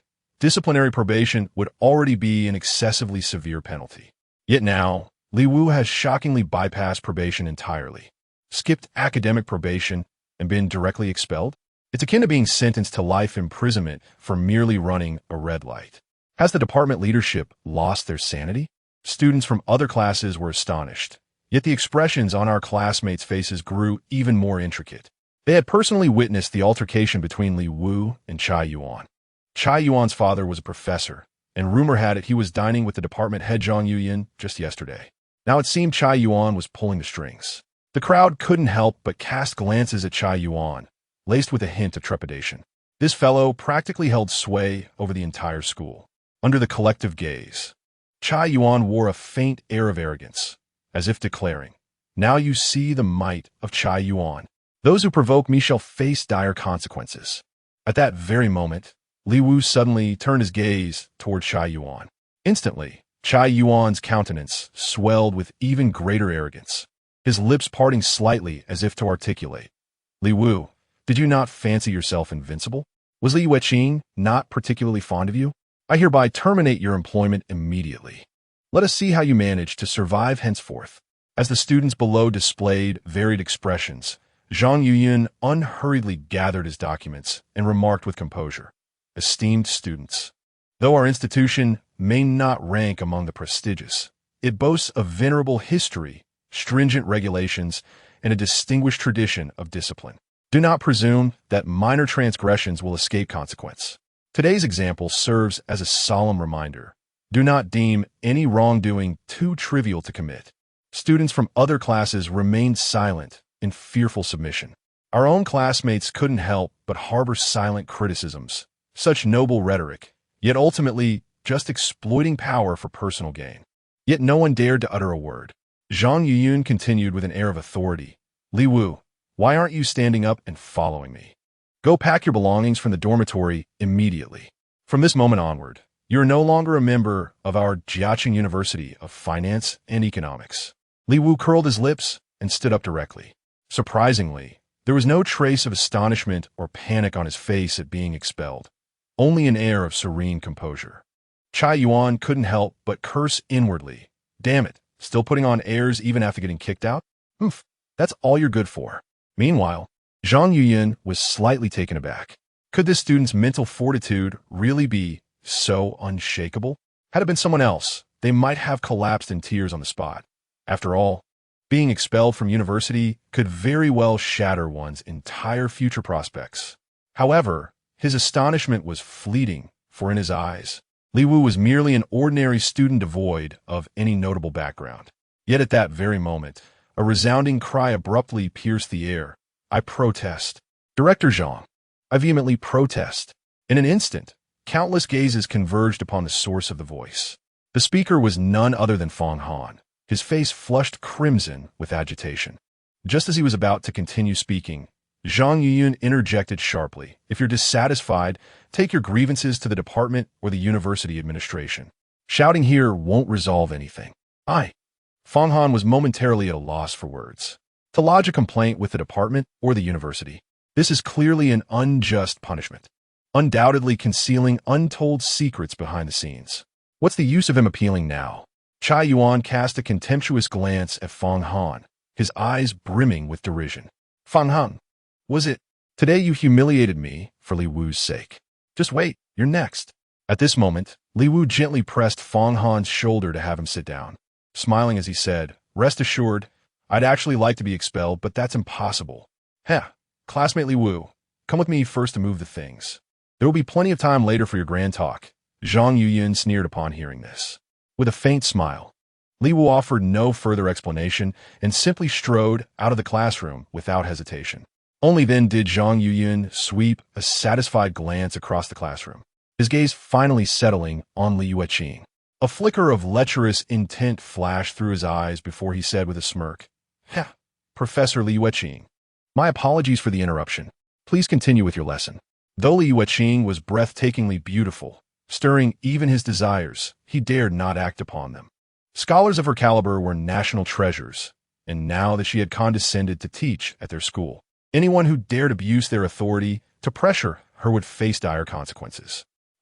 Forget a mere department head like him. Even the dean or the university president wouldn't be able to withstand the fallout.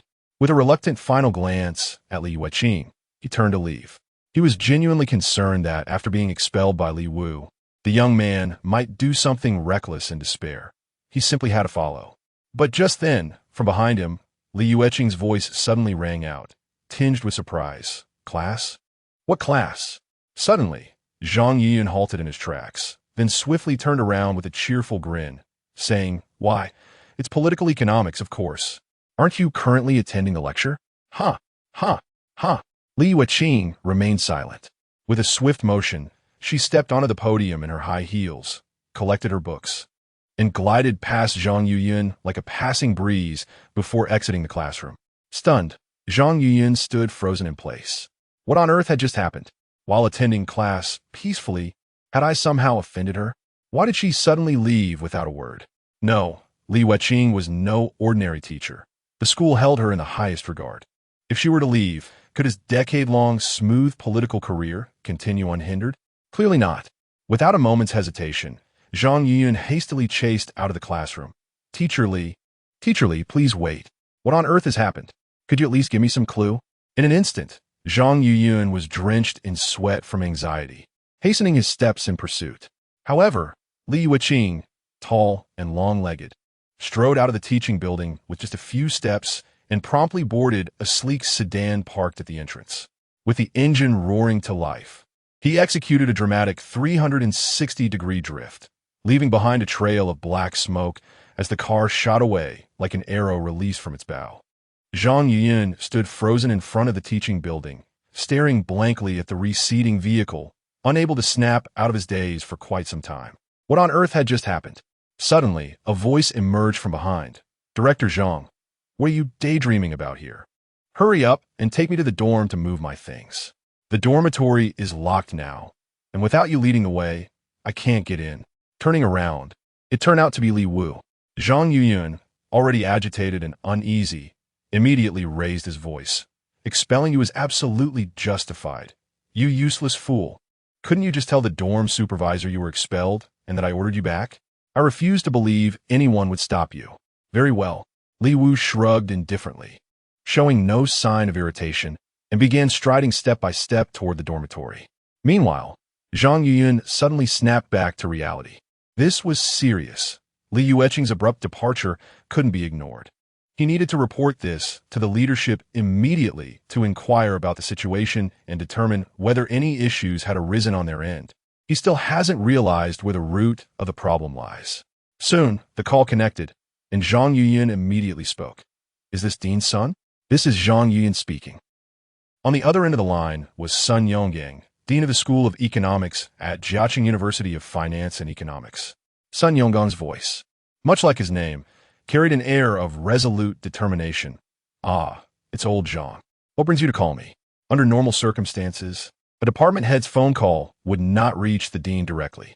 After all, there are deputy deans and other college leadership in between. For a department head to call the dean directly would be equivalent to bypassing the proper chain of command. However, Zhang Yuyun did not feel that he was overstepping his bounds at this moment. On the contrary, he even wondered if he should have directly called the university president. Of course, since the call had already connected, he wouldn't hang up now. So he went straight to the point. "Dean's son, something has happened. Li Yueqing, What happened to Li Yueqing?" A loud exclamation immediately erupted from the other end of the line. Initially, Sun Yonggang had been rather displeased with Zhang Yuyun's act of bypassing hierarchical protocols to make this call. Yet the moment the name Li Yueqing was uttered, such trivial grievances were instantly forgotten. Detecting the palpable shift in Sun Yonggang's demeanor, Zhang Yuyun couldn't help but emit a bitter chuckle. With the institute leadership taking such fervent interest, his own career trajectory was undoubtedly about to suffer turbulence. He could only cling to the frail hope that the higher-ups might devise some remedy for the situation. Steeling himself, he spoke plainly. Professor Li Yueqing. She has ceased conducting classes. What? Sun Yonggang was momentarily taken aback, then immediately responded. Why aren't you attending class? What problems have you encountered? Go resolve them immediately. Is calling me not just a waste of time? Zhang Yuyun, let me make this clear to you. Professor Li Yueqing is a world-renowned scholar, one of such caliber that she could serve in a national think tank. Were it not for her youth, being under 30 would raise unnecessary concerns. She would undoubtedly merit the title of academician. Her presence at our university is an immense honor. Should any misfortune befall her, rest assured your position as department head will be promptly reassigned. Chapter 43. The situation escalates. Zhang Yuyun grew increasingly alarmed as he listened. Indeed, if this matter remained unresolved, Sun Yonggang would replace him as department head. How could this be tolerated? He couldn't help but swallow hard and said, Dean Sunday. I also wish to invite Professor Li Yueqing back, but I don't even know why she left in the first place. Even the most skilled housewife cannot cook without rice. What? Are you telling me you've offended Professor Li Yueqing and still don't understand your transgression? Sun Yonggang was on the verge of exploding. Through the phone came his thunderous roar, accompanied by the deafening sound of a hand slamming onto the desk. One could easily imagine his current state. Zhang Yuyun's hand trembled as he held the phone, his face etched with bitterness. It might not necessarily be me who offended Professor Li Yueqing. There could be other factors at play. I called you precisely to inquire about this matter. Sun Yonggang fell silent for a moment before responding. There's some merit to what you're saying. I'll immediately call the principal and have him reach out to Professor Li Yueqing to clarify the situation. I doubt Professor Li would withhold the truth from the principal. Just to ask for a reason. You need to involve the principal? Zhang Yuyun wiped his forehead, sensing the perspiration trickling down once more. What do you think? Sun Yonggang snorted disdainfully. I don't even have Professor Li Yueqing's phone number. Do you possess it? I don't have any either. Zhang Yuyun replied with a bitter smile. Day after day. Can't you ever learn to be more careful? Sun Yonggang muttered a complaint under his breath before hanging up. However, he didn't immediately call the principal. Instead, he meticulously rehearsed his words in his mind, ensuring this unexpected calamity wouldn't be traced back to him. Only then did he pick up the office landline and dial. As it was a work-related call, it was answered promptly, though the principal was already 59 years old. The voice that responded belonged to a young man. This is the principal's assistant. May I ask who's calling? On the other end of the line, Sun Yonggang promptly responded. Is this Zhang Qi, the assistant? This is Sun Yonggang from the School of Finance. I have an urgent matter to discuss with the president. Might I inquire if he is currently available? A voice immediately responded through the phone. Dean Sun, the university president is currently in a meeting with the delegation from the provincial education department. I'm afraid he won't be able to take your call at the moment. If it's urgent, perhaps you could call back after the meeting concludes? Sun Yonggang was taken aback. Officials of such high stature rarely visited ordinary institutions like Jiaqing University of Finance and Economics. Their presence today undoubtedly demanded the president's full attention, with no room for interruptions. Upon hearing this, Sun Yonggang instinctively nodded in understanding, even though he was merely speaking over the phone. Of course, he replied deferentially. Very well. I shall call again later. With those words, he hung up the phone. Yet moments after disconnecting, he hesitated for several seconds before an overwhelming urge to slap himself across the face consumed him. How could he possibly wait when the matter he needed to discuss with the principal concerned Li Yueqing? This was not something that could be delayed. What if, after waiting for an entire hour, Li Yueqing simply boarded a plane to go abroad and feed pigeons? The arrival of a world-renowned scholar like Li Yueqing has significantly elevated the faculty strength of Jiaqing University of Finance and Economics. If such a distinguished presence were to suddenly vanish, the university president would undoubtedly be furious enough to overturn tables. Without daring to delay any longer, he hastily dialed the principal's office number once more. "Hello, this is the principal's assistant." "Assistant Zhang, it's me again, Sun Yonggang." "I must speak with the principal immediately," Sun Yonggang said in one breath. On the other end of the line, Zhang Qi hesitated awkwardly.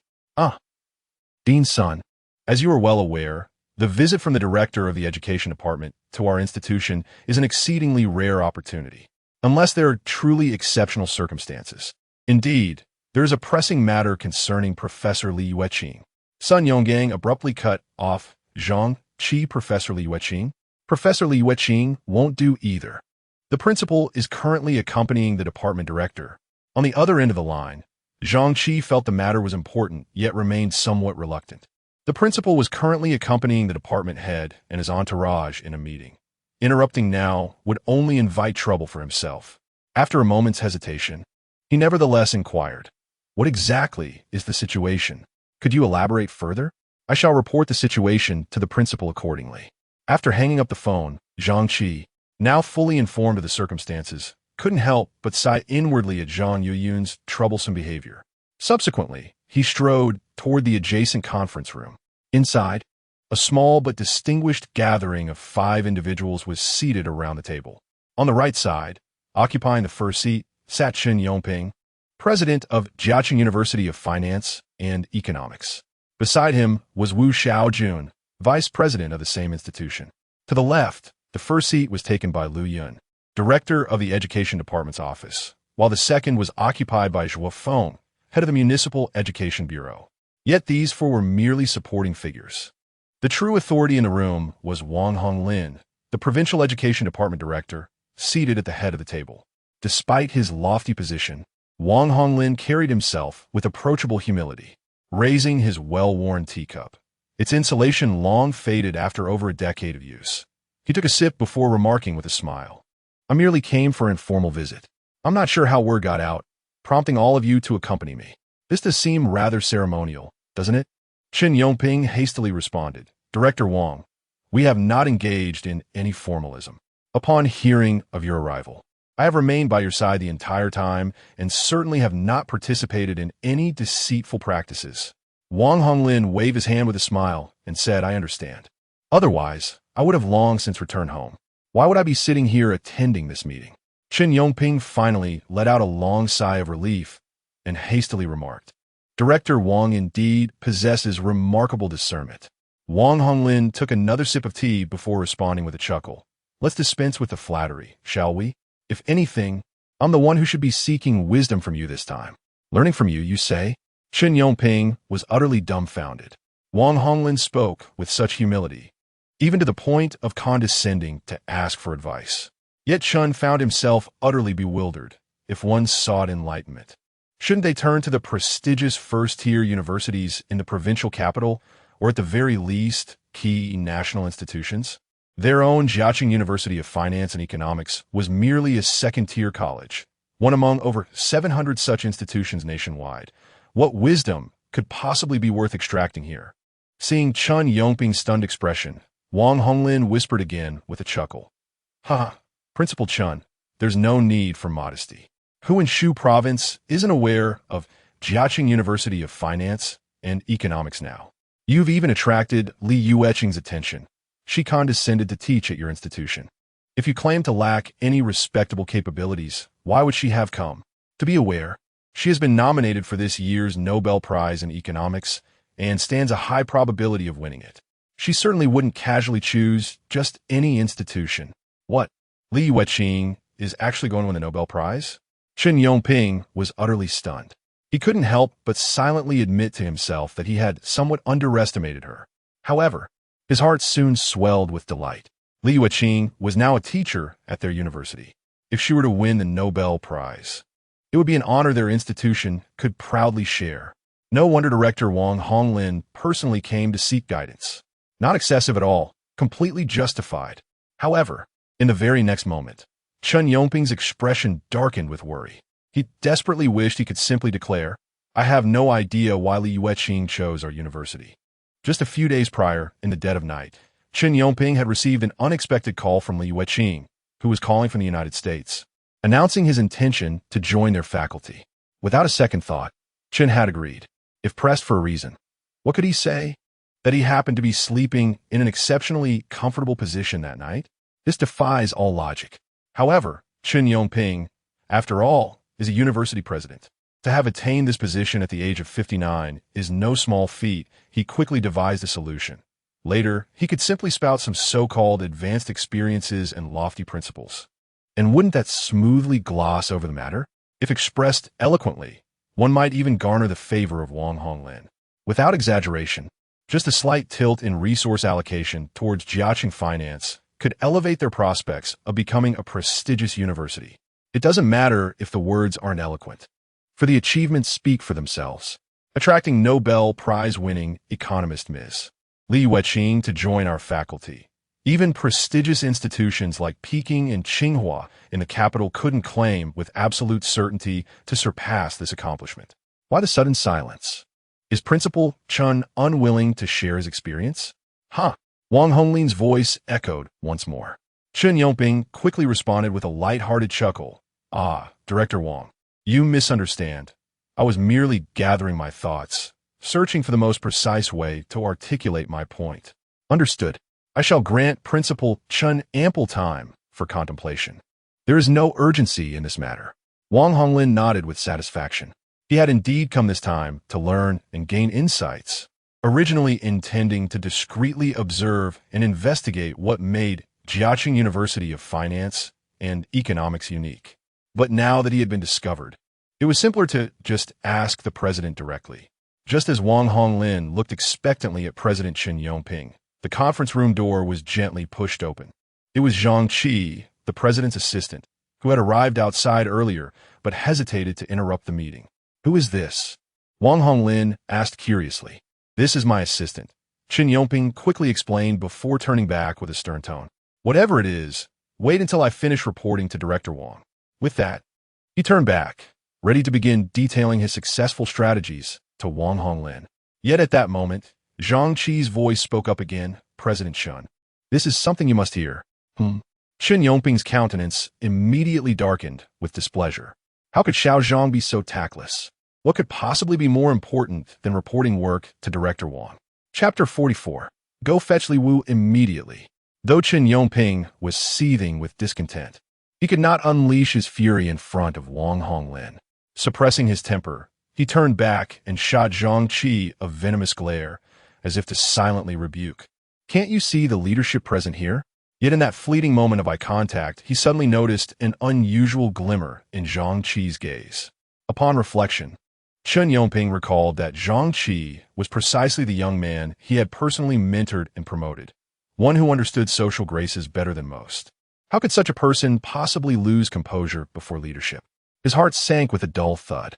Could something truly momentous have occurred? At this thought, he dared not reprimand Zhang Qi any longer, but instead spoke softly. Might we wait for 5 minutes? I'm afraid that won't be possible. Zhang Qi responded with a bitter smile. Chen Yongping's heart tightened. Something serious must have happened. He immediately turned to look at Wang Honglin. Fortunately, Wang Honglin was not unreasonable.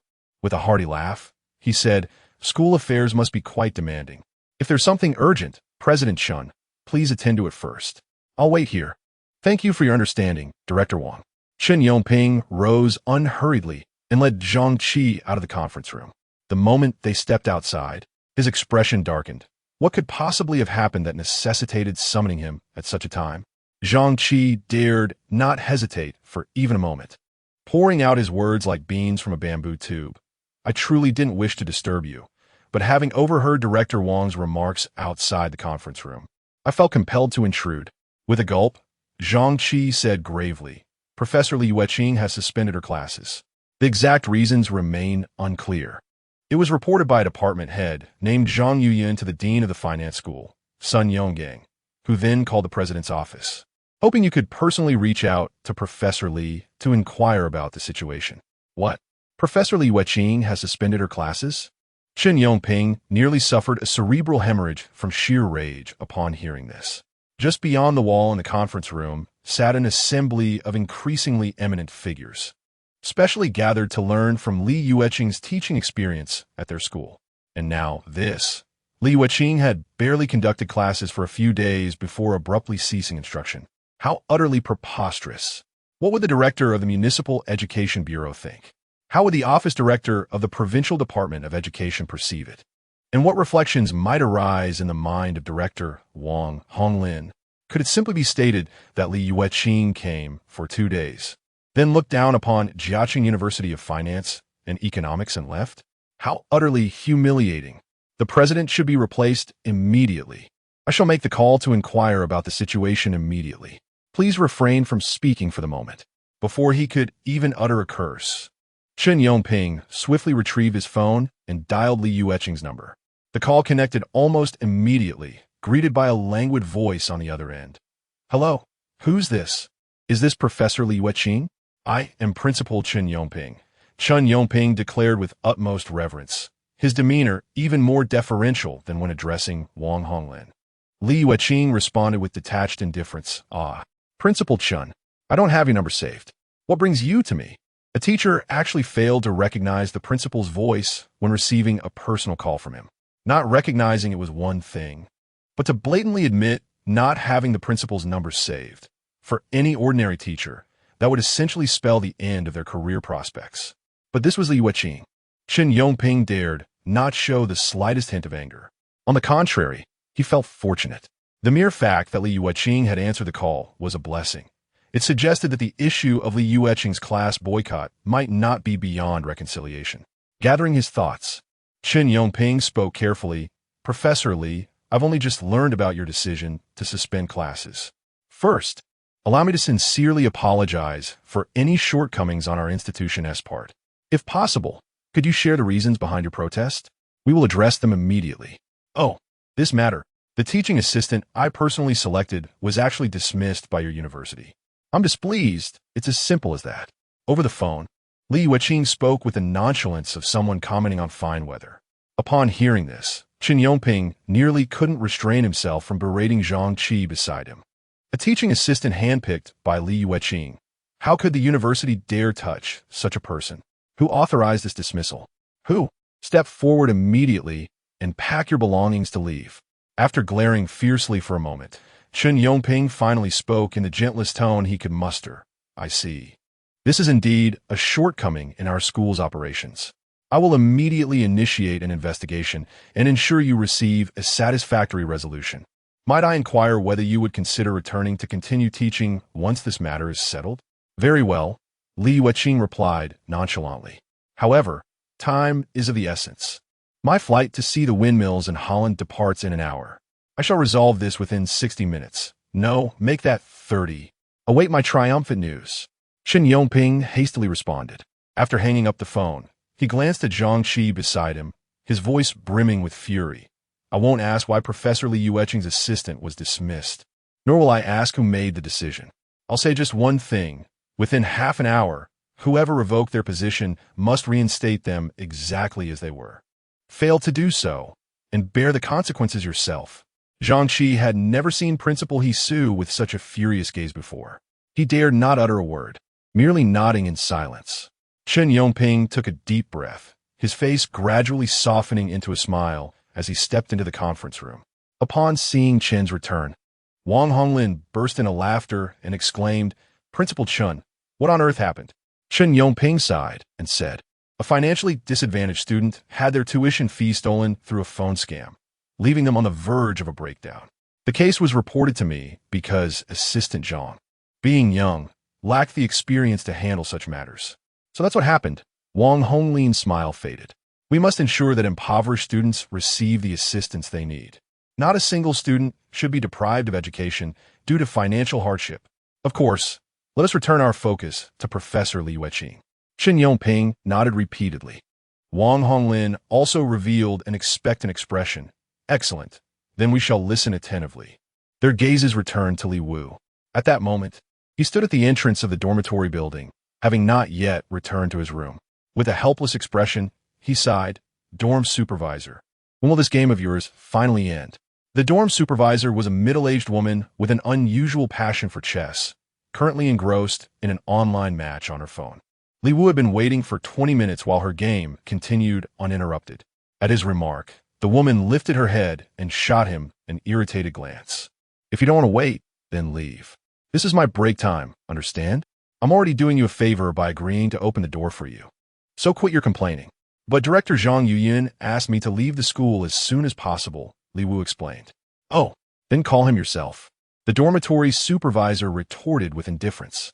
Li Wu sighed and had no choice but to wait patiently for another 10 minutes. Finally, the supervisor finished a round. The phone screen filled with a glaring crimson defeat. Instantly, her face twisted with defiance as she immediately tapped to restart the game. Li Wu was speechless. You start another round? I do as I please. If you don't like waiting, then get lost. Who do you think you are? If my child acted like you, I'd have beaten them long ago. The dormitory matron snorted disdainfully. Li Wu furrowed his brows, then took out his phone and dialed Zhang Yoyun's number. The call connected, and Zhang Yoyun's impatient voice immediately came through. Who is this? If you've got nothing important, I'm hanging up. Don't clog my line. I'm waiting for a crucial call. I am Li Wu. The dorm supervisor won't let me into the dormitory, said Li Wu. Upon hearing this, Zhang Yoyun's anger flared up instantly. It's you again. How can you be so utterly incompetent? Figure it out yourself. After speaking, he promptly ended the call. Almost simultaneously, his phone suddenly displayed an incoming call. It was from Dean Sun Yonggang. Zhang Yuyin swiftly changed his expression and answered the phone, cautiously inquiring, Dean, any news yet? Yes. Sun Yonggang's voice was eerily composed. Did you dismiss teacher Li Yueqing's teaching assistant today? Absolutely not. Zhang Yuyin felt utterly wronged upon hearing this. Teacher Li Yueqing had arrived at the school alone. Where would she have an assistant? Who did you expel today? Sun Yonggang inquired calmly. Zhang Yuyin replied nonchalantly, just an ordinary student. He was caught on surveillance, climbing over the wall, and his academic performance has always been mediocre. I thought it would serve as a warning to others, so I expelled him. There is no way this has anything to do with Professor Li Yueqing's situation. What kind of person is Professor Li to go on strike over some random student? Is that so? A deep inhalation resonated from the other end of the line, followed by a thunderous roar. Zhang Yuyin, you despicable scoundrel! How dare you remain oblivious when the truth is already laid bare before me? Go and inquire immediately whether the student you dismissed was serving as teaching assistant to Professor Li Yueqing. The esteemed dean of University College was actually subjected to vulgar insults, which clearly demonstrates Sun Yonggang's current fury. W.H. What? Li Wu. Li Wu is Li Yueqing's teaching assistant? This cannot be. It must be a mistake. He is merely an average student with mediocre grades. How could Li Yueqing possibly choose him as a teaching assistant? No, absolutely not. There must be some error somewhere. Zhang Yuyin froze in place, utterly dumbfounded, his lips murmuring incessantly, as if unable to accept the reality before him. From the other end of the phone, Sun Yonggang's cold laughter immediately followed. No, of course not. Don't take my words seriously. I was just joking with you. Mid-sentence, Sun Yonggang suddenly roared again. Zhang Yuyin, go to hell. You have exactly half an hour. Bring Li Wu back to me, or I swear I won't let you off. Chapter 45. So the department chair is impressive? I'll fire you. It appears a torrential downpour is imminent today. The gusts of chilly wind howl relentlessly, yet fail to dry the beads of perspiration the size of peas that continuously trickle down Zhang Yuyin's forehead. Why is the dean so utterly furious? Zhang Yuyin couldn't help but defend himself. Dean Sun, after all, I've served as department chair for over a decade in this institution. Isn't it rather inappropriate for you to berate me like this? Inappropriate? You still find this inappropriate? You have committed an unforgivable transgression. Are you even aware of it? I haven't the slightest patience for your nonsense. Go immediately and ensure Li Wu is found without delay. Upon hearing this, Sun Yonggang cursed even more vehemently before abruptly hanging up the phone, leaving Zhang Yuyin utterly humiliated. Zhang Yuyin's resentment swelled further. Even if Li Yueqing is formidable, surely it hasn't come to this. After all, I've served diligently as the department chair for over a decade. At worst, I'll step down from the position and continue as a regular professor. Can't that atone for my mistake this time? However, Zhang Yuyin dared not provoke any further misfortune. He was eager to swiftly resolve this matter and secure his position as the department head. Subsequently, He picked up his phone to dial Li Wu's number. Yet, at that very moment, his phone emitted a faint chime before abruptly powering off, utterly vexing. Zhang Yiyun shuddered violently and immediately dashed toward the dormitory building. He distinctly recalled Li Wu mentioning over the phone that he hadn't yet entered the dorm. Though long unaccustomed to physical exertion, Zhang Yiyun pushed his aging body to the limit today, for the sake of securing his position as department head. Across the sprawling campus, a journey that typically took 20 minutes was conquered in under 5 minutes. When he lifted his gaze and saw Li Wu still standing at the dormitory entrance, he nearly laughed triumphantly at the heavens. Providence had not abandoned him. My position as the department head has been secured. After catching his breath slightly, he hurried over to Li Wu, calling out from a distance, "Li Wu, I've already revoked your expulsion. You can return to class immediately." Upon hearing the voice at the dormitory entrance, Li Wu's face failed to display the anticipated smile that Zhang Yiyun had hoped for. "What? Are you still unwilling?" Zhang Yiyun approached Li Wu, panting heavily but still maintaining an air of authority, saying, "This is our school's care for you. Don't refuse a toast only to be forced to drink a forfeit. Hurry up and return to class immediately." At this moment, Li Wu chuckled softly and remarked with composed indifference, "Director Zhang wields considerable authority indeed, dismissing me when displeased, recalling me when contented. Pray tell, what precisely is your intended implication?" Zhang Yiyun's expression darkened. As the esteemed head of the department, he had already shown considerable face by personally overturning his own disciplinary decision. Instead of being overwhelmed with gratitude, this young upstart dared to make unwarranted comments. Li Wu cast a disdainful glance at Zhang Yiyun and declared, "What I mean is, kindly remove yourself from my presence. The farther, the better. As for this institution, I shall no longer grace it with my attendance. Your arrogance is utterly insufferable." Zhang Yiyun pointed at Li Wu, his fingers trembling uncontrollably. For years, he had never encountered a student who dared speak to him in such a manner. Li Wu cast a disdainful glance, not even deigning to waste words on Zhang Yiyun, and turned to leave. Seeing Li Wu about to walk away, Zhang Yiyun felt a surge of ruthless determination. So be it, all for the sake of preserving his position as department chair. He immediately strode after him, this time with a markedly improved demeanor. "Li Wu, I admit my earlier behavior was inappropriate, but as you can see, I, the department chair, have come personally to seek you out. Surely this demonstrates sufficient respect?" As the esteemed department head, Li Wu couldn't help but let out a derisive chuckle. What a worthless figure. "You." Zhang Yiyun nearly couldn't restrain his fury again. How dare a student have the audacity to insult him to his face, calling him worthless? I hold the future of thousands of students in my hands. Were it not for the dreadful realization that he would be utterly ruined should Li Wu depart, Zhang Yiyun would have dismissed him once more without hesitation. He even contemplated blacklisting Li Wu across all universities nationwide, severing any possibility of the young man retaking college entrance exams in the future. Taking a deep breath, Zhang Yiyun lowered his stance once more and said, "All right, Li Wu, I admit I was wrong today. I sincerely apologize to you here, a genuine apology. I hope you won't dwell on it and will return to class." Zhang Yiyun felt he had humbled himself enough. After all, he was apologizing to an ordinary student. Yet, to everyone's surprise, Li Wu's face still bore a mocking expression as he retorted, "Now you realize your mistake? Or was this remorse earlier?" Zhang Yiyun was nearly driven to the brink of fury. How could I have possibly known earlier that you were Li Yueqing's teaching assistant? However, the moment he recalled that Li Wu's fate was intertwined with his own future prospects, he forcefully suppressed the fury simmering within his heart, articulating each word with deliberate precision. He declared, "Very well, student Li Wu. Beyond offering my apologies, I shall also provide appropriate compensation, be it the department's postgraduate recommendation quota, scholarship funds, or financial aid for underprivileged students. Simply say the word, and I shall ensure all arrangements are made to your satisfaction." This time, Zhang Yiyun felt he had completely lowered himself to a position even more humble than Li Wu's. If Li Wu possessed even a modicum of sense, he should know when to gracefully withdraw. Regrettably, The anticipated scene of Li Wu nodding in agreement still failed to materialize before Zhang Yuyun's eyes. Li Wu continued gazing at him with that inscrutable half-smile. Instantly, Zhang Yuyun couldn't suppress the furious curses rising in his heart.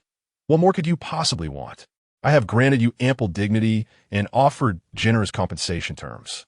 What more could you possibly desire? Yet on the surface, he maintained a composed and sincere demeanor as he inquired, "Of course, Li Wu, my fellow student. Should you have any requests, please do voice them freely." It was only then that Li Wu truly smiled. "Requests? Naturally, I have them, but you are incapable of fulfilling them, so spare me your meaningless words. You, how would you know I cannot accomplish it unless you voice your thoughts?" Zhang Yuyun took a deep breath and said. Li Wu chuckled coldly. "Was it Chai Yuan and his professor father who got me expelled? So my demand is simple. You, Chai Yuan's father, and Chai Yuan himself must stand before the entire school, clarify the truth, and apologize to me." Upon hearing these words, Zhang Yuyun was instantly consumed by fury. "I've already apologized to you privately, yet you still find it insufficient? You demand that I apologize before the entire school? Do you truly believe my dignity, Zhang Yuyun, is worthless while yours, Li Wu, is exalted to the heavens? If I were to publicly confess the truth and apologize, my reputation and authority at the university would be utterly shattered. How could I possibly maintain my position? How could I continue serving as the department chair?" In an instant, he erupted in fury, exclaiming, "Li Wu, you'd best know your place. I have humbled myself enough to show you respect, yet you refuse to accept such courtesy. You are merely an ordinary student. With a single word from me, not only will our university expel you, but no other institution would dare accept you either. With nothing but a high school diploma and the stain of expulsion, your entire future would be ruined." "Huh." Hearing this, Li Wu burst into laughter, his mirth so unrestrained. "Threatening me? I'd actually like to see, if I don't attend this university, will my life truly be over?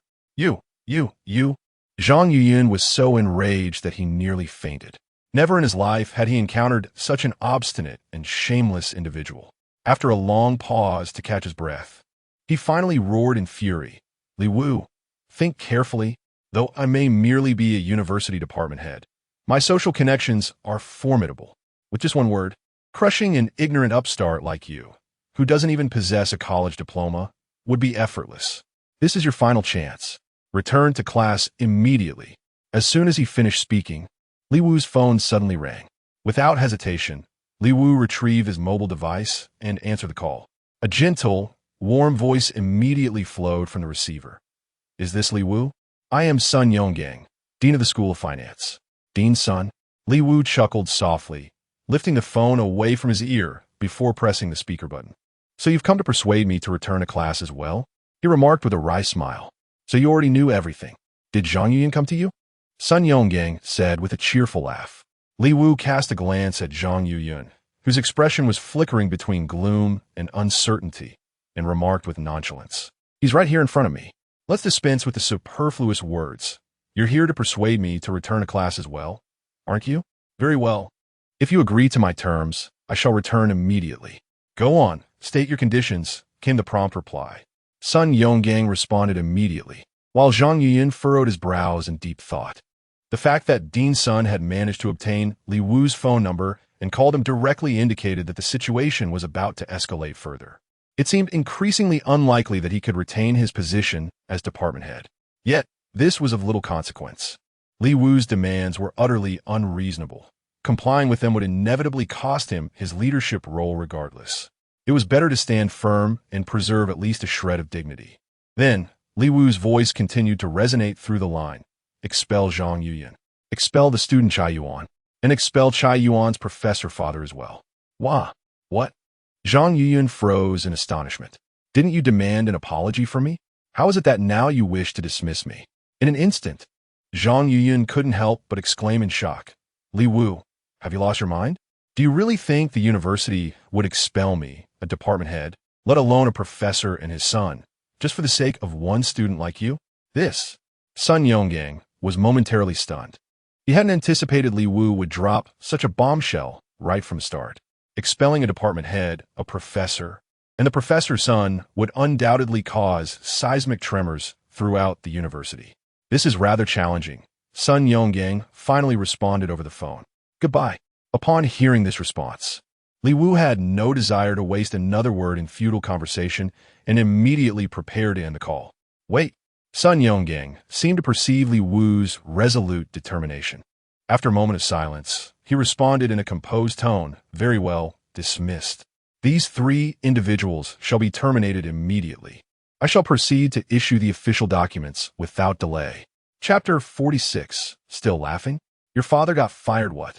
Zhang Yuyan froze upon hearing Sun Yonggang's words. Fired? Just because Li Wu said so? On what grounds? Were it not for the last vestiges of his rationality, Zhang Yuyan would have snatched Li Wu's phone outright to interrogate Sun Yonggang. Upon hearing Sun's words, Li Wu finally allowed a satisfied smile to grace his lips. Excellent. I shall return to the classroom for lessons immediately. Sun Yonggang's voice brimmed with resignation. That would be splendid. I've heard you possess Professor Li Yueqing's contact details. Might I trouble you to inform her that your expulsion has been rescinded and request her return to resume teaching? How does that sound? Li Yueqing was indeed exerting influence behind his back. While silently acknowledging this in his heart, Li Wu verbally agreed to Sun Yonggang's request with a simple, all right. After hanging up the phone, he glanced at Zhang Yuyan beside him. Though no words were exchanged, the meaning in his gaze was unmistakably clear. So the department chair thinks he's untouchable? You refuse to apologize publicly? Your social network is formidable? Come on, let's see. It appears you're incapable. Observing Li Wu's gaze, Zhang Yuyan trembled with fury. Only after Li Wu had long departed did he snap back to reality. Retrieving his phone, the realization of its dead battery provoked a thunderous roar as he hurled it to the ground. Storming toward the dormitory entrance where the matron remained engrossed in chess, he demanded, "Lend me your phone." "Oh, it's Director Zhang. I was just playing chess," the dormitory supervisor couldn't help but say. "If you keep playing chess, I'll fire you." Zhang Yuyan let out a furious roar. The dormitory matron trembled in fright, hastily closing her game interface and handing the phone to Zhang Yuyan. Seizing the phone, Zhang Yuyan immediately dialed Sun Yonggang's number. "Hello, Dean Sun. On what grounds do you expel me?" "On what grounds?" Sun Yonggang recognized Zhang Yuyan's voice and responded with a cold snort. "Don't blame me for this. You're the one who tore open the heavens, so you should be the one to mend the breach." "What do you mean by tore open the heavens?" Zhang Yuyan couldn't contain his outburst. What makes Li Yueqing so special? Just another internationally renowned scholar among countless others in China. Is she truly exceptional? Because she was merely a humble student teaching assistant, you actually dismissed the department head? Hearing this, Sun Yonggang couldn't help but let out a cold laugh and said, "Time was pressing earlier, so I didn't explain clearly to you. But it's not too late now. Let me tell you about Li Yueqing. She truly is extraordinary." "What I mean by that?" Zhang Yuyan's fury abruptly dissipated, replaced by boundless bewilderment. Sun Yonggang continued solemnly. "Today, the director of the Municipal Education Bureau, the office director of the Provincial Education Department, and the Provincial Education Department head conducted an unannounced inspection at our school, unbeknownst to you. Their purpose in coming here was precisely to learn from Principal Chun Yongping's exemplary methods, to study the remarkable experience that could attract a distinguished scholar like Li Yueqing to condescend to teach here." "What? All these prominent figures, they're here for Li Yueqing? How could this be?" Zhang Yuyan swallowed hard, his face turning pale. Sun Yonggang seemed to notice Zhang's expression and let out a derisive chuckle, saying, "Because Professor Li Yueqing has been nominated for this year's Nobel Prize in Economics, and is highly likely to win it." "Ugh. The Nobel Prize?" Zhang Yuyan felt his legs grow weak beneath him. Across the entire nation of China, only 2 scholars had ever been awarded the Nobel Prize. And now, Li Yueqing aspired to become the 3rd? Moreover, she is still so young, not even 30.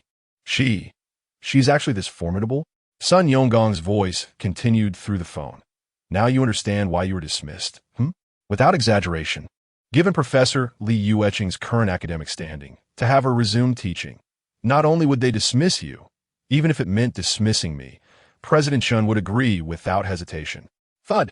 Zhang Yuyan collapsed onto the floor, his eyes hollow and vacant, murmuring under his breath, "It's over. It's all over." Meanwhile, Li Wu had already returned to the classroom door. The class was still in session, with students remaining inside. It was a lengthy lecture spanning 2.5 hours, including a 10-minute break, and there were still over 40 minutes left before the second half concluded. However, since Professor Li Yueqing had abruptly abandoned the class, leaving no instructor present, the room buzzed with chaotic chatter. Amidst the clamor, a small circle of students had formed, with Chai Yuan at its center. Everyone had witnessed Zhang Yuyun expelling Li Wu, and during the teacherless commotion, word had spread that Chai Yuan had orchestrated it all from behind the scenes. Naturally, those eager to curry favor began showering him with flattery, which Chai Yuan gladly accepted. After all, with just a single phone call, he had managed to have a fellow student expelled. Such influence was undeniably something to boast about. But suddenly, the classroom noise dimmed significantly. Chai Yuan froze. Had Professor Li Yueqing returned? He hastily urged the surrounding crowd to return to their seats.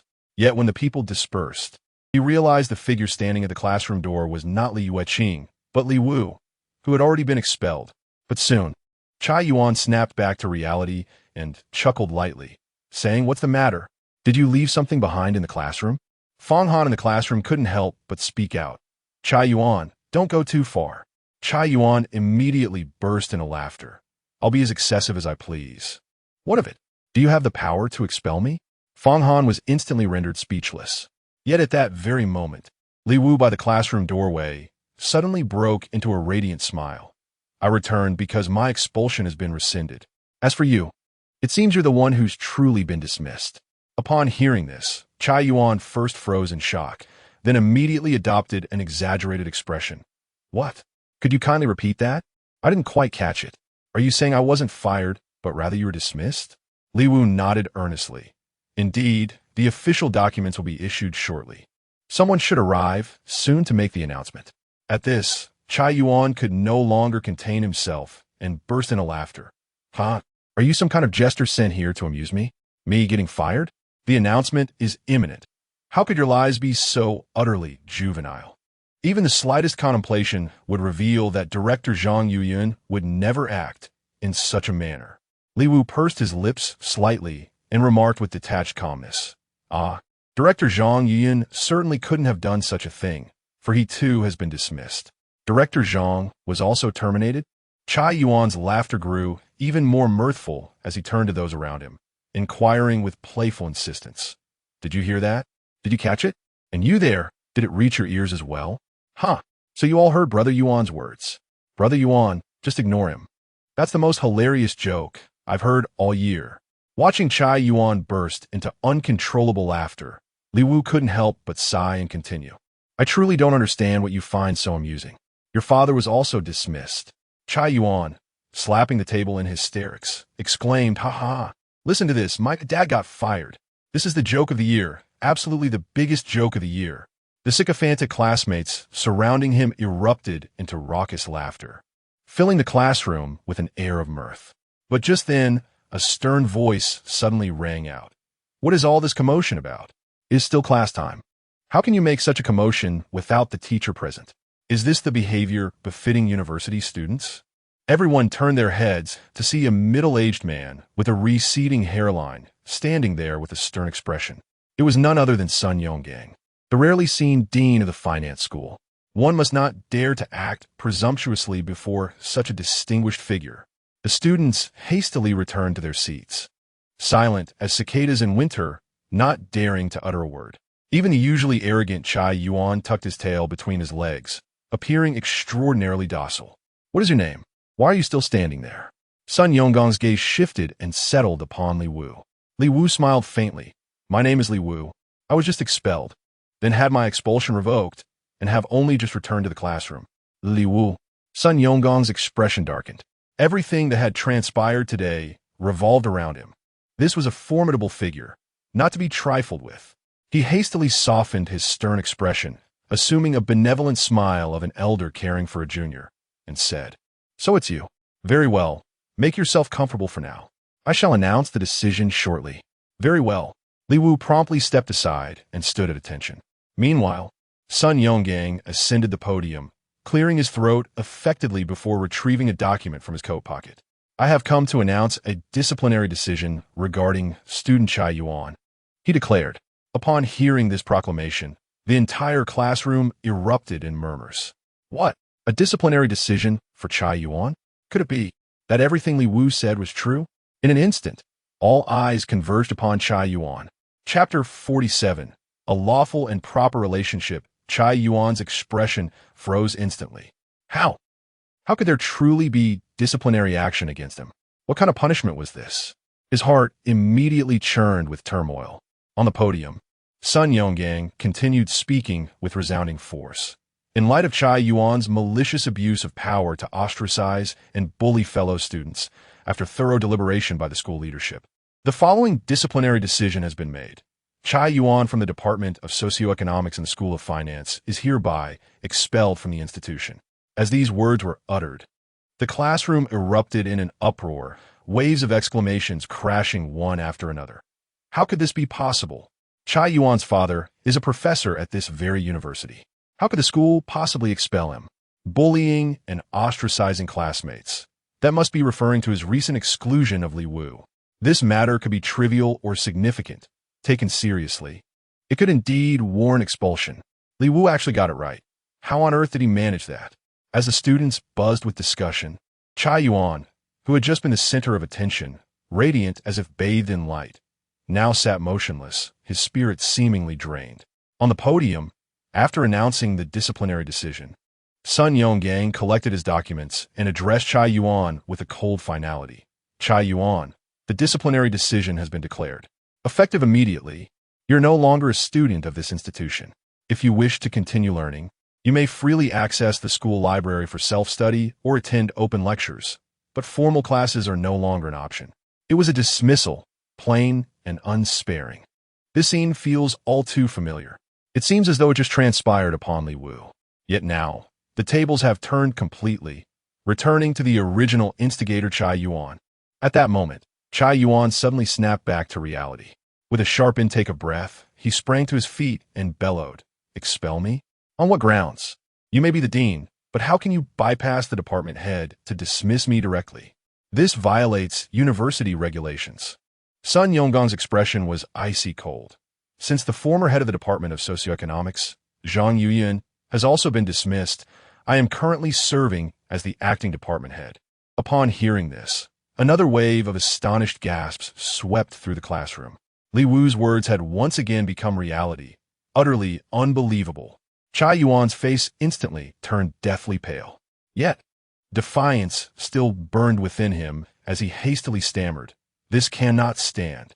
My father is a distinguished professor at this institution. The university grants preferential treatment to faculty children. You cannot possibly treat me this way. My father is a professor." Sun Yonggang let out a disdainful snort. "Apologies, but it matters not whose father you claim to be, for even your own has been stripped of his official position." A deathly silence descended upon the room, replacing the earlier gasps of astonishment. The students' faces were frozen in expressions of utter bewilderment. Their gazes first shifted to Li Wu, whose lips curled into a faint, knowing smile that revealed nothing of his thoughts. Then, as if choreographed, countless eyes turned toward Chai Yuan. Mere moments ago, he had been the dazzling star of the classroom, a formidable figure capable of expelling classmates with a single phone call. Now, he stood exposed, not merely expelled himself, but dragging his father down with him in spectacular fashion. This was the very definition of paternal betrayal writ large. Chai Yuan felt his legs go weak, his body involuntarily leaning backward before collapsing heavily into the chair. Yet he refused to surrender, murmuring incessantly through trembling lips, I won't accept this injustice. I shall appeal to the principal." Sun Yonggang's face was filled with disdain. If my memory serves me correctly, when I announced the disciplinary decision, I stated that it was jointly deliberated and decided upon by the school leadership. Jointly deliberated and decided by the school leadership? So it was the principal's personal decision? You're complaining to the principal about the principal. Isn't that utterly absurd? The students understood perfectly well. Simultaneously, they couldn't help but sigh inwardly. The fact that Chai Yuan could summon the department head with a single call to expel Li Wu was impressive enough. Yet when it came to his own turn, the treatment escalated dramatically, transcending the department, surpassing the college, and ultimately landing directly within the grasp of the university president himself. How utterly tragic could one's fate be? However, not everyone sympathized with Chai Yuan. Most people still felt a sense of vindication. Chai Yuan had a habit of leveraging his father's connections to expel classmates at the slightest provocation. This was merely his just deserts. Served him right. Upon hearing son Yonggong's words, Chai Yuan felt as though all strength had drained from his body. Even the mere thought of opening his mouth to speak evaporated. His eyes hollow and vacant, as if his soul had departed. For 3 excruciating minutes, he remained motionless before finally rising from his chair with immense difficulty. Step by ponderous step, he dragged himself toward the exit. Yet as he reached the classroom doorway, he suddenly turned back. His gaze locked onto Li Wu with burning intensity. His voice dripping with venom. Li Wu, this is all you're doing. Every bit of it. I shall remember this grievance, and one day I will repay you tenfold. Your chances are slim, Li Wu replied calmly. Chai Yuan offered no rebuttal, only casting a venomous glare before turning to leave. At that moment, Sun Yonggang finally exhaled a long, heavy sigh and addressed the students in the classroom. All right, everyone. Professor Li Yueqing should be returning shortly. Settle down and prepare to resume the lesson. In the future, you will all take pride in having been taught by her. Having spoken, Sun Yonggang turned and departed. Yet before leaving, he cast a profound glance at Li Wu, his heart brimming with curiosity. This Li Wu, was he not merely an ordinary student? Why would Li Yueqing choose him as a teaching assistant? Even when Li Wu was expelled, she threatened to boycott classes in protest. No sooner had Sun Yonggang left in bewilderment than the familiar clicking footsteps echoed from the corridor. Li Yueqing had returned. Her reappearance was met with an uproar of cheers in the classroom, oblivious to the underlying circumstances or the reason for her departure. The students celebrated simply out of sheer adoration for her. With a faint smile, Li Yueqing ascended the podium as though nothing had transpired, resuming her lecture without missing a beat. Only Li Wu wore a wry smile that deepened further.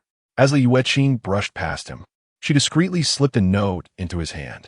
Seating himself in the vacant spot left by Chai Yuan, he unfolded the paper and sighed in exasperation. Scrawled upon it was a single, straightforward sentence. I handled a nuisance for you. Treat me to dinner. You pick the time and place. I'm free right after class this afternoon. Concealing the note swiftly, Li Wu retrieved his phone and composed a message to Li Yueqing. Can't do lunch after class. How about 7 p.m. at Peng's stall in the night market outside campus? Truth be told, his afternoon was reserved for visiting Fong Sil and her ailing mother at the hospital. Dinner with Li Yueqing was hardly a priority. As for selecting that particular ramshackle eatery, it had nothing to do with frugality. Given his current fortune, he could charter a rocket for an interstellar meal if he wished. No, the unspoken motive was far more cunning. The place was so dismal, he half hoped its mention alone would extinguish her enthusiasm. Yet the instant his message was sent, the glow of Li Yueqing's phone screen illuminated from the podium. Catching his eye, she flashed him a conspiratorial glance, not a trace of reluctance, but rather unmistakable anticipation. Damn it, Li Wu couldn't resist sending a text to Chris. Chris, do you think Li Yueqing might have some inappropriate intentions toward me? In less than a minute, Chris replied, Young master, you must exercise restraint. Li Yueqing is far too domineering. Until you've fully matured, under no circumstances should you engage in intimate relations with her. It would be most detrimental to you. This time, it was she who insisted on coming to instruct you. Undobte di harboring ulterior motives. However, if you maintain a proper distance, she'll find no opportunity to act. Upon reading this, Li Wu felt utterly bewildered. What does he mean by intimate relations? How could I possibly? With her, isn't she my relative? We are of the same lineage, bound by familial ties. Yet your noble pedigree stands in stark contrast to the diluted bloodline of the Li family she descends from. Were it not for her scholarly accomplishments, she would have long been disowned by the clan. Therefore, any relations between you would be entirely proper and lawful. Might I inquire about the possibility of changing instructors? Young master, it cannot be. Seeing this, Li Wu felt utterly helpless, enduring the class until dismissal without a second thought. He dashed out of the classroom in a single stride. Once outside the school, he hailed a taxi directly to the hospital where Fong Xiao's mother was admitted. Before long, he arrived at the hospital entrance. Realizing it would be impolite to arrive empty-handed, he purchased an assortment of fresh fruits and a carton of milk from a nearby vendor. Carrying them in hand, he proceeded inside. Having inquired about Fong Xiao's ward the previous night, he swiftly found his way there. With a gentle knock, he pushed the door open, only to freeze at the sight before him. Chapter 48.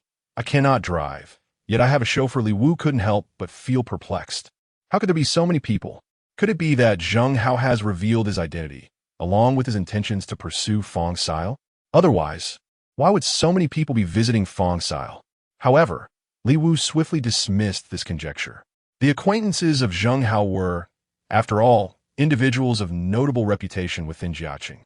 The occupants of the ward were all youths in their late teens or early 20s, exuding an air of scholarly refinement.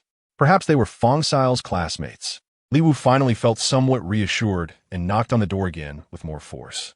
Only then did the people in the ward notice him, turning their heads in unison with puzzled expressions in their eyes.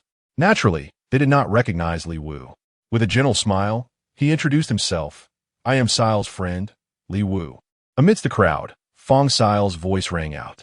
The throng parted as she emerged, her face radiant with delight. You've come. As he spoke, he took Li Wu by the arm and led him before the group, introducing him with these words. This is Li Wu, also a friend of ours. They are truly wonderful, Li Wu. They are all my classmates who, upon hearing about my mother's illness, made a special trip to visit her. The crowd finally broke into smiles, extending their hands toward Li Wu and introducing themselves one by one.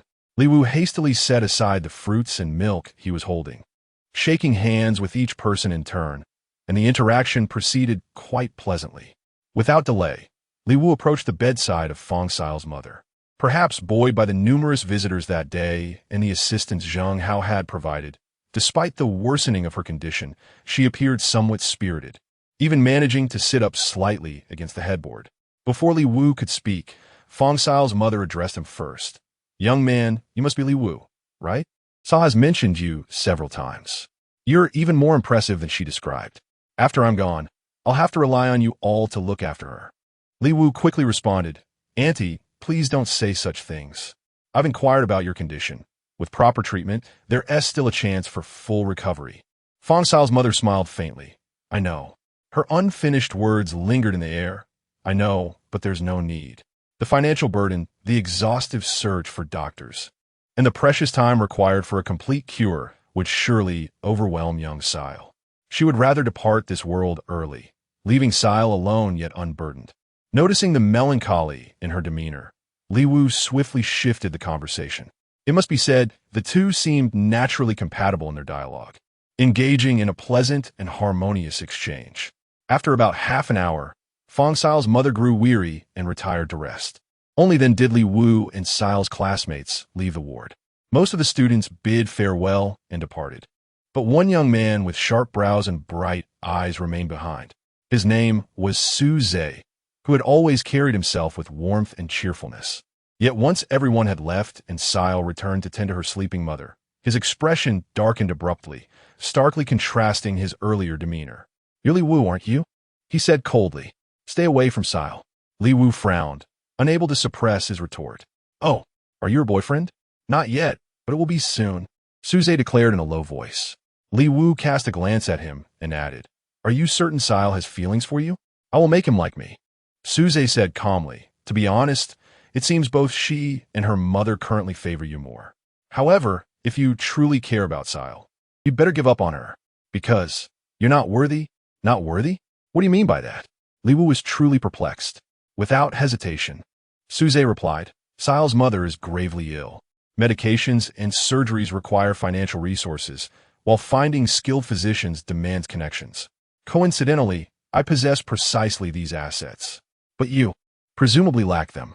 As he spoke, he deliberately glanced at his wristwatch, an exquisitely crafted timepiece whose brand Li Wu didn't recognize, yet its luxurious appearance suggested a staggering price tag, likely exceeding 100,000. Su Zhe continued with measured condescension. Staying with her would only bring her harm. Only my wealth and influence can save her. Have I made myself sufficiently clear? Understood. Li Wu nodded, then smiled faintly and declared, but I must apologize. I refuse. You. Su Zhe raised an eyebrow slightly, then lowered his voice and said, you can't compete with me. Though Sile may fancy you now, once I make my move, she'll inevitably turn to me. Why waste your time? Hearing this, Li Wu chuckled. I have ample time. Excellent. Su Zhe smiled. Then just wait and see. Today, I shall demonstrate to you the full extent of my financial prowess and social connections. After speaking, Su Zhe no longer deigned to cast a glance at Li Wu. Li Wu, in turn, took out his phone and texted Chris. Investigate Fong Sile's mother's medical condition and find a good doctor. Chris promptly replied, understood, young master. At that very moment, Fong Sile tiptoed out of the hospital room. My mother has fallen sound asleep. How G gave me the day off from work today. Her words trailed off as she froze in surprise, not expecting Su Zhe to still be there. Su Zhe took the initiative and spoke up. Since you're free now, shall we go have some fun together? Li Wu put away his phone and looked up with a smile. Say all right. Seeing this, Su Zhe couldn't help but chuckle and remarked, Li Wu, not to criticize you, but a phone is a tool for communication, not a toy. Don't you understand the principle that indulgence in trivial pleasures weakens one's will? He showed no mercy in mocking Li Wu. Yet Li Wu remained unperturbed. I wasn't playing around. I was asking friends if they knew any doctors who could treat Sile's mother's illness. What kind of doctor could your friends possibly find? Su Zhe chuckled lightly and turned to Fong Sile, saying, Sile, I'll inquire for you later as well. I have a childhood friend whose father is the director of a hospital in Rongqing, Sichuan province. He knows many doctors. Fong Sile hesitated slightly. She would have been more delighted if Li Wu had helped her find a doctor, but Su Zhe's words seemed more credible. However, she soon smiled and replied, actually, there's no need to trouble yourself. The doctors at this hospital are quite good too. Seeing Fong Sile unwilling to dwell on the matter, Su Zhe didn't press further. Instead, he said, all right, let's not talk about this. It's getting late. Shall we go for a meal? I noticed a rather delightful-looking rice noodle shop on my way here. Li Wu remarked with a cheerful smile. Is that so? Fong Sile's eyes sparkled with eager anticipation, yearning to give it a try. Yet Su Zhe's voice interjected once more with a mocking chuckle. Those ramshackle roadside stalls may boast decent flavors, but their hygiene is questionable at best. What if you fall ill after indulging? We're not that delicate, are we? Li Wu couldn't help feeling slightly displeased. Su Zhe shook his head slightly, adopting a rather instructive tone. Better safe than sorry. Let's go to Erland instead. Though the taste may not be the finest, it's certainly hygienic and safe. Erland was one of the few Western restaurants in Jiaqing. It had quite a reputation. Many trend-chasing young people would dine there just to snap a photo and flaunt it on social media for a day or two. Of course, the prices at Erland were far from modest. While an average steakhouse might charge around 200 per serving, their cheapest steak started at 600. A simple meal for one could easily cost 2,000 or 3,000, and if one opted for the pricier selections, the bill had no visible ceiling. Li Wu couldn't help but glance at Su Zhe, who met his gaze calmly. Yet in that silent exchange, Li Wu understood Su Zhe's unspoken message. This was the beginning of his display of wealth. Suddenly, Fong Sile, standing nearby, spoke up. That place is too expensive. No worries. It's my treat. Li Wu, you're coming with us too. Su Zhe smiled faintly, one hand casually tucked into his pocket, exuding effortless poise. As he shifted slightly, the LV belt around his waist made a subtle, deliberate appearance. Before Fong Sile could speak, Li Wu nodded and said, It's all right, Sile. Since someone is treating, let's go together. Fong Sile hesitated for a long while before finally giving a slight nod. The group set off immediately. Though they didn't hail a taxi, Su Zhe had arrived in his own car. His vehicle was a high-end Audi Q5, worth over $500,000, totaling around 700,000 fully equipped. Once inside the car, Su Zhe remarked casually, This car is a bit modest, really. My father doesn't want me to be too flashy. Otherwise, I do prefer the Audi S series. Though it's a sports car, it's still understated enough to pass as a sedan. By the way, Li Wu, what kind of car do you like? Li Wu Shukulat Sufli. I'm afraid I'm not particularly knowledgeable about automobiles, primarily because I lack the ability to operate them. Oh, you really should learn to drive. It's quite inconvenient not being able to when traveling. Even if you can't afford a car now, there are always car-sharing options, Suze remarked casually. Li Wu chuckled in response and said, "No need, I have a driver." Chapter 49. You don't believe in my brilliance? You and a chauffeur? Do you even know how to spell the word chauffeur? Suze nearly burst into laughter. In the small town of Jiaqing, only prominent figures of notable reputation could afford private chauffeurs. Yet he had never heard of any young man possessing one. Perhaps someone like Yi Xiaolong, a top-tier second-generation heir in Jiaqing, might qualify, but the fellow before him clearly wasn't Yi Xiaolong. Fang Si La Zhenli Nu Jia Li Wu, then covered her mouth to stifle a giggle. She assumed Li Wu had fabricated the chauffeur story to counter Su Zhe's ostentatious bragging. Li Wu merely smiled faintly. After all, he had spoken casually. They could take it or leave it. Belief was irrelevant. Yet because of this, Su Zhe refrained from flaunting his so-called formidable influence and instead steered the conversation toward lighter topics. Before long, the car pulled up in front of the Count Western restaurant. Upon exiting, Su Zhe tossed his car keys to the valet and retrieved his wallet, slipping out a 100 yuan bill as a tip. The valet promptly exclaimed, "Thank you, sir." Su Zhe smiled faintly and pushed open the door with practiced ease. Immediately, a waiter in a shirt, vest, and tie clip approached. "Sir, a table for 3? Very well. Sir, please follow me." The waiter bowed gracefully and escorted the trio to a table. The tables here were designed for seating on only 2 sides. So Fang Xiao naturally took a seat beside Li Wu. At that moment, an almost imperceptible flicker of displeasure flashed through Su Zhe's eyes. Yet he masked it skillfully, immediately proceeding to order dishes, even thoughtfully selecting meals for both Li Wu and Fang Xiao. Soon, an array of exquisite dishes arrived. Though neither Li Wu nor Fang Xiao had dined on Western cuisine before, they observed and mimicked others, managing to avoid any embarrassment. Su Zhe, of course, carried himself with effortless sophistication. After deftly slicing a piece of steak and savoring it, he suddenly remarked, "Li Wu, judging by your demeanor, you must be a junior or senior in university." Li Wu smiled faintly and said, "Indeed, I'm in my junior year now. As a third-year student, it's time for internships. Would you be interested in interning at my father's company?" Su Zhe smiled warmly and said, "Since you're a friend of Si Lu, I naturally won't have you start from the bottom. How about beginning directly as a team leader or line supervisor? What do you think?" Li Wu was momentarily taken aback. Team leader, line leader. These titles clearly referred to assembly line workers in a factory. Not that there was anything wrong with being a worker, but judging by Su Zhe's demeanor, it was evident he intended to belittle others. After a brief contemplation, Li Wu chuckled and replied, "I'm not in a hurry to find a job just yet. Come now, is it that you don't fancy our company?" Su Zhe immediately continued, "Then tell me, which company do you fancy?" "In Jiaqing, I'm acquainted with the sons and daughters of nearly every prominent business owner. I can easily arrange for someone to be placed in any of them with just a word." Li Wu pressed his lips together. He understood. Su Zhe had flaunted his wealth and was now showcasing his connections. However, Li Wu was tempted to retort, "You know the heirs of these magnates, but know the magnates themselves, and I've already brought down 2 of them." Of course, voicing this would reveal too much. So in the end, he simply smiled faintly, choosing silence. Yet Su Zhe grew even more animated. "Don't clam up now. I'm not bluffing. Do you know Ding Liang? Dudong? Surely you've heard of Yi Xiaolong." Upon hearing the previous names, Li Wu shook his head blankly in confusion. But when the name Yi Xiaolong was mentioned, he finally nodded in recognition. How could he possibly forget Yi Xiaolong?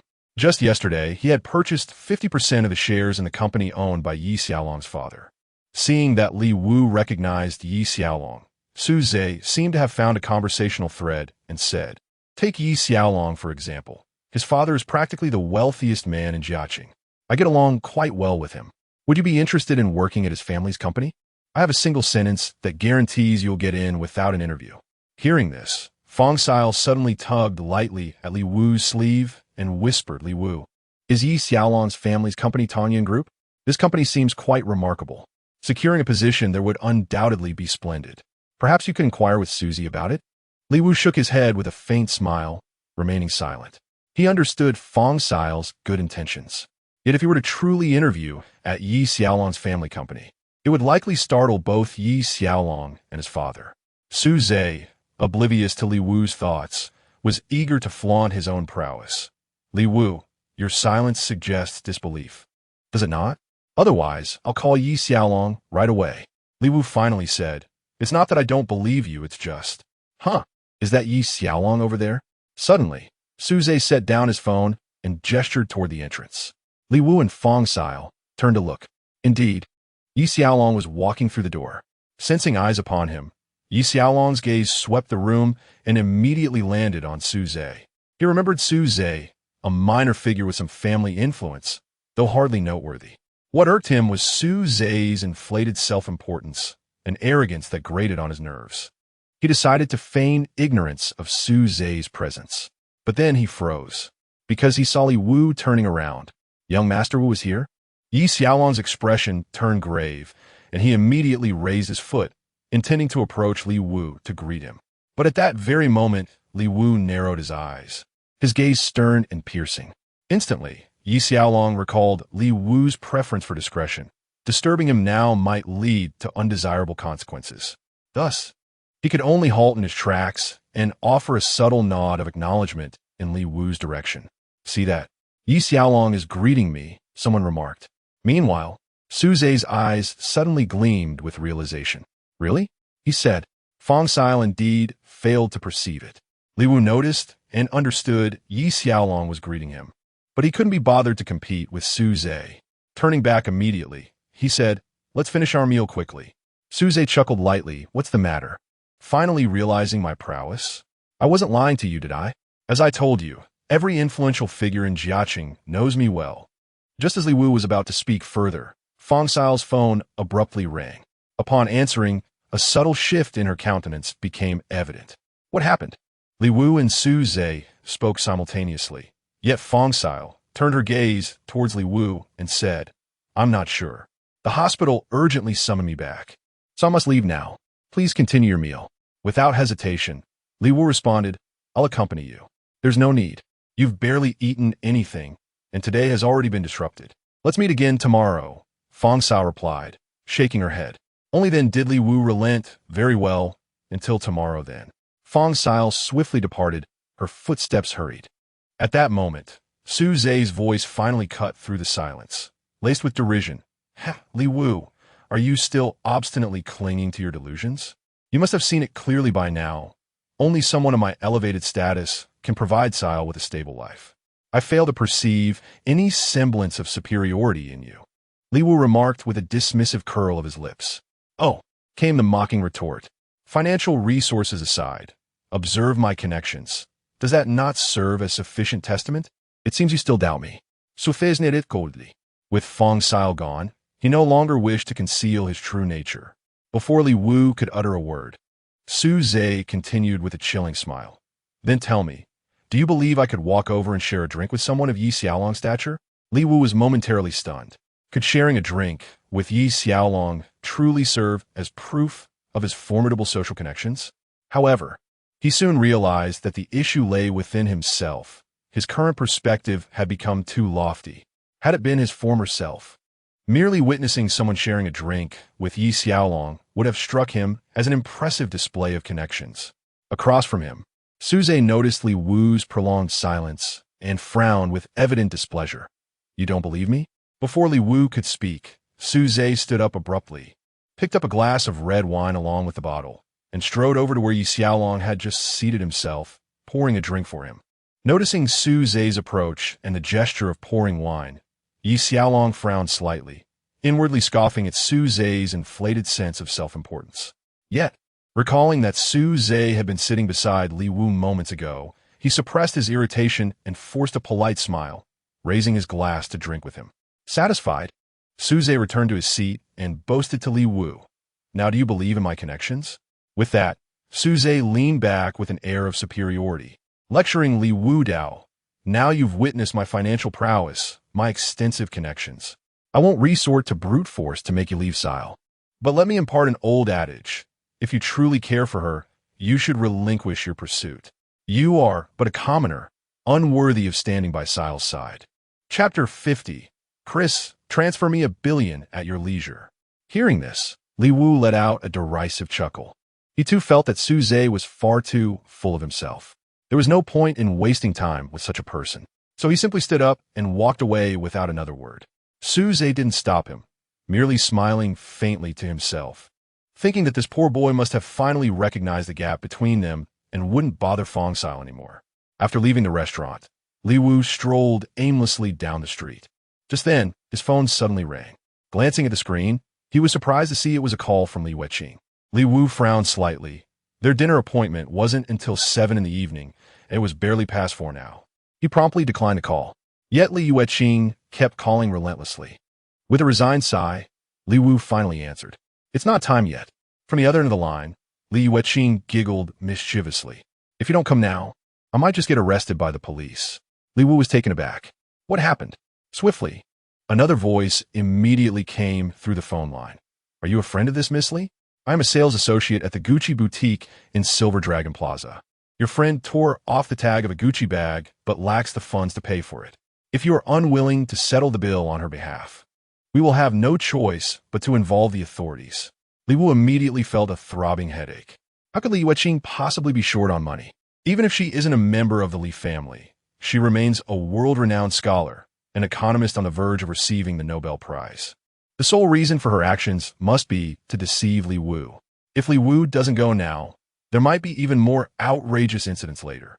With this thought, Li Wu reluctantly said, I'll be right there to settle the bill. Please wait a moment.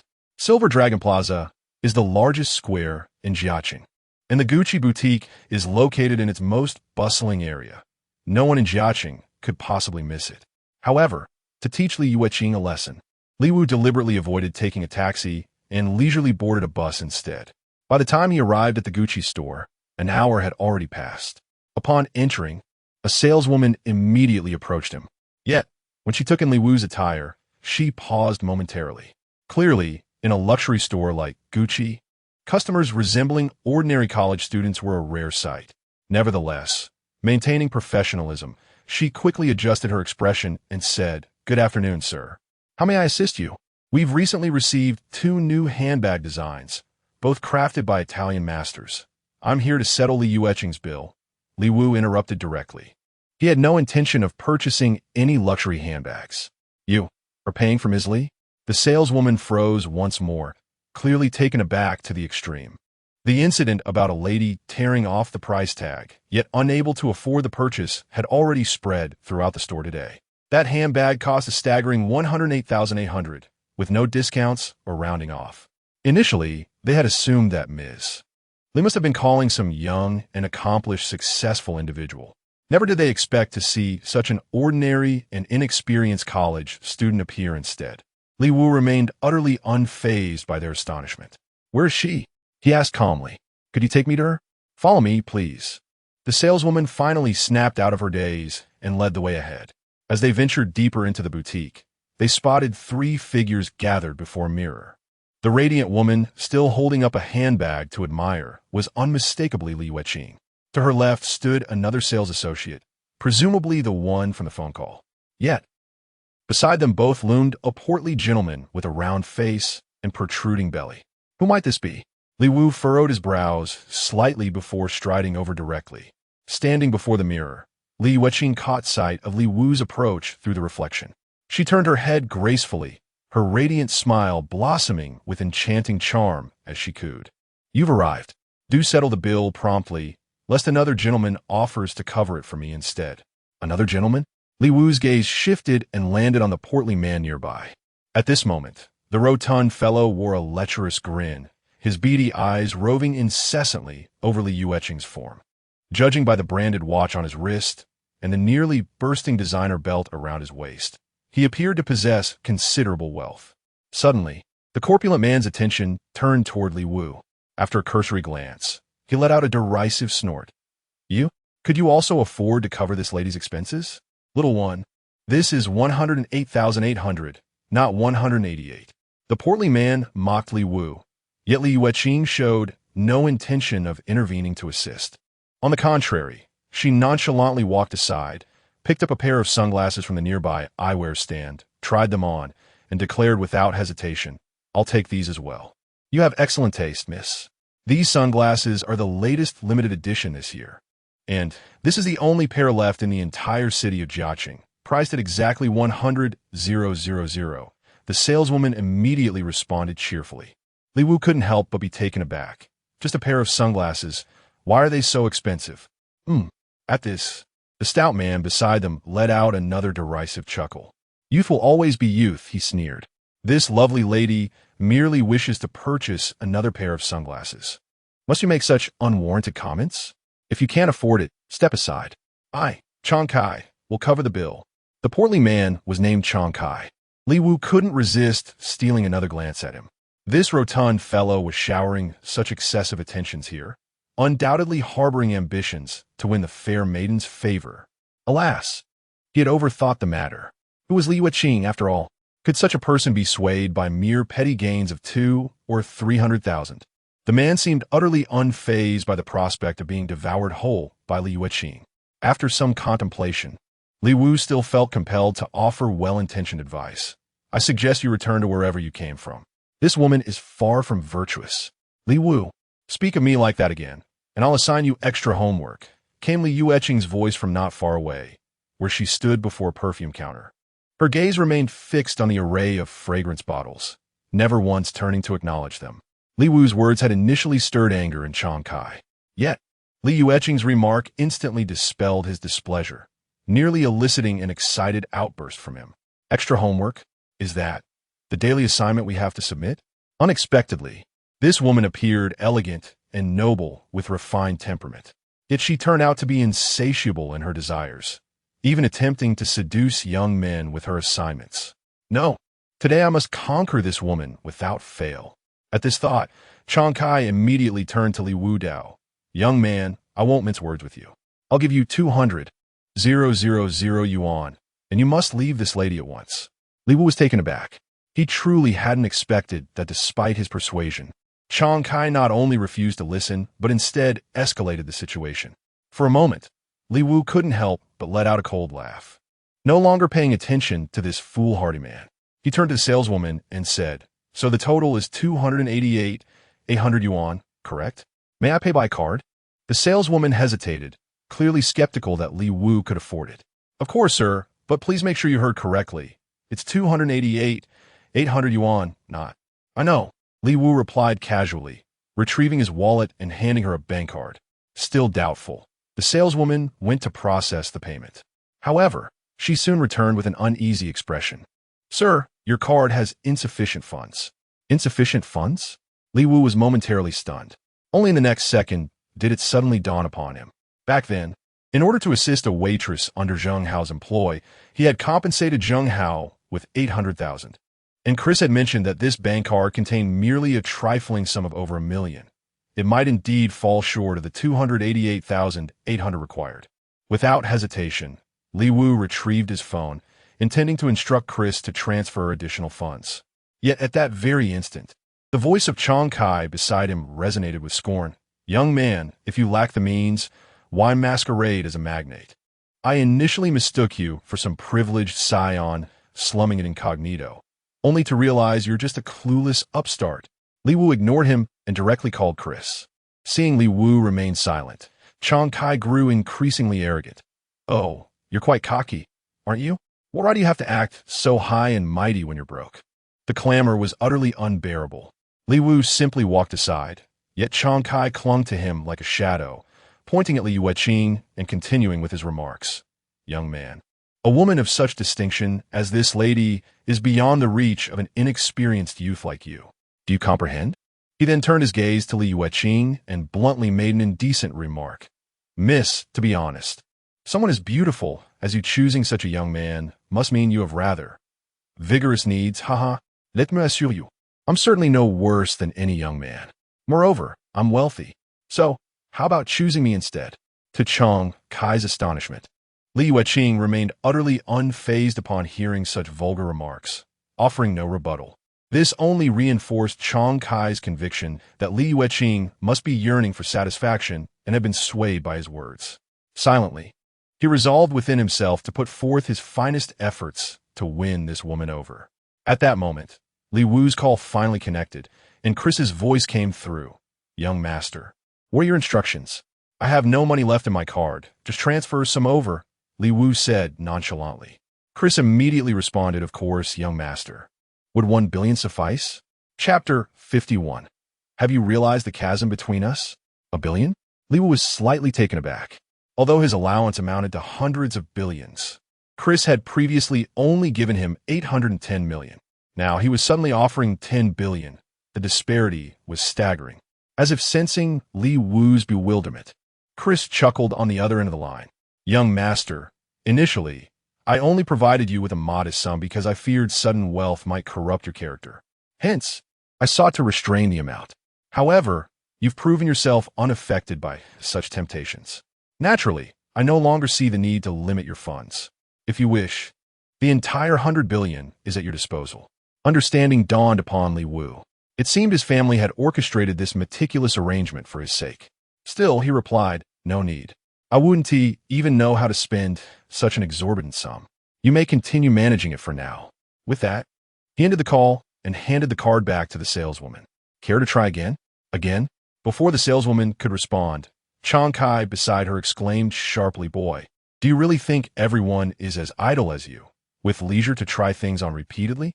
Time is money, do you understand? Get lost now. I'll cover this lady's expenses."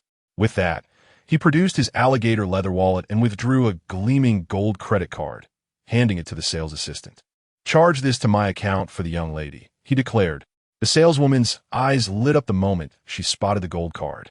With her discerning gaze, she instantly recognized that this was no ordinary gold card issued by just any small bank. Rather, it was a genuine VIP-level credit card issued by a major bank.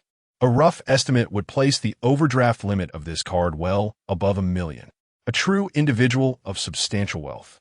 The saleswoman couldn't help casting an envious glance at Li Yueqing standing nearby, feeling a faint pang of sourness in her heart. This woman was truly beautiful. This wealthy man was willing to spend 200,000 or 300,000 for her upon their first meeting. However, a cold sneer soon surfaced in the saleswoman's mind. Nothing to envy indeed. When the rich pay your bills, there's always a price to pay. She'll undoubtedly be subjected to unimaginable games tonight. Just as the saleswoman was lost in these thoughts while preparing to swipe the card, Li Wu slowly spoke up. "It seems you truly believe money is no object to you." Hearing this, Chang Kai couldn't help but grin confidently. "That's right, kid. Not to boast, but the balance in my bank account is beyond your wildest imagination." His words contained obvious exaggeration, yet held a grain of truth. He deliberately voiced them for Li Yueqing's benefit. What he truly desired was to conquer this seemingly noble woman. The approach employed was rather unrefined, yet effective. The sheer force of monetary power. Even the most dignified women would inevitably bow before my relentless financial onslaught. As he spoke, Chang Kai glanced at Li Wu and noticed an expressionless face with a trace of disdain in his eyes. Instantly, Chang Kai's countenance darkened. "What? Do you think I'm lying?" In the next instant, he turned around and directly picked up a pair of high heels nearby, handing them to the female sales assistant with a raised hand. "Wrap these up for that lady as well."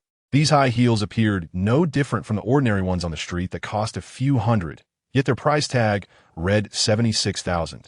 Another 76,000 spent in an instant, utterly staggering. But Chang Kai showed no intention of stopping. Today, he was determined to overwhelm Li Yueqing with extravagance, to crush Li Wu with humiliation until he was left drowning in inferiority. He then stepped aside and selected another exquisitely beautiful half-skirt, handing it to the saleswoman with the instruction, "Wrap this up. This skirt is slightly more affordable, priced at over 30,000. That's equivalent to half a year's salary for an average office worker." Subsequently, Chang Kai continued strolling forward and spotted a rather exquisite necklace.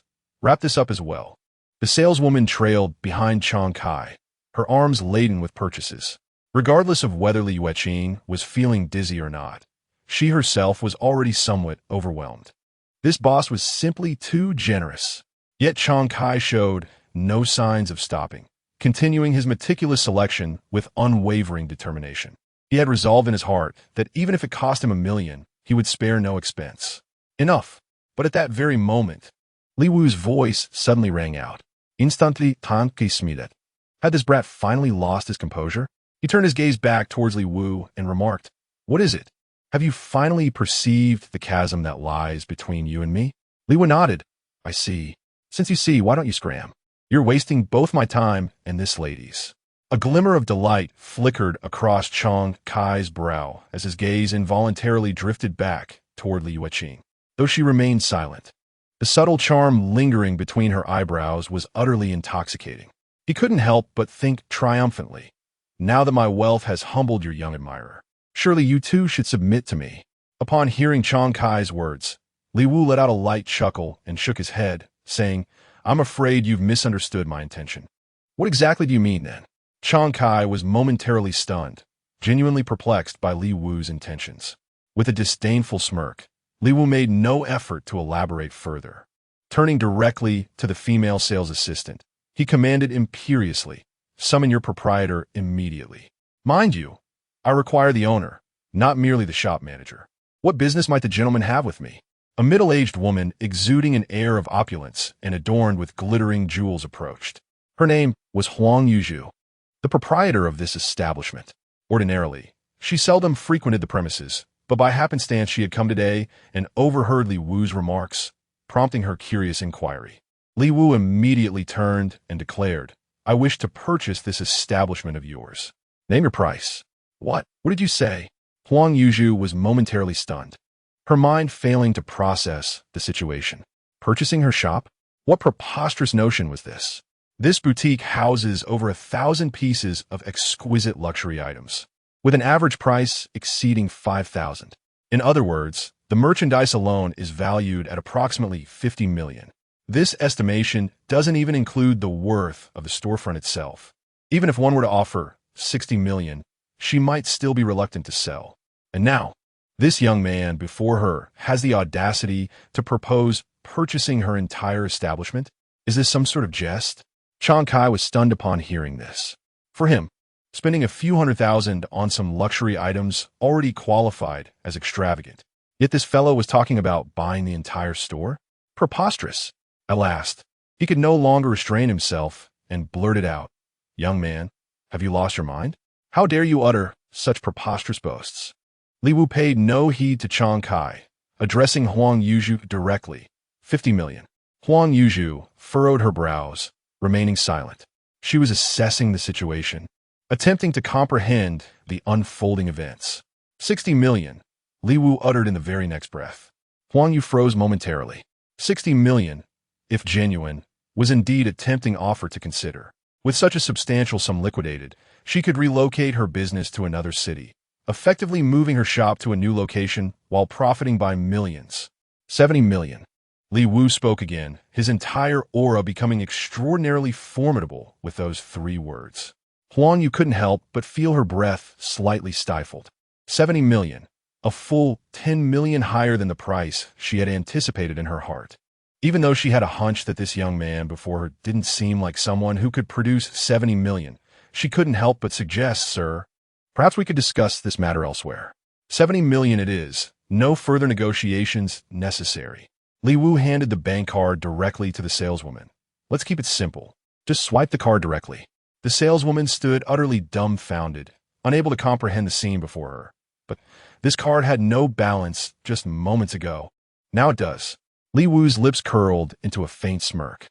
Skeptical yet intrigued, she took the bank card and approached the POS terminal. With trembling fingers, she entered the staggering sum, 70 million. Unlike a credit card with spending limits, Li Wu's debit card imposed no restrictions on single transactions, allowing such an astronomical withdrawal, provided, of course, the balance could sustain it. Yet, given its earlier failure to process a mere 280,000, doubt still clouded her mind. But when the POS machine emitted a faint buzzing sound, a receipt slowly emerged from the device. The transaction was successful, 70 million in full. At that very moment, the female sales assistant's mind buzzed with shock. Just moments ago, the card had failed to process a mere 300,000, yet now it had astonishingly cleared 70 million. Huang Yuzhu couldn't help but take a deep breath. Had the transaction actually gone through? Did this mean she had just earned nearly 20 million in an instant? Absolutely exhilarating.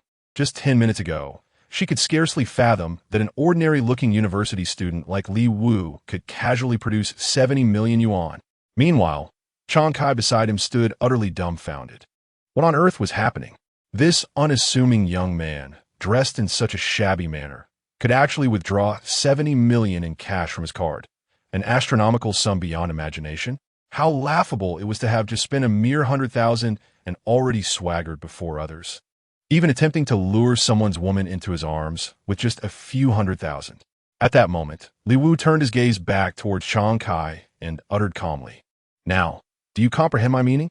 Chapter 52, A Heaven-Sent Blessing.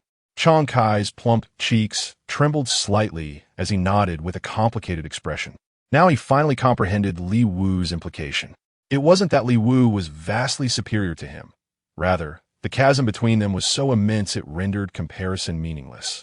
While he dealt in mere hundreds of thousands, Li Wu casually wielded 70 million, a disparity spanning hundreds of times over. With a faint smile, Li Wu picked up the phone and dialed Chris's number. "Chris, I've acquired the Gucci boutique in Jiaqing. Arrange for someone to take over later." Unexpectedly, Chris on the other end was visibly startled. "Young master, you..." Li Wu frowned slightly. "What was going on? Is there any issue with me purchasing this establishment?" Impossible. Although he hadn't conducted market research, he was well aware that this establishment was likely valued around 50 to 60 million. While he had offered 10 million more, considering the shop was profitable, he could recoup that amount within a year or two. In the long run, there would be no issues. At that moment, Chris's voice finally came through the phone, speaking slowly. "Young master, you are truly remarkable." "Huh?" Li Wu was momentarily stunned. Too impressive? What did that mean? Was Chris being sarcastic toward him? Before he could voice his inquiry, Christopher launched into an impassioned monologue. The announcement regarding the demolition of the old quarter was issued less than 3 minutes ago. Yet already, every major real estate developer is vying to acquire the district's prominent storefronts, seeking leverage in the impending redevelopment. Among all the commercial properties in the old quarter, the Gucci boutique holds paramount importance. To my knowledge, at least 2 development firms have already earmarked budgets exceeding 100 million for that single location, and those are merely preliminary figures, subject to escalation at any moment. And here you are, young master, having quietly secured it for a mere 70 million. Now we hold the reins of this Gucci boutique. While we shan't resort to outright extortion, a modest price adjustment would be effortlessly executed. Your investment, young master, could potentially double in returns. Magnificent, truly magnificent foresight you possess. Hearing this, Li Wu couldn't help but let out a silent, bitter smile. Impressive? It was merely good fortune, he thought to himself. Yet he offered no further explanation, simply stating in a composed tone, "All the better. Dispatch someone promptly." "Very well, young master. Should you maintain this trajectory, you shall undoubtedly emerge as the sole heir of the Li family." Christopher was utterly exhilarated. The young master had finally learned to earn his keep. After hanging up the phone, Li Wu turned to Li Yuqing and said calmly, "If there's anything else you fancy, take it all. Then let's go eat." Glancing at the time, already past 6 in the evening, he had promised to treat her to a meal, and he wasn't one to break his word. Li Yuqing smiled gracefully. "Since this store is yours now, there's no rush to pick. I can always come back later." Li Wu offered no objection, replying simply, "Let's go then." The two stepped out of the Gucci boutique. Li Yuqing had initially intended to drive her own car, but Li Wu found it too ostentatious. So they hailed a taxi instead, arriving at the bustling food street outside the university. They stopped in front of a modest street-side eatery. Truth be told, the aroma wafting from the place was undeniably enticing. Yet, the establishment was undeniably humble, yellowed wooden tables glistening under dim lights, their surfaces seemingly coated with a thick layer of grease. The occasional fly buzzed past, tempting one to reach for a can of insecticide. Li Yuqing's eyes widened in disbelief. This was the kind of place frequented only by ordinary students or those with modest incomes in the vicinity. Li Wu, the 5th heir of the Li family, with an allowance in the hundreds of billions, who had just casually purchased a shop for 70 million, had brought her here to eat? However, in the very next moment, it was Li Wu's turn to be taken aback. The scene he had anticipated, where Li Yueqing might disdainfully walk away, never materialized. Instead, she was the first to step inside, casually taking a seat and beckoning to Li Wu. "Order for me. It's my first time in a place like this." Li Wu froze momentarily, inwardly chiding himself for miscalculating.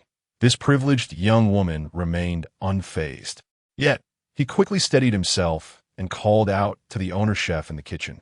"One large portion of spare ribs and dried shrimp hot pot." "Coming right up," came the cheerful reply. A voice promptly echoed from the kitchen, and soon, the dry pot dish was served. Upon noticing that the customer was none other than Li Yueqing, a woman of striking beauty and exceptional grace, the restaurant owner momentarily lost his composure. New patrons entering couldn't help but steal glances in her direction, their admiration mingled with silent astonishment. Many couldn't help but muse that while the lady was indeed a rare gem, the young man seated across from her appeared woefully out of place. To dine with such a vision in such an unassuming establishment seemed almost a travesty. Yet Li Wu, thick-skinned as ever, paid no heed to the murmurs. Just then, his phone abruptly rang. Glancing at the screen, he saw it was Hu Cha calling. After a brief hesitation, Li Wu answered the WeChat call with measured calm. "What brings you to call?" he inquired. Hu Cha's voice immediately came through. "Of course there is, and it's fantastic news. Su Yi wants to meet you." "How about that?" Ever since Wang Yang was taken into police custody, Hu Cha had stopped covering for him. So when Su Yi mentioned wanting to find Li Wu again, she didn't hesitate to call him directly. In her mind, by arranging this meeting for Su Yi, Li Wu, given his unremarkable demeanor, would surely be overjoyed. This way, she could once again have him running errands for her, just like before. Not a bad deal. But what happened next took her by surprise. Upon hearing the news, Li Wu responded almost instantly. "Sorry, not interested." Hu Cha's astonished voice crackled through the phone. "Did I hear that right? You're not interested? How dare you, with your pitiful, unimpressive self? Su Yi is reaching out to you, and you have the nerve to decline? Do you realize how rare this opportunity is? Ponder for a moment. If you let this chance slip through your fingers, do you truly believe another will come your way?" Li Wu shukulat sufli, his voice laced with amusement. "Is Su Yi truly so remarkable? I fail to see what makes her extraordinary." Hu Cha let out a derisive sneer and mocked. "How unsurprising. Then pray tell, can you actually produce someone comparable to Su Yi for me to see?" She assumed her words would leave Li Wu speechless. Yet what unfolded next astonished her even more. Without uttering a syllable, Li Wu simply activated the video function on WeChat, directing the camera precisely at Li Yueqing, who was engrossed in savoring a succulent prawn. On the other end of the screen, Hu Cha froze the instant the feed went live. The image of Li Yueqing appeared even more radiant than usual, casting an immediate shadow of inadequacy over Hu Cha. Li Wu was dining with Li Yueqing? By what right? At that moment, Li Wu turned off the video and remarked impassively, "Do you have anything else to say?" "You." Hu Cha was instantly seething with rage, gnashing her teeth in frustration, yet utterly unable to muster a rebuttal. Su Yi was indeed beautiful and outstanding. But compared to Li Yueqing at present, she probably fell slightly short. Not in terms of appearance, but in status, identity, and capability.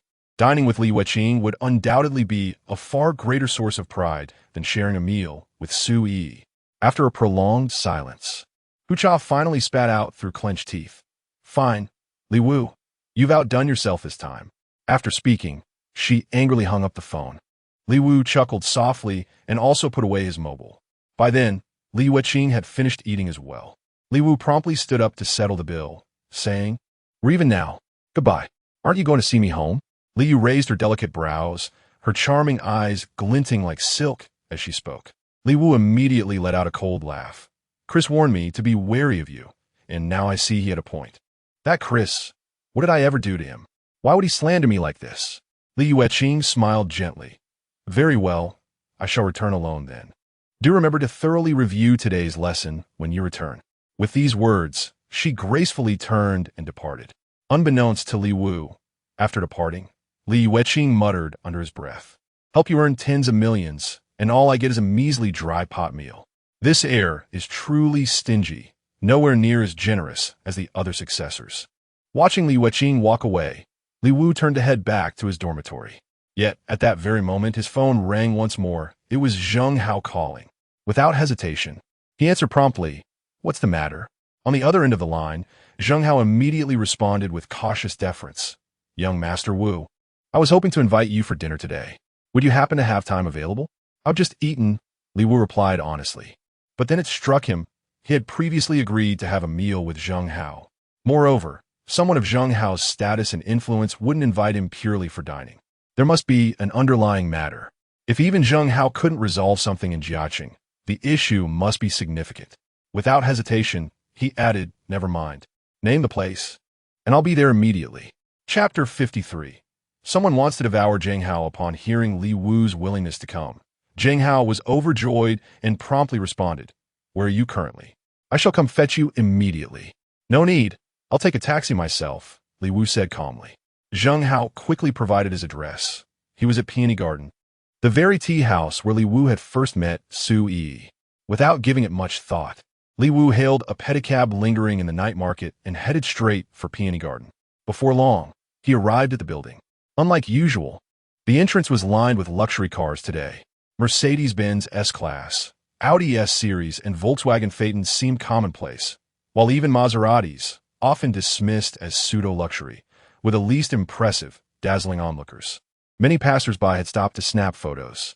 Li Wu paid little attention and stepped into the elevator. It ascended swiftly to the tea house floor. As the doors slid open, Zheng Hao's face appeared in the doorway. "Young Master Wu, you finally arrived." Zheng Hao bowed slightly with utmost reverence. Li Wu gave a faint nod and inquired, "Have many distinguished guests graced your presence today?" Zheng Hao hastily replied, "They are indeed prominent figures in Jiaqing, but surely they pale in comparison to your esteemed status." "Young Master Wu, what would you have me do?" Li Wu turned his gaze towards Zheng Hao. With an awkward smile, Zheng Hao spoke, "Young Master Wu, you must have already heard the news. The old district of Jiaqing is undergoing redevelopment. I wish to secure a share of the profits. But my experience in real estate is limited and my influence is insufficient. Thus, I seek your esteemed presence to lend me credibility. I do not ask for you to secure extravagant gains on my behalf, only that the major players in Jiaqing dare not exploit me too ruthlessly." "I comprehend." Li Wu nodded once more. So Zheng Hao simply wanted him to make an appearance. Not particularly troublesome. Acceptable enough. A way to repay Zheng Hao's previous favor of charging into the golden splendor for him. Soon, under Zheng Hao's guidance, Li Wu arrived at a tea house on the highest floor of the Peony Garden. The tea house was vast, resplendent in gold and jade, its walls adorned with calligraphy and paintings, surrounded by antiques and potted landscapes. At its center stood an extravagant golden namu table, at least 5 meters long, exuding opulence.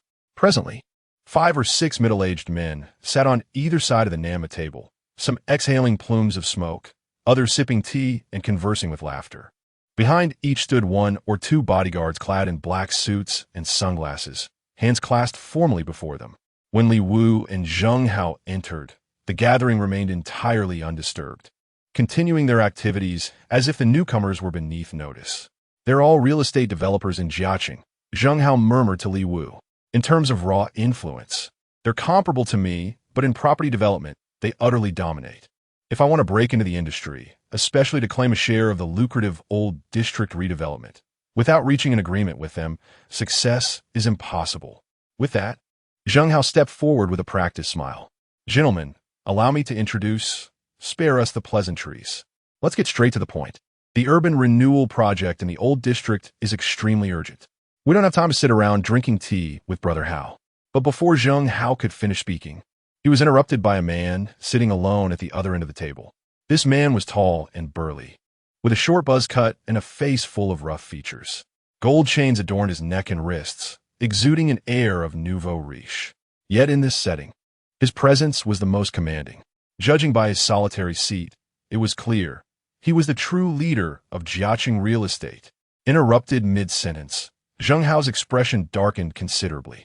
Li Wu, however, merely smiled and said to him, "No need for introductions. You all discuss I'll observe. With that, he casually took a seat on a nearby chair. Only then did Zheng Hao settle into his own position and cut straight to the chase. Since everyone's time is valuable, I won't waste words. The old city renovation project is a lucrative opportunity, and I intend to claim my share. When I enter the game, I expect no obstacles from any of you. That's all. Having spoken, Zheng Hao swept his gaze across the room. Yet the figures seated on either side of the table carried on as if they hadn't heard him, indulging in cigarettes, sipping tea, engaging in idle chatter, utterly disregarding his presence. Zheng Hao's face twisted into a mask of barely contained fury. But he was powerless. His rise had been built on underworld dealings, and while others feared him for that very reason, these construction tycoons before him felt no such intimidation. Put simply, if they blew the whistle, hundreds of laborers would swarm the scene in an instant.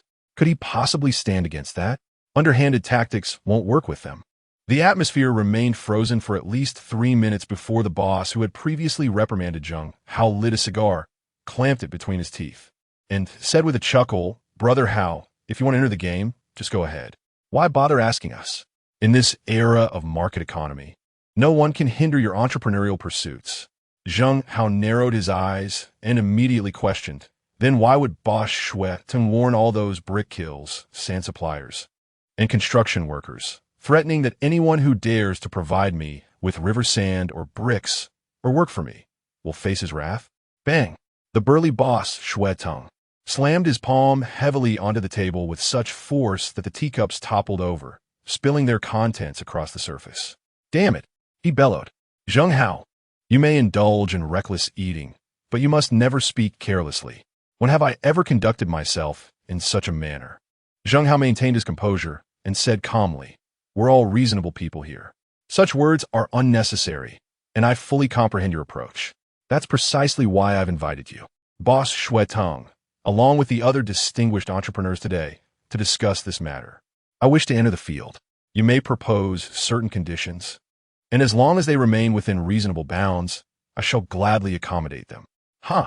Shueting, who had been seething with murderous rage just moments ago, suddenly broke into laughter as if his previous fury had never existed. "You should have mentioned the possibility of negotiation earlier," he chuckled, rubbing his sore hand. "Had me pounding the table for nothing." The other bosses, who had been idly chatting while smoking and sipping tea, also set aside their activities, their gazes settling upon Zheng Hao. It was evident they had already reached an understanding with Shueting. If Zheng Hao attempted to force his way in aggressively, they would simply ignore him, daring him to try while plotting his downfall. However, if he demonstrated tact and willingness to pay a price, negotiations could proceed. From the rear, Lin Yu observed the scene with a silent shake of his head. As an outsider, he saw the situation clearly, while Zheng Hao remained ensnared in the myopia of direct involvement. None of these construction bosses were easy adversaries. For Zheng Hao to enter this arena meant tearing flesh from their mouths, and even if they permitted it, they would undoubtedly demand far more in return. Today, his presence was fortunate. Without it, Zheng Hao would either leave empty-handed or suffer a devastating setback. Yet Lin Yu refrained from speaking prematurely. The moment had not yet arrived. Then Zheng Hao spoke. "So what must I do, Boss Shueting and esteemed colleagues, to secure my place in this venture?" Shueting's face was wreathed in smiles, a stark contrast to his previous furious demeanor. "Since Brother Hao is showing such sincerity, we won't beat around the bush either. If Brother Hao wants to enter this game, first, compensate each of us with 100 million in cash. Second, for projects within a 300-meter radius centered around that Gucci store in the old city center, Brother Hao must abstain from bidding. Third, and most crucially, Brother Hao's establishments in the old city must be demolished at current market prices. No price hikes allowed." Shueting laid out 3 conditions. With each demand he uttered, Zheng Hao's expression darkened further. By the time he finished speaking, Zheng Hao's face had become so gloomy it seemed capable of dripping water. Behind them, Lin Yu sighed quietly to himself. Just as he had anticipated, no, the situation was even more severe than he had imagined. These people led by Shueting weren't merely trying to tear a piece of flesh from Zheng Hao. They intended to devour half of him. 100 million in cash per person. With 5 bosses present, this single demand alone would strip Zheng Hao of at least a third of his fortune. Moreover, they forbade Zheng Hao from bidding for the most lucrative central district of the old city, precisely the area that promised the greatest profits. In the end, they even forbade Zheng Hao from raising prices at the venues in the old district that were slated for relocation. This was tantamount to bleeding him dry. If he agreed to these three conditions, even if Zheng Hao managed to enter the game, after years of toil, he would likely only barely recover his former wealth. The possibility of advancing further was utterly out of the question. Meanwhile, these very bosses before him would undoubtedly leave him far behind in the dust. Finally, Zheng Hao spoke. "Boss Shui, you've gone too far." Shui Teng immediately chuckled. "Too far? I sincerely doubt that, my dear friend Hao. Consider this carefully. Although these terms may seem unfavorable in the short term, by accepting them you're gaining entry into the prestigious Giacity real estate market. Within a decade or so, do you truly believe you wouldn't recoup these initial investments? That would be utterly inconceivable." Zheng Hao narrowed his eyes slightly. A decade or so? He could have used this time to recoup today's losses, yet he chose instead to focus on his entertainment ventures. The terms presented were clearly excessive. With a grave tone, he immediately responded, "Your conditions are far too stringent. I'm afraid I cannot agree to them." Chapter 54. Enter and perish. After Zheng Hao uttered those words, Shui Teng let out a mocking laugh, brimming with confidence. The conditions were indeed quite stringent. However, he had no intention of making any concessions.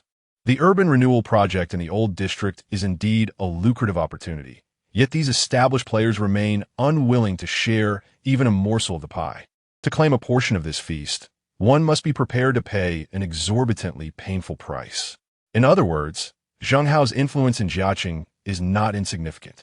Had it been anyone else, they wouldn't even have the opportunity to negotiate. However, even for Zheng Hao, it would be impossible without offering half his life as a pledge of allegiance. Zheng Hao's expression turned extremely grim. He finally realized, if he were truly alone today, accomplishing anything would likely be impossible. Fortunately, he wasn't alone. He had Li Wu backing him up. With these thoughts in mind, he rose directly and nodded toward Li Wu.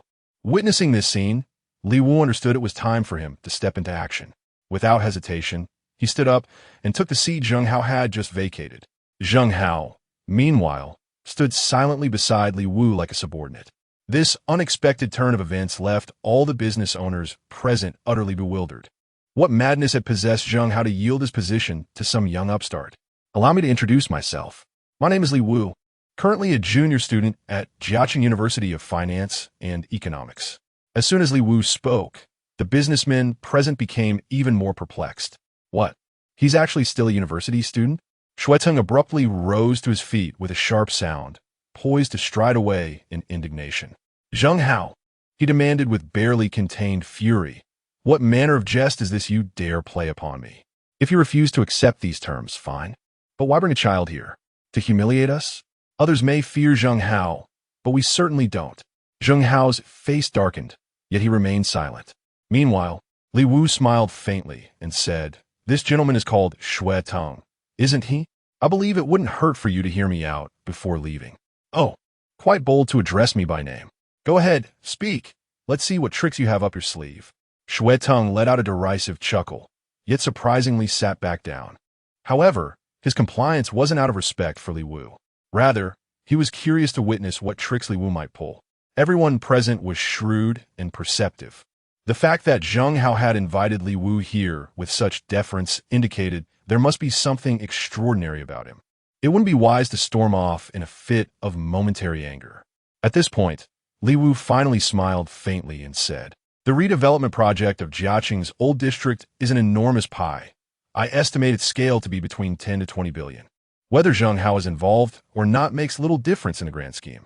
Therefore, it's far more beneficial for all of us to maintain harmony and prosper together. Otherwise, if Zheng Hao truly decides to enter the game, none of you could stop him. After all, his participation would be entirely lawful and justified. Don't you agree?" After much deliberation, "This is all the nonsense you managed to produce?" Shui Teng slammed the table and pointed accusingly at Li Wu Dao. "It seems you truly comprehend nothing. Do you presume that just because something appears lawful and reasonable, we cannot prevent Zheng Hao from entering the scene? Let me make it abundantly clear. Every sand quarry, gravel pit, brick kiln, and tile factory in Jiaqing and its surrounding areas thrives solely under our patronage. With a single word from us, Zheng Hao, you won't procure so much as a grain of sand or a single brick. How, pray tell, do you intend to construct your new city without these fundamental materials? Moreover, the local contractors in Jiaqing have been our long-term collaborators. Without us even needing to say a word, they instinctively know whose side to take and how to act. So tell me, are you seriously considering handling this yourself? You enter legally and legitimately. Go ahead. I see you lack workers and basic construction materials. How do you proceed? Securing a project without manpower or resources. Will you just let it sit there until weeds grow over it? Hearing this, Zheng Hao's expression darkened considerably. He had indeed encountered these very difficulties. That very afternoon, the urban redevelopment plan had just been announced, and he had immediately sprung into action, eager to stake his claim. But when he began reaching out to suppliers for basic construction materials, he found himself unable to secure river sand or bricks, no matter how high a price he offered. And when he attempted to hire laborers, the subcontractors merely gave him vague, evasive responses, refusing to commit to his project. Instantly, he suspected the established real estate developers of Jia City were behind the obstruction. Without hesitation, he summoned the heads of these entrenched firms, intending to negotiate, willing to concede minor concessions in exchange for a foothold in the market. Yet to his dismay, their greed knew no bounds. They demanded nothing short of half his fortune as the price of entry. At this moment, Xuetong withdrew the finger he had been pointing at Li Wu. Immediately, one of the black-suited men behind him stepped forward, offering a cigar. After lighting it, Xuetong took a long, satisfied drag, exhaling a thick plume of smoke before smirking. Now do you understand, little brother? Without our permission, you may enter the game, but stepping in means certain ruin. To his astonishment, Li Wu still wore a faint smile upon his face. I understand now. You're trying to strangle Zheng Hao at the source. But what if your efforts prove futile? Futile? Are you indulging in some absurd fantasy? Xuetong grinned even more broadly. Let me enlighten you further. Nearly all the basic construction material suppliers around Jiaqing are actually our relatives and friends. Even most of the contractors are connected to us by blood or friendship. Do you honestly believe they would betray us? Zheng Hao was disheartened. In a small town like Jiaqing, such situations were all too common.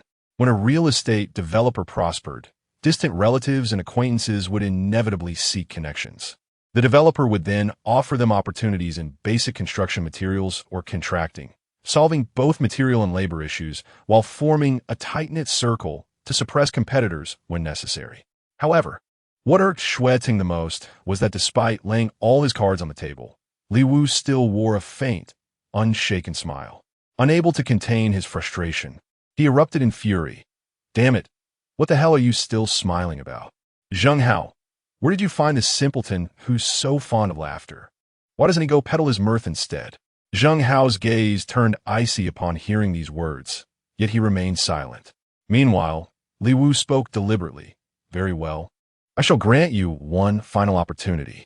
Should you permit Zheng Hao's entry without interference, this matter shall be laid to rest.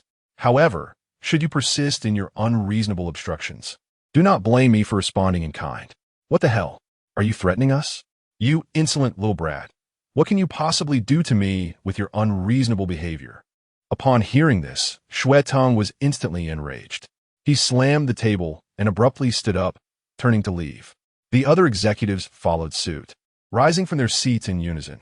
After all, they took their cues from Xuetong. As he reached the doorway, Xuetong suddenly halted.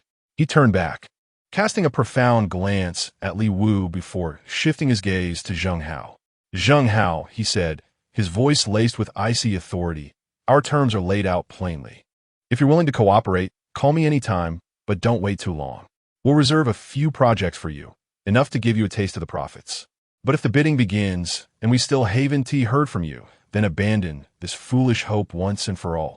Zheng Hao remained silent. The implication was crystal clear. He would not make the call to Xuetong. His allegiance lay with Li Wu. Xuetong chuckled once more, his tone laced with mockery. Very well, very well. The illustrious Zheng Hao, the undisputed leader of Jiaqing, now heeds the words of some greenhorn. How amusing. With that, he turned on his heel and strode away. Only when the tea house held no one but Li Wu and Zheng Hao did the latter finally voice his unease. Young Master Wu, what course of action should I take now? Enter as you please, bid where you wish. Without bidding, how shall project be undertaken? Li Wu smiled faintly, appearing completely unaffected in mood. Zheng Hao grew even more puzzled. But if I go to bid now, what if we win the tender but can't deliver? Wouldn't that? Don't worry. Li Wu chuckled. This matter will be resolved very soon. I estimate they'll call me in a few days to take the initiative to seek me out. Take the initiative to seek you out? Could it be that you intend to deploy? Zheng Hao's gaze turned sharp. Naturally, his thoughts turned to Li Wu's terrifying background, envisioning scenes where powerful figures like Jin Wu and Wu De had fallen. Li Wu chuckled softly and said, dealing with them doesn't require mobilizing the family's power. Upon hearing these words, Zheng Hao froze in astonishment. Without the support of his family, what else did Li Wu possess? At that very moment, Li Wu's phone suddenly rang. Picking it up, he saw an unfamiliar number flashing on the screen. A momentary bewilderment crossed his mind as he silently mused. Could this be the proverbial speak of the devil moment? After a moment's contemplation, he promptly answered the call. A voice immediately came through from the other end. Good day. We are representatives from Jiaqing Jinding Construction and Development Company. Limited, may I inquire if you're the proprietor of the Gucci boutique in the Old City District? Hearing this, Zheng Hao's eyes suddenly turned sharp as he exclaimed in shock. Jiaqing Jinding Construction and Development Company, Limited. Isn't that precisely Shui Tang's company? Chapter 55. Whose physician? Zheng Hao stood momentarily bewildered. Why would someone from Shui Tang's company be calling Li Wu? Moreover, it was mentioned that Li Wu is the proprietor of that Gucci boutique in the old town. Perceiving Zheng Hao's bewilderment, Li Wu offered a faint smile and remarked, this afternoon, mere minutes before the development plan was unveiled, I acquired that Gucci boutique. What? Zheng Hao froze instantly. This development plan had been kept under strict government secrecy to prevent market speculation and disruption. Even the most well-connected construction firms in Jiaqing had failed to detect any hints before the bombshell announcement. Yet, Li Wu had quietly acquired the prime Gucci store on the most coveted street in the old town mere minutes before the news broke. Could this be the true might of an influential family? Even the slightest movement in a small town like Jiaqing is within their grasp, more intimately familiar than the local snakes themselves. But at that very moment, Li Wu smiled faintly and said, cease your baseless conjectures. Though our family possesses such capability, we've paid little heed to Jiaqing. This was my own doing. What? So this was young Master Wu's personal decision? At this moment, Zheng Hao was utterly astonished. Had the information stemmed from his family's influence, he might have accepted it. Yet Li Wu revealed that these were all his own decisions, which left Zheng Hao deeply unsettled. Could the younger generation of these prominent families truly possess such acute business acumen? Li Wu could tell from Zheng Hao's expression that he had misunderstood. However, he chose not to elaborate and instead addressed the phone directly. Indeed, I'm the owner of that Gucci store. What business do you have with me? The voice on the other end of the line responded promptly. There is indeed a matter to discuss. Would it be convenient for you to arrange a meeting time for us to converse in person? Before the interview, you should at least inform me about the purpose of this meeting. Li Wu shuklad legally. After a brief hesitation, the voice on the other end of the line continued. You've probably already guessed, the old district of Jiaqing is undergoing redevelopment now. Your shop occupies a prime location, so our company wishes to acquire it. Rest assured, price is not an issue. If you're willing to sell, we'll certainly offer a figure that satisfies you. Hearing this, Li Wu couldn't help but chuckle. A satisfactory price? Had it been before, he might have genuinely considered negotiating. But now, matters were not so straightforward. Without hesitation, he declared, inform Shui Tang, it's not for sale. Not for sale, you say? There is a stunned silence on the other end of the line, followed by a hurried response. Sir, please reconsider. But before he could finish his sentence, Li Wu decisively hung up. Zheng Hao, standing nearby, couldn't help but chuckle. As expected of young Master Wu. So you've been holding such a trump card all along. Li Wu smiled faintly and said, that's right. With this property in my hands, they can't bypass me if they want to redevelop the most crucial part of the old district. As long as I refuse to sell or demolish, They can only watch helplessly. If they negotiate properly through business means, you can step in. But if they try anything underhanded, to put it bluntly, even if they band together, they wouldn't last a day against me. Zheng Hao nodded repeatedly. He wanted to say that even a day was being generous, given young Master Wu's influence. If he truly decided to act, they'd be lucky to survive half a day without going bankrupt. Of course, Li Wu had also considered leveraging his family's power. But in the end, he dismissed the idea.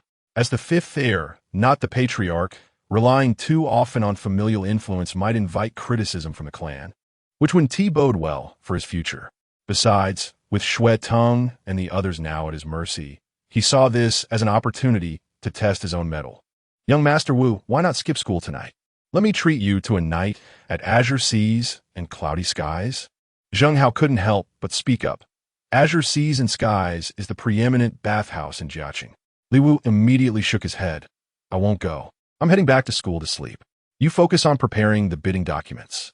If you can't even pass the government's tender process, don't even think about entering the market. Zheng Hao thumped his chest confidently and declared, Young Master Wu, rest assured, I possess the very talents you seek for the bidding process. Li Wu smiled faintly, stepped away, and hailed a pedicab downstairs to return directly to campus. Early the next morning, upon waking, he immediately headed for the hospital where Fong Xiao's mother was admitted. The previous day, he had instructed Chris to arrange for a specialist to attend to her. Given Chris's efficiency, the doctor should have arrived by now. However, as soon as he reached the corridor outside the ward, he spotted Su Zhe approaching from the opposite end. Instinctively, his brow furrowed. Su Zhe, upon seeing Li Wu, likewise darkened his expression. He had assumed that after yesterday's warning, Li Wu would have known his place. Yet here he was again, quickening his pace. Su Zhe confronted Li Wu. Li Wu, I believe I made myself abundantly clear yesterday, and you agreed. Why'd you come back? Li Wu cast a sidelong glance at Su Zhe. This individual's self-importance was truly overflowing. Yesterday, he had merely been too indolent to engage in idle chatter with Su Zhe. Yet this young fool actually believed he had conceded defeat. However, Li Wu truly had no desire to engage in idle chatter with such individuals. Without further explanation, he simply turned and knocked on the hospital room door. Almost immediately, the door swung open, revealing Fong Xiao. The moment her eyes landed on Li Wu standing at the threshold, they sparkled with unmistakable delight, her joy practically overflowing. Just then, Su Zhe's voice cut through the moment. Xiao, how is your mother's condition today? At that moment, Fong Xiao finally noticed Su Zhe. Her expression instantly became flustered. Yet she managed a polite smile and said, My mother seems to be in rather good spirits today. Isn't she? Su Zhe strode directly into the hospital ward. Casting a glance at Fong Xiao's mother lying on the sickbed, his eyes involuntarily lighting up with pleasant surprise. Fong Xiao's mother appeared remarkably spirited today, currently seated upright on the hospital bed, immersed in reading. What could possibly account for Annie's exceptionally good condition today? Li Wu entered the ward alongside Fong Xiao. Upon hearing this, a glimmer of joy flickered in Fong Xiao's eyes as she said, A renowned expert from the First People's Hospital of Shu Province has arrived, an authoritative specialist in my mother's condition, celebrated worldwide. For some inexplicable reason, he has chosen to personally oversee her treatment. A doctor from the First People's Hospital of Shu Province? Before Li Wu could utter a word, Su Zhe suddenly turned around, his eyes flickering with a myriad of emotions before he added, Is his name Min Jie? You, how did you know? It was indeed Dr. Min Jie. Fong Xiao froze for a moment. Su Zhe then revealed a composed smile, yet the arrogance in his eyes remained unmistakable. Dr. Min Jie is a friend of my father's, and I knew he could treat your mother's condition. So during dinner last night, I specifically sought my father's assistance to help arrange this. Having said that, Su Zhe turned his gaze toward Li Wu, his eyes seemingly taunting. See that, you pathetic loser? This is what real capability looks like. Even if you refuse to surrender, I possess myriad methods to vanquish you. Yet Fong Xiao froze momentarily, his eyes clouded with skepticism.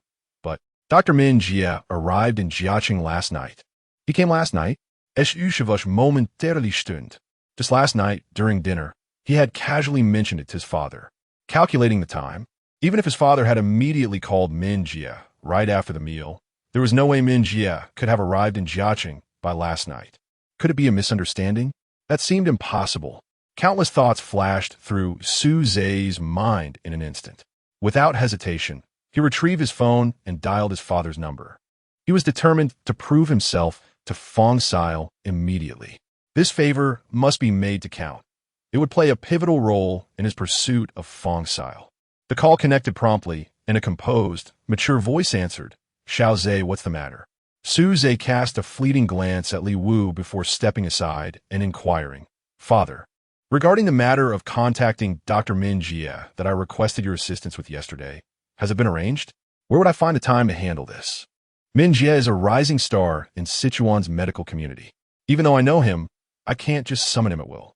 Besides, I'm swamped. You're well aware of the old city renovation plan announced yesterday. All right, I'm hanging up now. Stop causing me trouble day after day. The call ended abruptly on the other end. Su Zhe broke out in a cold sweat. How could this be?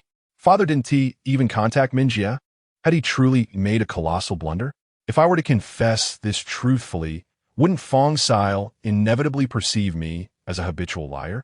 At this thought, Su Zhe forcibly composed himself, then assumed an air of pride as he strode before Li Wu and Fong Sil.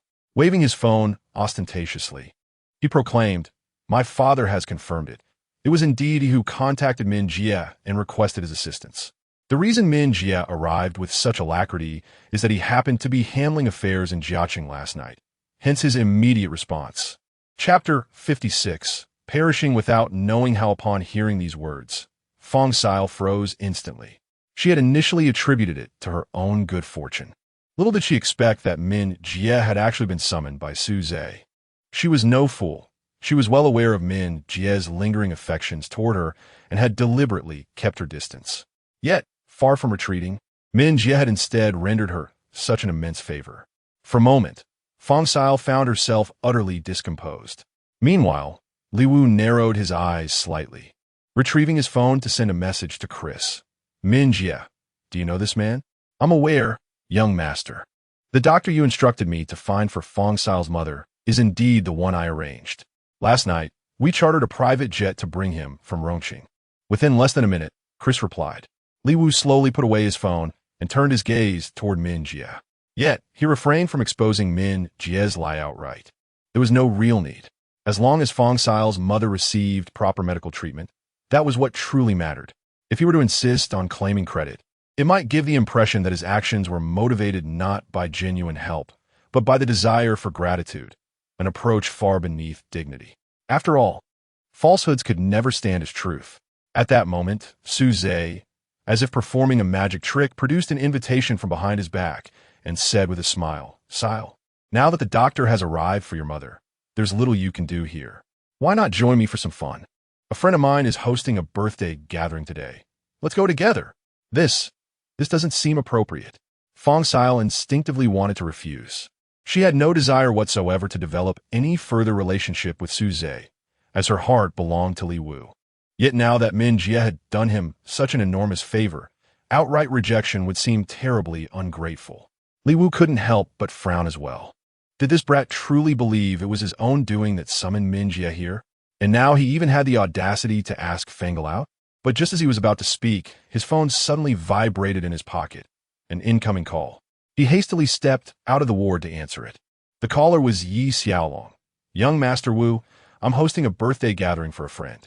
Would you grace us with your esteemed presence? A birthday party? Li Wu had never been fond of such occasions. However, recalling Yi Xiaolong's kindness toward him, he nodded and replied, Very well, send me the time and location. Certainly, young Master Wu. After Yi Xiaolong finished speaking, Li Wu promptly ended the call. Shortly thereafter, he received a text message containing an address for an upscale residential complex called Jiaolong Ginza, with a designated time set for noon at 12 o'clock, apparently intending to carry on until midnight. Frowning slightly, Li Wu decided he would arrive later. However, as soon as he stepped into the hospital room, he overheard Fong Sil conceding with a resigned tone, Fine, but just this once. I'll be back at the hospital by 5 in the afternoon. No drinking or anything like that. Su Zhe responded with a gentle smile.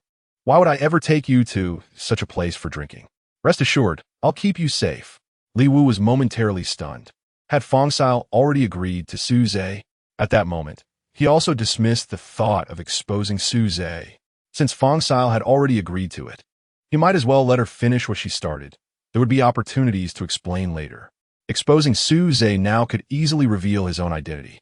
When Fong Xiao saw Li Wu return, her eyes suddenly brightened as she asked, Su Zhe, could we bring Li Wu along? Upon hearing this, Su Zhe sneered coldly. I would love to bring Li Wu along, but this invitation only allows for 2 guests. My friend comes from a distinguished family with strict etiquette. We can't just bring any random person in. His words were a clear insinuation that Li Wu was beneath them. Unwilling to engage in such petty disputes, Li Wu pretended not to hear and instead smiled warmly at Fong Xiao. No worries, go ahead and enjoy yourself. I've got friends who invited me out as well. Exactly, he has his own humble acquaintances to meet. It wouldn't do for him to tag along with us. Su Zhe seized every opportunity to belittle Li Wu. With a quiet chuckle, Li Wu said nothing further and simply turned to leave the ward. Originally, he had planned to spend more time with Fong Xiao before attending Yi Xiaolong's friend's birthday gathering in the afternoon or evening. But now, with nothing else to do, he decided to head there immediately. True to his usual low-key demeanor, he hailed a pedicab and arrived directly at the grand entrance of Jiaolong Plaza. A vigilant security guard promptly stopped him, but without hesitation, Li Wu provided the designated address. The guard immediately made a video call to the resident. Soon, Yi Xiaolong's broad face appeared on the screen. The moment he recognized Li Wu, he exclaimed eagerly, Young Master Wu, please wait a moment. I'll come down to greet you right away. Very well.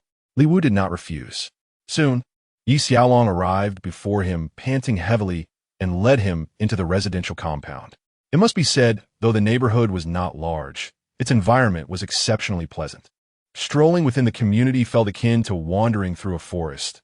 Lush greenery everywhere, yet the landscaping was masterfully designed. Despite the towering trees, they did not obstruct excessive sunlight, preventing the area from becoming gloomy. Moreover, peering through the dense foliage, one could faintly glimpse 2 outdoor swimming pools at the center of the compound, where young women frolicked playfully. In the heart of the city, only the Jiaolong Silver Mansion could achieve such a standard.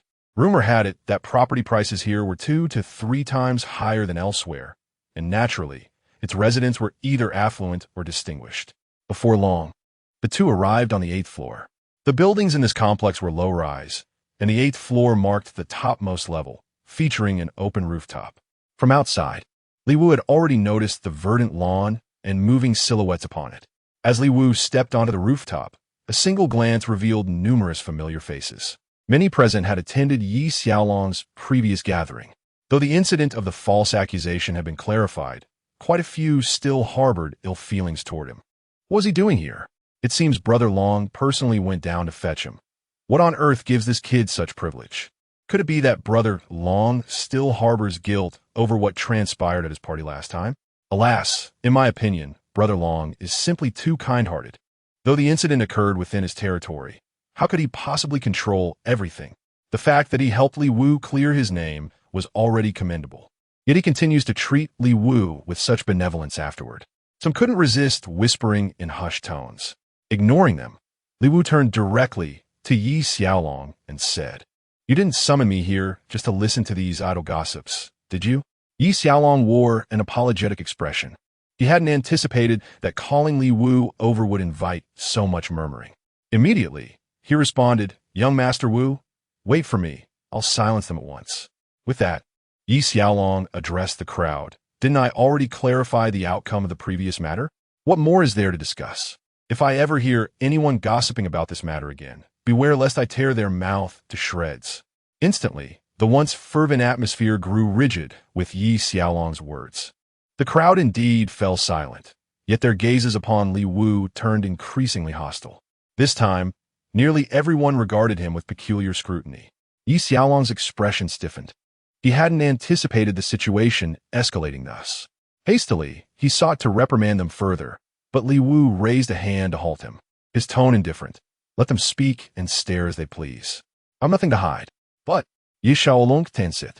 Should Li Wu endure such humiliation and later unleash his wrath, Who could bear the consequences?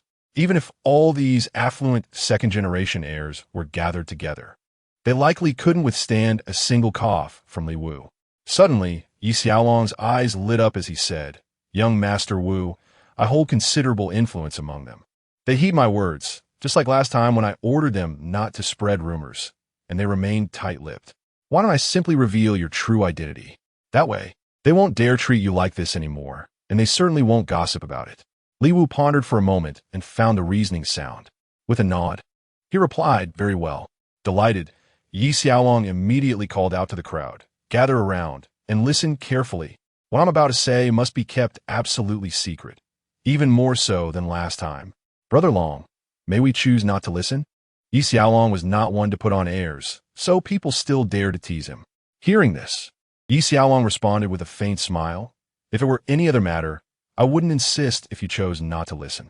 But this, I advise you to heed my words. Otherwise, I fear you may perish without even knowing how." Chapter 57: The Humiliation of a Tricycle. Upon hearing Yi Xiaolong's words, everyone present was momentarily stunned. What status and position did Yi Xiaolong hold? And who among those gathered was an ordinary person without any foundation? Would they really encounter situations where they wouldn't even know how they died? What kind of joke was this? However, the crowd still held their breath in anticipation, waiting for Yi Xiaolong's next words. They were convinced that Yi Xiaolong would not speak without purpose. Once he saw that everyone was paying sufficient attention, Yi Xiaolong finally spoke in a calm and measured tone. "This time, I wish to introduce someone to all of you. That person is none other than the young prodigy, Li Wu." As his words faded, a sharp rustle filled the air as countless gazes converged upon Li Wu. How dare he presume to be addressed as young Master Wu? What scion of nobility would ever dress in such a manner? Brother Long must be teasing us. The crowd murmured with suspicion and confusion, their hushed whispers swirling incessantly in the air. Li Wu stood calmly by, maintaining an unbroken silence. Meanwhile, Yi Xiaolong smirked coldly and declared, "Surely you're all aware of what transpired yesterday with Wang Yang and Feng Chuan. However, the underlying truth remains obscured from your knowledge. In reality, their imprisonment was masterminded single-handedly by young Master Wu." What? Upon hearing this, the expressions of those present underwent a dramatic transformation. Feng Chuan and Wang Yang belonged to the uppermost echelon of wealthy second-generation elites in Jiaqing. Without exaggeration, fewer than 10 individuals in the room could engage in equal discourse with these two, and scarcely 20 such figures existed in the entire city. Yet, individuals of such stature had been maneuvered into prison by Li Wu's machinations? How could this be? What formidable connections did Li Wu possess? "Brother Long, why you can't be serious?" Someone stammered in disbelief. The very person who had just mocked Li Wu moments ago. "Haha, serious? Do I look like I'm joking to you?" With a faint smirk curling at the corners of his lips, Yi Xiaolong continued. "Moreover, Wang Yang's downfall wasn't merely about being apprehended by the police. As you're all aware, Wang Yang's uncle is Lin Yu, ranked among the top 5 wealthiest individuals in Sichuan province. Lin Yu intervened as well, yet regrettably, proved utterly powerless against young Master Wu. Lin Yu intervened, yet failed to safeguard Wang Yang? The atmosphere erupted into another wave of astonishment. Lin Yu was no ordinary figure. These wealthy heirs knew exactly who he was. A titan ranking among the top 5 in Sichuan province. With a fortune worth tens of billions, his influence and connections were nothing short of formidable.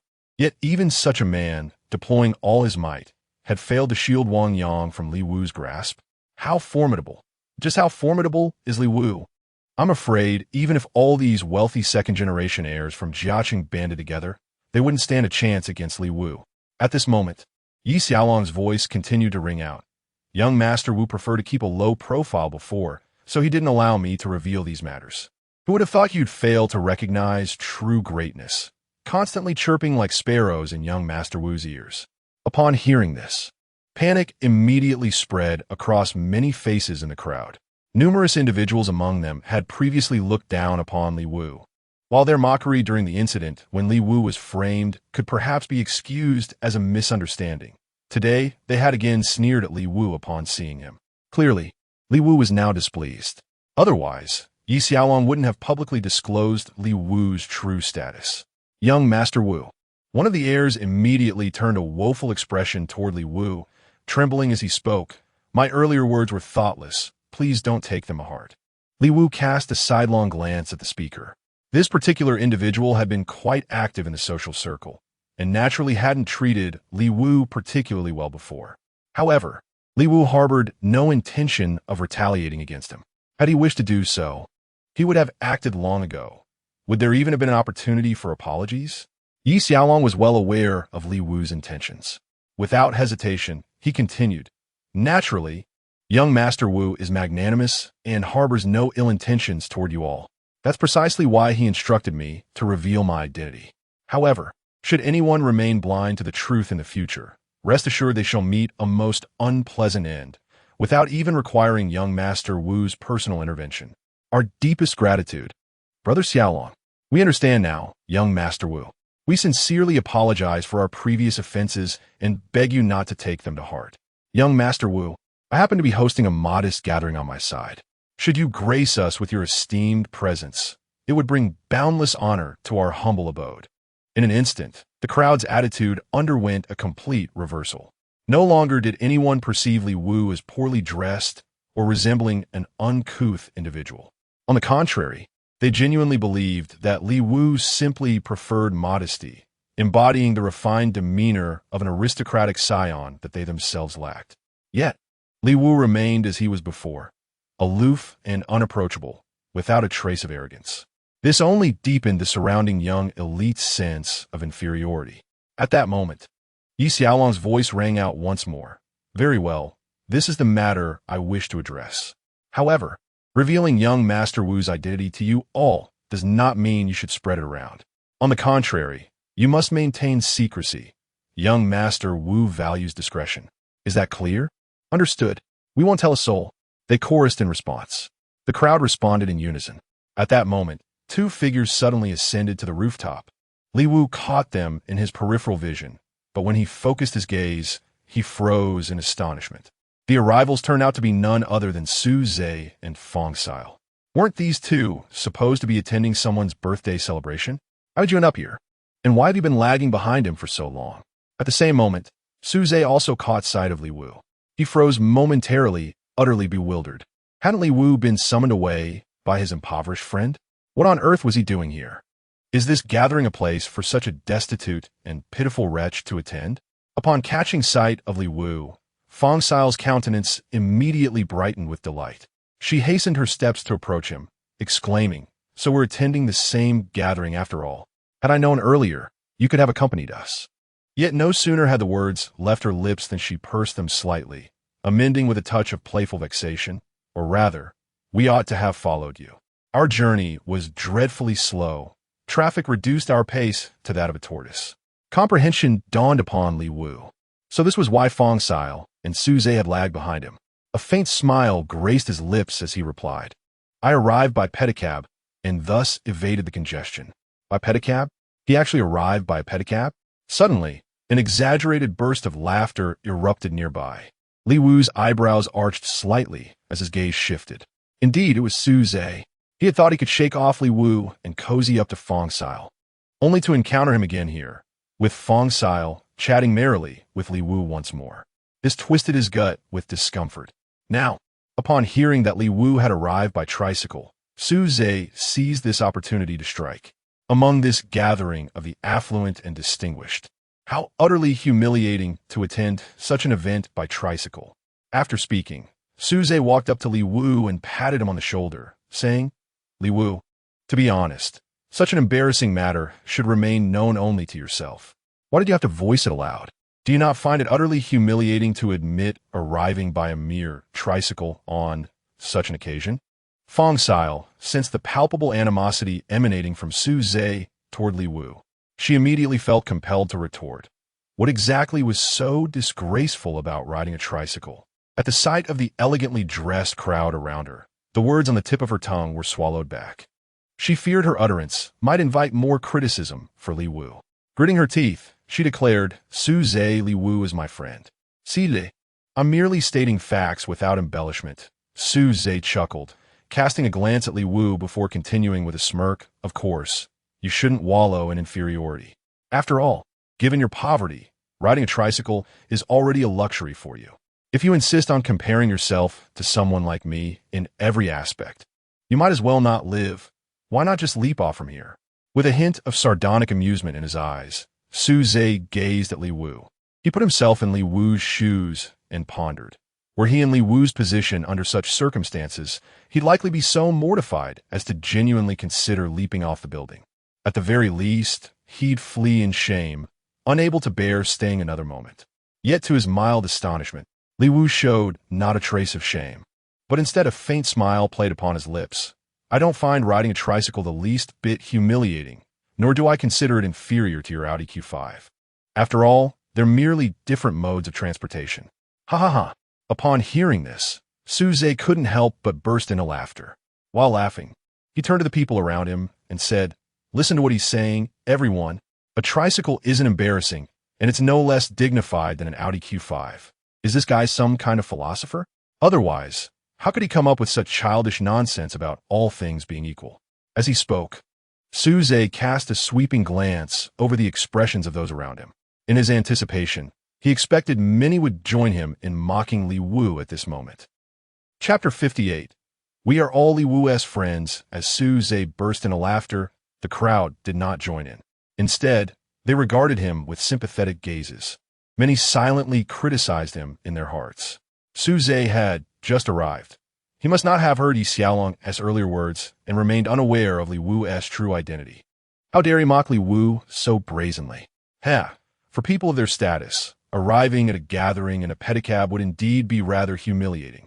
However, for someone like Li Wu, who could effortlessly crush Wang Yang and Feng Chuan, what does it matter if he rides a pedicab? It merely demonstrates that they prefer to maintain a low profile with genuine humility, not some pretentious facade. And yet, you dare to mock Master Wu over this? Is this person an utter fool? Su Zhe, who was laughing uncontrollably, found it increasingly peculiar the more he laughed. What was happening? Why was he the only one laughing while everyone else remained completely still? Wasn't it amusing? Isn't it rather pitiful for a destitute man to arrive in a rickshaw, straining to maintain appearances at a gathering of the wealthy elite? Finally, Su Zhe gradually ceased his uproarious laughter, not out of any sudden pang of conscience, but because the lack of reciprocation from others made it impossible for him to drive Li Wu away. With a swift flicker of his eyes, he immediately added, "By the way, Li Wu, how did someone of your standing manage to attend this gathering? If I recall correctly, this is a private birthday gathering, isn't it? You didn't sneak in here by any chance, did you?" Sufi. Fang Xiao was growing indignant. At this critical juncture, she could clearly discern that Su Zhe was deliberately targeting Li Wu because of her. Yet Su Zhe paid no heed to her reprimands. His vision singularly focused on one objective: to utterly humiliate Li Wu today, to shame him so thoroughly that he'd never dare appear before him again. Otherwise, Fang Xiao would inevitably be stolen away. However, in the face of Su Zhe's malicious and cutting remarks, Li Wu maintained a faint, composed smile. "Didn't I tell you?" he said calmly. "I was invited here by a friend." "A friend? Could your friend truly invite you to such a gathering? You must be jesting." Su Zhe immediately assumed an exaggerated expression and continued, "Come now, do enlighten me. Who might this friend of yours be? Could it possibly be the cleaning lady? Did she invite you here to sweep the floors? Su Zhe, if you persist in this manner, you shall no longer be welcome in my presence henceforth." Fang Xiao was genuinely infuriated. Yet Su Zhe was resolute in his determination to corner Li Wu here today. "Xiao, I'm merely speaking the truth," he insisted. What kind of connections could he possibly have to warrant an invitation to a place like this? It must have been vanity that drove him to sneak in here. Today, I merely sought to teach him the folly of excessive pride, truly for his own good. For a moment, Fang Xiao found herself at a loss for words to refute him. In a fit of pique, she clenched her teeth, stamped her foot, and turned to leave. She hoped to lure Su Zhe away, buying Li Wu some breathing room. Seeing Fang Xiao depart, Su Zhe initially wanted to give chase, but then reconsidered. Since he had already provoked her today, it might be better to wait until he had thoroughly cornered Li Wu before attempting any explanations. With this thought, Su Zhe's gaze settled back on Li Wu, his smile deceptively pleasant as he advanced step by step. Go on then, he taunted. Who is this friend of yours? Let us see if he dares to step forward. I wonder if I could be considered Li Wu's friend. Suddenly, a figure stepped forward. It was a minor rich kid from the gathering, his family fortune barely reaching 30 or 40 million, just enough to scrape by at such events. Upon seeing this young heir, su cifros momentarily, he hadn't expected Li Wu to actually have acquaintances here. But fortunately, it was just some nobody with a measly 30 or 40 million to his name, someone Su Zhe had never deigned to acknowledge. The next second, he let out a derisive chuckle. So this guy's your friend? Ha, truly, birds of feather flock together. But just as his words fell, another figure emerged from the crowd. That, if possible, I'd also like to be considered Li Wu's friend. Hearing this, Su Zhe froze momentarily. What did he mean by wanting to be counted as Li Wu's friend too? What kind of remarkable individual is he, really? Barely worth mentioning. Which insignificant fool dares to spout such nonsense again? Su Zhe initially assumed it was yet another minor figure with a family fortune of 30 or 40 million. Yet when he turned to look, his entire body froze in astonishment. The person who had stepped forward this time was one of the more prominent figures among these young heirs. His family operated in mechanical processing with assets exceeding 100 million. Truth be told, crossing the 100 million threshold marks a significant divide. Possessing mere tens of millions scarcely qualifies as true wealth in many circles. But once that line is surpassed, regardless of location, one undeniably earns the title of tycoon. How could someone of this stature possibly be acquainted with Li Wu? Su Zhe felt an inexplicable unease, though he couldn't quite pinpoint the source of his discomfort. His gaze then swept over the second young heir who had stepped forward, and he let out a derisive snort. How amusing! He sneered. It seems your family has fallen on hard times as well, for you to associate with someone like Li Wu. Actually, my family is doing quite well, came the cool reply. And incidentally, I, too, am a friend of Li Wu. No sooner had Su Zhe spoken than another voice chimed in. Turning his head, he was stunned to see the son of the largest supermarket chain owner in Jiaqing emerging from the crowd.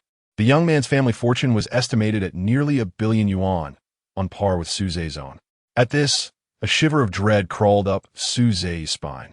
What in the world is going on? Why is this happening? Why are individuals of comparable wealth stepping forward to claim friendship with Li Wu? Just how many connections does Li Wu still possess in this place? Through what means did he forge these associations? Su Zhe's mind instantly became a tangled mess. Unable to restrain himself, he blurted out, "You're actually friends with Li Wu too? Aren't you ashamed? Embarrassed? Why should I feel that way? To be honest, I genuinely wish to befriend Li Wu as well." As soon as his words fell, another voice rang out. Upon closer inspection, Su Zhe felt a buzzing in his head. This time, it was the son of the leading catering magnate in Jiaqing who stepped forward. Their family assets had long surpassed 1 billion, far surpassing Su Zhe's own standing. In an instant, Su Zhe involuntarily retreated 2 steps, his gaze fixed on Li Wu, brimming with disbelief. Where on earth had this kid befriended so many affluent heirs, and each one more formidable than the last? Even he himself had never managed to cultivate such connections among the elite. Yet Li Wu merely stood there, a faint smile gracing the corners of his lips. His demeanor exuded such effortless grace that it bordered on infuriating. Su Zhe watched with gnashing teeth. Today was meant to be the day he utterly crushed Li Wu. How could he allow him to maintain such poise? I simply refuse to believe that knowing a few affluent second-generation individuals makes any significant difference. I was born into wealth and privilege. I refuse to believe these nobodies would actually dare to challenge someone of my stature for the sake of some worthless plebeian. At this thought, Su Zhe spoke directly. You'd better think carefully. With my status, position, and connections clearly established, do you really intend to slap me in the face for Li Wu's sake? What about your so-called status and position? Do you think you're extraordinary? Is your face untouchable? Another voice resounded. Upon glimpsing the speaker, Su Zhe involuntarily gasped in astonishment. This time, the one who stepped forward was none other than Yi Xiaolong, the most preeminent second-generation scion of Jiaqing. Brother Lin Yu, just yesterday we shared drinks together, and today you would raise your hand against me for Li Wu's sake? Su Zhe could scarcely believe his ears. He vividly recalled encountering Yi Xiaolong at the restaurant just yesterday, where he had respectfully offered a toast, which the latter had downed without hesitation. About that restaurant incident yesterday, my apologies. At the time, I assumed you were with Li Wu and only drank out of courtesy to him. Frankly speaking, had that not been the case, even if you drank a ton of liquor, I wouldn't have spared you a single glance, Yi Xiaolong remarked with a cold smirk. What? Hearing this, Su Zhe froze on the spot, as if struck by lightning. Yi Xiaolong had actually accepted his toast yesterday, out of consideration for Li Wu's face? Impossible. I, Su Zhe, am a wealthy second-generation heir. My family's assets are nearly $1 billion. I hold considerable status in Jiaqing. How could Yi Xiaolong possibly drink with me, just out of consideration for Li Wu's face? He couldn't help but glance at Li Wu once more. Just what kind of person was this young man? At this moment, Li Wu also spoke slowly, with a hint of derision in his voice. Now do you understand who invited me here? You. Su Zhe trembled all over you. How on earth did you get them all to help you? How should I know? Li Wu chuckled softly and said, I am but a destitute and pitiable wretch. A wretched soul indeed. What impoverished wretch could command the admiration of half the affluent heirs in Jiaqing? What destitute soul would receive a personal invitation from the illustrious Yi Xiaolong to grace his soir? What's there to say to him? Just beat him up and throw him out. Keeping him here would only dirty the place. At that moment, Yi Xiaolong spoke up. He had never liked Su Zhe, but had no reason to target him before. Now, however, Su Zhe had crossed the line by humiliating Li Wu. This was the perfect excuse to act. You wouldn't dare? Su Zhe instinctively let out a startled cry. However, upon glancing around, he noticed all the wealthy heirs wore eager, anticipatory expressions. How had everyone suddenly aligned themselves with Li Wu's side? At once, Su Zhe's countenance shifted dramatically as he swiftly turned his gaze toward Li Wu. Make them stop this instant. Do you not harbor affection for Fong Sil? Fong Sil's mother's physician was personally arranged by me. If they dare lay a finger on me, I'll have Dr. Min Jie return to Rongqing immediately. Chapter 59. 3 million attempts to move me? Su Zhe bringing this up only served to remind Li Wu. He couldn't help but let out a cold laugh. Asking Min Jie to return to Rongqing? How presumptuous of you. Tell me, are you even deceiving yourself now? Did you really invite Min Jie here? Of course I did.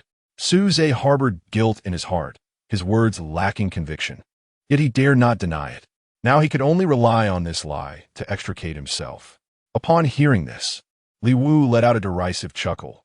But as I recall, it was I who invited Dr. Min Jie. How do you explain that? What? Min Jie is you. Su Zhe's face suddenly stiffened. Li Wu chuckled softly. Indeed, last night, I was the one who specifically arranged for Fong Sil's mother to be treated by him. Hearing this, Su Zhe instinctively refused to accept the reality before him. No, you're lying. Dr. Min Jie couldn't he possibly have been invited by you? He was definitely the one I called. Li Wu let out a light, mocking laugh, still in denial. Dr. Min Jie was not conducting business in Jiaqing last night at all. He was personally retrieved by my associates via private aircraft. Is that understood? As he spoke, he opened the photo album on his phone and placed the pictures Chris later sent in front of Su Zhe. These were taken when Dr. Min Jie was boarding the plane. At this moment, Su Zhe had no room for rebuttal. He collapsed onto the floor. Of course, he knew Min Jie wasn't invited by him, and he'd been wondering who it could be. Never did he expect it to be Li Wu, whom he had always regarded as a penniless loser. This fellow actually possesses such formidable capabilities? Moreover, he even owns a private jet. How laughable that I still pretended in front of Li Wu that Min Jie was someone he had invited, attempting to pursue Fong Sil through this pretense. Young Master Wu, leave this fellow to us. Yi Xiaolong stepped forward, rolling up his sleeves with an air of determination to take charge. Li Wu merely shrugged and moved aside, allowing Yi Xiaolong and his companions to take over. Naturally, the reason he refrained from employing his previous ruthless methods was primarily because, despite Su Zhe's despicable nature, he hadn't committed any grave misdeeds. There was no need to drive him to the brink as he had with individuals like Lu Hua and Wang Yang. After Su Zhe was expelled, Yi Xiaolong sidled up to Li Wu with a mischievous grin. Young Master Wu, the real reason I asked you here today is for something important. Li Wu cast a sidelong glance at him before replying. Is it to introduce someone to me? Perhaps, murmured Yi Xiaolong, rubbing his hands together. Might you be the host of this gathering? This appears to be a birthday gathering, yet the host is nowhere to be seen. Li Wu though? Yi Xiaolong nodded repeatedly. Indeed, there seems to have been some misunderstanding between her and you before. She has been meaning to explain, but due to unforeseen circumstances, it never came to pass. That's why I thought to seize this opportunity. Before Yi Xiaolong could finish, Li Wu's phone suddenly rang, interrupting him. Frowning, Li Wu glanced at his phone. It was yet another call from Xue Teng's company. Probably another attempt to purchase the shop. After a brief hesitation, he motioned for Yi Xiaolong to pause before answering the call. I've made myself clear. Have your boss, Xue Teng, speak to me directly. A light chuckle came from the other end. Well, sir, I am Xue Teng. A hearty laugh immediately came through the phone. It was indeed Xue Teng's voice, the very same man Li Wu had met just last night. At this moment, though, Xue Teng on the other end of the phone was laughing heartily. His mood was far from pleasant. Early this morning, his staff had briefed him about the Gucci store acquisition. Under normal circumstances, he wouldn't have bothered with such a trivial matter as relocating a small shop. However, this particular Gucci store was situated in the most prime location of the old city district, making it impossible for him to ignore. Thus, he found himself making this call, intending to comply with the other party's wishes and discuss the matter personally. In his mind, as the undisputed leader of Jiaqing real estate, his personal involvement should at least command some respect from the other party. At this thought, Xue Teng continued, Sir, your Gucci store is now of considerable value. It's difficult to convey all the details over the phone. Might I suggest we arrange a face-to-face meeting to discuss this properly? On the other end of the line, Li Wu heard Xue Teng's voice and smiled faintly, replying, Very well, name the place. Instantly, Xue Teng's laughter brimmed with genuine delight. It seemed his formidable reputation remained untarnished. Merely hearing his name had prompted immediate agreement to meet. Haha, splendid. How about the Rongzhuang restaurant? He proposed. I shall await your esteemed presence here. Very well, I shall arrive within 20 minutes. With a faint smile gracing his lips, Li Wu ended the call. The rendezvous they had arranged was situated directly across from his Gucci boutique, one of the most prestigious restaurants in Jiaqing. Turning his gaze toward Yi Xiaolong, he remarked, I have some matters to attend to at the moment. As for the friend you wish to introduce, perhaps another time. Though I must say, it hardly seems necessary. In Jiaqing, I bear no significant grudges against anyone. If there are minor misunderstandings with inconsequential figures, they scarcely warrant explanation. Having spoken, Li Wu departed without further ado. Left behind, Yi Xiaolong could only release a wry chuckle before retrieving his phone to place a call. Before long, a woman clad in white ascended to the rooftop terrace. Her steps measured as she approached Yi Xiaolong. It was Su Yi. She had sought to reconcile with Li Wu through Yi Xiaolong's mediation, intending to offer her apologies for whatever misunderstanding lay between them. Upon learning of the discord between Su Yi and Li Wu, Yi Xiaolong had naturally wished to assist in mending the rift.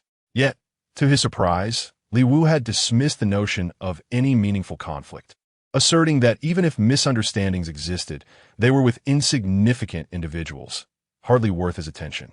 What exactly did Li Wu say?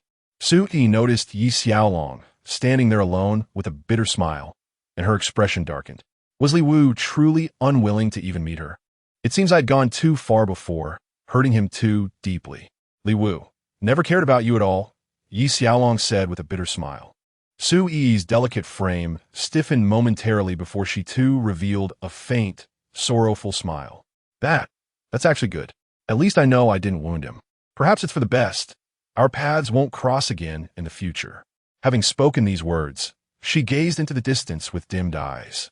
Would she truly never again intersect with that kind-hearted soul? Yi Xiaolong shook his head with a sigh.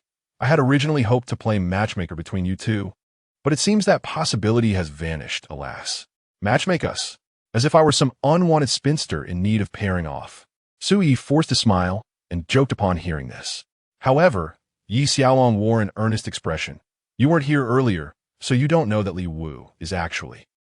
Never mind, he asked me not to tell. Sigh. Turning our gaze back to Li Wu, he hailed a taxi directly to the Rongzhuang restaurant. Upon entering, a lobby manager promptly approached and inquired, "Sir, how many in your party?" "I seek someone, Shui Teng," Li Wu uttered calmly. "Follow me, if you will." The lobby manager immediately became more respectful. Shui Teng had already instructed them earlier that a guest would be coming to see him, warning them not to neglect this visitor or face consequences. He had assumed that Shui Teng's guest would be a high-profile figure of similar stature in Jiaqing. To his surprise, it turned out to be such a young man. It appears that this individual is still a student, doesn't it? Soon, Li Wu followed the lobby manager to an elegant private room on the second floor. The spacious chamber resembled a luxurious suite, complete with a restroom, sitting area, and even an adjacent mahjong parlor.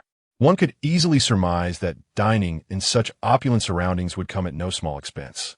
Clearly, Shui Teng was deeply invested in acquiring the Gucci store. Otherwise, he wouldn't have spared such extravagant costs. Upon entering, the eye was immediately drawn to a grand circular table, at the far end of which sat none other than Shui Teng himself. Shui Teng was seated when he caught sight of the figure being ushered in by the waiter. For a fleeting moment, his mind struggled to process the sight before him. "Li Wu? Why aren't you following Zheng Hao and instead came here?" Li Wu shukulat legally, picking up his phone and waving it slightly. "Seems like it was Boss Shui who just invited me." "What?" Shui Teng's expression abruptly darkened. "So it was you who purchased the Gucci store mere minutes before the renovation plan was announced?" Li Wu smiled faintly, tacitly acknowledging the situation as he seated himself directly opposite Shui Teng. Now, might Boss Shui reconsider allowing Zheng Hao to participate? Reconsider my foot. Upon hearing this, Shui Teng reacted like a cat whose tail had been stepped on, nearly leaping to his feet. He slammed the table and roared, "Listen here, kid. I don't care where you're from, but I'll say this just once. If Zheng Hao wants in, our terms from last night stand firm. Not a single concession. So there's nothing left to discuss?" Li Wu smiled faintly, not even bothering to take a seat before turning to leave. "Wait." Witnessing this scene, Shui Teng's countenance abruptly altered, and he hastily called out to halt Li Wu with a commanding shout. "What is it, Boss Shui? Have you reconsidered your stance?" Li Wu chuckled softly and turned to face Shui Teng. Shui Teng narrowed his eyes, his expression darkening. "Zheng Hao's matters are Zheng Hao's matters," he said coldly. "They have nothing to do with what we're discussing today. Or are you saying that for Zheng Hao's sake, you're unwilling to relinquish the benefits already within your grasp?" As he spoke, Shui Teng walked over to the expansive floor-to-ceiling window of the private room. Raising his hand, he pointed toward the Gucci store and declared, "If you negotiate earnestly with me, I guarantee your Gucci boutique could fetch 100 million. If I'm not mistaken, you only spent 70 million when purchasing it. Yet you're making a 30 million profit upon resale. Are you absolutely certain you won't negotiate with me?" 30 million. Li Wu couldn't help but chuckle upon hearing this.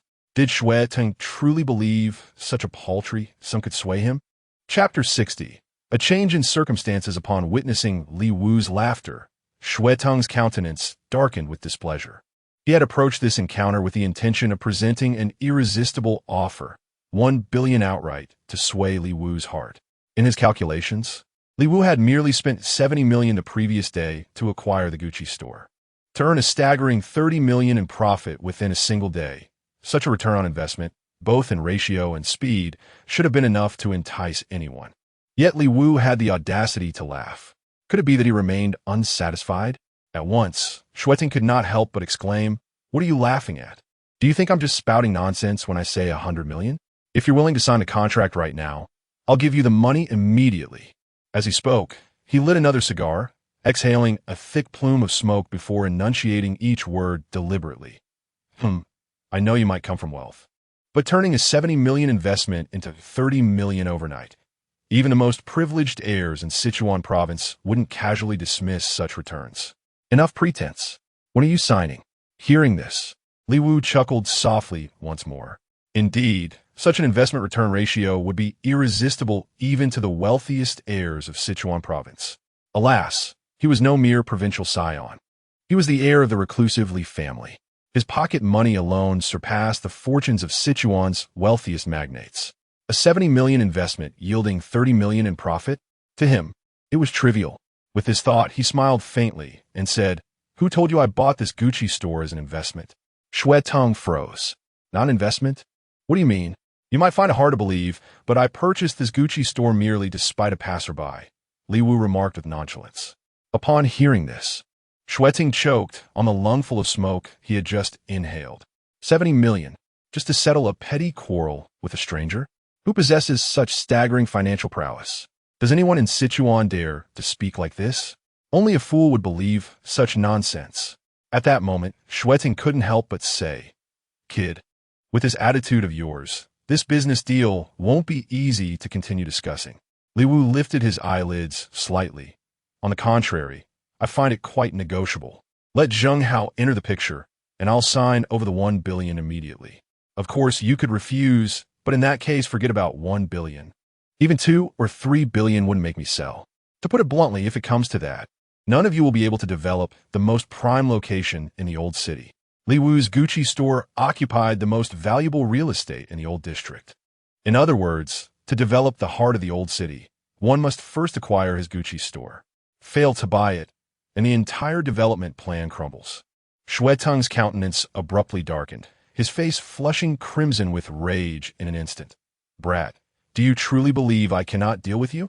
Do you truly believe I possess the power to render this Gucci establishment utterly worthless? When that moment arrives, you shall weep with regret. Worthless, you say? Li Wu chuckled lightly. You wouldn't send people to cause trouble in my store, would you? Shueteng snorted in response, remaining silent. Yet his expression betrayed him. Indeed, that was precisely his intention. At that very moment, through the expansive floor-to-ceiling window, Li Wu suddenly noticed 2 vans pulling up in front of the Gucci boutique. A dozen workers, their clothes splattered with mud, stepped out. Led by a man in a black suit, they marched straight into the store. Even through 2 layers of glass, Li Wu could clearly see the workers, under the black-suited man's direction, reaching out to touch the luxury items on display. It had to be said, their mud-stained hands left grimy streaks with every touch, rendering the defiled goods unsalvageable. Several sales associates immediately attempted to intervene, sparking a heated argument between the 2 groups. Within minutes, the commotion spilled out onto the street. The man in the black suit raised his voice dramatically, shouting to the gathering crowd, "Come and see, everyone. I made some money, so I brought my fellow villagers to buy a few nice things. But these salespeople look down on us for being poor and dirty. How disgraceful is that?" Upon hearing this, the surrounding crowd immediately began pointing fingers at the Gucci store staff. Many customers silently departed, unwilling to become targets of public criticism. The employees, constrained by circumstances, found themselves tongue-tied and unable to refute. At this moment, Shueteng's voice leisurely interjected, "Young man, do you see now? With these disturbances occurring multiple times daily, your Gucci store's business will collapse within 3 days. Meanwhile, the redevelopment of the old district won't commence for at least another year or so. By then, the luxury goods in your store will have depreciated into obsolete inventory.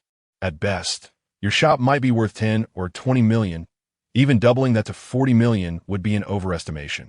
In such a scenario, instead of netting a 30 million profit, you'd be staring at a 30 million loss, not to mention wasting an entire year or more of your time."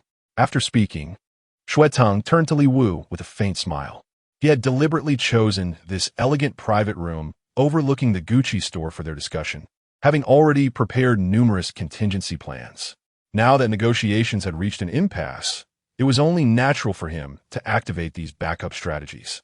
Yet to his surprise, Li Wu showed not the slightest trace of anger upon witnessing this maneuver. Instead, he regarded Shueteng with composed amusement and said, "Why do you refuse to believe my words?" "What words?"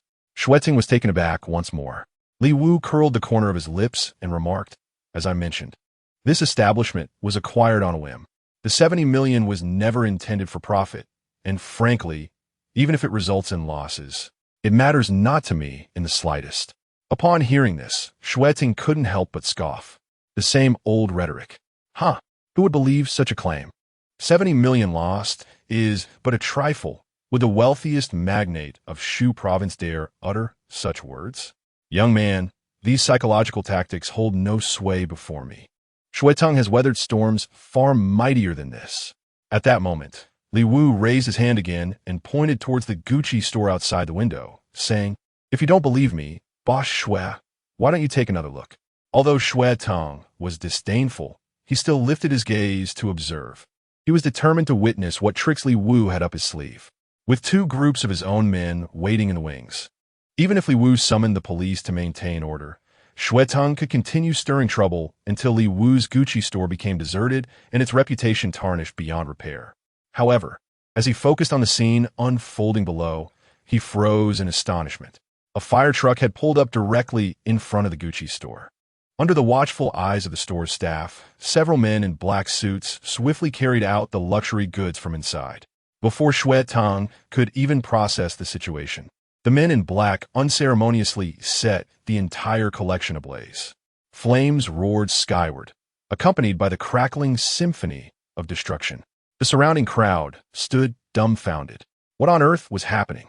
These are all the latest luxury items, ranging from hundreds to thousands, even tens of thousands of dollars. And they just set them all ablaze? How the people in this shop gone utterly mad? As the crowd stood in stunned silence, the firefighters on the truck sprang into action. Fully prepared, they wasted no time in grabbing foam extinguishers and unleashing a torrent of chemical suppressant upon the burning luxury goods. Even items untouched by flames were swiftly reduced to worthless debris under the foam's corrosive assault. Only then did cleanup crews move in to clear the aftermath. All present could only gape in disbelief, utterly bewildered by the spectacle. Even Xue Tang beside Li Wu stood frozen, his mouth agape, rendered speechless for an extended moment. Only when the street had been restored to its pristine state did Xue Tang finally find his voice. Have you completely lost your mind? The merchandise in that store was worth at least 50 million. Indeed, approximately 50 million, yet I set it ablaze without hesitation. Li Wu smiled faintly, his gaze settling upon Xue Tang. Now, tell me once more, would I still concern myself with earning or losing your mere 30 million? You. Xue Tang's expression darkened. Li Wu had claimed from the outset that he cared nothing for those tens of millions, yet Xue refused to believe it. In his mind, no mortal could possibly remain indifferent to such staggering wealth. Even Li Wu, as one of Sichuan's most prominent signs of wealth, would find this impossible, yet he never anticipated that Li Wu would ultimately validate himself in such a manner. This single act left him no room for disbelief. At this moment, a faint smile graced Li Wu's lips as he continued. Therefore, I advise you, Boss Xue, to reconsider carefully. Allow Zheng Hao to enter the game. Otherwise, with me standing in the way, none of you will lay a finger on the most coveted district of the old city. You. Xue Tang was momentarily rendered speechless. Only then did he begin to comprehend why Zheng Hao had insisted on having Li Wu present the previous night. How blind he had been, failing to recognize the formidable capabilities of that young man Li Wu at first glance. The situation has escalated to such a point that it appears he has reached an impasse. Contemplating this, he silently reached for his phone, dialed a number, and spoke in a somber tone. Old Huang, gather the team at Peony Garden immediately. The circumstances have taken an unexpected turn. Chapter 61. The young master's divine calculation. After concluding the phone call, Xue Tang turned his gaze towards Li Wu and declared with composed determination. Very well. Let us proceed to the Peony Garden to have a discussion with Zheng Hao. A faint smirk curled at the corners of Li Wu's lips as he promptly rose to his feet, following Xue Tang into the latter's Mercedes-Benz S-Class, heading straight for the Peony Garden. Before long, the two arrived once more at the tea house where they had met the previous night. Yet this time, the scene differed. No figures flanked the long table. Instead, the local real estate tycoons, led by Xue Tang, were seated on one end, while Li Wu occupied the opposite side, with Zheng Hao standing solemnly behind him. Once all had assembled, Xue Tang finally spoke in a measured tone. Zheng Hao, the ally you found is quite impressive. To be honest, without Li Wu, Zheng Hao would have been completely at their mercy. Zheng Hao chuckled lightly and remarked, that's not what Boss Xue said last night. Last night he endured considerable humiliation, and now that the other party had returned of their own accord, he naturally couldn't resist lashing out with sharp words. Xue Tang's expression darkened visibly, his demeanor suggesting he was on the verge of storming off in anger. Yet ultimately, he restrained himself and uttered through gritted teeth. Humph. Riding on someone else's prestige to intimidate others. I won't waste words with you. Since you insist on entering the fray, So be it. I've already notified all the basic material suppliers. They'll treat you with exactly the same indifference. Huh. Zheng Hao burst into hearty laughter. This should have been done long ago. I sincerely appreciate your generosity, esteemed patrons. From now on, let us prosper together in harmony, shall we? Harmony may be achieved, but whether it brings prosperity remains to be seen. Shui Teng's expression darkened to the extreme. Then his gaze shifted and fell upon Li Wu. In a grave tone, he uttered, "Now, can you sell that Gucci store to me?" Li Wu said indifferently, "Of course, although the goods in the store are gone. The store itself is still worth 10 or 20 million. With a premium of double the price, 40 million for you. We can sign the contract now." "Excellent."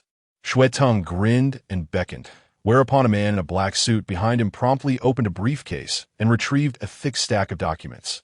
The pre-prepared sales contract. Yet, Zheng Hao suddenly interjected, "Hold on, boss Shui. If you take over that shop now, wouldn't you have leverage over me if I pursue the prime location project?" Shui Teng responded with a cold sneer. "Oh? Do you truly believe that merely gaining entry grants you access to the core projects? Have you even submitted your bid?" The current process for the renovation project of the Old City District in Jiaqing involves the government first releasing public announcements, followed by an open bidding process for the project. Companies and enterprises then submit their bids, and the winning bidder is selected before construction can commence. Previously, Zheng Hao's focus had been on addressing potential obstacles, ensuring that once the bid was won, there would be no hindrances to starting construction. Now that these concerns have been resolved, attention naturally shifts back to the core objectives, submitting a bid and securing the winning bid. Without submitting a bid, or failing to win after submission, the project cannot be acquired. If the project is not secured, what use is having construction materials? There would be no ground to break. Hearing this, Zheng Hao smiled and said, "My apologies, but my bidding team was brought in from Rongqing. They've already begun working last night with their ready-made templates. At the latest, we'll submit the bids by tomorrow. Though I may lack talent, I've bid on all the prime projects in the Old City District." Shui Teng chuckled. He lit another cigar, exhaling a long plume of thick smoke before speaking. "Very well, such audacity. Let us proceed thus. We shall first submit bids. Whichever party wins the tender may then acquire that Gucci boutique. Naturally, should we emerge victorious and you, Li Wu, dare obstruct us, well, let's not pretend we wouldn't retaliate. I presume you'd prefer not to witness Zheng Hao's other successful projects grinding to a halt." "Understood." Li Wu nodded with a faint smile. "Then it's settled. Let's see if you can secure the project in the Golden District." Shui Teng let out a hearty laugh, rising to his feet before turning to leave in a grand procession with the other real estate tycoons trailing behind him. Only after everyone had departed did Zheng Hao finally exhale a long, heavy sigh of relief. He then bowed deeply to Li Wu and said, "Young Master Wu, I owe you immensely this time. Without your intervention, I surely would have been barred from entering." Li Wu waved his hand dismissively, saying, "It's nothing." For him, it truly was merely a trivial gesture. However, Zheng Hao insisted, "Young Master Wu, though it may seem effortless to you, this time you've gone out of your way for me. The losses you incurred aren't insignificant. Just consider the 5 million worth of luxury goods you burned today." "Oh, those weren't genuine luxury items," Li Wu interjected with a faint smile. "They were counterfeits rushed overnight from Shenzhen's Putian district, costing less than 100,000. The authentic pieces have already been discreetly transferred to my family's luxury boutiques. No losses were suffered, though wealth meant little to him, and a few million was but a trifling sum. Li Wu was no fool. Why would he casually set fire to such an amount without a second thought? By taking such actions, he merely intended to demonstrate to Shui Teng his unwavering resolve to fight to the bitter end. Otherwise, Shui Teng might not have yielded so swiftly. What? So this was your hidden stratagem all along? At this moment, Zheng Hao was utterly dumbfounded. He truly hadn't anticipated that Li Wu would also possess such cunning tactics. To be honest, Li Wu was merely an undergraduate student yet to graduate. Even for a scion of a reclusive aristocratic family, this level of scheming far surpassed that of most ordinary individuals. At this moment, Zheng Hao couldn't help but feel genuine admiration for Li Wu from the bottom of his heart. Li Wu simply waved his hand and said, "All right, I'll take my leave now. However, I advise you not to let your guard down. Someone like Xue Tang won't admit defeat so easily. He likely has another trick up his sleeve. Be extremely cautious with your bid for the prime location. I've gotten you in the door, but I'd hate to see you end up with mere scraps. Zheng Hao chuckled in response. Rest assured, even if Xue Tang has a backup plan, it won't make a difference. After all we need to do now is submit our bid as usual. The experts evaluating the proposals are all specialists from Rongqing. They've never even set foot in Jiaqing before. They'll undoubtedly judge everything fairly. These experts were the ones responsible for assessing the bids. After companies submitted their proposals, these specialists would evaluate them and select the most suitable one. The company behind the winning bid would secure the project and proceed with construction. In theory, the entire process was supposed to be impartial. Yet, Li Wu couldn't help but frown. Recalling the smug confidence on Xue Tang's face as he left, he couldn't suppress his concern. But what if Xue Tang bribes these experts? Once the bidding evaluators are bribed, it's akin to having the college entrance exam graders in your pocket. As long as your answers aren't outrageously incorrect, they can easily award you high scores. Even altering your test papers isn't beyond the realm of possibility. Absolutely unthinkable. Upon hearing this, Zheng Hao burst into laughter. As far as I know, these experts will arrive in Jiaqing today and will be immediately quarantined upon arrival. They won't be released until the bidding evaluation is concluded. There's absolutely no way Xue Tang and his associates could possibly make contact with the evaluation experts. Will one be quarantined immediately upon arriving in Jiaqing? Li Wu narrowed his eyes in contemplation, finding some merit in Zheng Hao's argument. Upon arriving in Jiaqing, the evaluation experts would be quarantined immediately, leaving little opportunity for them to seek personal gains even if they desired. However, Li Wu's gaze suddenly sharpened with realization. Wait, he said sternly. The experts are only isolated after reaching Jiaqing. What if Xue Tang and his associates establish contact with them during the journey? This should be impossible. Zheng Hao's expression changed slightly as he spoke with uncertainty. This time the government has implemented extremely stringent measures to prevent any improprieties. The evaluation experts they invited have never been to Jiaqing before and have absolutely no connections with the city. Even basic information like how many experts there are or what they look like remains completely confidential. How could Xue Tang and his people possibly make contact with them en route? Nothing is impossible, only unimaginable. Li Wu pondered once more Xue Tang's confident demeanor and declared decisively, "You'd better investigate Xue Tang's current movements immediately." Understood. Zheng Hao promptly retrieved his mobile device and swiftly placed a call. After approximately half an hour had elapsed, he returned shaking his head in resignation. My contacts couldn't uncover Xue Tang's movements. Let me handle this. Li Wu retrieved his mobile device and dialed Christopher's number. Christopher, assist me in investigating whether Xue Tang has made any moves against the evaluation experts for this old city district renovation project. In less than 3 minutes, Christopher promptly replied with a text message. Young master, your foresight is impeccable. The men under Xue Tang have indeed begun manipulating the bidding evaluation experts. Upon reading the text message, Zheng Hao froze in shock. He never anticipated that Xue Tang and his associates would actually target the evaluation experts. How exactly had they carried out this audacious act? To his astonishment, the information that his own men couldn't uncover in half an hour was obtained by Chris in merely 3 minutes. Such efficiency and capability were truly formidable. Yet to Li Wu, this seemed perfectly normal. Without hesitation, he immediately replied with a text message. How exactly did Xue Tang and his group manipulate the bid evaluation experts? At this point, Zheng Hao promptly dismissed his wandering thoughts and focused his gaze on Li Wu's phone. He too found it perplexing. Those bid evaluation experts were all outsiders. Complete strangers. How on earth had Xue Tang and his associates managed to track them down? Chapter 62, Lawless and Unrestrained.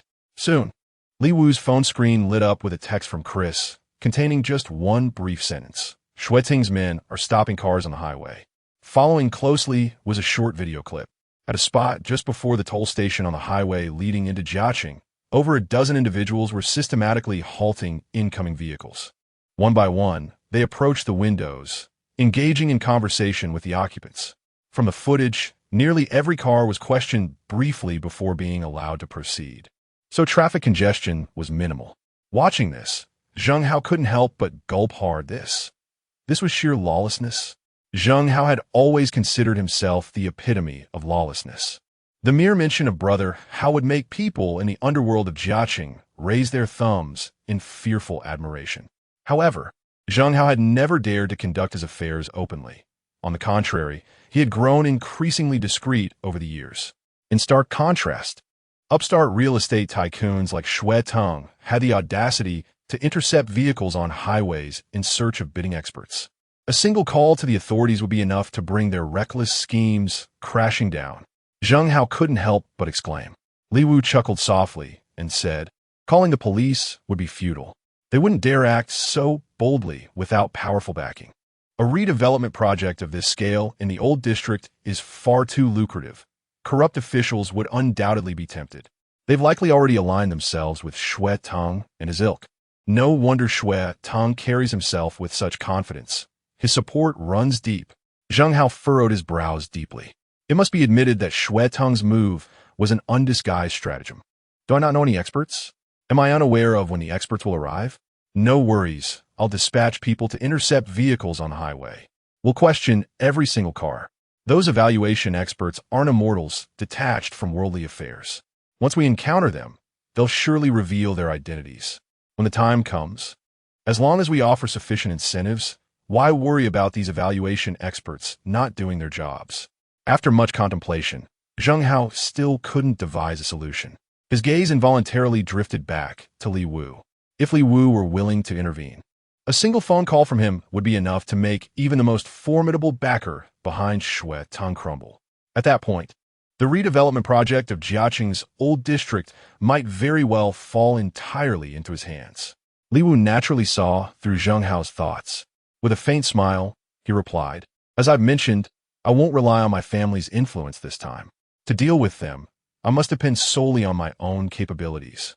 Then, young Master Wu, do you have any strategies at present? Although Zheng Hao felt somewhat disappointed, he still maintained absolute respect toward Lin Yu. With a faint smile, Lin Yu remarked, simple. If they can block the road, so can we. If no one arrests them, naturally, no one will arrest us either. Must we also resort to bribing the evaluation experts?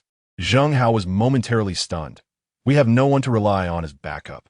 Stopping cars on the highway is one thing. After all, they're doing it too. But if the experts are bribed by us rather than them, things could go awry. Rest assured, he continued with composed determination, I have my own well-considered plans. Lin Yu chuckled lightly and said, sound the whistle and summon our people now.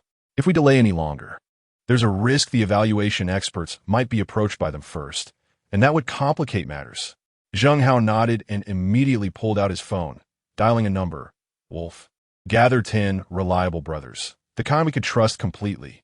Give each of them 20,000 up front, and tell them they'll get another 20,000 after the job is done. Such a large sum? Who are we targeting? On the other end of the line, Alung was brimming with exhilaration. Normally, their undertakings would yield at most 20,000 yuan. Yet this time they were offered 20,000 up front, with another 20,000 promised upon completion. Cease this incessant violence at once. I am now a respectable businessman, and you will conduct yourself accordingly.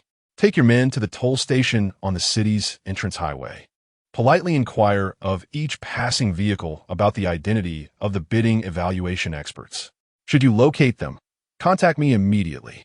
And remember, maintain a courteous demeanor. No brutish behavior whatsoever. Is that understood? Zheng Hao replied irritably. Upon hearing this, Alung on the other end of the phone instantly deflated. Boss, I'm not really skilled at this kind of work. It doesn't matter if you're not skilled.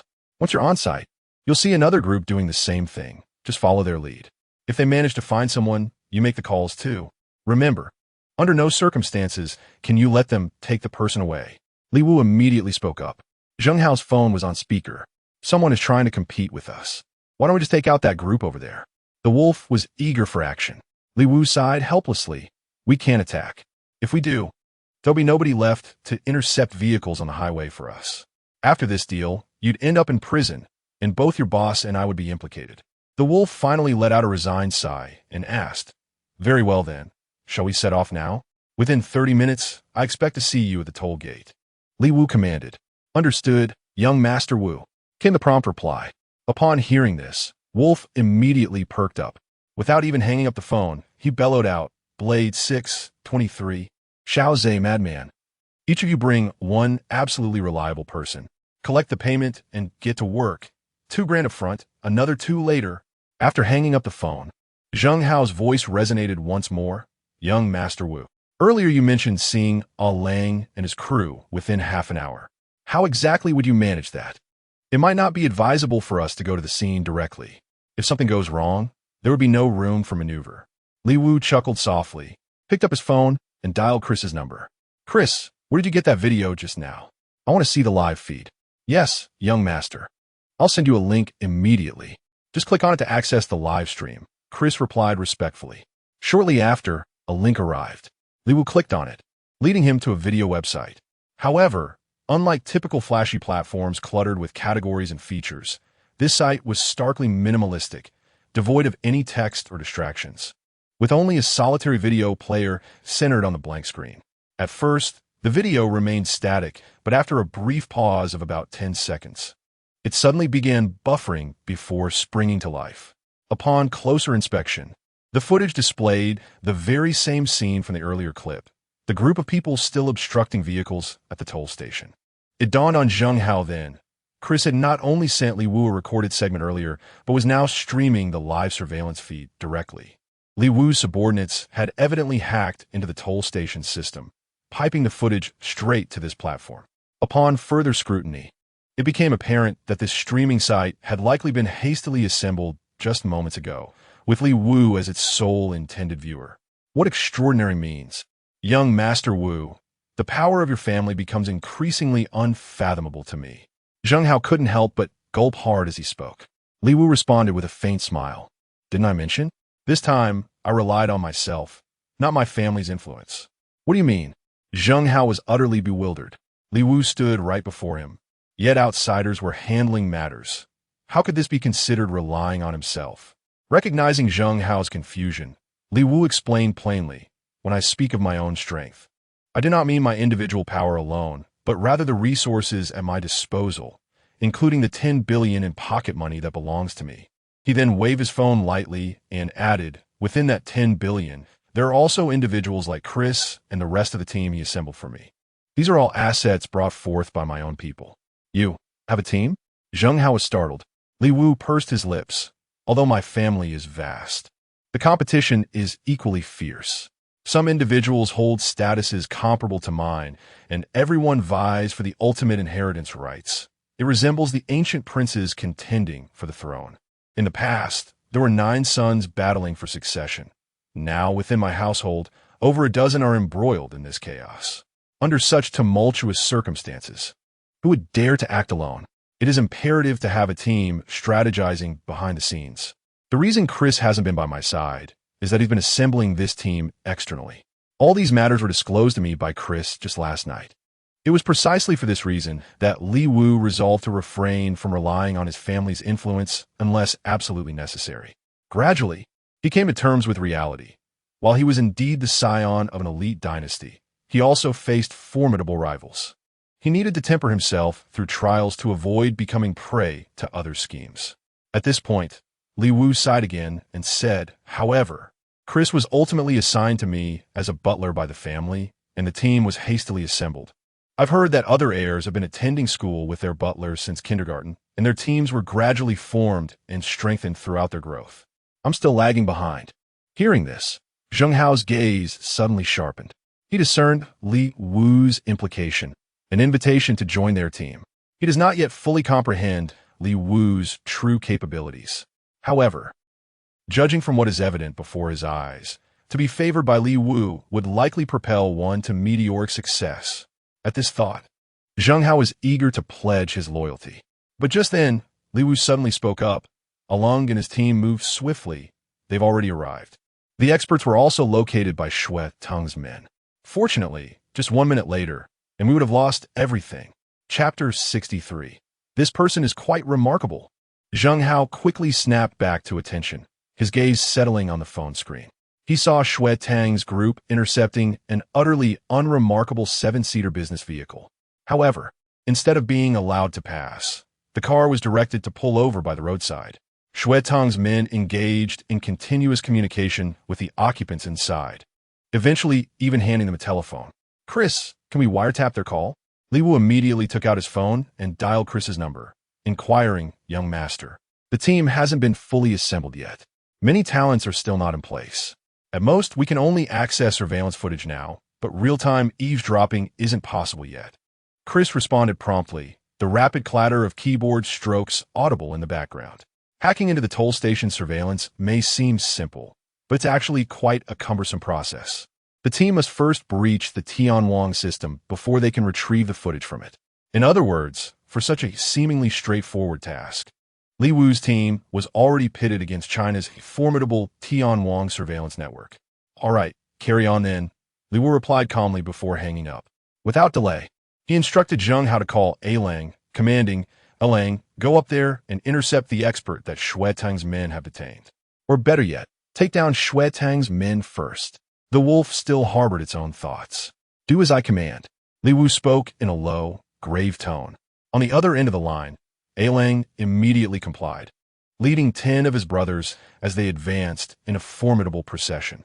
Shui Tang's men were no pushovers either. Seeing this, their hands instinctively reached inside their garments. And to everyone's shock, they drew out gleaming machetes one after another. In the very next moment, the surveillance footage abruptly darkened before vanishing entirely. What could have happened? Zheng Hao's palms grew clammy with sweat. Shortly after, Li Wu received a text message from Chris. "Young master, the surveillance cameras at the toll station have been deactivated." Zheng Hao immediately erupted in fury, cursing through gritted teeth. "Damn it! Shui Tang is playing dirty. You must have ordered the cameras shut down." "Wolf, how is the situation on your end?" Li Wu furrowed his brows and inquired. Alang's breathing suddenly grew rapid. "At least 50 men have surrounded us, Brother Hao. Young Master Wu, what should we do? Damn, this is utterly lawless. Wolf, let's retreat. There's no need to perish there." Zheng Hao couldn't help but curse. Even someone like him who rose through underground means only dared to gather a few dozen people for operations back in 1990s. Now it's nearly 2020. Everyone carries smartphones. Surveillance cameras are everywhere. Even spitting on the street could get you fined. Yet Shui Tang still had the audacity to summon dozens of armed men with just a whistle. Who would believe such recklessness? How formidable is the person backing him up? Yet at this very moment, Li Wu interjected. "Alang, hold on. Zheng Hao, call Shui Tang right now. Immediately." "Aye. All right." Zheng Hao was deeply concerned about the situation of the wolves. Yet he swiftly grabbed another phone lying on the table and dialed Shui Tang's number. The moment the call connected, a hearty laughter erupted from the other end. "Ha, I've been waiting for your call.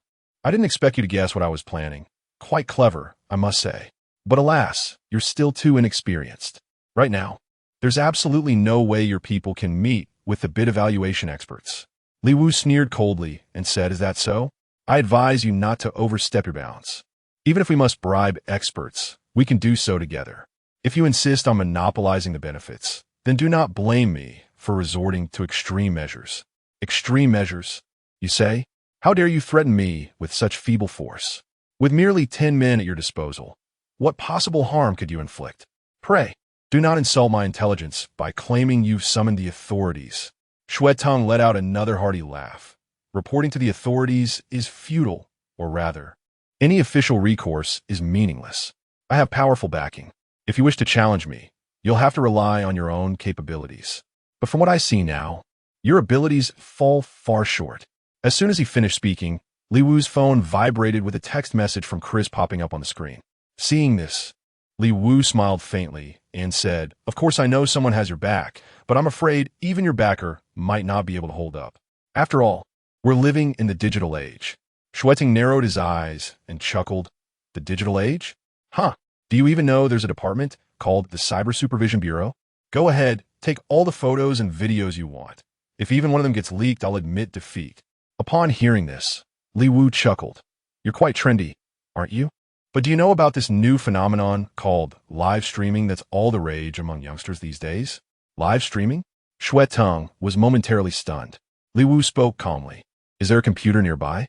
Open the Douhu live streaming platform and search for Jiaqing's top outdoor channel to see what they're up to. Shui Teng, seated in his office, immediately instructed his secretary to do so upon hearing this. Shortly after, a live stream popped up, one with modest viewership, merely attracting 10 to 20,000 spectators. The host was casually strolling down the street while broadcasting.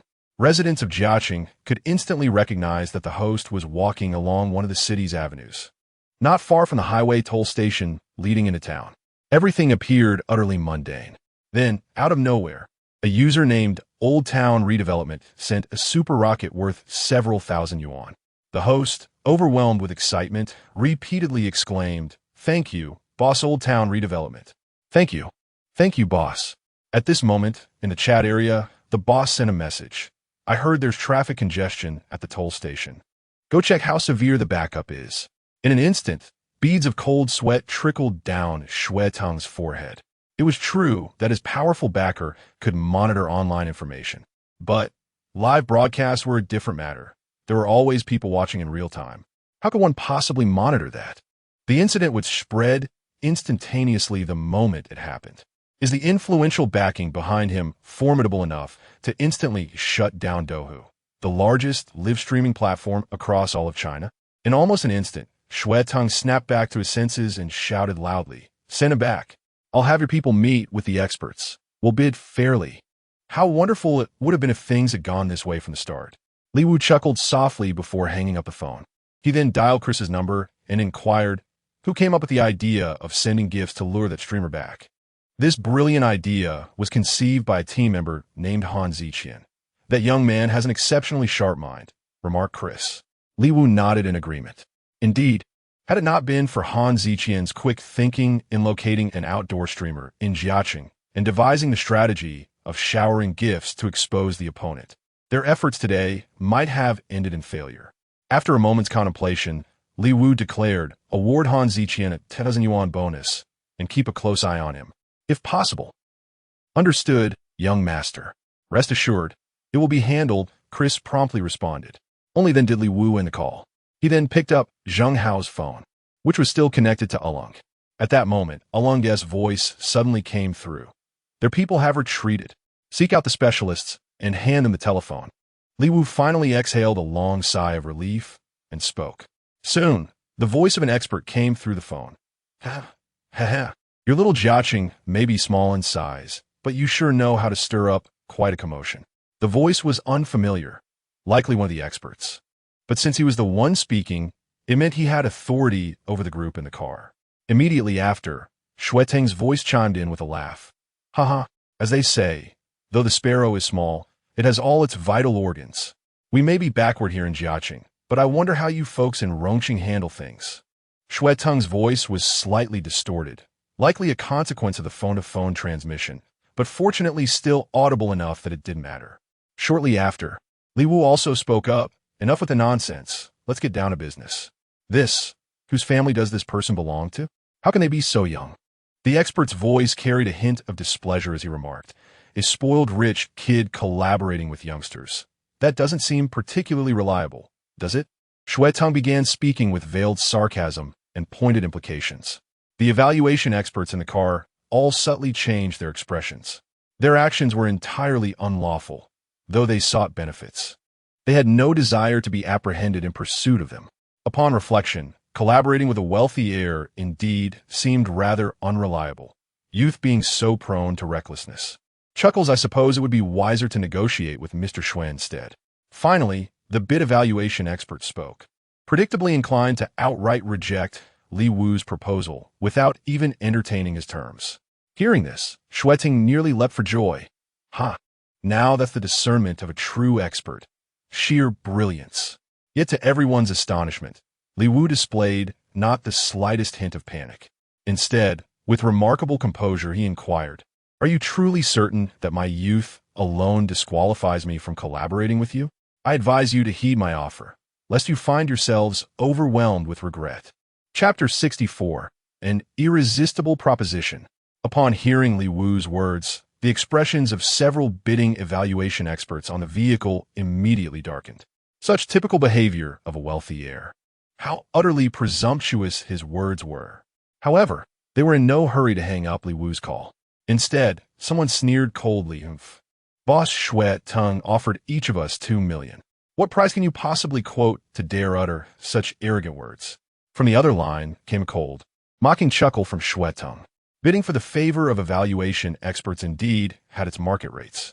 Typically, even 3 to 500,000 was considered steep. This time, he had offered each an exorbitant 2 million, effectively inflating the market price. Even if Li Wu was a rather affluent second-generation heir, it was unlikely he would propose a significantly higher bid. Given the current circumstances, as long as Li Wu's offer wasn't outrageously excessive, these evaluation experts wouldn't waver in their allegiance. Soon, Li Wu's voice resonated through the phone. I'll also offer 2 million. You're matching it at 2 million? Upon hearing this, Shuai Tung was momentarily taken aback before bursting into laughter. Haha, you're offering 2 million too? What makes you think the bidding experts would side with you? Upon hearing this, the evaluation experts on the vehicle exchanged glances, shaking their heads with undisguised disdain in their eyes. They had anticipated Li Wu proposing some astonishingly high bid, only to find it identical to Shuai Tung's offer. Under such circumstances, there is absolutely no reason for them to favor an arrogant rich heir.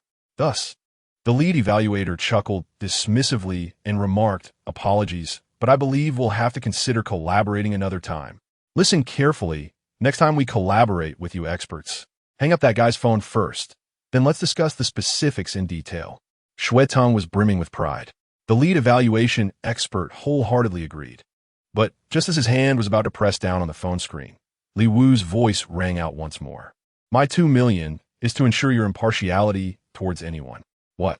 Upon hearing these words, the lead evaluation expert's hand froze abruptly, his fingers hovering motionless 2 centimeters above the phone screen. The expressions of the other evaluation experts in the car abruptly changed. In the next instant, another phone erupted with Shuai Tung's furious roar. Li Wu, what the hell do you think you're doing? In an instant, the gazes of all the bidding evaluation experts converged upon the phone through which Li Wu was speaking. They wondered momentarily if their ears had deceived them. Then Li Wu's voice came through once more. I offer each of you 2 million, not to favor me, nor to side with Shuai Tung or any other individual. Understood? 2 million from me, in exchange for your impartiality and fairness. This, in an instant, all the bidding evaluation experts present were stunned. It wasn't that they had never encountered demands for fairness and impartiality before. Even today, before setting out, they had been required to take an oath. But interests are interests. When interests are at stake, who would still think about fairness and justice? But this time, someone actually offered them 2 million each, demanding only fairness and justice in return. Li Wu, what kind of scheme are you playing at? Shuai Tung was utterly enraged, roaring furiously through the phone. Li Wu responded with an icy chuckle. If you're unwilling to accept this, feel free to raise your bid. But I assure you, no matter how exorbitant your offer becomes, my ceiling remains 2 million per person. Not a single penny more. 2 million is more than sufficient. A judge sitting in the back row suddenly interjected, unable to conceal his agitation. The other experts might as well have voiced the same thought aloud. Accepting bribes carries significant risks. Every year, the list of professionals who fall from grace in China over such matters could fill a 32-page ledger. Yet the lure of profit continues to draw them in like moths to a flame. But now, someone was offering an exorbitant sum, not for corruption, but simply to ensure fairness and impartiality. It was almost laughably simple. A high bid? How high could it go? 5 million? 10? 20? Not even 20 million would sway them now. Taking 20 million would likely lead to trouble, but pocketing 2 million is as steady as Mount Tai. Shuai Tung naturally grasped this principle. Seated in his office, he casually snatched a jade ornament from his desk and hurled it at the window, shattering the glass into countless shards with a resounding crash, startling his secretary into a visible shudder. Suppressing his fury with immense effort, he articulated each word deliberately into the phone. Fine, fine. I must concede to such tactics. Truly, heroes emerge from youth. You want fair competition? I'll grant you fair competition. But do you truly believe this will secure you the project? Let me tell you, you're still dreaming. After speaking, Shui Tang abruptly ended the call. On the other end of the line, Li Wu responded with a faint smile. Esteemed experts, kindly wait a moment. The cash will be delivered shortly. I trust you will honor your word. Of course, we are people of integrity. There are 7 of us in total. The experts in the car hastily responded in a clamor. Only then did Li Wu hang up the phone and turn to Zheng Hao, saying, "Send the money." Zheng Hao nodded repeatedly. 14 million for 7 people.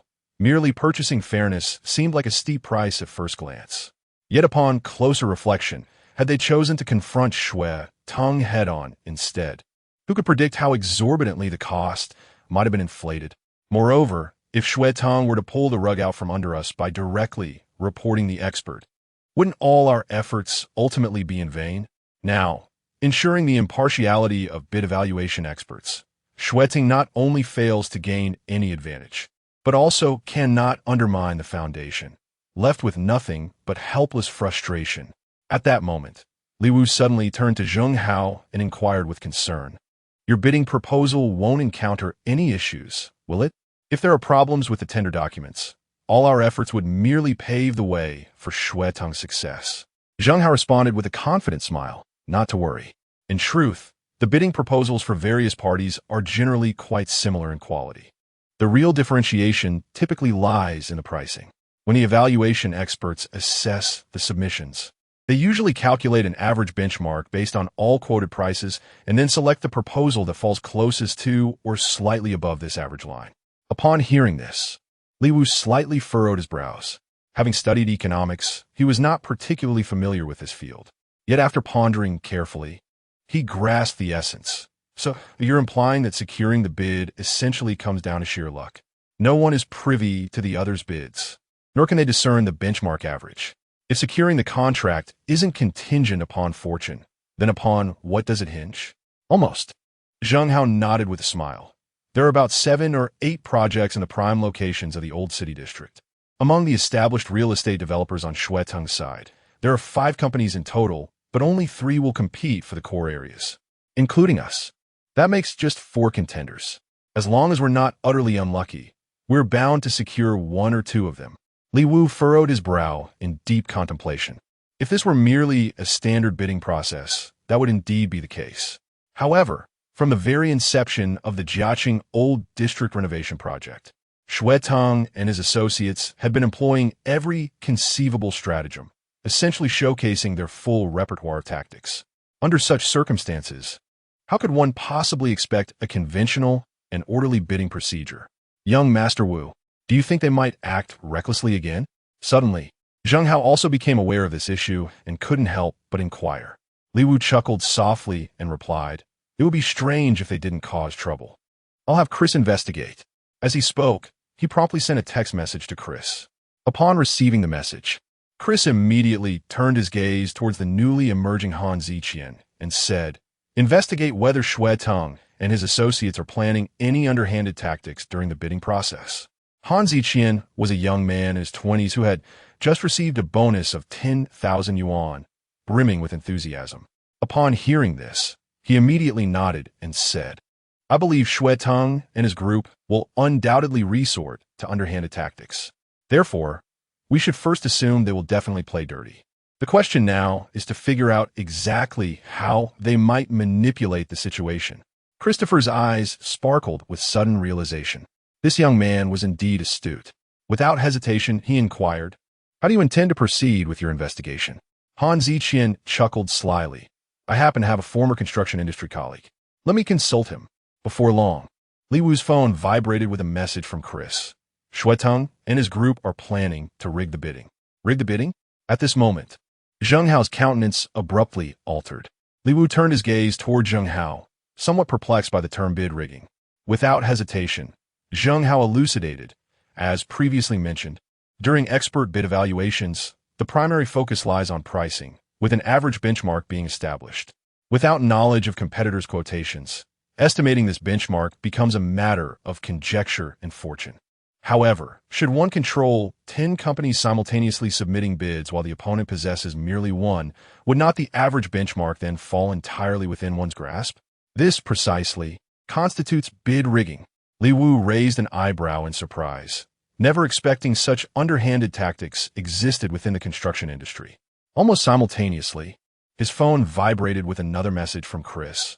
We've hacked into their employees' computers and discovered they've already secured agreements with at least 50 construction firms to engage in bid rigging.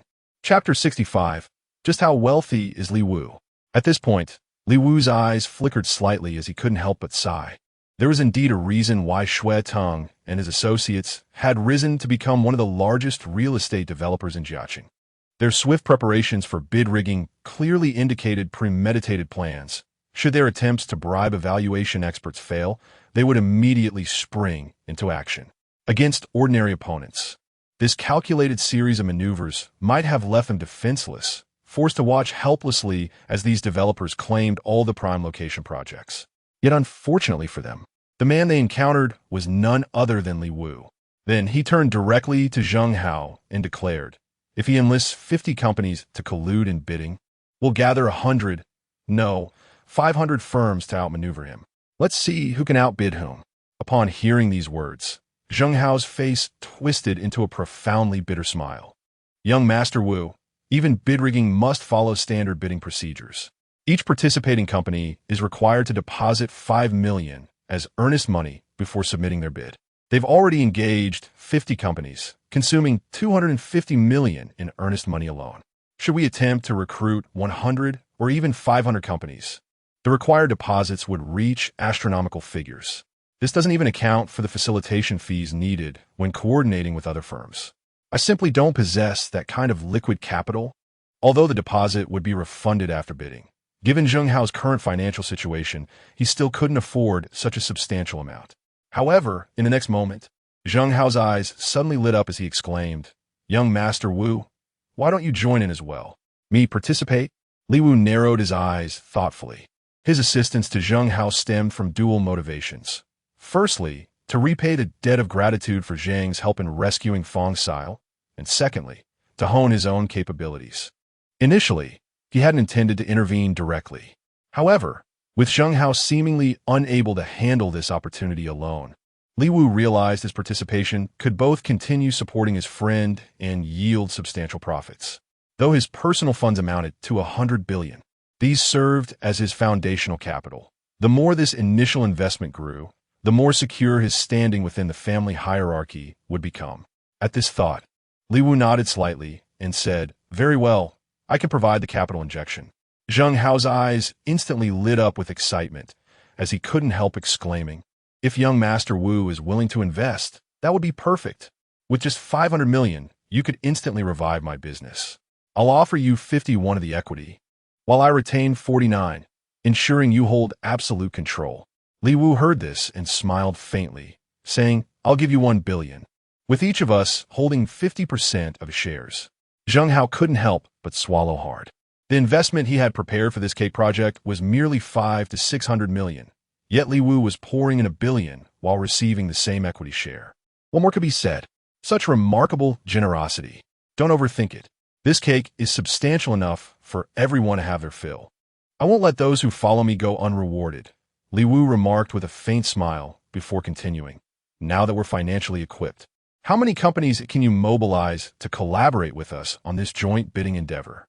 Zheng Hao was so overwhelmed with excitement that he was momentarily at a loss for words. After a long pause, he raised a single finger with conviction. 100 firms will pose no problem whatsoever. Bid rigging is a rather commonplace tactic in our industry. Once we disseminate the information, interested parties will proactively reach out to us. This time, we shall mobilize construction companies from nearly half of Sichuan province to participate in our bidding process. There are 50 companies involved in their bid rigging scheme, while we only have 100. That's not stable enough. If we're going to play, let's go big. Is there no upper limit on the number of bidding companies? Then let's bring in 500 firms. Li Yu uttered calmly, 500 households. The deposit alone amounted to 5 billion. Zheng Hao couldn't help but swallow hard. Li Yu narrowed his eyes. The deposit will be refunded after the bidding concludes. It won't be consumed.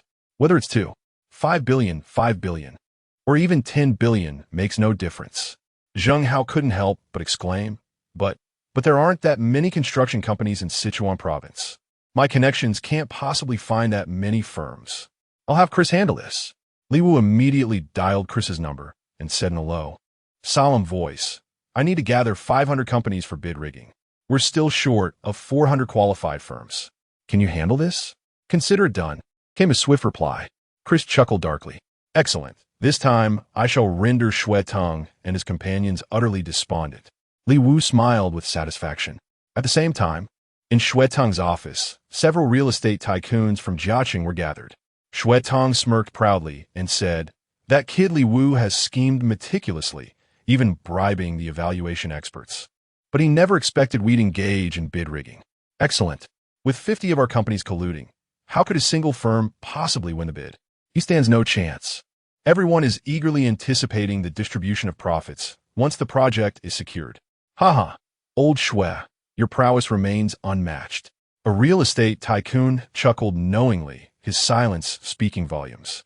Xue Teng, without a hint of modesty, pointed his thumb at himself and declared, do you think I, Xue Teng, have been idling all these years?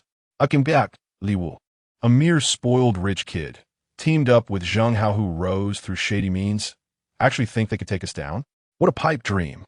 No sooner had he finished speaking than a sharp knock resounded at the office door. The door swung open to reveal his secretary standing solemnly in the doorway. Her expression grave.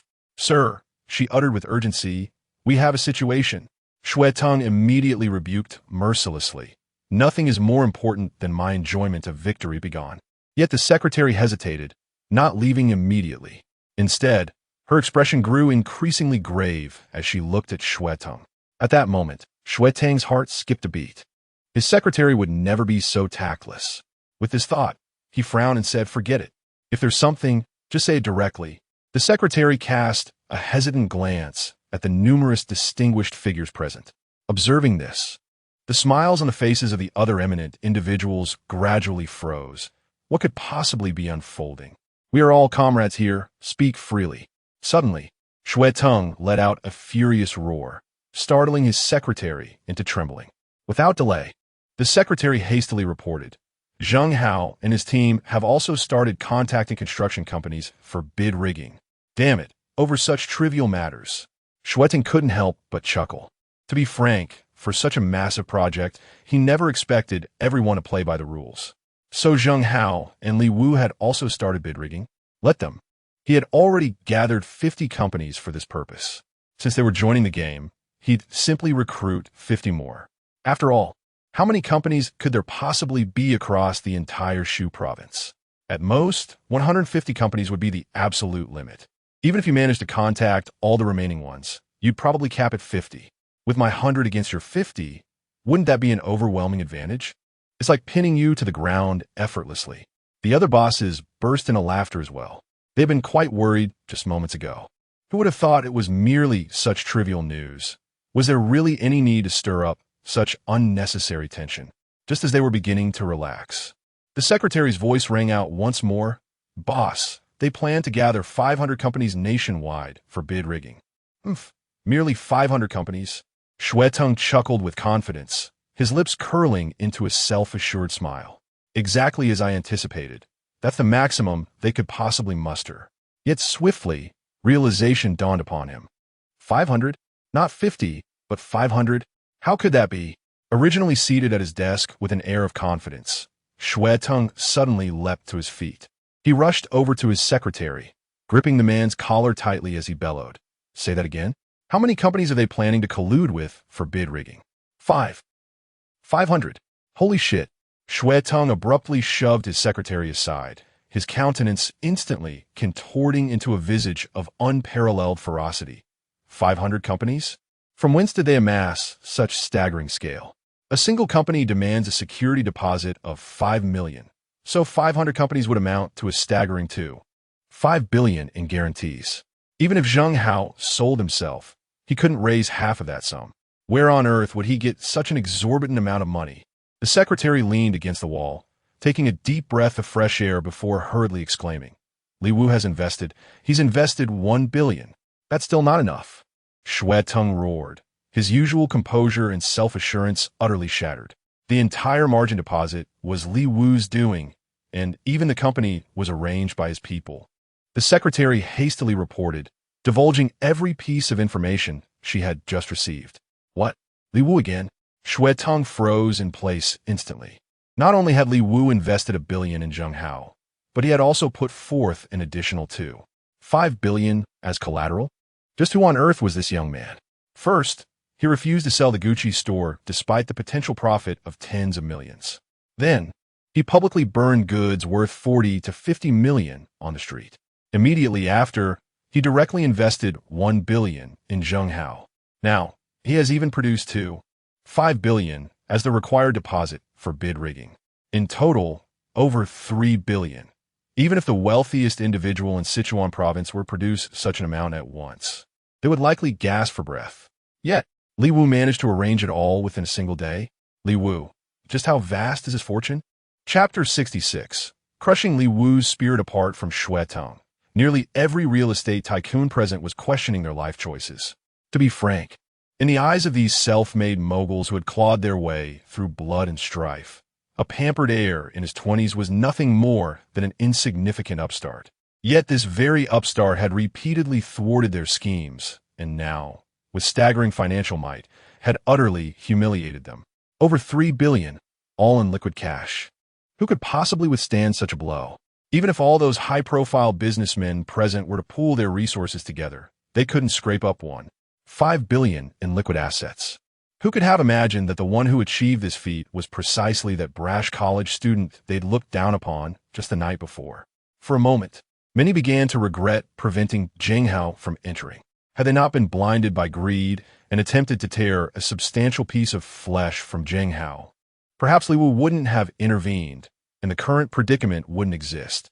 With 500 companies jointly bidding, how could their mere 50 possibly withstand the onslaught? Unless blessed with lottery-winning fortune, any project touched by Li Wu and his associates would remain utterly beyond their grasp, not even a whiff to be caught. They were all so certain of victory, yet in the blink of an eye came this devastating news. What a cruel twist of fate, from the heights of heaven to the depths of hell in mere moments. Old Shui, have we inadvertently provoked someone of great influence this time? Suddenly, a boss spoke up and fixed his gaze upon Shui Tong. Clenching his jaw tightly, Shui Tong had just produced over 3 billion yuan in one go. Signs of such staggering wealth were exceedingly rare across the entire Middle Kingdom. That he hadn't provoked some formidable figure was something even he himself found hard to believe. Yet to back down simply because he'd offended someone powerful? That was utterly unacceptable to him. After all, every man walks this earth with a head upon his shoulders. Whoever you might be, when you set foot in Jiaqing territory, even a dragon must coil and a tiger must crouch. Taking a deep breath, he finally spoke up. No, we'll abandon the bid rigging scheme. Instead, we'll report their collusion. Damn it, who's afraid of whom? What? Upon hearing this, the bosses present widened their eyes in astonishment. It was they who had initiated the bid rigging scheme in the first place. Now they were turning around to report Li Wu and his associates for the very same practice, a blatant violation of professional ethics, if not outright unscrupulous behavior. What were they afraid of? That their accusations might not hold water? Shui Tong let out a disdainful snort and declared, "We have influential backing behind us. As long as we report them, every accusation will result in an arrest, even if they possess the power to avoid conviction. By the time they maneuver to secure their release, the bidding process will have long concluded." The assembled bosses exchanged bewildered glances. This approach was indeed rather ingenious. After all, bid rigging is explicitly prohibited by national regulations, and with influential backing to cover for them, they could certainly expedite matters. Report in the morning, arrests by afternoon. Releasing those detained, however, would prove far more cumbersome. It might genuinely buy them enough time to calmly complete their bidding process. The sole drawback was that this would utterly disregard all rules. If they played dirty, others could retaliate in kind. Moreover, Li Wu seemed to have formidable connections. Would provoking him in this manner invite catastrophic repercussions? A business owner voiced his concerns with a furrowed brow. Shui Tong's expression darkened as he spoke with measured gravity. Peril and opportunity walk hand in hand. Consider this. If we succeed, the entire urban renewal project will be ours, and every one of us will see our fortunes multiply. After a brief silence, he continued, his tone laced with quiet assurance. Moreover, there is no need to fret excessively over Li Wu playing outside the rules. Haven't you noticed? This individual has been relentlessly compelling us to adhere to the regulations from beginning to end. What does this signify? It indicates his reluctance to engage in frivolous games. Or perhaps he lacks the capability to play recklessly with us. Do you comprehend? You mean, Li Wuqian may be wealthy, but apart from money, he possesses nothing else of value? A boss's eyes suddenly gleamed with realization. Shui Teng chuckled darkly, lighting a cigar and taking a deep, deliberate drag before exhaling a thick cloud of smoke. Precisely my thought. Therefore, we must deliberately act contrary to his expectations, counterattack by reporting him, sending him straight to oblivion. Haha, brilliant strategy. Instantly, the assembled executives erupted in laughter. Little did they realize, a faint green indicator light had silently illuminated the camera lens of the all-in-one Apple computer on Shui Teng's desk behind them, signaling successful activation. Simultaneously, on Chris's end, Han Ziqian rushed over with barely contained excitement. Butler Chris, our cyber specialist, has successfully breached Shui Teng's office system. While we couldn't obtain visual footage, we've intercepted crucial intelligence. They're planning to disregard established protocols. Oh, Christopher raised an eyebrow and immediately took a seat before a computer. Play it for me to hear. Shifting our gaze back to Li Wu's side. Just as he was preparing to rest, his phone suddenly vibrated once more. Upon picking it up and glancing at the screen, his brows immediately furrowed in concern. What's the matter, young Master Wu? Zheng Hao, standing nearby, noticed Li Wu's grim expression and couldn't help but inquire. Shui Teng and his crew realize they can outmaneuver us, so they're planning to break the rules. They intend to report us for bid rigging to the authorities, Li Wu said slowly. Damn it, that bastard Shui Teng. He started this whole mess, and now he has the audacity to report us? Zheng Hao clenched his teeth in fury, slamming his fist onto the table.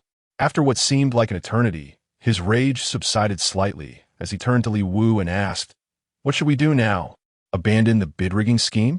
Yet if we surrender now, they will undoubtedly collude immediately in bidding, and we shall have no means to expose them, for they have powerful backers shielding them from above." As he uttered these words, Zheng Hao felt an overwhelming sense of powerlessness wash over him. He had believed himself to be among the elite few in Jiaqing, standing at the pinnacle of society. Yet when confronted with the brutal reality of actual combat, he realized how utterly inadequate he was. Were it not for Li Wu's substantial assistance, he would have been utterly defeated long ago. But now, even with Li Wu's assistance, have they still reached an impasse where they can neither advance nor retreat? To Zheng Hao's astonishment, there was not a trace of anger in Li Wu's eyes. Instead, he suddenly couldn't help but laugh, murmuring, "This Shui Teng really." As he spoke, he casually took out his phone and dialed Shui Teng's number. The call connected swiftly, and from the other end came Shui Teng's unmistakable booming laughter. "Is this young Master Li Wu?" "Haha, what brings you to call me?" Li Wu said indifferently. "I heard you plan to report me for bid rigging." Shui Teng was taken aback. His words had barely left. "Who told you? You must have missed enunciating each word. If you follow the rules and play this, then don't blame me for abandoning." Yet within less than a minute, was already laboring on construction site. "Come at me. Play any card you wish." Li Wu drew a deep breath. No matter how formidable, Shui Teng was momentarily. How could this possibly be considered? Return and make the. We will undoubtedly crush that. Li Wu remained seated in contemplation. Chris immediately instantly grasping Li Wu. Chapter 67. He was the soul. He picked up the telephone on his desk and dialed, and a voice brimming with vigor, yet deliberately subdued, came through. "The situation is precarious at the moment. Those people are like sharks that have caught the scent of blood. You should refrain from contacting me as much as possible from now on." Faced with this person, Shui Teng shed all traces of his usual arrogance and frivolity. He hastened to explain, "We've encountered some trouble. An unexpected adversary has emerged, blocking our path. His methods are numerous and formidable. We're no match for him. I've given you all I can. Had it not been for my intervention, you would have been apprehended back when you intercepted those bidding experts on the highway." Came the sharp retort. The voice on the other end of the line immediately responded. Upon hearing this, Shui Teng's expression darkened instantly, his eyes brimming with discontent. Yet his tone betrayed no trace of displeasure, only boundless grievance. "Deputy Liu, address me as boss." The other party abruptly cut off Shui Tang's words. The fury in Shui Tang's eyes intensified, yet his tone remained steady. "Very well, Boss Liu. We truly exerted our utmost efforts. With minimal investigation, you discern this lad is no easy adversary. I require your assistance, lest I fail to secure even a single project in the old district. When that time comes, your share might. Are you threatening me?" The other party was visibly displeased, their anger undisguised. Shui Tang, however, adopted an even more deferential posture and said, "Boss Liu, how could this be construed as a threat? I'm merely speaking the unvarnished truth. Consider our years of collaboration. Have I ever stirred up trouble without cause? If you encounter no difficulties, naturally I shall remain at ease. However, should troubles arise on my end, your peace would likewise be disturbed. Such is the nature of our mutual interdependence." The line fell into abrupt silence. After a full 3 minutes, the voice on the other end finally spoke. "What do you need me to do?" "It's quite simple," came the reply. "I want to report Zheng Hao's company for illegal bid rigging. All you need to do, Boss Liu, is ensure Li Wu and Zheng Hao are detained for a while. Once the bidding concludes, everything will be settled." Shui Tang hastily inquired, "Have they engaged in such illicit practices?" There was a brief hesitation on the other end of the line before the response came. "Of course there is. Don't you know me by now? I'm a law-abiding citizen. How could I possibly falsely accuse someone?" Shui Tang cried out in utter indignation. After a brief hesitation, the voice on the other end of the line inquired cautiously, "Have you engaged in any improper conduct?" Shui Tang did not hesitate for even a moment and immediately responded, "I was merely following industry conventions." "Understood. Await further updates." Upon hearing this, the person on the other end of the call uttered a final remark and attempted to hang up. Shui Tang hastily interjected, "Boss Liu, speed is of the essence. If we delay until they finalize their arrangements, they could still orchestrate operations from within. Our efforts would then be rendered meaningless." The line disconnected without reply, yet a faint smile lingered on Shui Tang's face. The matter appeared secure. Now it hinged solely on Boss Liu's swiftness in providing cover. True to form, Boss Liu was decisive and efficient. In a previous instance under similar circumstances, within an hour of Shui Tang's call, the Economic Crime Investigation Unit had already made arrests, even without clearly defined charges, operating on a board first, justify a later approach. This time, Shui Tang had furnished concrete allegations. Undoubtedly, the response would be swifter. And indeed it was. Meanwhile, in Boss Liu's office, he cast a glance around the modest space. Frankly, for someone of his stature, the office was rather cramped, even bordering on diminutive. Yet visitors never regarded its confines with disdain. On the contrary, they perceived it as testament to Boss Liu's unwavering dedication to public service. For surely, had he wished, he could have claimed a far more spacious and comfortable quarters. Suddenly, his gaze fell upon the ink bamboo painting adorning the opposite wall, accompanied by the resolute inscription, "Though shattered to pieces, I fear not. Only purity in this world shall remain." It was profoundly uplifting. In the next instant, he averted his gaze and reached for the crimson telephone on his desk. His voice grave as he commanded, "Connect me to the Economic Crime Investigation Unit." With that, he abruptly ended the call. Yet scarcely 30 seconds had passed before the phone rang once more. Lifting the receiver, he declared, "I've received reports alleging that certain unscrupulous elements among the bidders for the old city renovation project have resorted to illegal collusion in the tendering process. Do you have any intelligence on this matter?" The person on the other end of the line was visibly startled.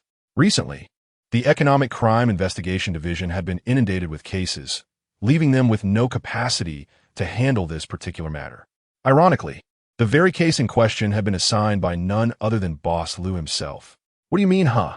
Boss Liu's voice carried a hint of anger. "Even I have received reports, yet you professionals remain oblivious?" I shall investigate immediately." The voice on the phone hastily responded. Boss Liu snorted heavily. "By the time you finish investigating, the old district will already be transformed into a new city. For now, proceed based on the information I have. In our Giacity, isn't there an entrepreneur named Zheng Hao and another individual called Li Wu?" These two are highly suspicious. I comprehend. I shall commence the investigation immediately. A crisp sound of military-style heel clicking could be distinctly heard through the phone. Boss Liu furrowed his brows and declared, "This urban renewal project in the old district is an exceptional matter.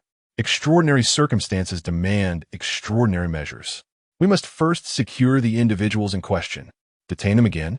The voice on the other end of the line sounded surprised. "Last time we did this, we wrongfully accused an innocent person, causing them economic losses amounting to hundreds of millions."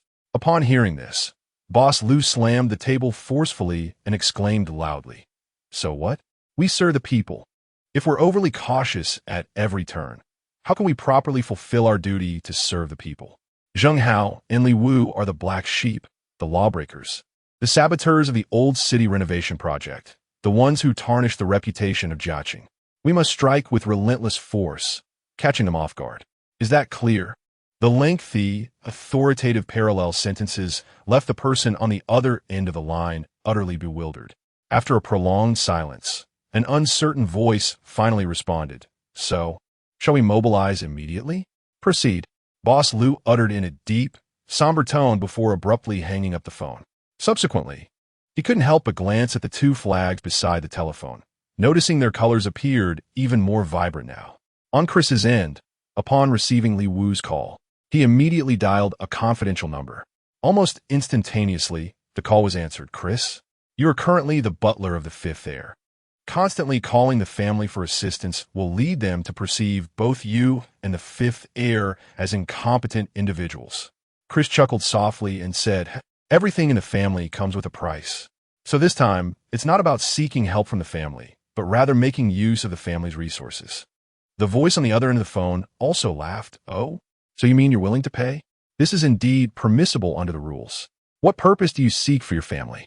Chris immediately declared, "Among the 5 real estate tycoons in Jiaqing whose assets exceed 500 million, I demand their imprisonment. They have committed verifiable criminal acts. Do you possess concrete evidence against them? If you possess concrete evidence yourselves, the price could be more favorable." Chris shook his head. "No. You'll need to conduct your own investigation, and time is of the essence." Chuckles, "Are you questioning our professionalism? Just a few minor real estate developers in Jiaqing.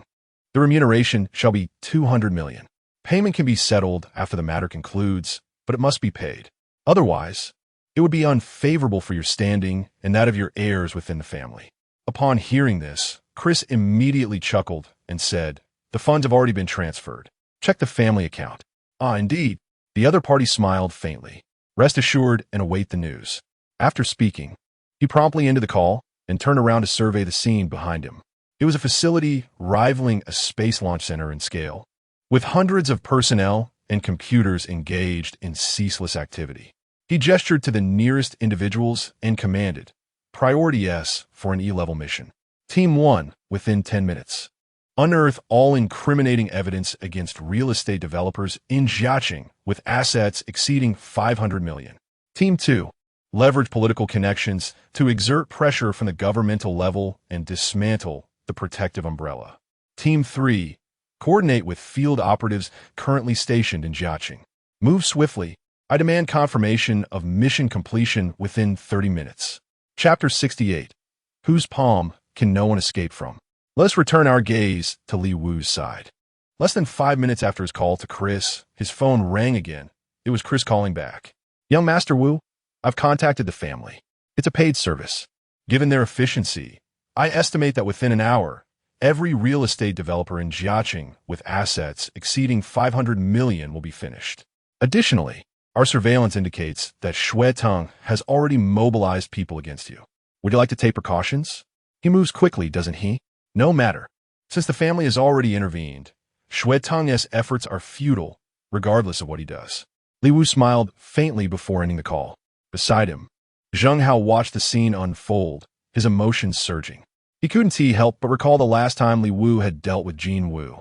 Though he hadn't witnessed it firsthand, he knew with absolute clarity that Li Wu had merely made a single phone call, and Jin Wu had been utterly destroyed. This time, however, Li Wu's target was every real estate developer in Jiaqing with assets surpassing 500 million, Shui Teng and his associates. There were 6 of them in total. their combined wealth likely exceeding 3 or even 4 billion. Moreover, they had powerful backers supporting them. Compared to Jin Wu, dealing with Xue Teng and his faction was an entirely different level of difficulty. And yet, Li Wu had dismissed the matter with just one call, as if it were nothing. Just how formidable was this family? Suddenly, Zheng Hao's phone vibrated violently, an incoming call. Picking it up, he froze in astonishment. It was actually Xue Teng calling. After a moment's contemplation, he answered and activated the speakerphone. Immediately, Xue Teng's booming laughter erupted. Zheng Hao, Li Wu, to be perfectly honest, your capabilities are quite impressive. Were it not for conflicting interests, I would genuinely desire to befriend you both. Befriend you? Zheng Hao was taken aback, turning his gaze towards Li Wu. With a disdainful snort, Li Wu retorted, Boss Xue, having already violated the rules to deal with me, do you still presume to seek friendship with us? Xue Teng burst into laughter once more. This is merely the nature of commercial rivalry. If I possess such tactics, naturally, I shall employ them.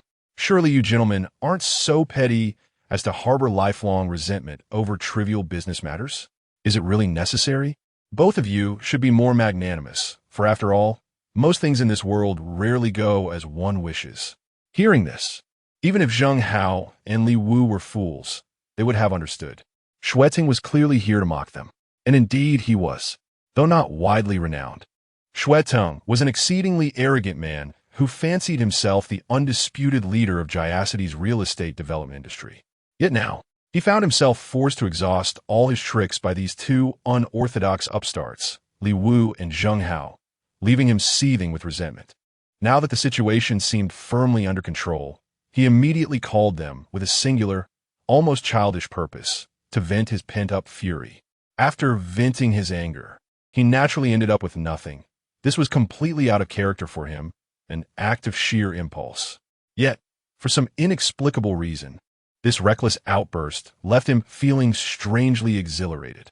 Just then, Li Wu's voice came through the phone. What Boss Xue said isn't entirely wrong. Most things in life don't go as we wish. Huh, you actually agree with me? That only proves we could be great friends. Once this matter is settled, I must treat both of you to drinks. Xue Teng burst into hearty laughter, his heart brimming with exhilaration. He had come intending to humiliate, yet to his astonishment, Li Wu not only engaged, but practically offered his pride on a silver platter. What sheer delight! Xue Teng laughed arrogantly, yet Li Wu remained unperturbed, replying with composed indifference. Let's forego the drinks. I suspect you, Boss Xue, may still harbor unresolved grievances. How could I possibly cling to such resentment? Ha, my dear friend Li Wu, you never fail to amuse me. Why should I hold any grudges when I emerge victorious? If anything, it is you who should reflect. To be perfectly honest, your capabilities are not insignificant. However, the waters of Jiaqing run far deeper than what a privileged young heir like yourself could possibly navigate. Xue Teng failed to grasp the underlying implication in Li Wu's words. At that very moment, Zheng Hao, standing by the window, suddenly exclaimed in alarm, Young Master Wu, something terrible has happened. There are numerous police cars gathering downstairs. At this moment, beneath the peony garden, over a dozen police vehicles have taken their positions. The yellow and black barricade tape has been unfurled, with 50 to 60 officers and more than 100 auxiliary police mobilized, sealing off all possible exits from the peony garden.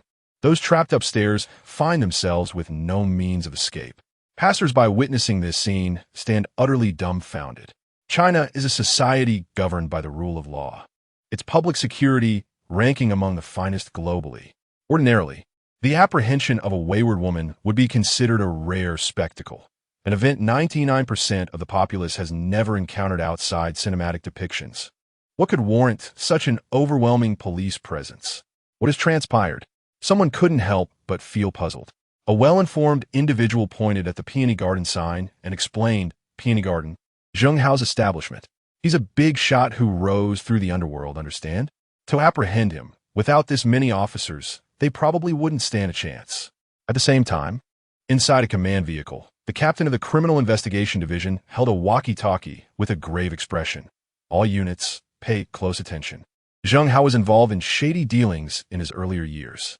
He undoubtedly has numerous underworld connections and associates from all walks of life. when making arrests later. You must remain vigilant about this.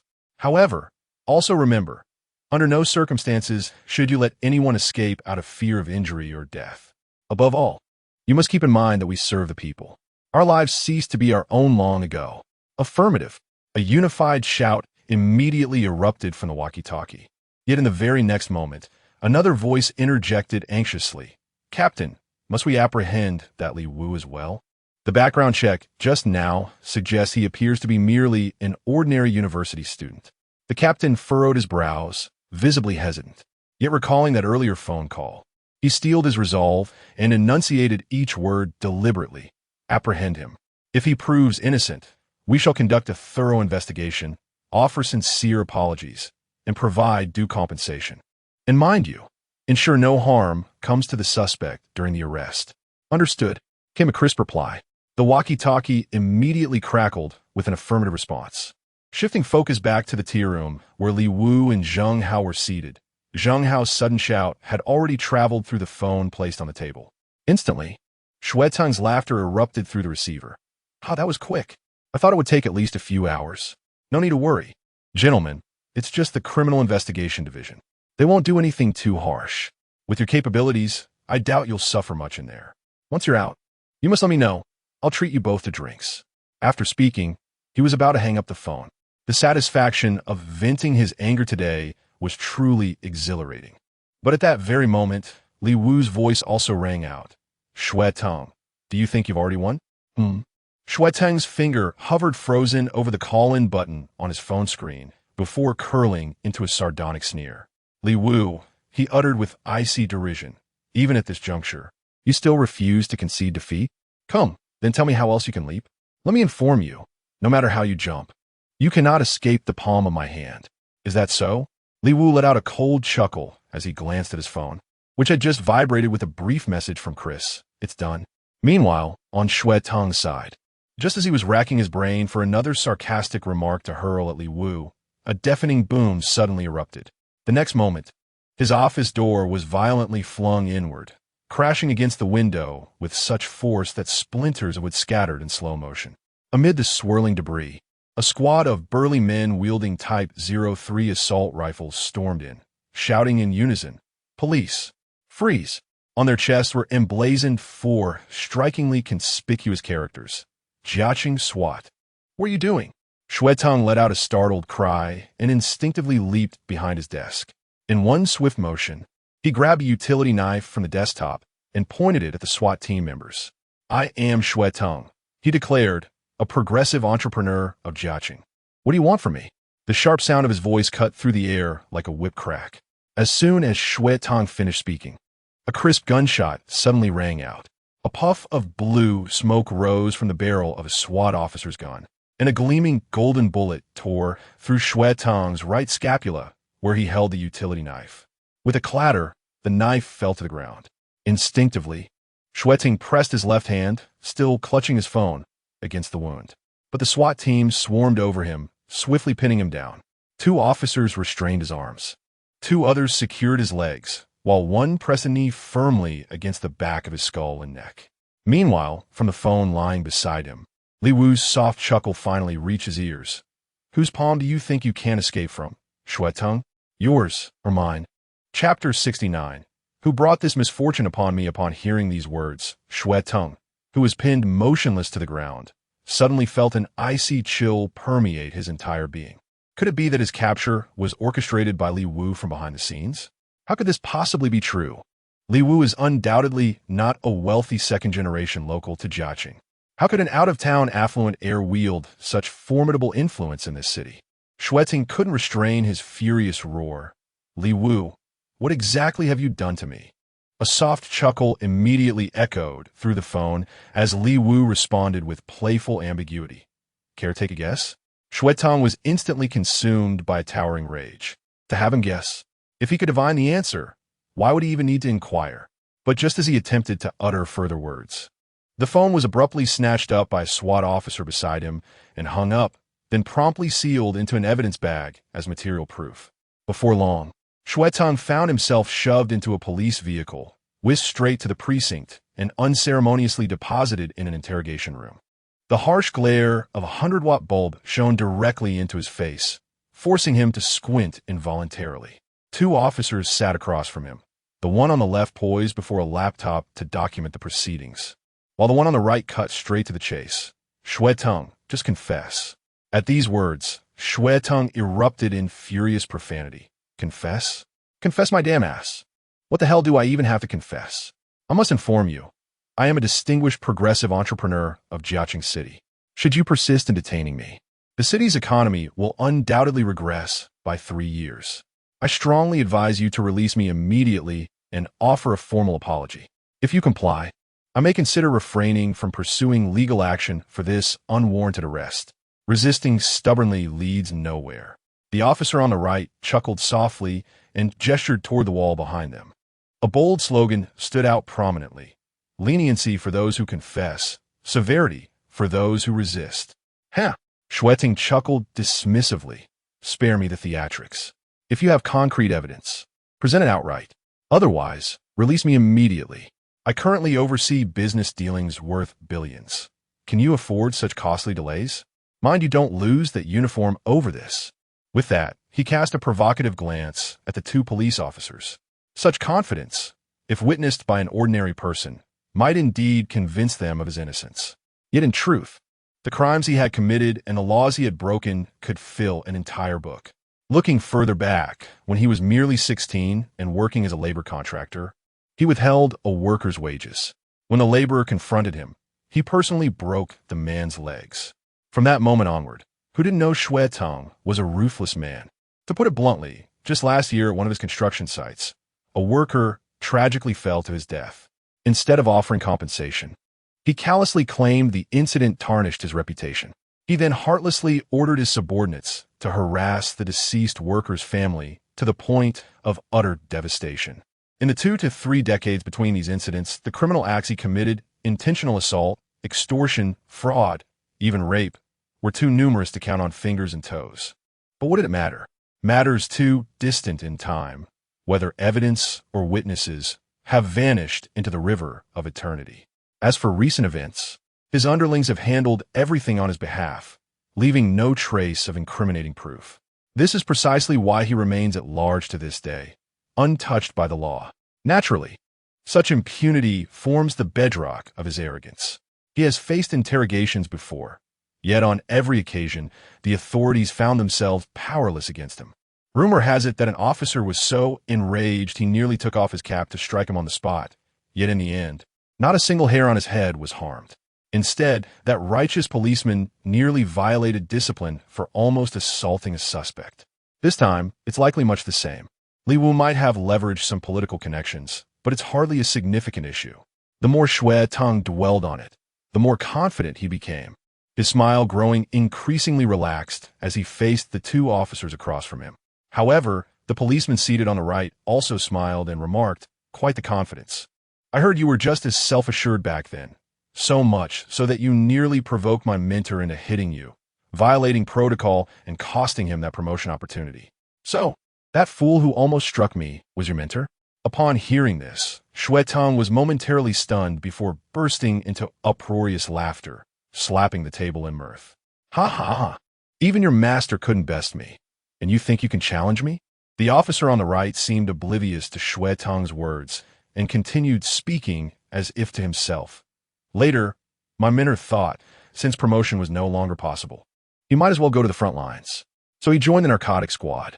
3 years ago, he sacrificed his life heroically during an operation to apprehend drug dealers. Haha, is that so? Where's your master buried? I shall go and burn some joss paper for him. As a police officer, you must be quite impoverished. Do you even have the means to purchase such offerings? Shui Teng's laughter grew even more mirthful, were his hands not shackled to the table. He would surely have doubled over in uproarious amusement. The officer on his right continued with unruffled composure. Unnecessary. My mentor's resting place remains untainted. Your presence would only defile it. Thus, it falls upon me alone to deliver the verdicts of those drug traffickers who murdered my master to his gravesite. Naturally, you are no exception. Were it not for you, my mentor would not have made the ultimate sacrifice.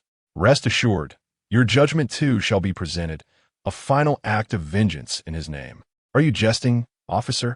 Shuetong retorted with biting sarcasm. Shuetong abruptly ceased his uproarious laughter, his malevolent gaze fixating upon the police officer to his right. Through gritted teeth, he articulated with deliberate precision, "To pass judgment upon me. Not even your master possesses such capability. Do you truly believe yourself equal to the task?" Upon hearing this, the officer on the right first removed his police cap, exhaled gently onto the crimson national emblem, polishing the already immaculate insignia until it gleamed even brighter. Only then did he replace his cap, breaking into a grin as he remarked, "Normally, I wouldn't have been able to, but fortune smiled upon me. Someone delivered all your incriminating evidence straight to the police station." Then, the officer on the right abruptly turned his head and bellowed, "Bring it in." Bang! The door of the interrogation room was abruptly pushed open. Two young police officers carried in a blue evidence box measuring half a cubic meter.